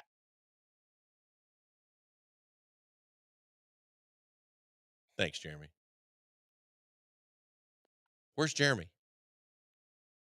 I understand like a 5-second pause if he decided that he wasn't going with me on that one. I don't know. He's getting up and walking around. Okay, so maybe we've got issues, which I already knew I had. You want to go to break? Yeah, you got my bookie. All right, we're going to go to break, and we're going to hopefully get Jeremy back on the line for the second half of the show. We got one half in the books and one half still to go. We're going to come back with a whole lot more, but before that, I do want to remind you of the fact that Thanksgiving weekend means there is a ton of games and a lot of games to bet. When you don't want to hang out with the family, but you want to put money down on some sports because you got a chance to actually come out a big winner, then I tell you to go to mybookie.ag. And Thursday, because it's Thanksgiving, means there's a ton of sports that you can cash in on because mybookie.ag is the place you need to be when you put down on money. Thursday, they have that whole forgiveness bet, and it's perfect on the day of thanks. You should be giving thanks for that because, like, if you think A-Chain's going to be the first guy to score for the Dolphins against the Packers on Thanksgiving night, you can bet on it. If it doesn't come to fruition, you can forget about it. But if it does, you can cash in. That's the way they do the Thursday boost at mybookie.ag. There is a variety of different ways they take care of you and tons of different ways that you can cash in. All you got to do is go to mybookie.ag right now and sign up. If you're signing up for the first time, there's a sign-up bonus. Whatever you put in, they'll put in up to $1,000. More money in your account, more games you can bet on, and more chances you can win right there. And then also they have live dealers standing by even when there's not games going on. If you want to get your casino fix on, play some poker, play some blackjack. Don't have to fly to Vegas or drive to Louisiana. Right there on your tablet or in the comfort of your own home on your phone, you can do it with mybookie.ag. But you always got to remember our promo code. That's how you cash in and get those deals. It's Bet975. Anytime and every time they ask you for the code, you give them Bet975 and you are in business. Even with their rewards program, MyBookie Plus. Get involved, sign up. They're going to register you. And then with every bet you place, you have a chance to climb up the tiers to cash in even more. They take care of you all the time because they love and appreciate you as customers because you know that your money is safe and secure, and they're going to take care of you every step of the way. As I always tell people to do, you can bet on anything, anytime, anywhere with the only place I tell you to do it. It's mybookie.ag, and our promo code is BET975.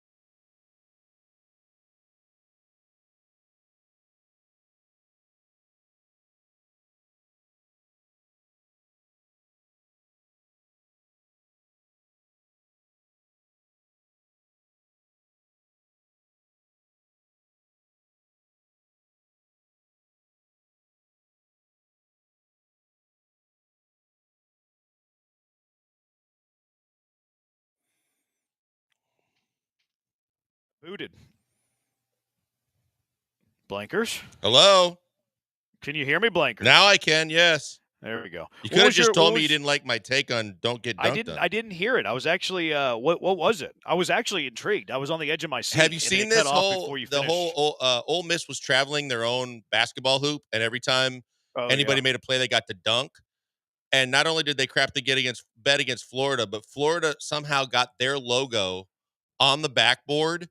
Yeah. And we're dunking on it. And then the walk of shame was the equipment guys for Ole Miss had to escort their basket back to the bus and the plane with the Florida logo on it. They didn't even get it off. Yeah, I did see that. That was funny. I like a good little college troll. I like a good little troll, period. Some people call me a troll. I don't know where they get that from, though. I don't really see it in myself. 713-780-ESPN. What is your question for the Bees? 713-780-3776. First question's about the Fred VanVleet ejection.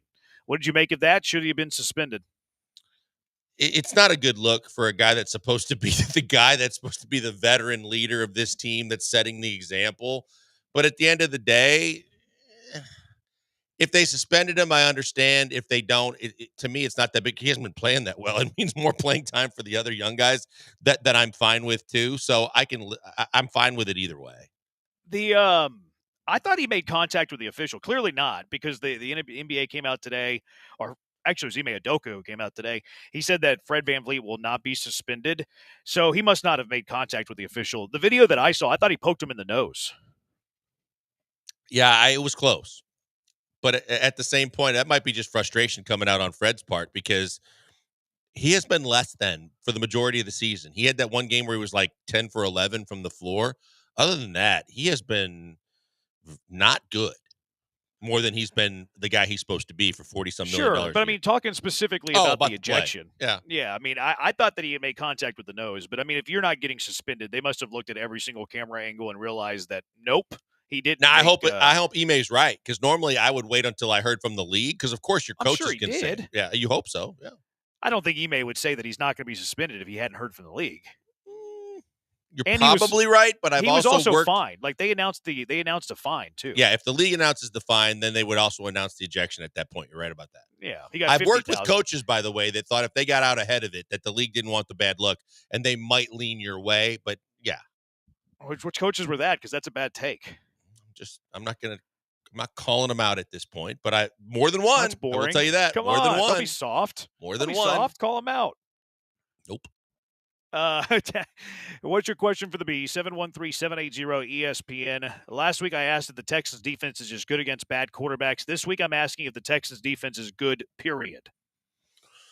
I think their pass rush is above average. I think their pass rush is very good. I think when healthy, their interior defensive line can be very good. I'm beginning to question their secondary more, including their best corner.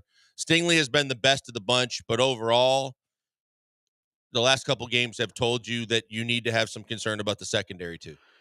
Yeah, I like their defense. I do think that their defense is good. I think that their pass rush is elite, quite frankly. Now, there are areas that you can get to this defense, and I think it's in the middle of the field. I think that you can run up the middle against this defense. I think that you can attack the Texans over the middle in the passing game. And yesterday was over the top a little bit, too. I think the Texans took Titans a little bit lightly. I think they took Will Levis a little bit lightly. Another texture, Mailbag Monday, 713-780-3776. What's it going to take for the Texans to be an elite NFL team? I think consistency. I think the fact that they have to be able to score in the second half of football games. I think the fact that it all starts with the offensive line. I think in order to be a team that can be considered elite, because of what we just told you about the defense, which can be better than average, even with some holes that they have to work on. The fact is that when you have a quarterback that basically has an internal clock where the alarm is going haywire every time he receives the ball from center, because the fact he's expecting to get hit. That affects your pass game, your run game. Everything that happens on offense is predicated by an offensive line that has been completely and utterly atrocious compared to what it was supposed to be. So I think that for starters, I'd say your offensive line has to be a lot better.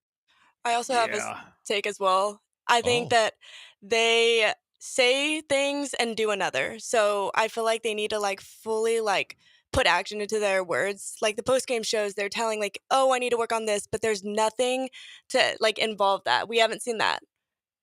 What if they're just incapable, though? Because, like, I agree with that, and they're saying the same things over and over. But what if they're just incapable of putting the action behind the word? See, that to Then me is the fear. Why don't you say that? Like, be honest with your fans, you know? I think the other Yeah, thing to but I Abigail's mean- point is, then why are you paying all this money and investing all these assets in this offensive line if they truly are just less than? I mean, it shouldn't be that way. Like that's a failure in either your assessment or that's a failure Evaluation, in yeah. the production. Like one thing is failing to get you to that point, but I mean, you should be spending resources in your offensive line to Sure. protect a young quarterback. So I don't fault them for spending resources in an offensive line to protect a young quarterback. But where is the mistake? Is it in the evaluation? Or is it with the coaching up and the developing of the players? We all know it's a failure, but what is leading to the failure? And that's something that they're going to have to address. But like, I could sit here and say, like, I want to be able to run a 4.40 again, like I did back in my high school days. But at this point in my life, I'm just not capable of doing it. You know what I mean? Like that's so where it's you one thing say, to say it, but you okay, say, okay, but Tunsil and Shaq, those are two guys that, yes, they've proven that they can do it, but you don't extend guys and give them the kind of the resources and money at a certain point if you don't realize they're on the downside or they're closer to the end than they are continuing at a certain level. And even Howard. It's evaluation. That's yeah, evaluation for sure. That's and what how I'm much saying. a player's worth. But I just have a hard time putting a whole lot of weight into what a player says. Like I really have a whole lot of trouble putting value in what anybody has to say. Like somebody could sit here and tell me I have a great plan to give you $5 million. Okay, well, I don't really believe that. You know what I mean? So it's one thing to say it, it's another thing to do it, to Abigail's point. But my fear is that they're not capable of doing it. Their desire is there, their goal is there, the mind's in the right spot, but they just can't actively do it. See, but that's where you go, okay, I think from a talent evaluation standpoint, it completely is pointed at them by saying, well, Laramie Tunsil is considered top 5. He's got to play like it. So does Howard. So does Shaq Mason. No, their return on investment on the offensive line has been atrocious. I agree with you there. But to me, it's where is the fault? And I also think they're really bad at playing as a unit because I think Laramie Tunsil is good. I think Titus Howard's playing pretty good. Now, the interior of the offensive line is where the weakness lies, but they're just not playing terrific as a unit. I think it's scheme. I think it's protection. I think it's all of it. 1970, do you know someone that is in a cult? Not a cult. What would you say? What is Jehovah's Witnesses? That's just a religion. Yeah, I think that's a religion. I don't think it's a cult. Yeah, I don't think I know Depending on who anybody you in a ask, cult, I but guess. I grew up with one of my good friends that was a Jehovah's Witness, and there was a lot of interesting conversations that were had to try and understand all of what they do and why they do it. The only people that I know that are in a cult reside in College Station and attend Texas A&M. I'm kidding. Oh boy. I'm kidding. It was a joke. Do not get after me, 12th man. It was a joke. No, I don't know anybody that's in a cult. At least I don't know that they're in a cult. It's always a possibility. The ones you don't know. Do you know anybody in a cult? I mean, all my brothers go to A&M, so. She so said you're on it, not Jeremy's me. side of this. No, I'm not on Jeremy's You're side. saying I that just A&M are didn't cult go members. to A&M because I was kind of uncomfortable. Yeah. Okay, we'll leave it End at of the- that. Since we are the flagship of the Texas A&M Fighting Aggies, who are playing the Longhorns this weekend, we're going to have great guests throughout the week ahead of the big game coming up on Saturday. As you know by now, Yusei Kikuchi's gone. He's gone. 3 years, $63 million. He's going to the City of Angels. Will never experience a winning season ever again. But would you have given him the 3 years, $63 million? Did the Astros win or lose the Yusei Kikuchi trade? 713-780-3776. It's the Bees, ESPN 97.5 and ESPN 92.5.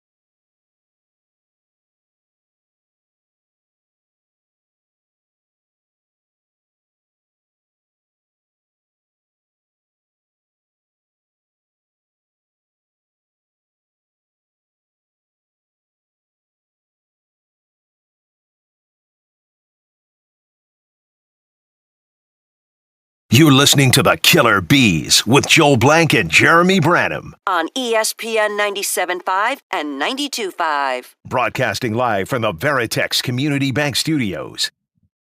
November 30th, rivalry renewed. Texas A&M facing off against the University of Texas at Kyle Field. Stay tuned to ESPN 97.5, 92.5 for extensive coverage of this historic game presented by Rebecca Creek Distillery. You'll hear interviews with great guests from both sides and spirited conversation from all of us. We're going to be having Andrew Monaco on 3:15 on Wednesday. Talk about the Aggie perspective. Of course, the voice of the fighting Texas Aggies. Efforting Craig Way, but his show's at the same time as our show, so trying to make that work on the both parties, but also connect to our coverage on the ESPN Houston YouTube channel, social media. Enjoy Rebecca Creek Whiskey, Enchanted Rock Vodka, and Texas Ranger Whiskey to celebrate the rivalry's return. You want to say this last part, Blanker, since you don't have a Texas connection? Nope. Say gig 'em and hook 'em for me, please. Gig 'em and hook 'em. There we go. Thank you for doing that. I legally cannot do that. I get fined if I do that. All right, Yusei Kikuchi, 3 years, $63 million deal to the Angels. What was your reaction when you saw that news, and would you have given him that number? I was surprised because of the number, because of the finances, because we were talking about maybe getting 27 or more because of what he was able to do, how he put it together, and the way he finished the season. The fact that we're talking about 2021 a year seems to be like it was more than a reasonable price for a guy that was hyper effective for you, that I was hoping that the Astros might have stayed in that conversation a little bit longer, regardless of what else that they do from a pitching perspective, because he was so good. Do I understand why they walked away? Yes. Do they have a surplus of starting pitching? Yes. But because that was such a significantly lesser number than what I was expecting, I was a little disappointed because of that. Yeah. B. Hannon says, what are the Angels doing? I answered him. I said they're trying to win 75 games. I would not have given Kikuchi this deal, but I do find it funny that this report has come out that the Astros were interested in a reunion with Kikuchi. Well, if you were so interested, why didn't you get the deal done? Like, you must not have been that interested. You weren't interested to the tune of $63 million for 3 years. Mm-hmm. I can tell you that you were not that interested. Like, what is your level of interest? Well, it wasn't $63 million. So, like, the whole "we were interested" to me comes across, quite frankly, as a bluff. And I think it's insulting to the fan base, too. Oh, we were interested. Hey, trust us, guys. We were there. We were in the market. We were in the conversation. We tried to bring him home for you, the fan base, a guy that you love. We really tried on you. Say, well, did you? Because he just went to a division rival for 3 years, $63 million. So I don't think that your interest level was all that high. I think this is a whole PR stunt. Yes. Hey, guys, we're trying to spend money. Look at us over here. We were second place. We were the runner-up. We were the bridesmaid. Well, you must not have been willing to give 3 years, $63 million. And not only that, Jeremy, it's just the imaging of looking like, hey, we did everything in our power to try and keep him here, but at a certain point, we just, we had to pull out of the discussions, but we gave it our old college try. We kept pushing. We were in the discussions. And then we've seen this happen so many times with the Astros over the years, where the fact is they want you to believe that they were in it till the bitter end and they were making offers and they did their best to try and bring him back, when we kind of realized a while back, like, they're not going to do that. They're probably not in the conversation. It was never really as real as everybody wants it to be made out to be. But at the end of the day, they say they tried. Yeah, so that's where I stand on the Kikuchi thing. But I would not have given him that. With the roster that you have, I mean, Kikuchi's going to be in his mid-30s with this deal. Yes, he was really good for you, but he has not been really good in his career. He's been, like always, somebody who had high potential but kind of struggled to hit that potential. You also have a lot of starters coming back. I do think that the Astros need a starter in free agency. I think that starter will be Justin Verlander on a 1-year deal with, like, vesting options, maybe even a club option for the second year. But I think they need one starter, not a starter that I'm going to pay $63 million, not a starter that's going to make $21 million in a single year. So I'm okay with letting Kikuchi walk, but I just find the whole, we were interested to be a bluff, quite frankly. And I think it's insulting. We've seen it with a lot of the big names. You may have to brace yourself that you're going to see it at least one more time before the end of free agency, because I think that to a certain degree they want Bregman back more so than the other guys. But I think that at the end of the day, if they're able to say, hey, we were in it, we were giving them our best offers over and over again, trying to do whatever it took, that they can actually think that everybody's going to be cool with it and they can walk away comfortably going, we gave it a shot, we tried our best. It just, he got an offer we couldn't compete with. Yeah, I kind of get the smell of that too with the whole like, hey, Schwab knows that the Astros give him a 6-year deal, like 6-year contract offer. Okay, well, it seems like they're leaking out a little bit of information. Look, we're in the mix. Look, we're in the running. We weren't going to go to Heyman 6. We went to 6. Was it Heyman or the other guy that were like reporting that the Astros have a contract in? Okay, Yeah, I think it was Heyman. Well, there you go. Why? Who told Heyman that they have a contract in? Well, it's the Astros trying to send the message that they're really trying. They're giving the old college effort. So just pay attention to that. If they don't sign Bregman, but they were in on Bregman, it's the whole Correa thing. We gave Correa a contract. Yeah, but he was never accepting that contract. It's the whole Crane with Click. Oh, we offered Click a deal. It was a 1-year deal that he was never accepting.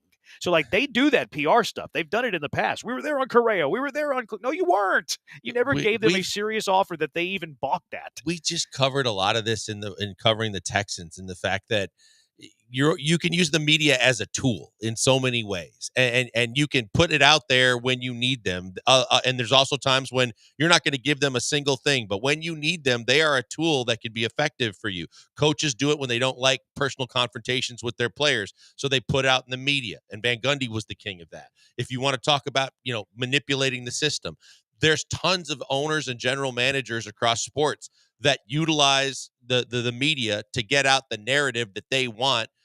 And you can go around the ball. You can say when Anthony Rizzo was a free agent and they put out that the Astros had made an offer and they were in the running for it, it was just to make sure that the Yankees came up a step to get where he wanted to be so he could get where he wanted to be.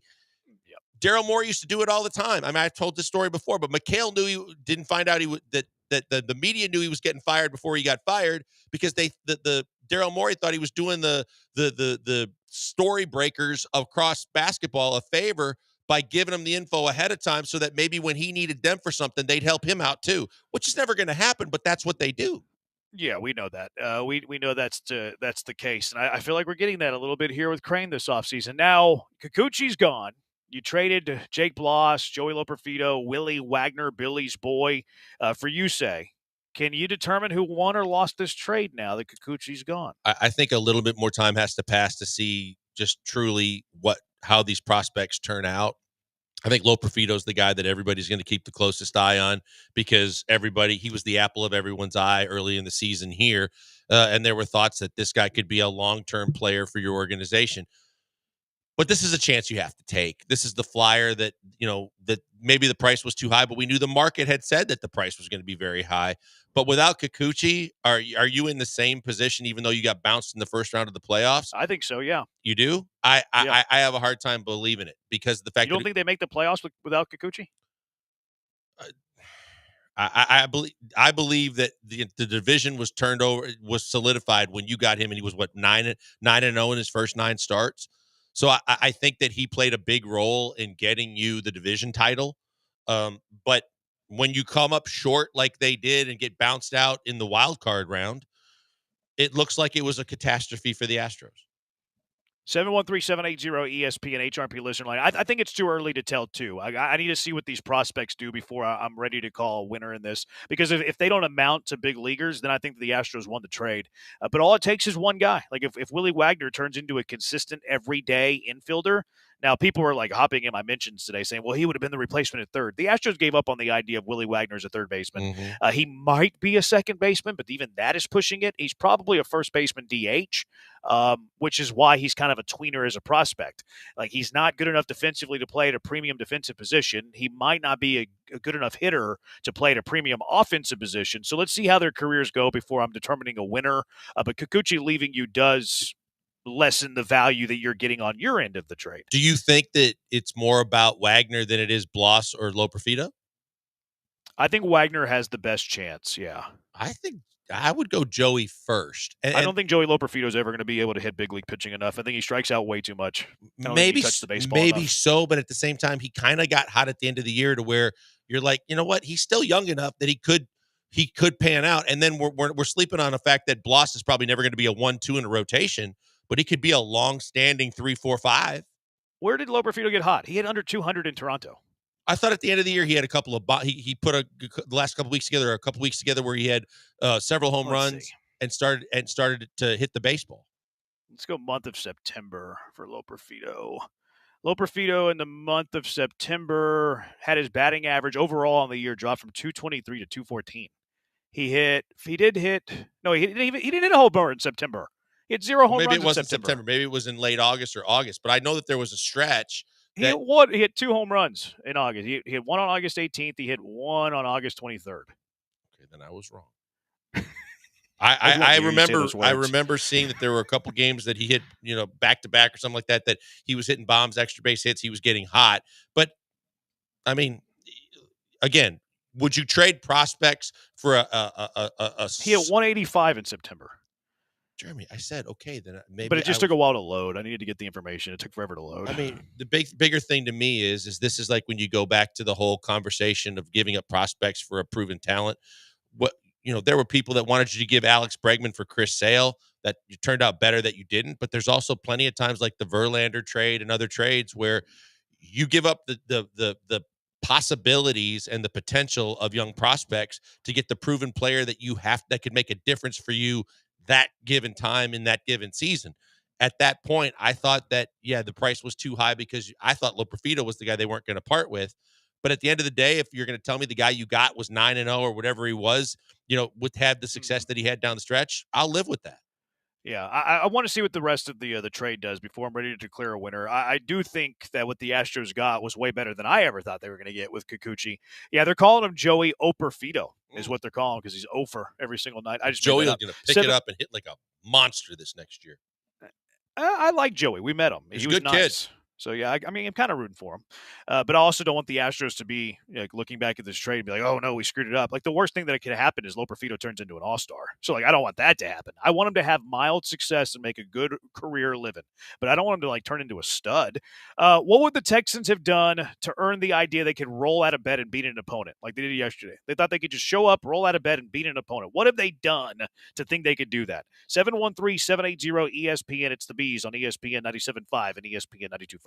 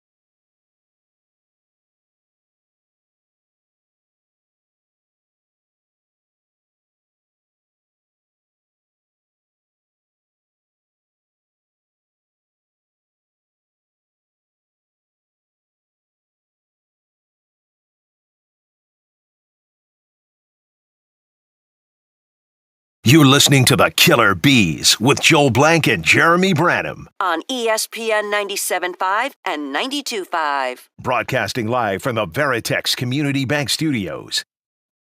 It is the Bees, ESPN 97.5, ESPN 92.5. I think the Astros would have paid the 21 a year, but not the third year. Yeah, maybe 42 too. Maybe. I could see that being the case. 5044, I think we won on Kikuchi if that allows us to sign Bregman. Okay, I think those are two very different things. Like, you might not want to pay Kikuchi the money because you're saving that for Bregman, but I don't know how that factors into the trade at all. Yeah, no. I think that apples and oranges. I think that I understand if you're trying to save money because you want to put it all in the basket of getting an Alex Bregman, but we all know that whether it's Verlander, Kikuchi, or someone else, that, and I think Dana has said this, that they're looking at trying to add a veteran. They would like to add a veteran pitcher if possible. And I just, like I said, the one thing that really caught my eye was the fact that the market looked like it was going to dictate $27 million a year. If he's signing for 21 and he really liked it here, it would just seem to me like if you were really adamant about bringing this guy back, if you could come close, the difference between the Angels and the Astros is also a factor that, and you liked it here, that might make the difference if you were really serious. Did you see 27 somewhere? I always thought it was going to be low 20s. I saw projections of 27 when they started talking about top 50 free agents, who might be interested in what they might command. And I saw it at multiple different sites where they were guesstimating in the 27 range. Interesting. Yeah, I always thought it'd be low 20s with Kikuchi. He was also quick to sign too. So it's like, I wonder if it was just that third year, like giving him some guarantee. I wonder if he took a little bit less average annual for that extra year versus like 25, 27, but 2 years. So he locks in that third season. I think that could potentially have come into play with Kikuchi as well. But signing this early too, like it almost feels like he wanted to be in LA because like this is super early to be signing. 0891, I'm so happy you are talking Astros instead of the embarrassment we call the Texans. That is a good word. You use the Texans. 0979, they were not winning the division without Kikuchi. So that's on your side on that one, Blankers. 5142, Branham, you sound like a CNN moderator fact-checking in a presidential debate. The problem is that I was right as opposed to what you said, 5142. But what am I supposed to do? Just let misinformation fly? What is this? I'm trying to find it too, because I know that I was reading Twitter. We're talking about Lo Perfido. We're talking about Lo Perfido's I know that I had seen it at a certain point that Lo Perfido was like, I know he made a couple more defensive plays, but what really matters is how's he hitting the baseball. And I thought that there was a period of time that he actually was hitting the ball better, but you're looking at the numbers, they're not great. Yeah. I don't want Bregman back, says Robert in Beaumont. I kind of lean that way too, actually. I think that he's going to get more than he's worth. I think it's going to be an ROI thing. I think that Bregman might be fine for another year or two, but I don't think he's ever living up to the contract he's about to sign. I feel strong with that take too. Like, I'm willing to stand on the table, bang the drum.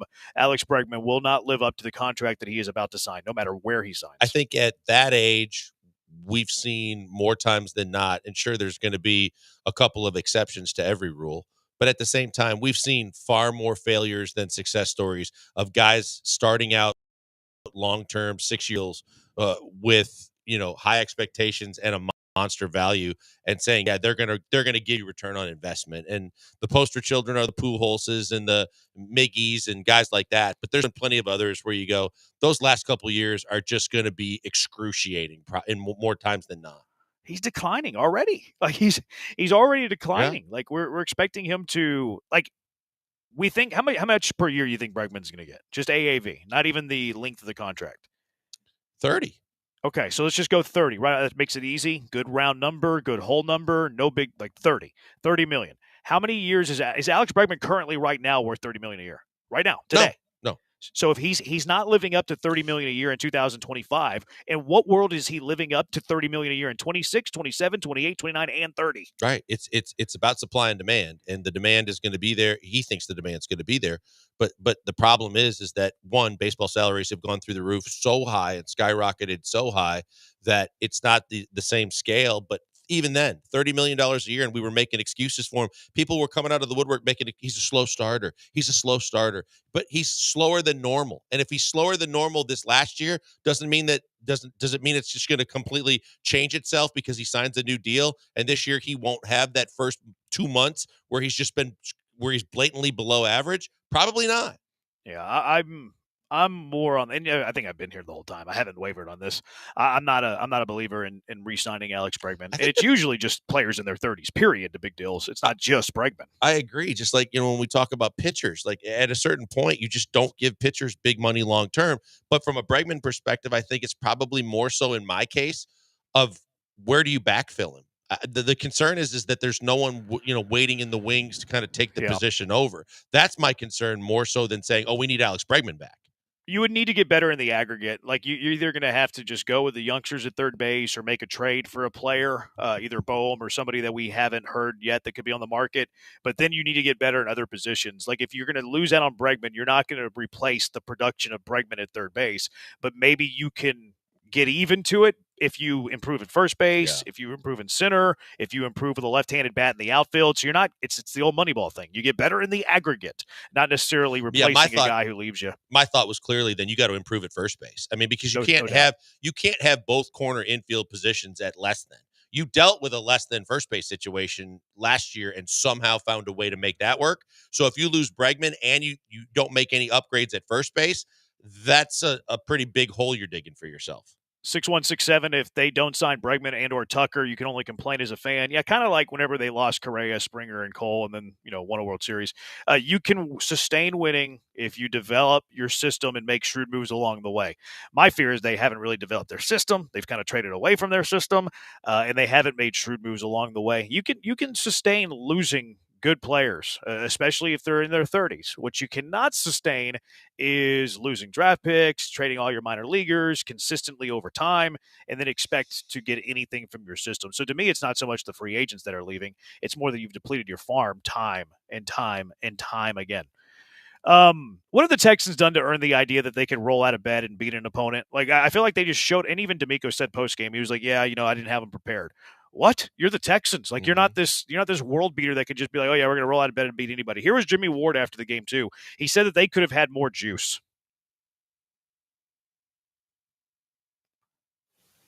Yeah, Jimmy said that he needed more juice, that they didn't have enough aggression, that they didn't come out to play against the Tennessee Titans. How? So I definitely want to give credit to them.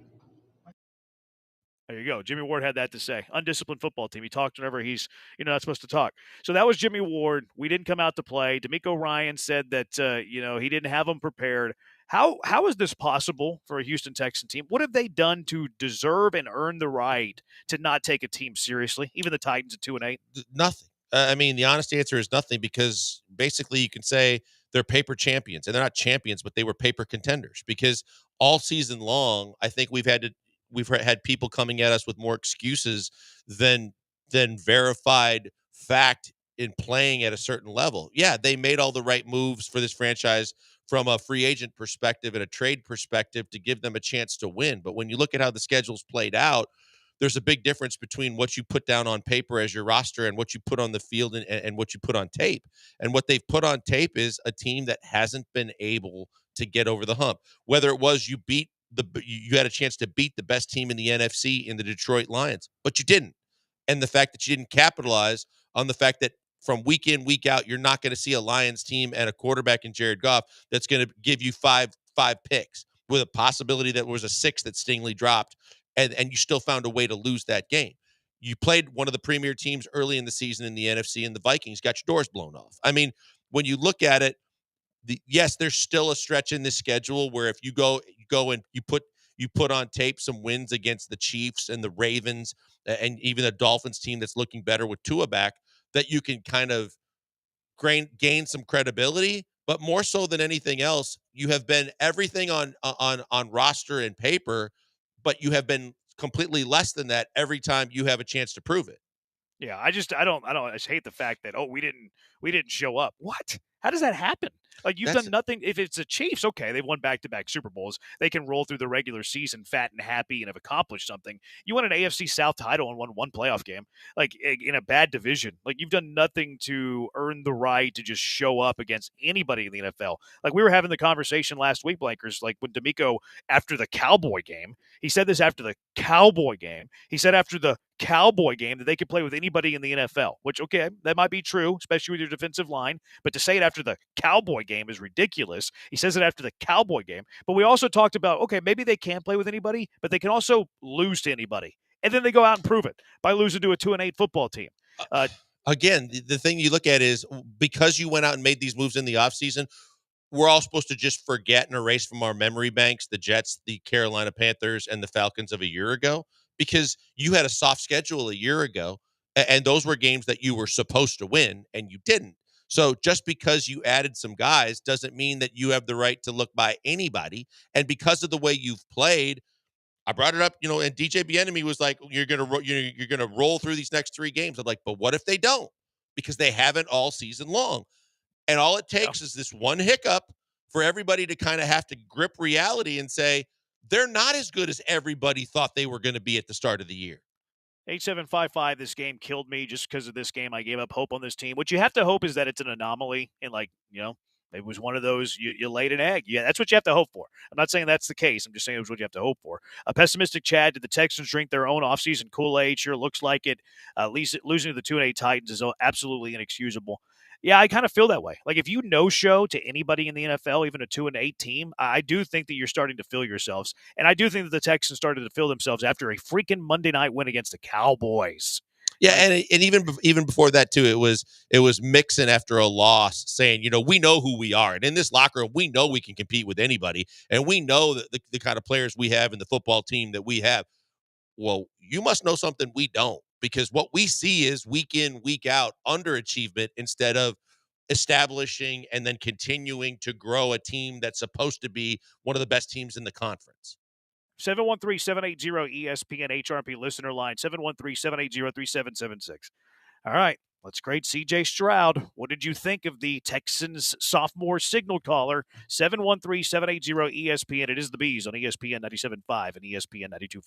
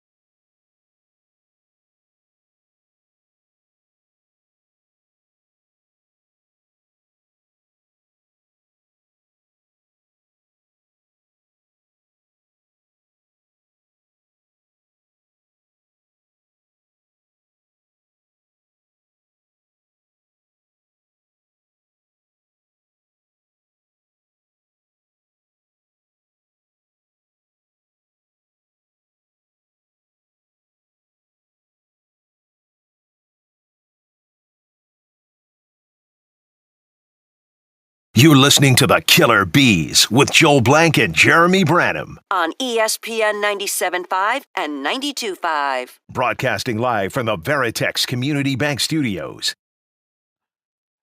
Let's grade CJ Stroud. 713-780-ESPN. How did you think of the performance, or what did you think of the performance of the Houston Texans' second-year signal caller?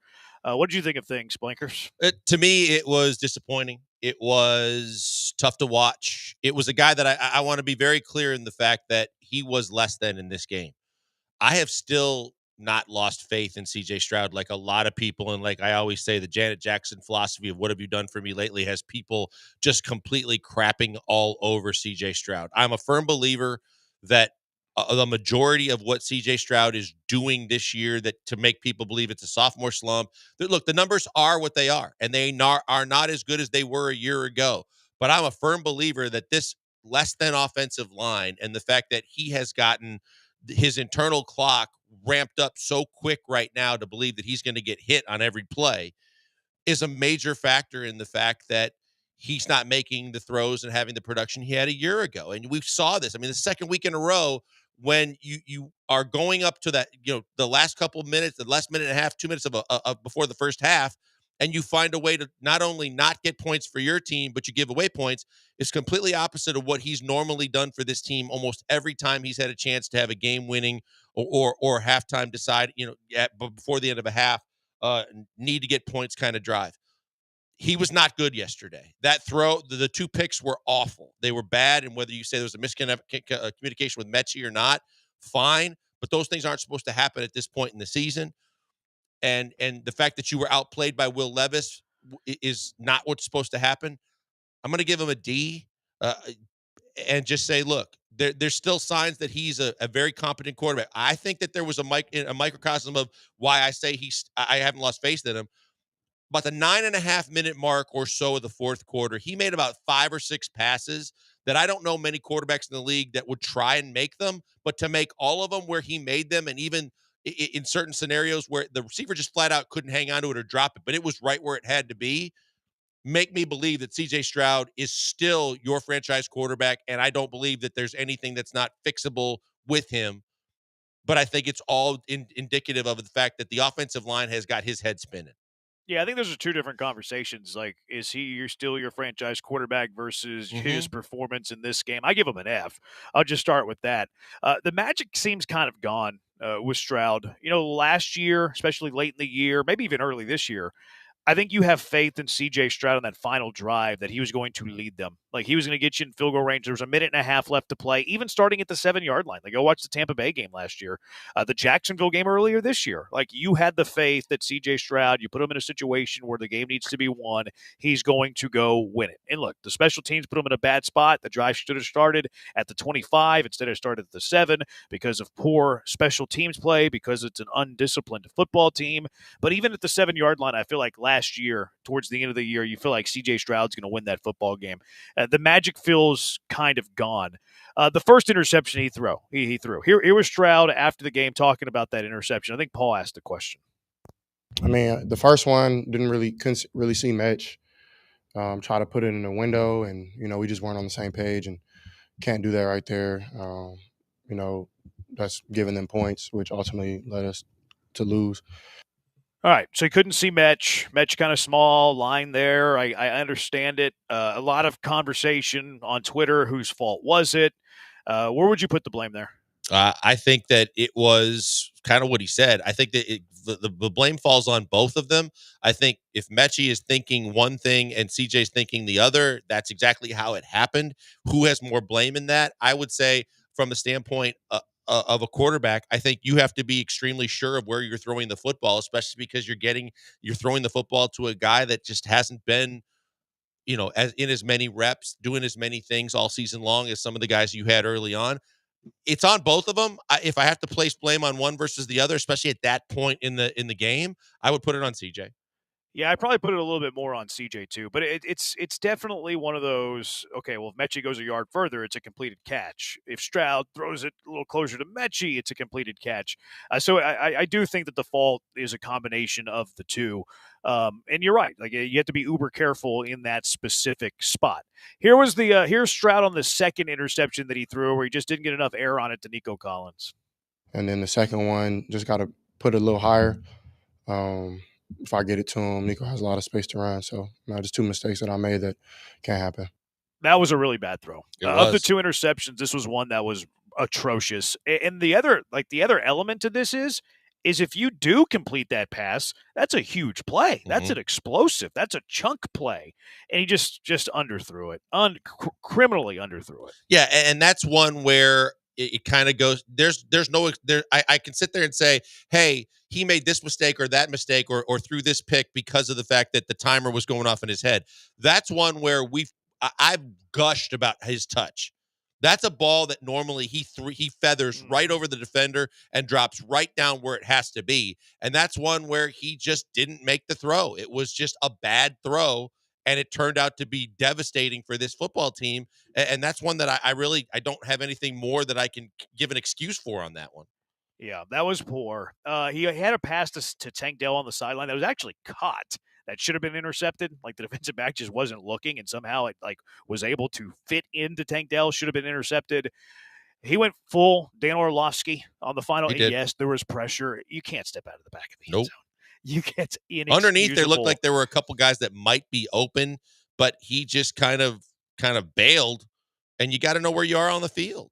Yeah, that was atrocious to step out of the back of the end zone. He did have some moments. I agree with you in that sense. He had a nice deep connection to Tank Dell on a pass. The touchdown pass to Nico I thought was good ball. Like it was placed perfectly where Nico could go up and get it. Now that's mostly Nico. And then he had a deep ball to Nico later in the game too. So he still has moments. Like you can certainly still see his potential. It's still there. It's just a matter of doing it consistently, doing it all the time. Eliminate the mistakes. Stop taking the sacks. Now, a lot of that is on the offensive line, and the quarterback is always usually a product of the entire offense, whether it's skill players, whether it's the offensive line, whether it's the play calling. So a lot of times we give way too much credit to quarterbacks. A lot of times we give them way too much blame, but that's what goes with the territory. That is the responsibility of playing the position. 713-780-ESPN HRP listener line. The Texans do not have a franchise quarterback. I still think that he's a franchise quarterback. C.J. Stroud, biggest fraud ever. That's a bit much. That's a bit much. We forget how many times CJ got lucky last year. Those dropped interceptions last year aren't going his way this year. That was especially true in the first half of last season. First half of last season, he was throwing a lot of balls just up there that were dropped, quite frankly. So his interception total last year probably was more lucky no doubt. Than what it ended up as. He could have easily had double the amount last year. Yeah, there's no question about it. We were talking about throughout the year. Sometimes you got to be lucky and good, and there's no doubt that he could have been closer to double digits in terms of picks. He just had a lot of them that ended up, thankfully for the Texans, falling to the ground and not getting picked off. Yeah, 713-780-ESPN. A few more text on the CJ. D-plus grade for CJ Orlovsky. See, D-plus is implying he passed. How was anything he did yesterday a passing grade? That's in Texas. Yeah, fair. B- says 0979. That's grading on the curve, I guess. 4102, has Tank Dell become the new Will Fuller? Drop passes seem to become a thing. I didn't see one drop pass from Tank Dell yesterday. Did you? I think the one that, if they're referring to anyone at all, it's in that final sequence where Tank had that long crosser over the middle and CJ put a ball on him, and the defender at the very last minute, was giving up the pass and then got his hand kind of underneath the armpit and up to kind of pry the ball loose. If you want to put that on Tank, that's your perception of it. I mean, I think the defender made a hell of a play. Yeah, that would be a PBU. That'd be a pass breakup Yeah. on that play. I didn't see Tank drop a ball yesterday. If there's proof of that, please send it my way. 713-780-ESPN. Replace undisciplined team with poorly coached team. From top to bottom, this coaching staff is failing. I don't think that's a terrible take. He still has a 2-game lead in the division. That is true. It's a bad division. Is the Shanahan offense outdated? I've seen a few people have this take. You think it's outdated? I don't. I still think it can be effective. I just think that there were elements that made it successful in the past that I don't think are so as much anymore. I think you have to have the right skill players. I think that even from a San Francisco perspective, it's like Brock Purdy. Can he be he's a game manager because he has so many skilled guys around him. But then you look at it and you know that if you just lose one element here or there, the whole thing, the wheels can fall off of, to where I think that, like anything else, over time, you got to kind of progress and evolve more so than it maybe has to this point in the NFL. The Dolphins were really good yesterday. Yeah, they were. I don't really think it's. I mean, San Francisco hadn't been great. They've also been very hurt, dinged up all year. Yeah, I don't think that it's outdated. Although Brian Flores is really good coaching against it, I will say that. One thing that I do want to bring up, though, real quick, this whole idea that C.J. Stroud is having a sophomore slump because he did podcast in the offseason is ludicrous. It is stupid. It is a horrible, horrible take. C.J. Stroud was still working. Hey, look, I'm not going to sit here and tell you C.J. Stroud's playing at a top 5 level, maybe not even a top 10 level. C.J. Stroud's struggling. He's on the struggle bus. This offense is on the struggle bus. Many reasons of why they're struggling belongs to C.J. Stroud. There are other reasons this offense is struggling that has nothing to do with C.J. Stroud. But is it because he did podcasts in the offseason? Of course not. Stop saying that. It is dumb. You're making yourself look foolish by saying so. Is this the Madden curse? Is this what we've gotten to? Is that Micah Parsons and CJ, if you do podcasts in the offseason, it's the kiss of death? I mean, everybody's out there doing what they need to do on their own free time, and it has nothing to do with how they play or don't play this season. And bulletin board material aside, whether you think that's anything or not, stop it. Just stop it. It's ridiculous. I'll listen to the overconfident thing. Like, I'll listen to that. Like, I don't necessarily agree, but I think that is a valid argument and conversation to have, that he started to feel himself and became a little bit, egotistical. I wouldn't agree, but that one's more of a sound argument than he did a podcast. So he's agreed. But let's also be honest in the fact that quarterbacks, like receivers, they have to have supreme confidence in their abilities and themselves in order to do what they do. Quarterback more so than all the divas of wide receivers. Quarterbacks have to have the confidence they can put it anywhere at any time in any spot that has to be delivered. And you saw it yesterday. The one that everybody was saying should have been picked almost was a hell of a completion to Nico in triple coverage, because he believed he could fit it in that window, and that's what quarterbacks do. 6389, typical Houston media being soft on CJ. I just gave him an F. I gave him a D. I mean, I'm I sorry. gave him an F and called him Dan Orlovsky. I don't think that's being soft on CJ. I just think that the podcast thing is the reason that he's a bad quarterback is silly. Look at how many commercials Pat Mahomes is doing. He's won 3 Super Bowls and has won back-to-back.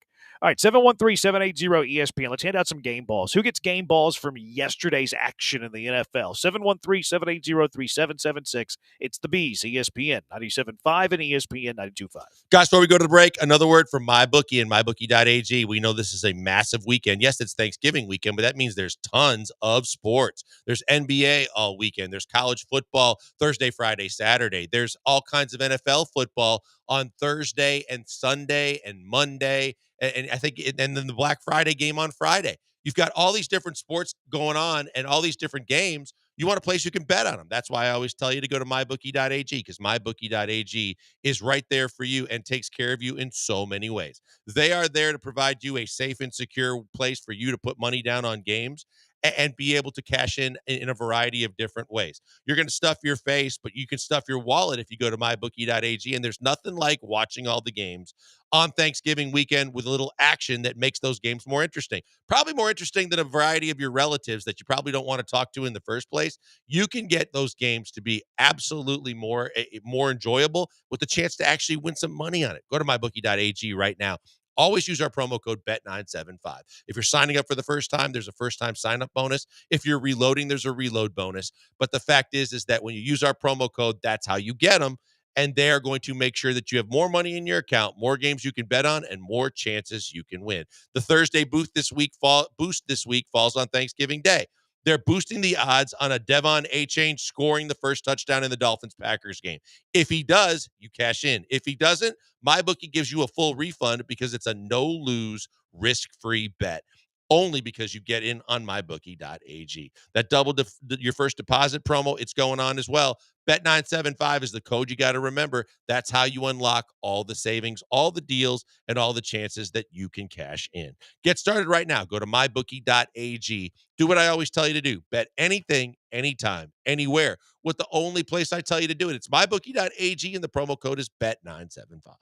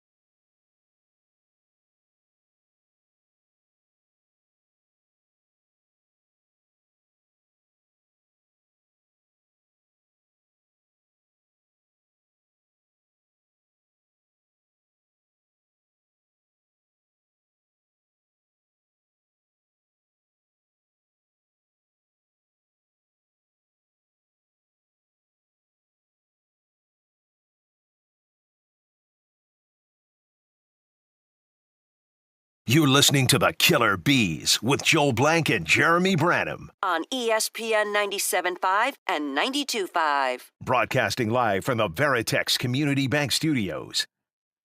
Who gets your game balls this week? 713-780-ESPN HRP listener line 713-780-3776. Blankers, who gets your first game ball? The only game that I was able to see any of live last night, that Saquon Barkley performance was pretty top-notch for a game ball. When you look at 243 yards rushing, 2 touchdowns, 2 long runs, and basically he has put his name in the MVP conversation because he has a legit chance to really put his name in elite company with the yards he's stacking up, both receiving but more importantly rushing the football.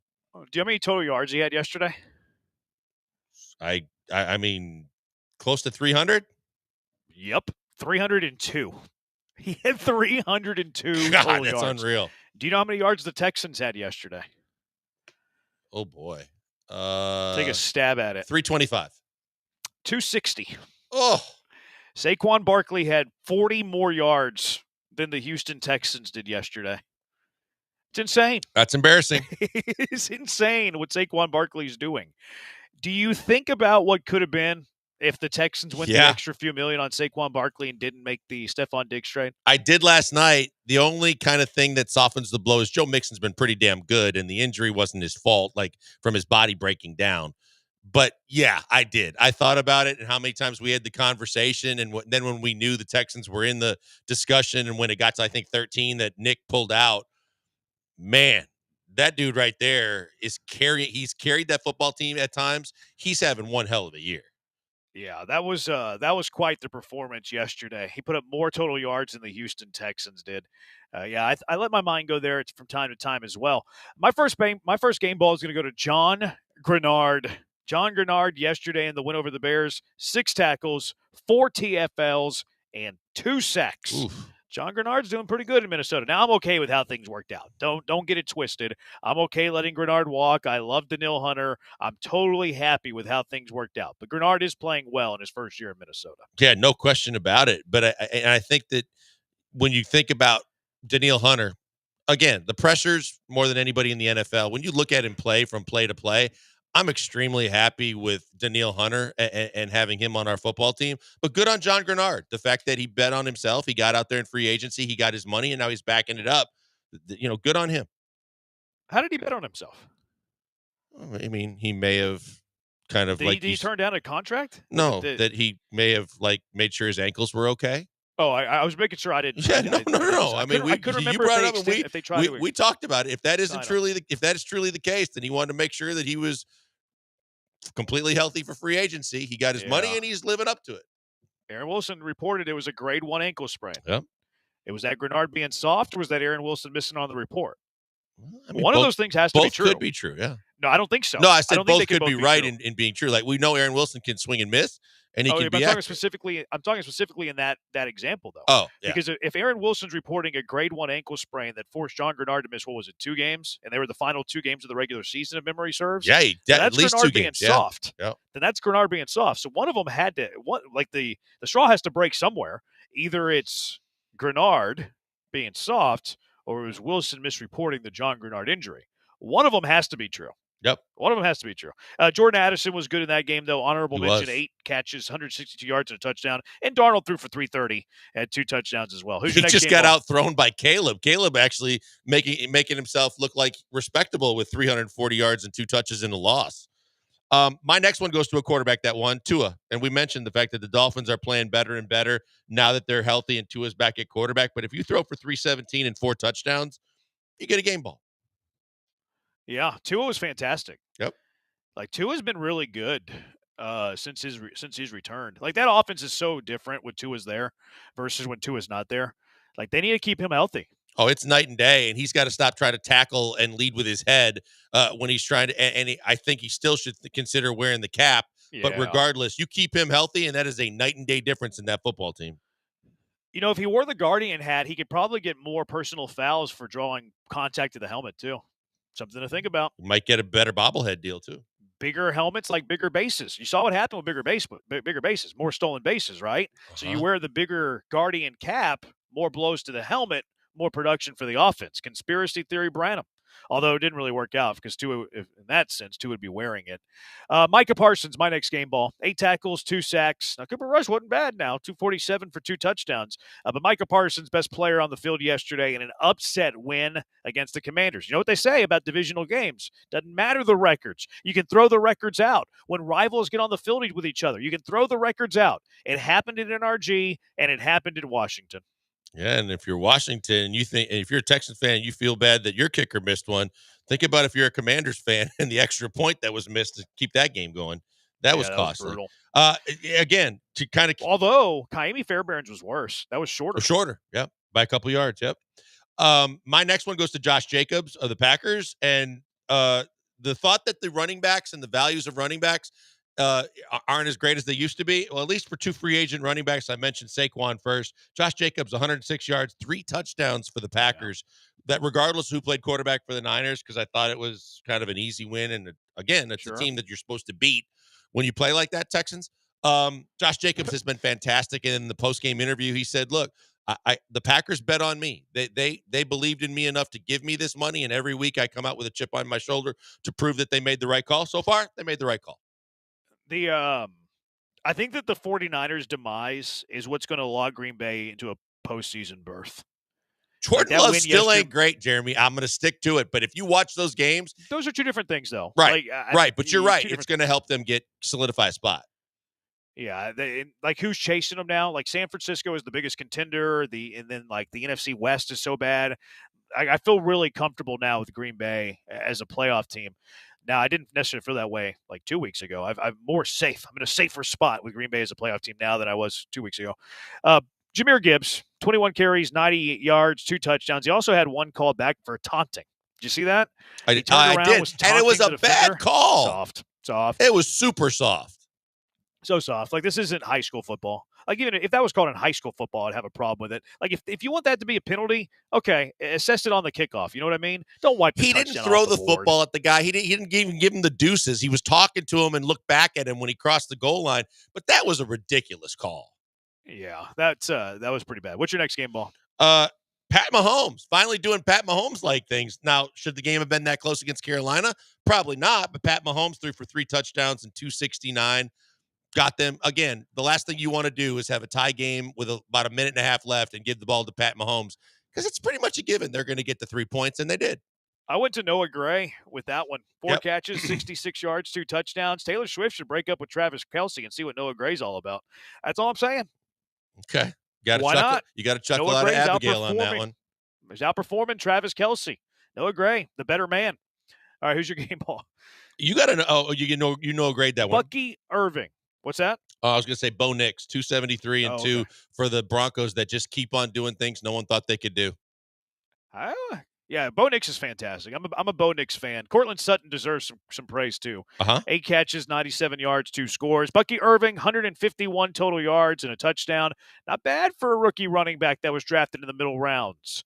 He's been really good. About Tampa Bay. I like Bucky. Yeah, and Baker didn't turn the ball over and threw for 269. So Baker keeps doing things too. He left that game with an injury. I didn't see how severe it was. Did you? I did not. I know he did the post-game press conference like he was fine because someone asked him if he was Italian.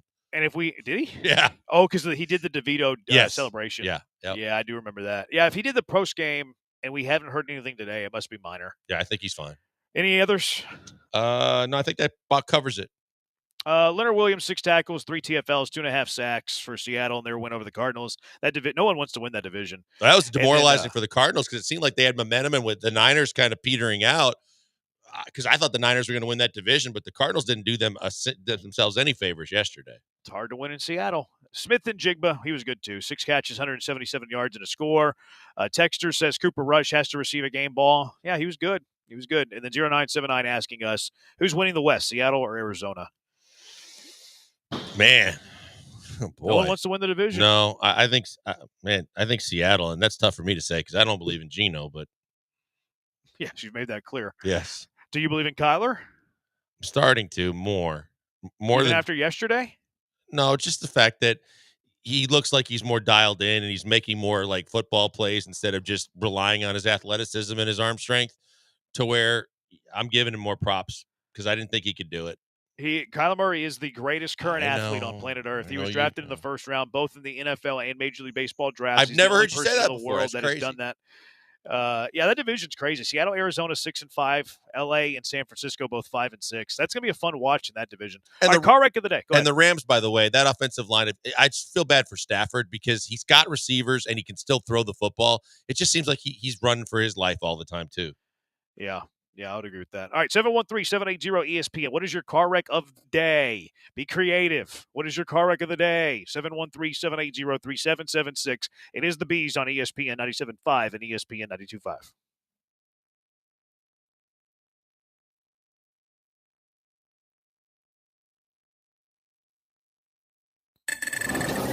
This is Ron Ansana with your market scoreboard report on ESPN 97.5. Stocks rallied again today with the Dow leading the way among the major averages, although the small cap Russell was up 1.8%. The Dow rallied to a record up just under 1% or 426 points to 44,296, while the S&P gained 20 points to 5969, and the NASDAQ held to a 31-point gain to 19,003. Interest rates moved a little lower today, not by much. 4.41% was the yield on the 10-year note. The dollar continued to rally to new 13-month highs. The dollar index finishing at 107.52, up a half point. Oil on increasing tensions and obviously escalation of military activity between Ukraine and Russia went up $1.10 to $71.23 a barrel, and gold continued its upward move up $33 to $27.08.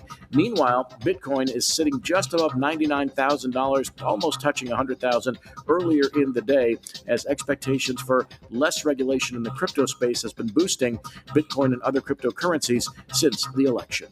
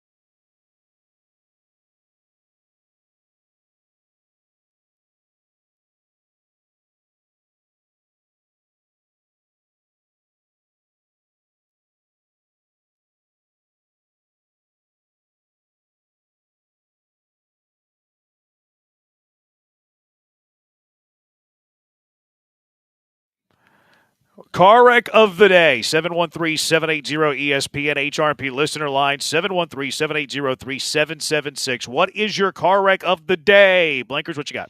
Dean Miller, Jeremy.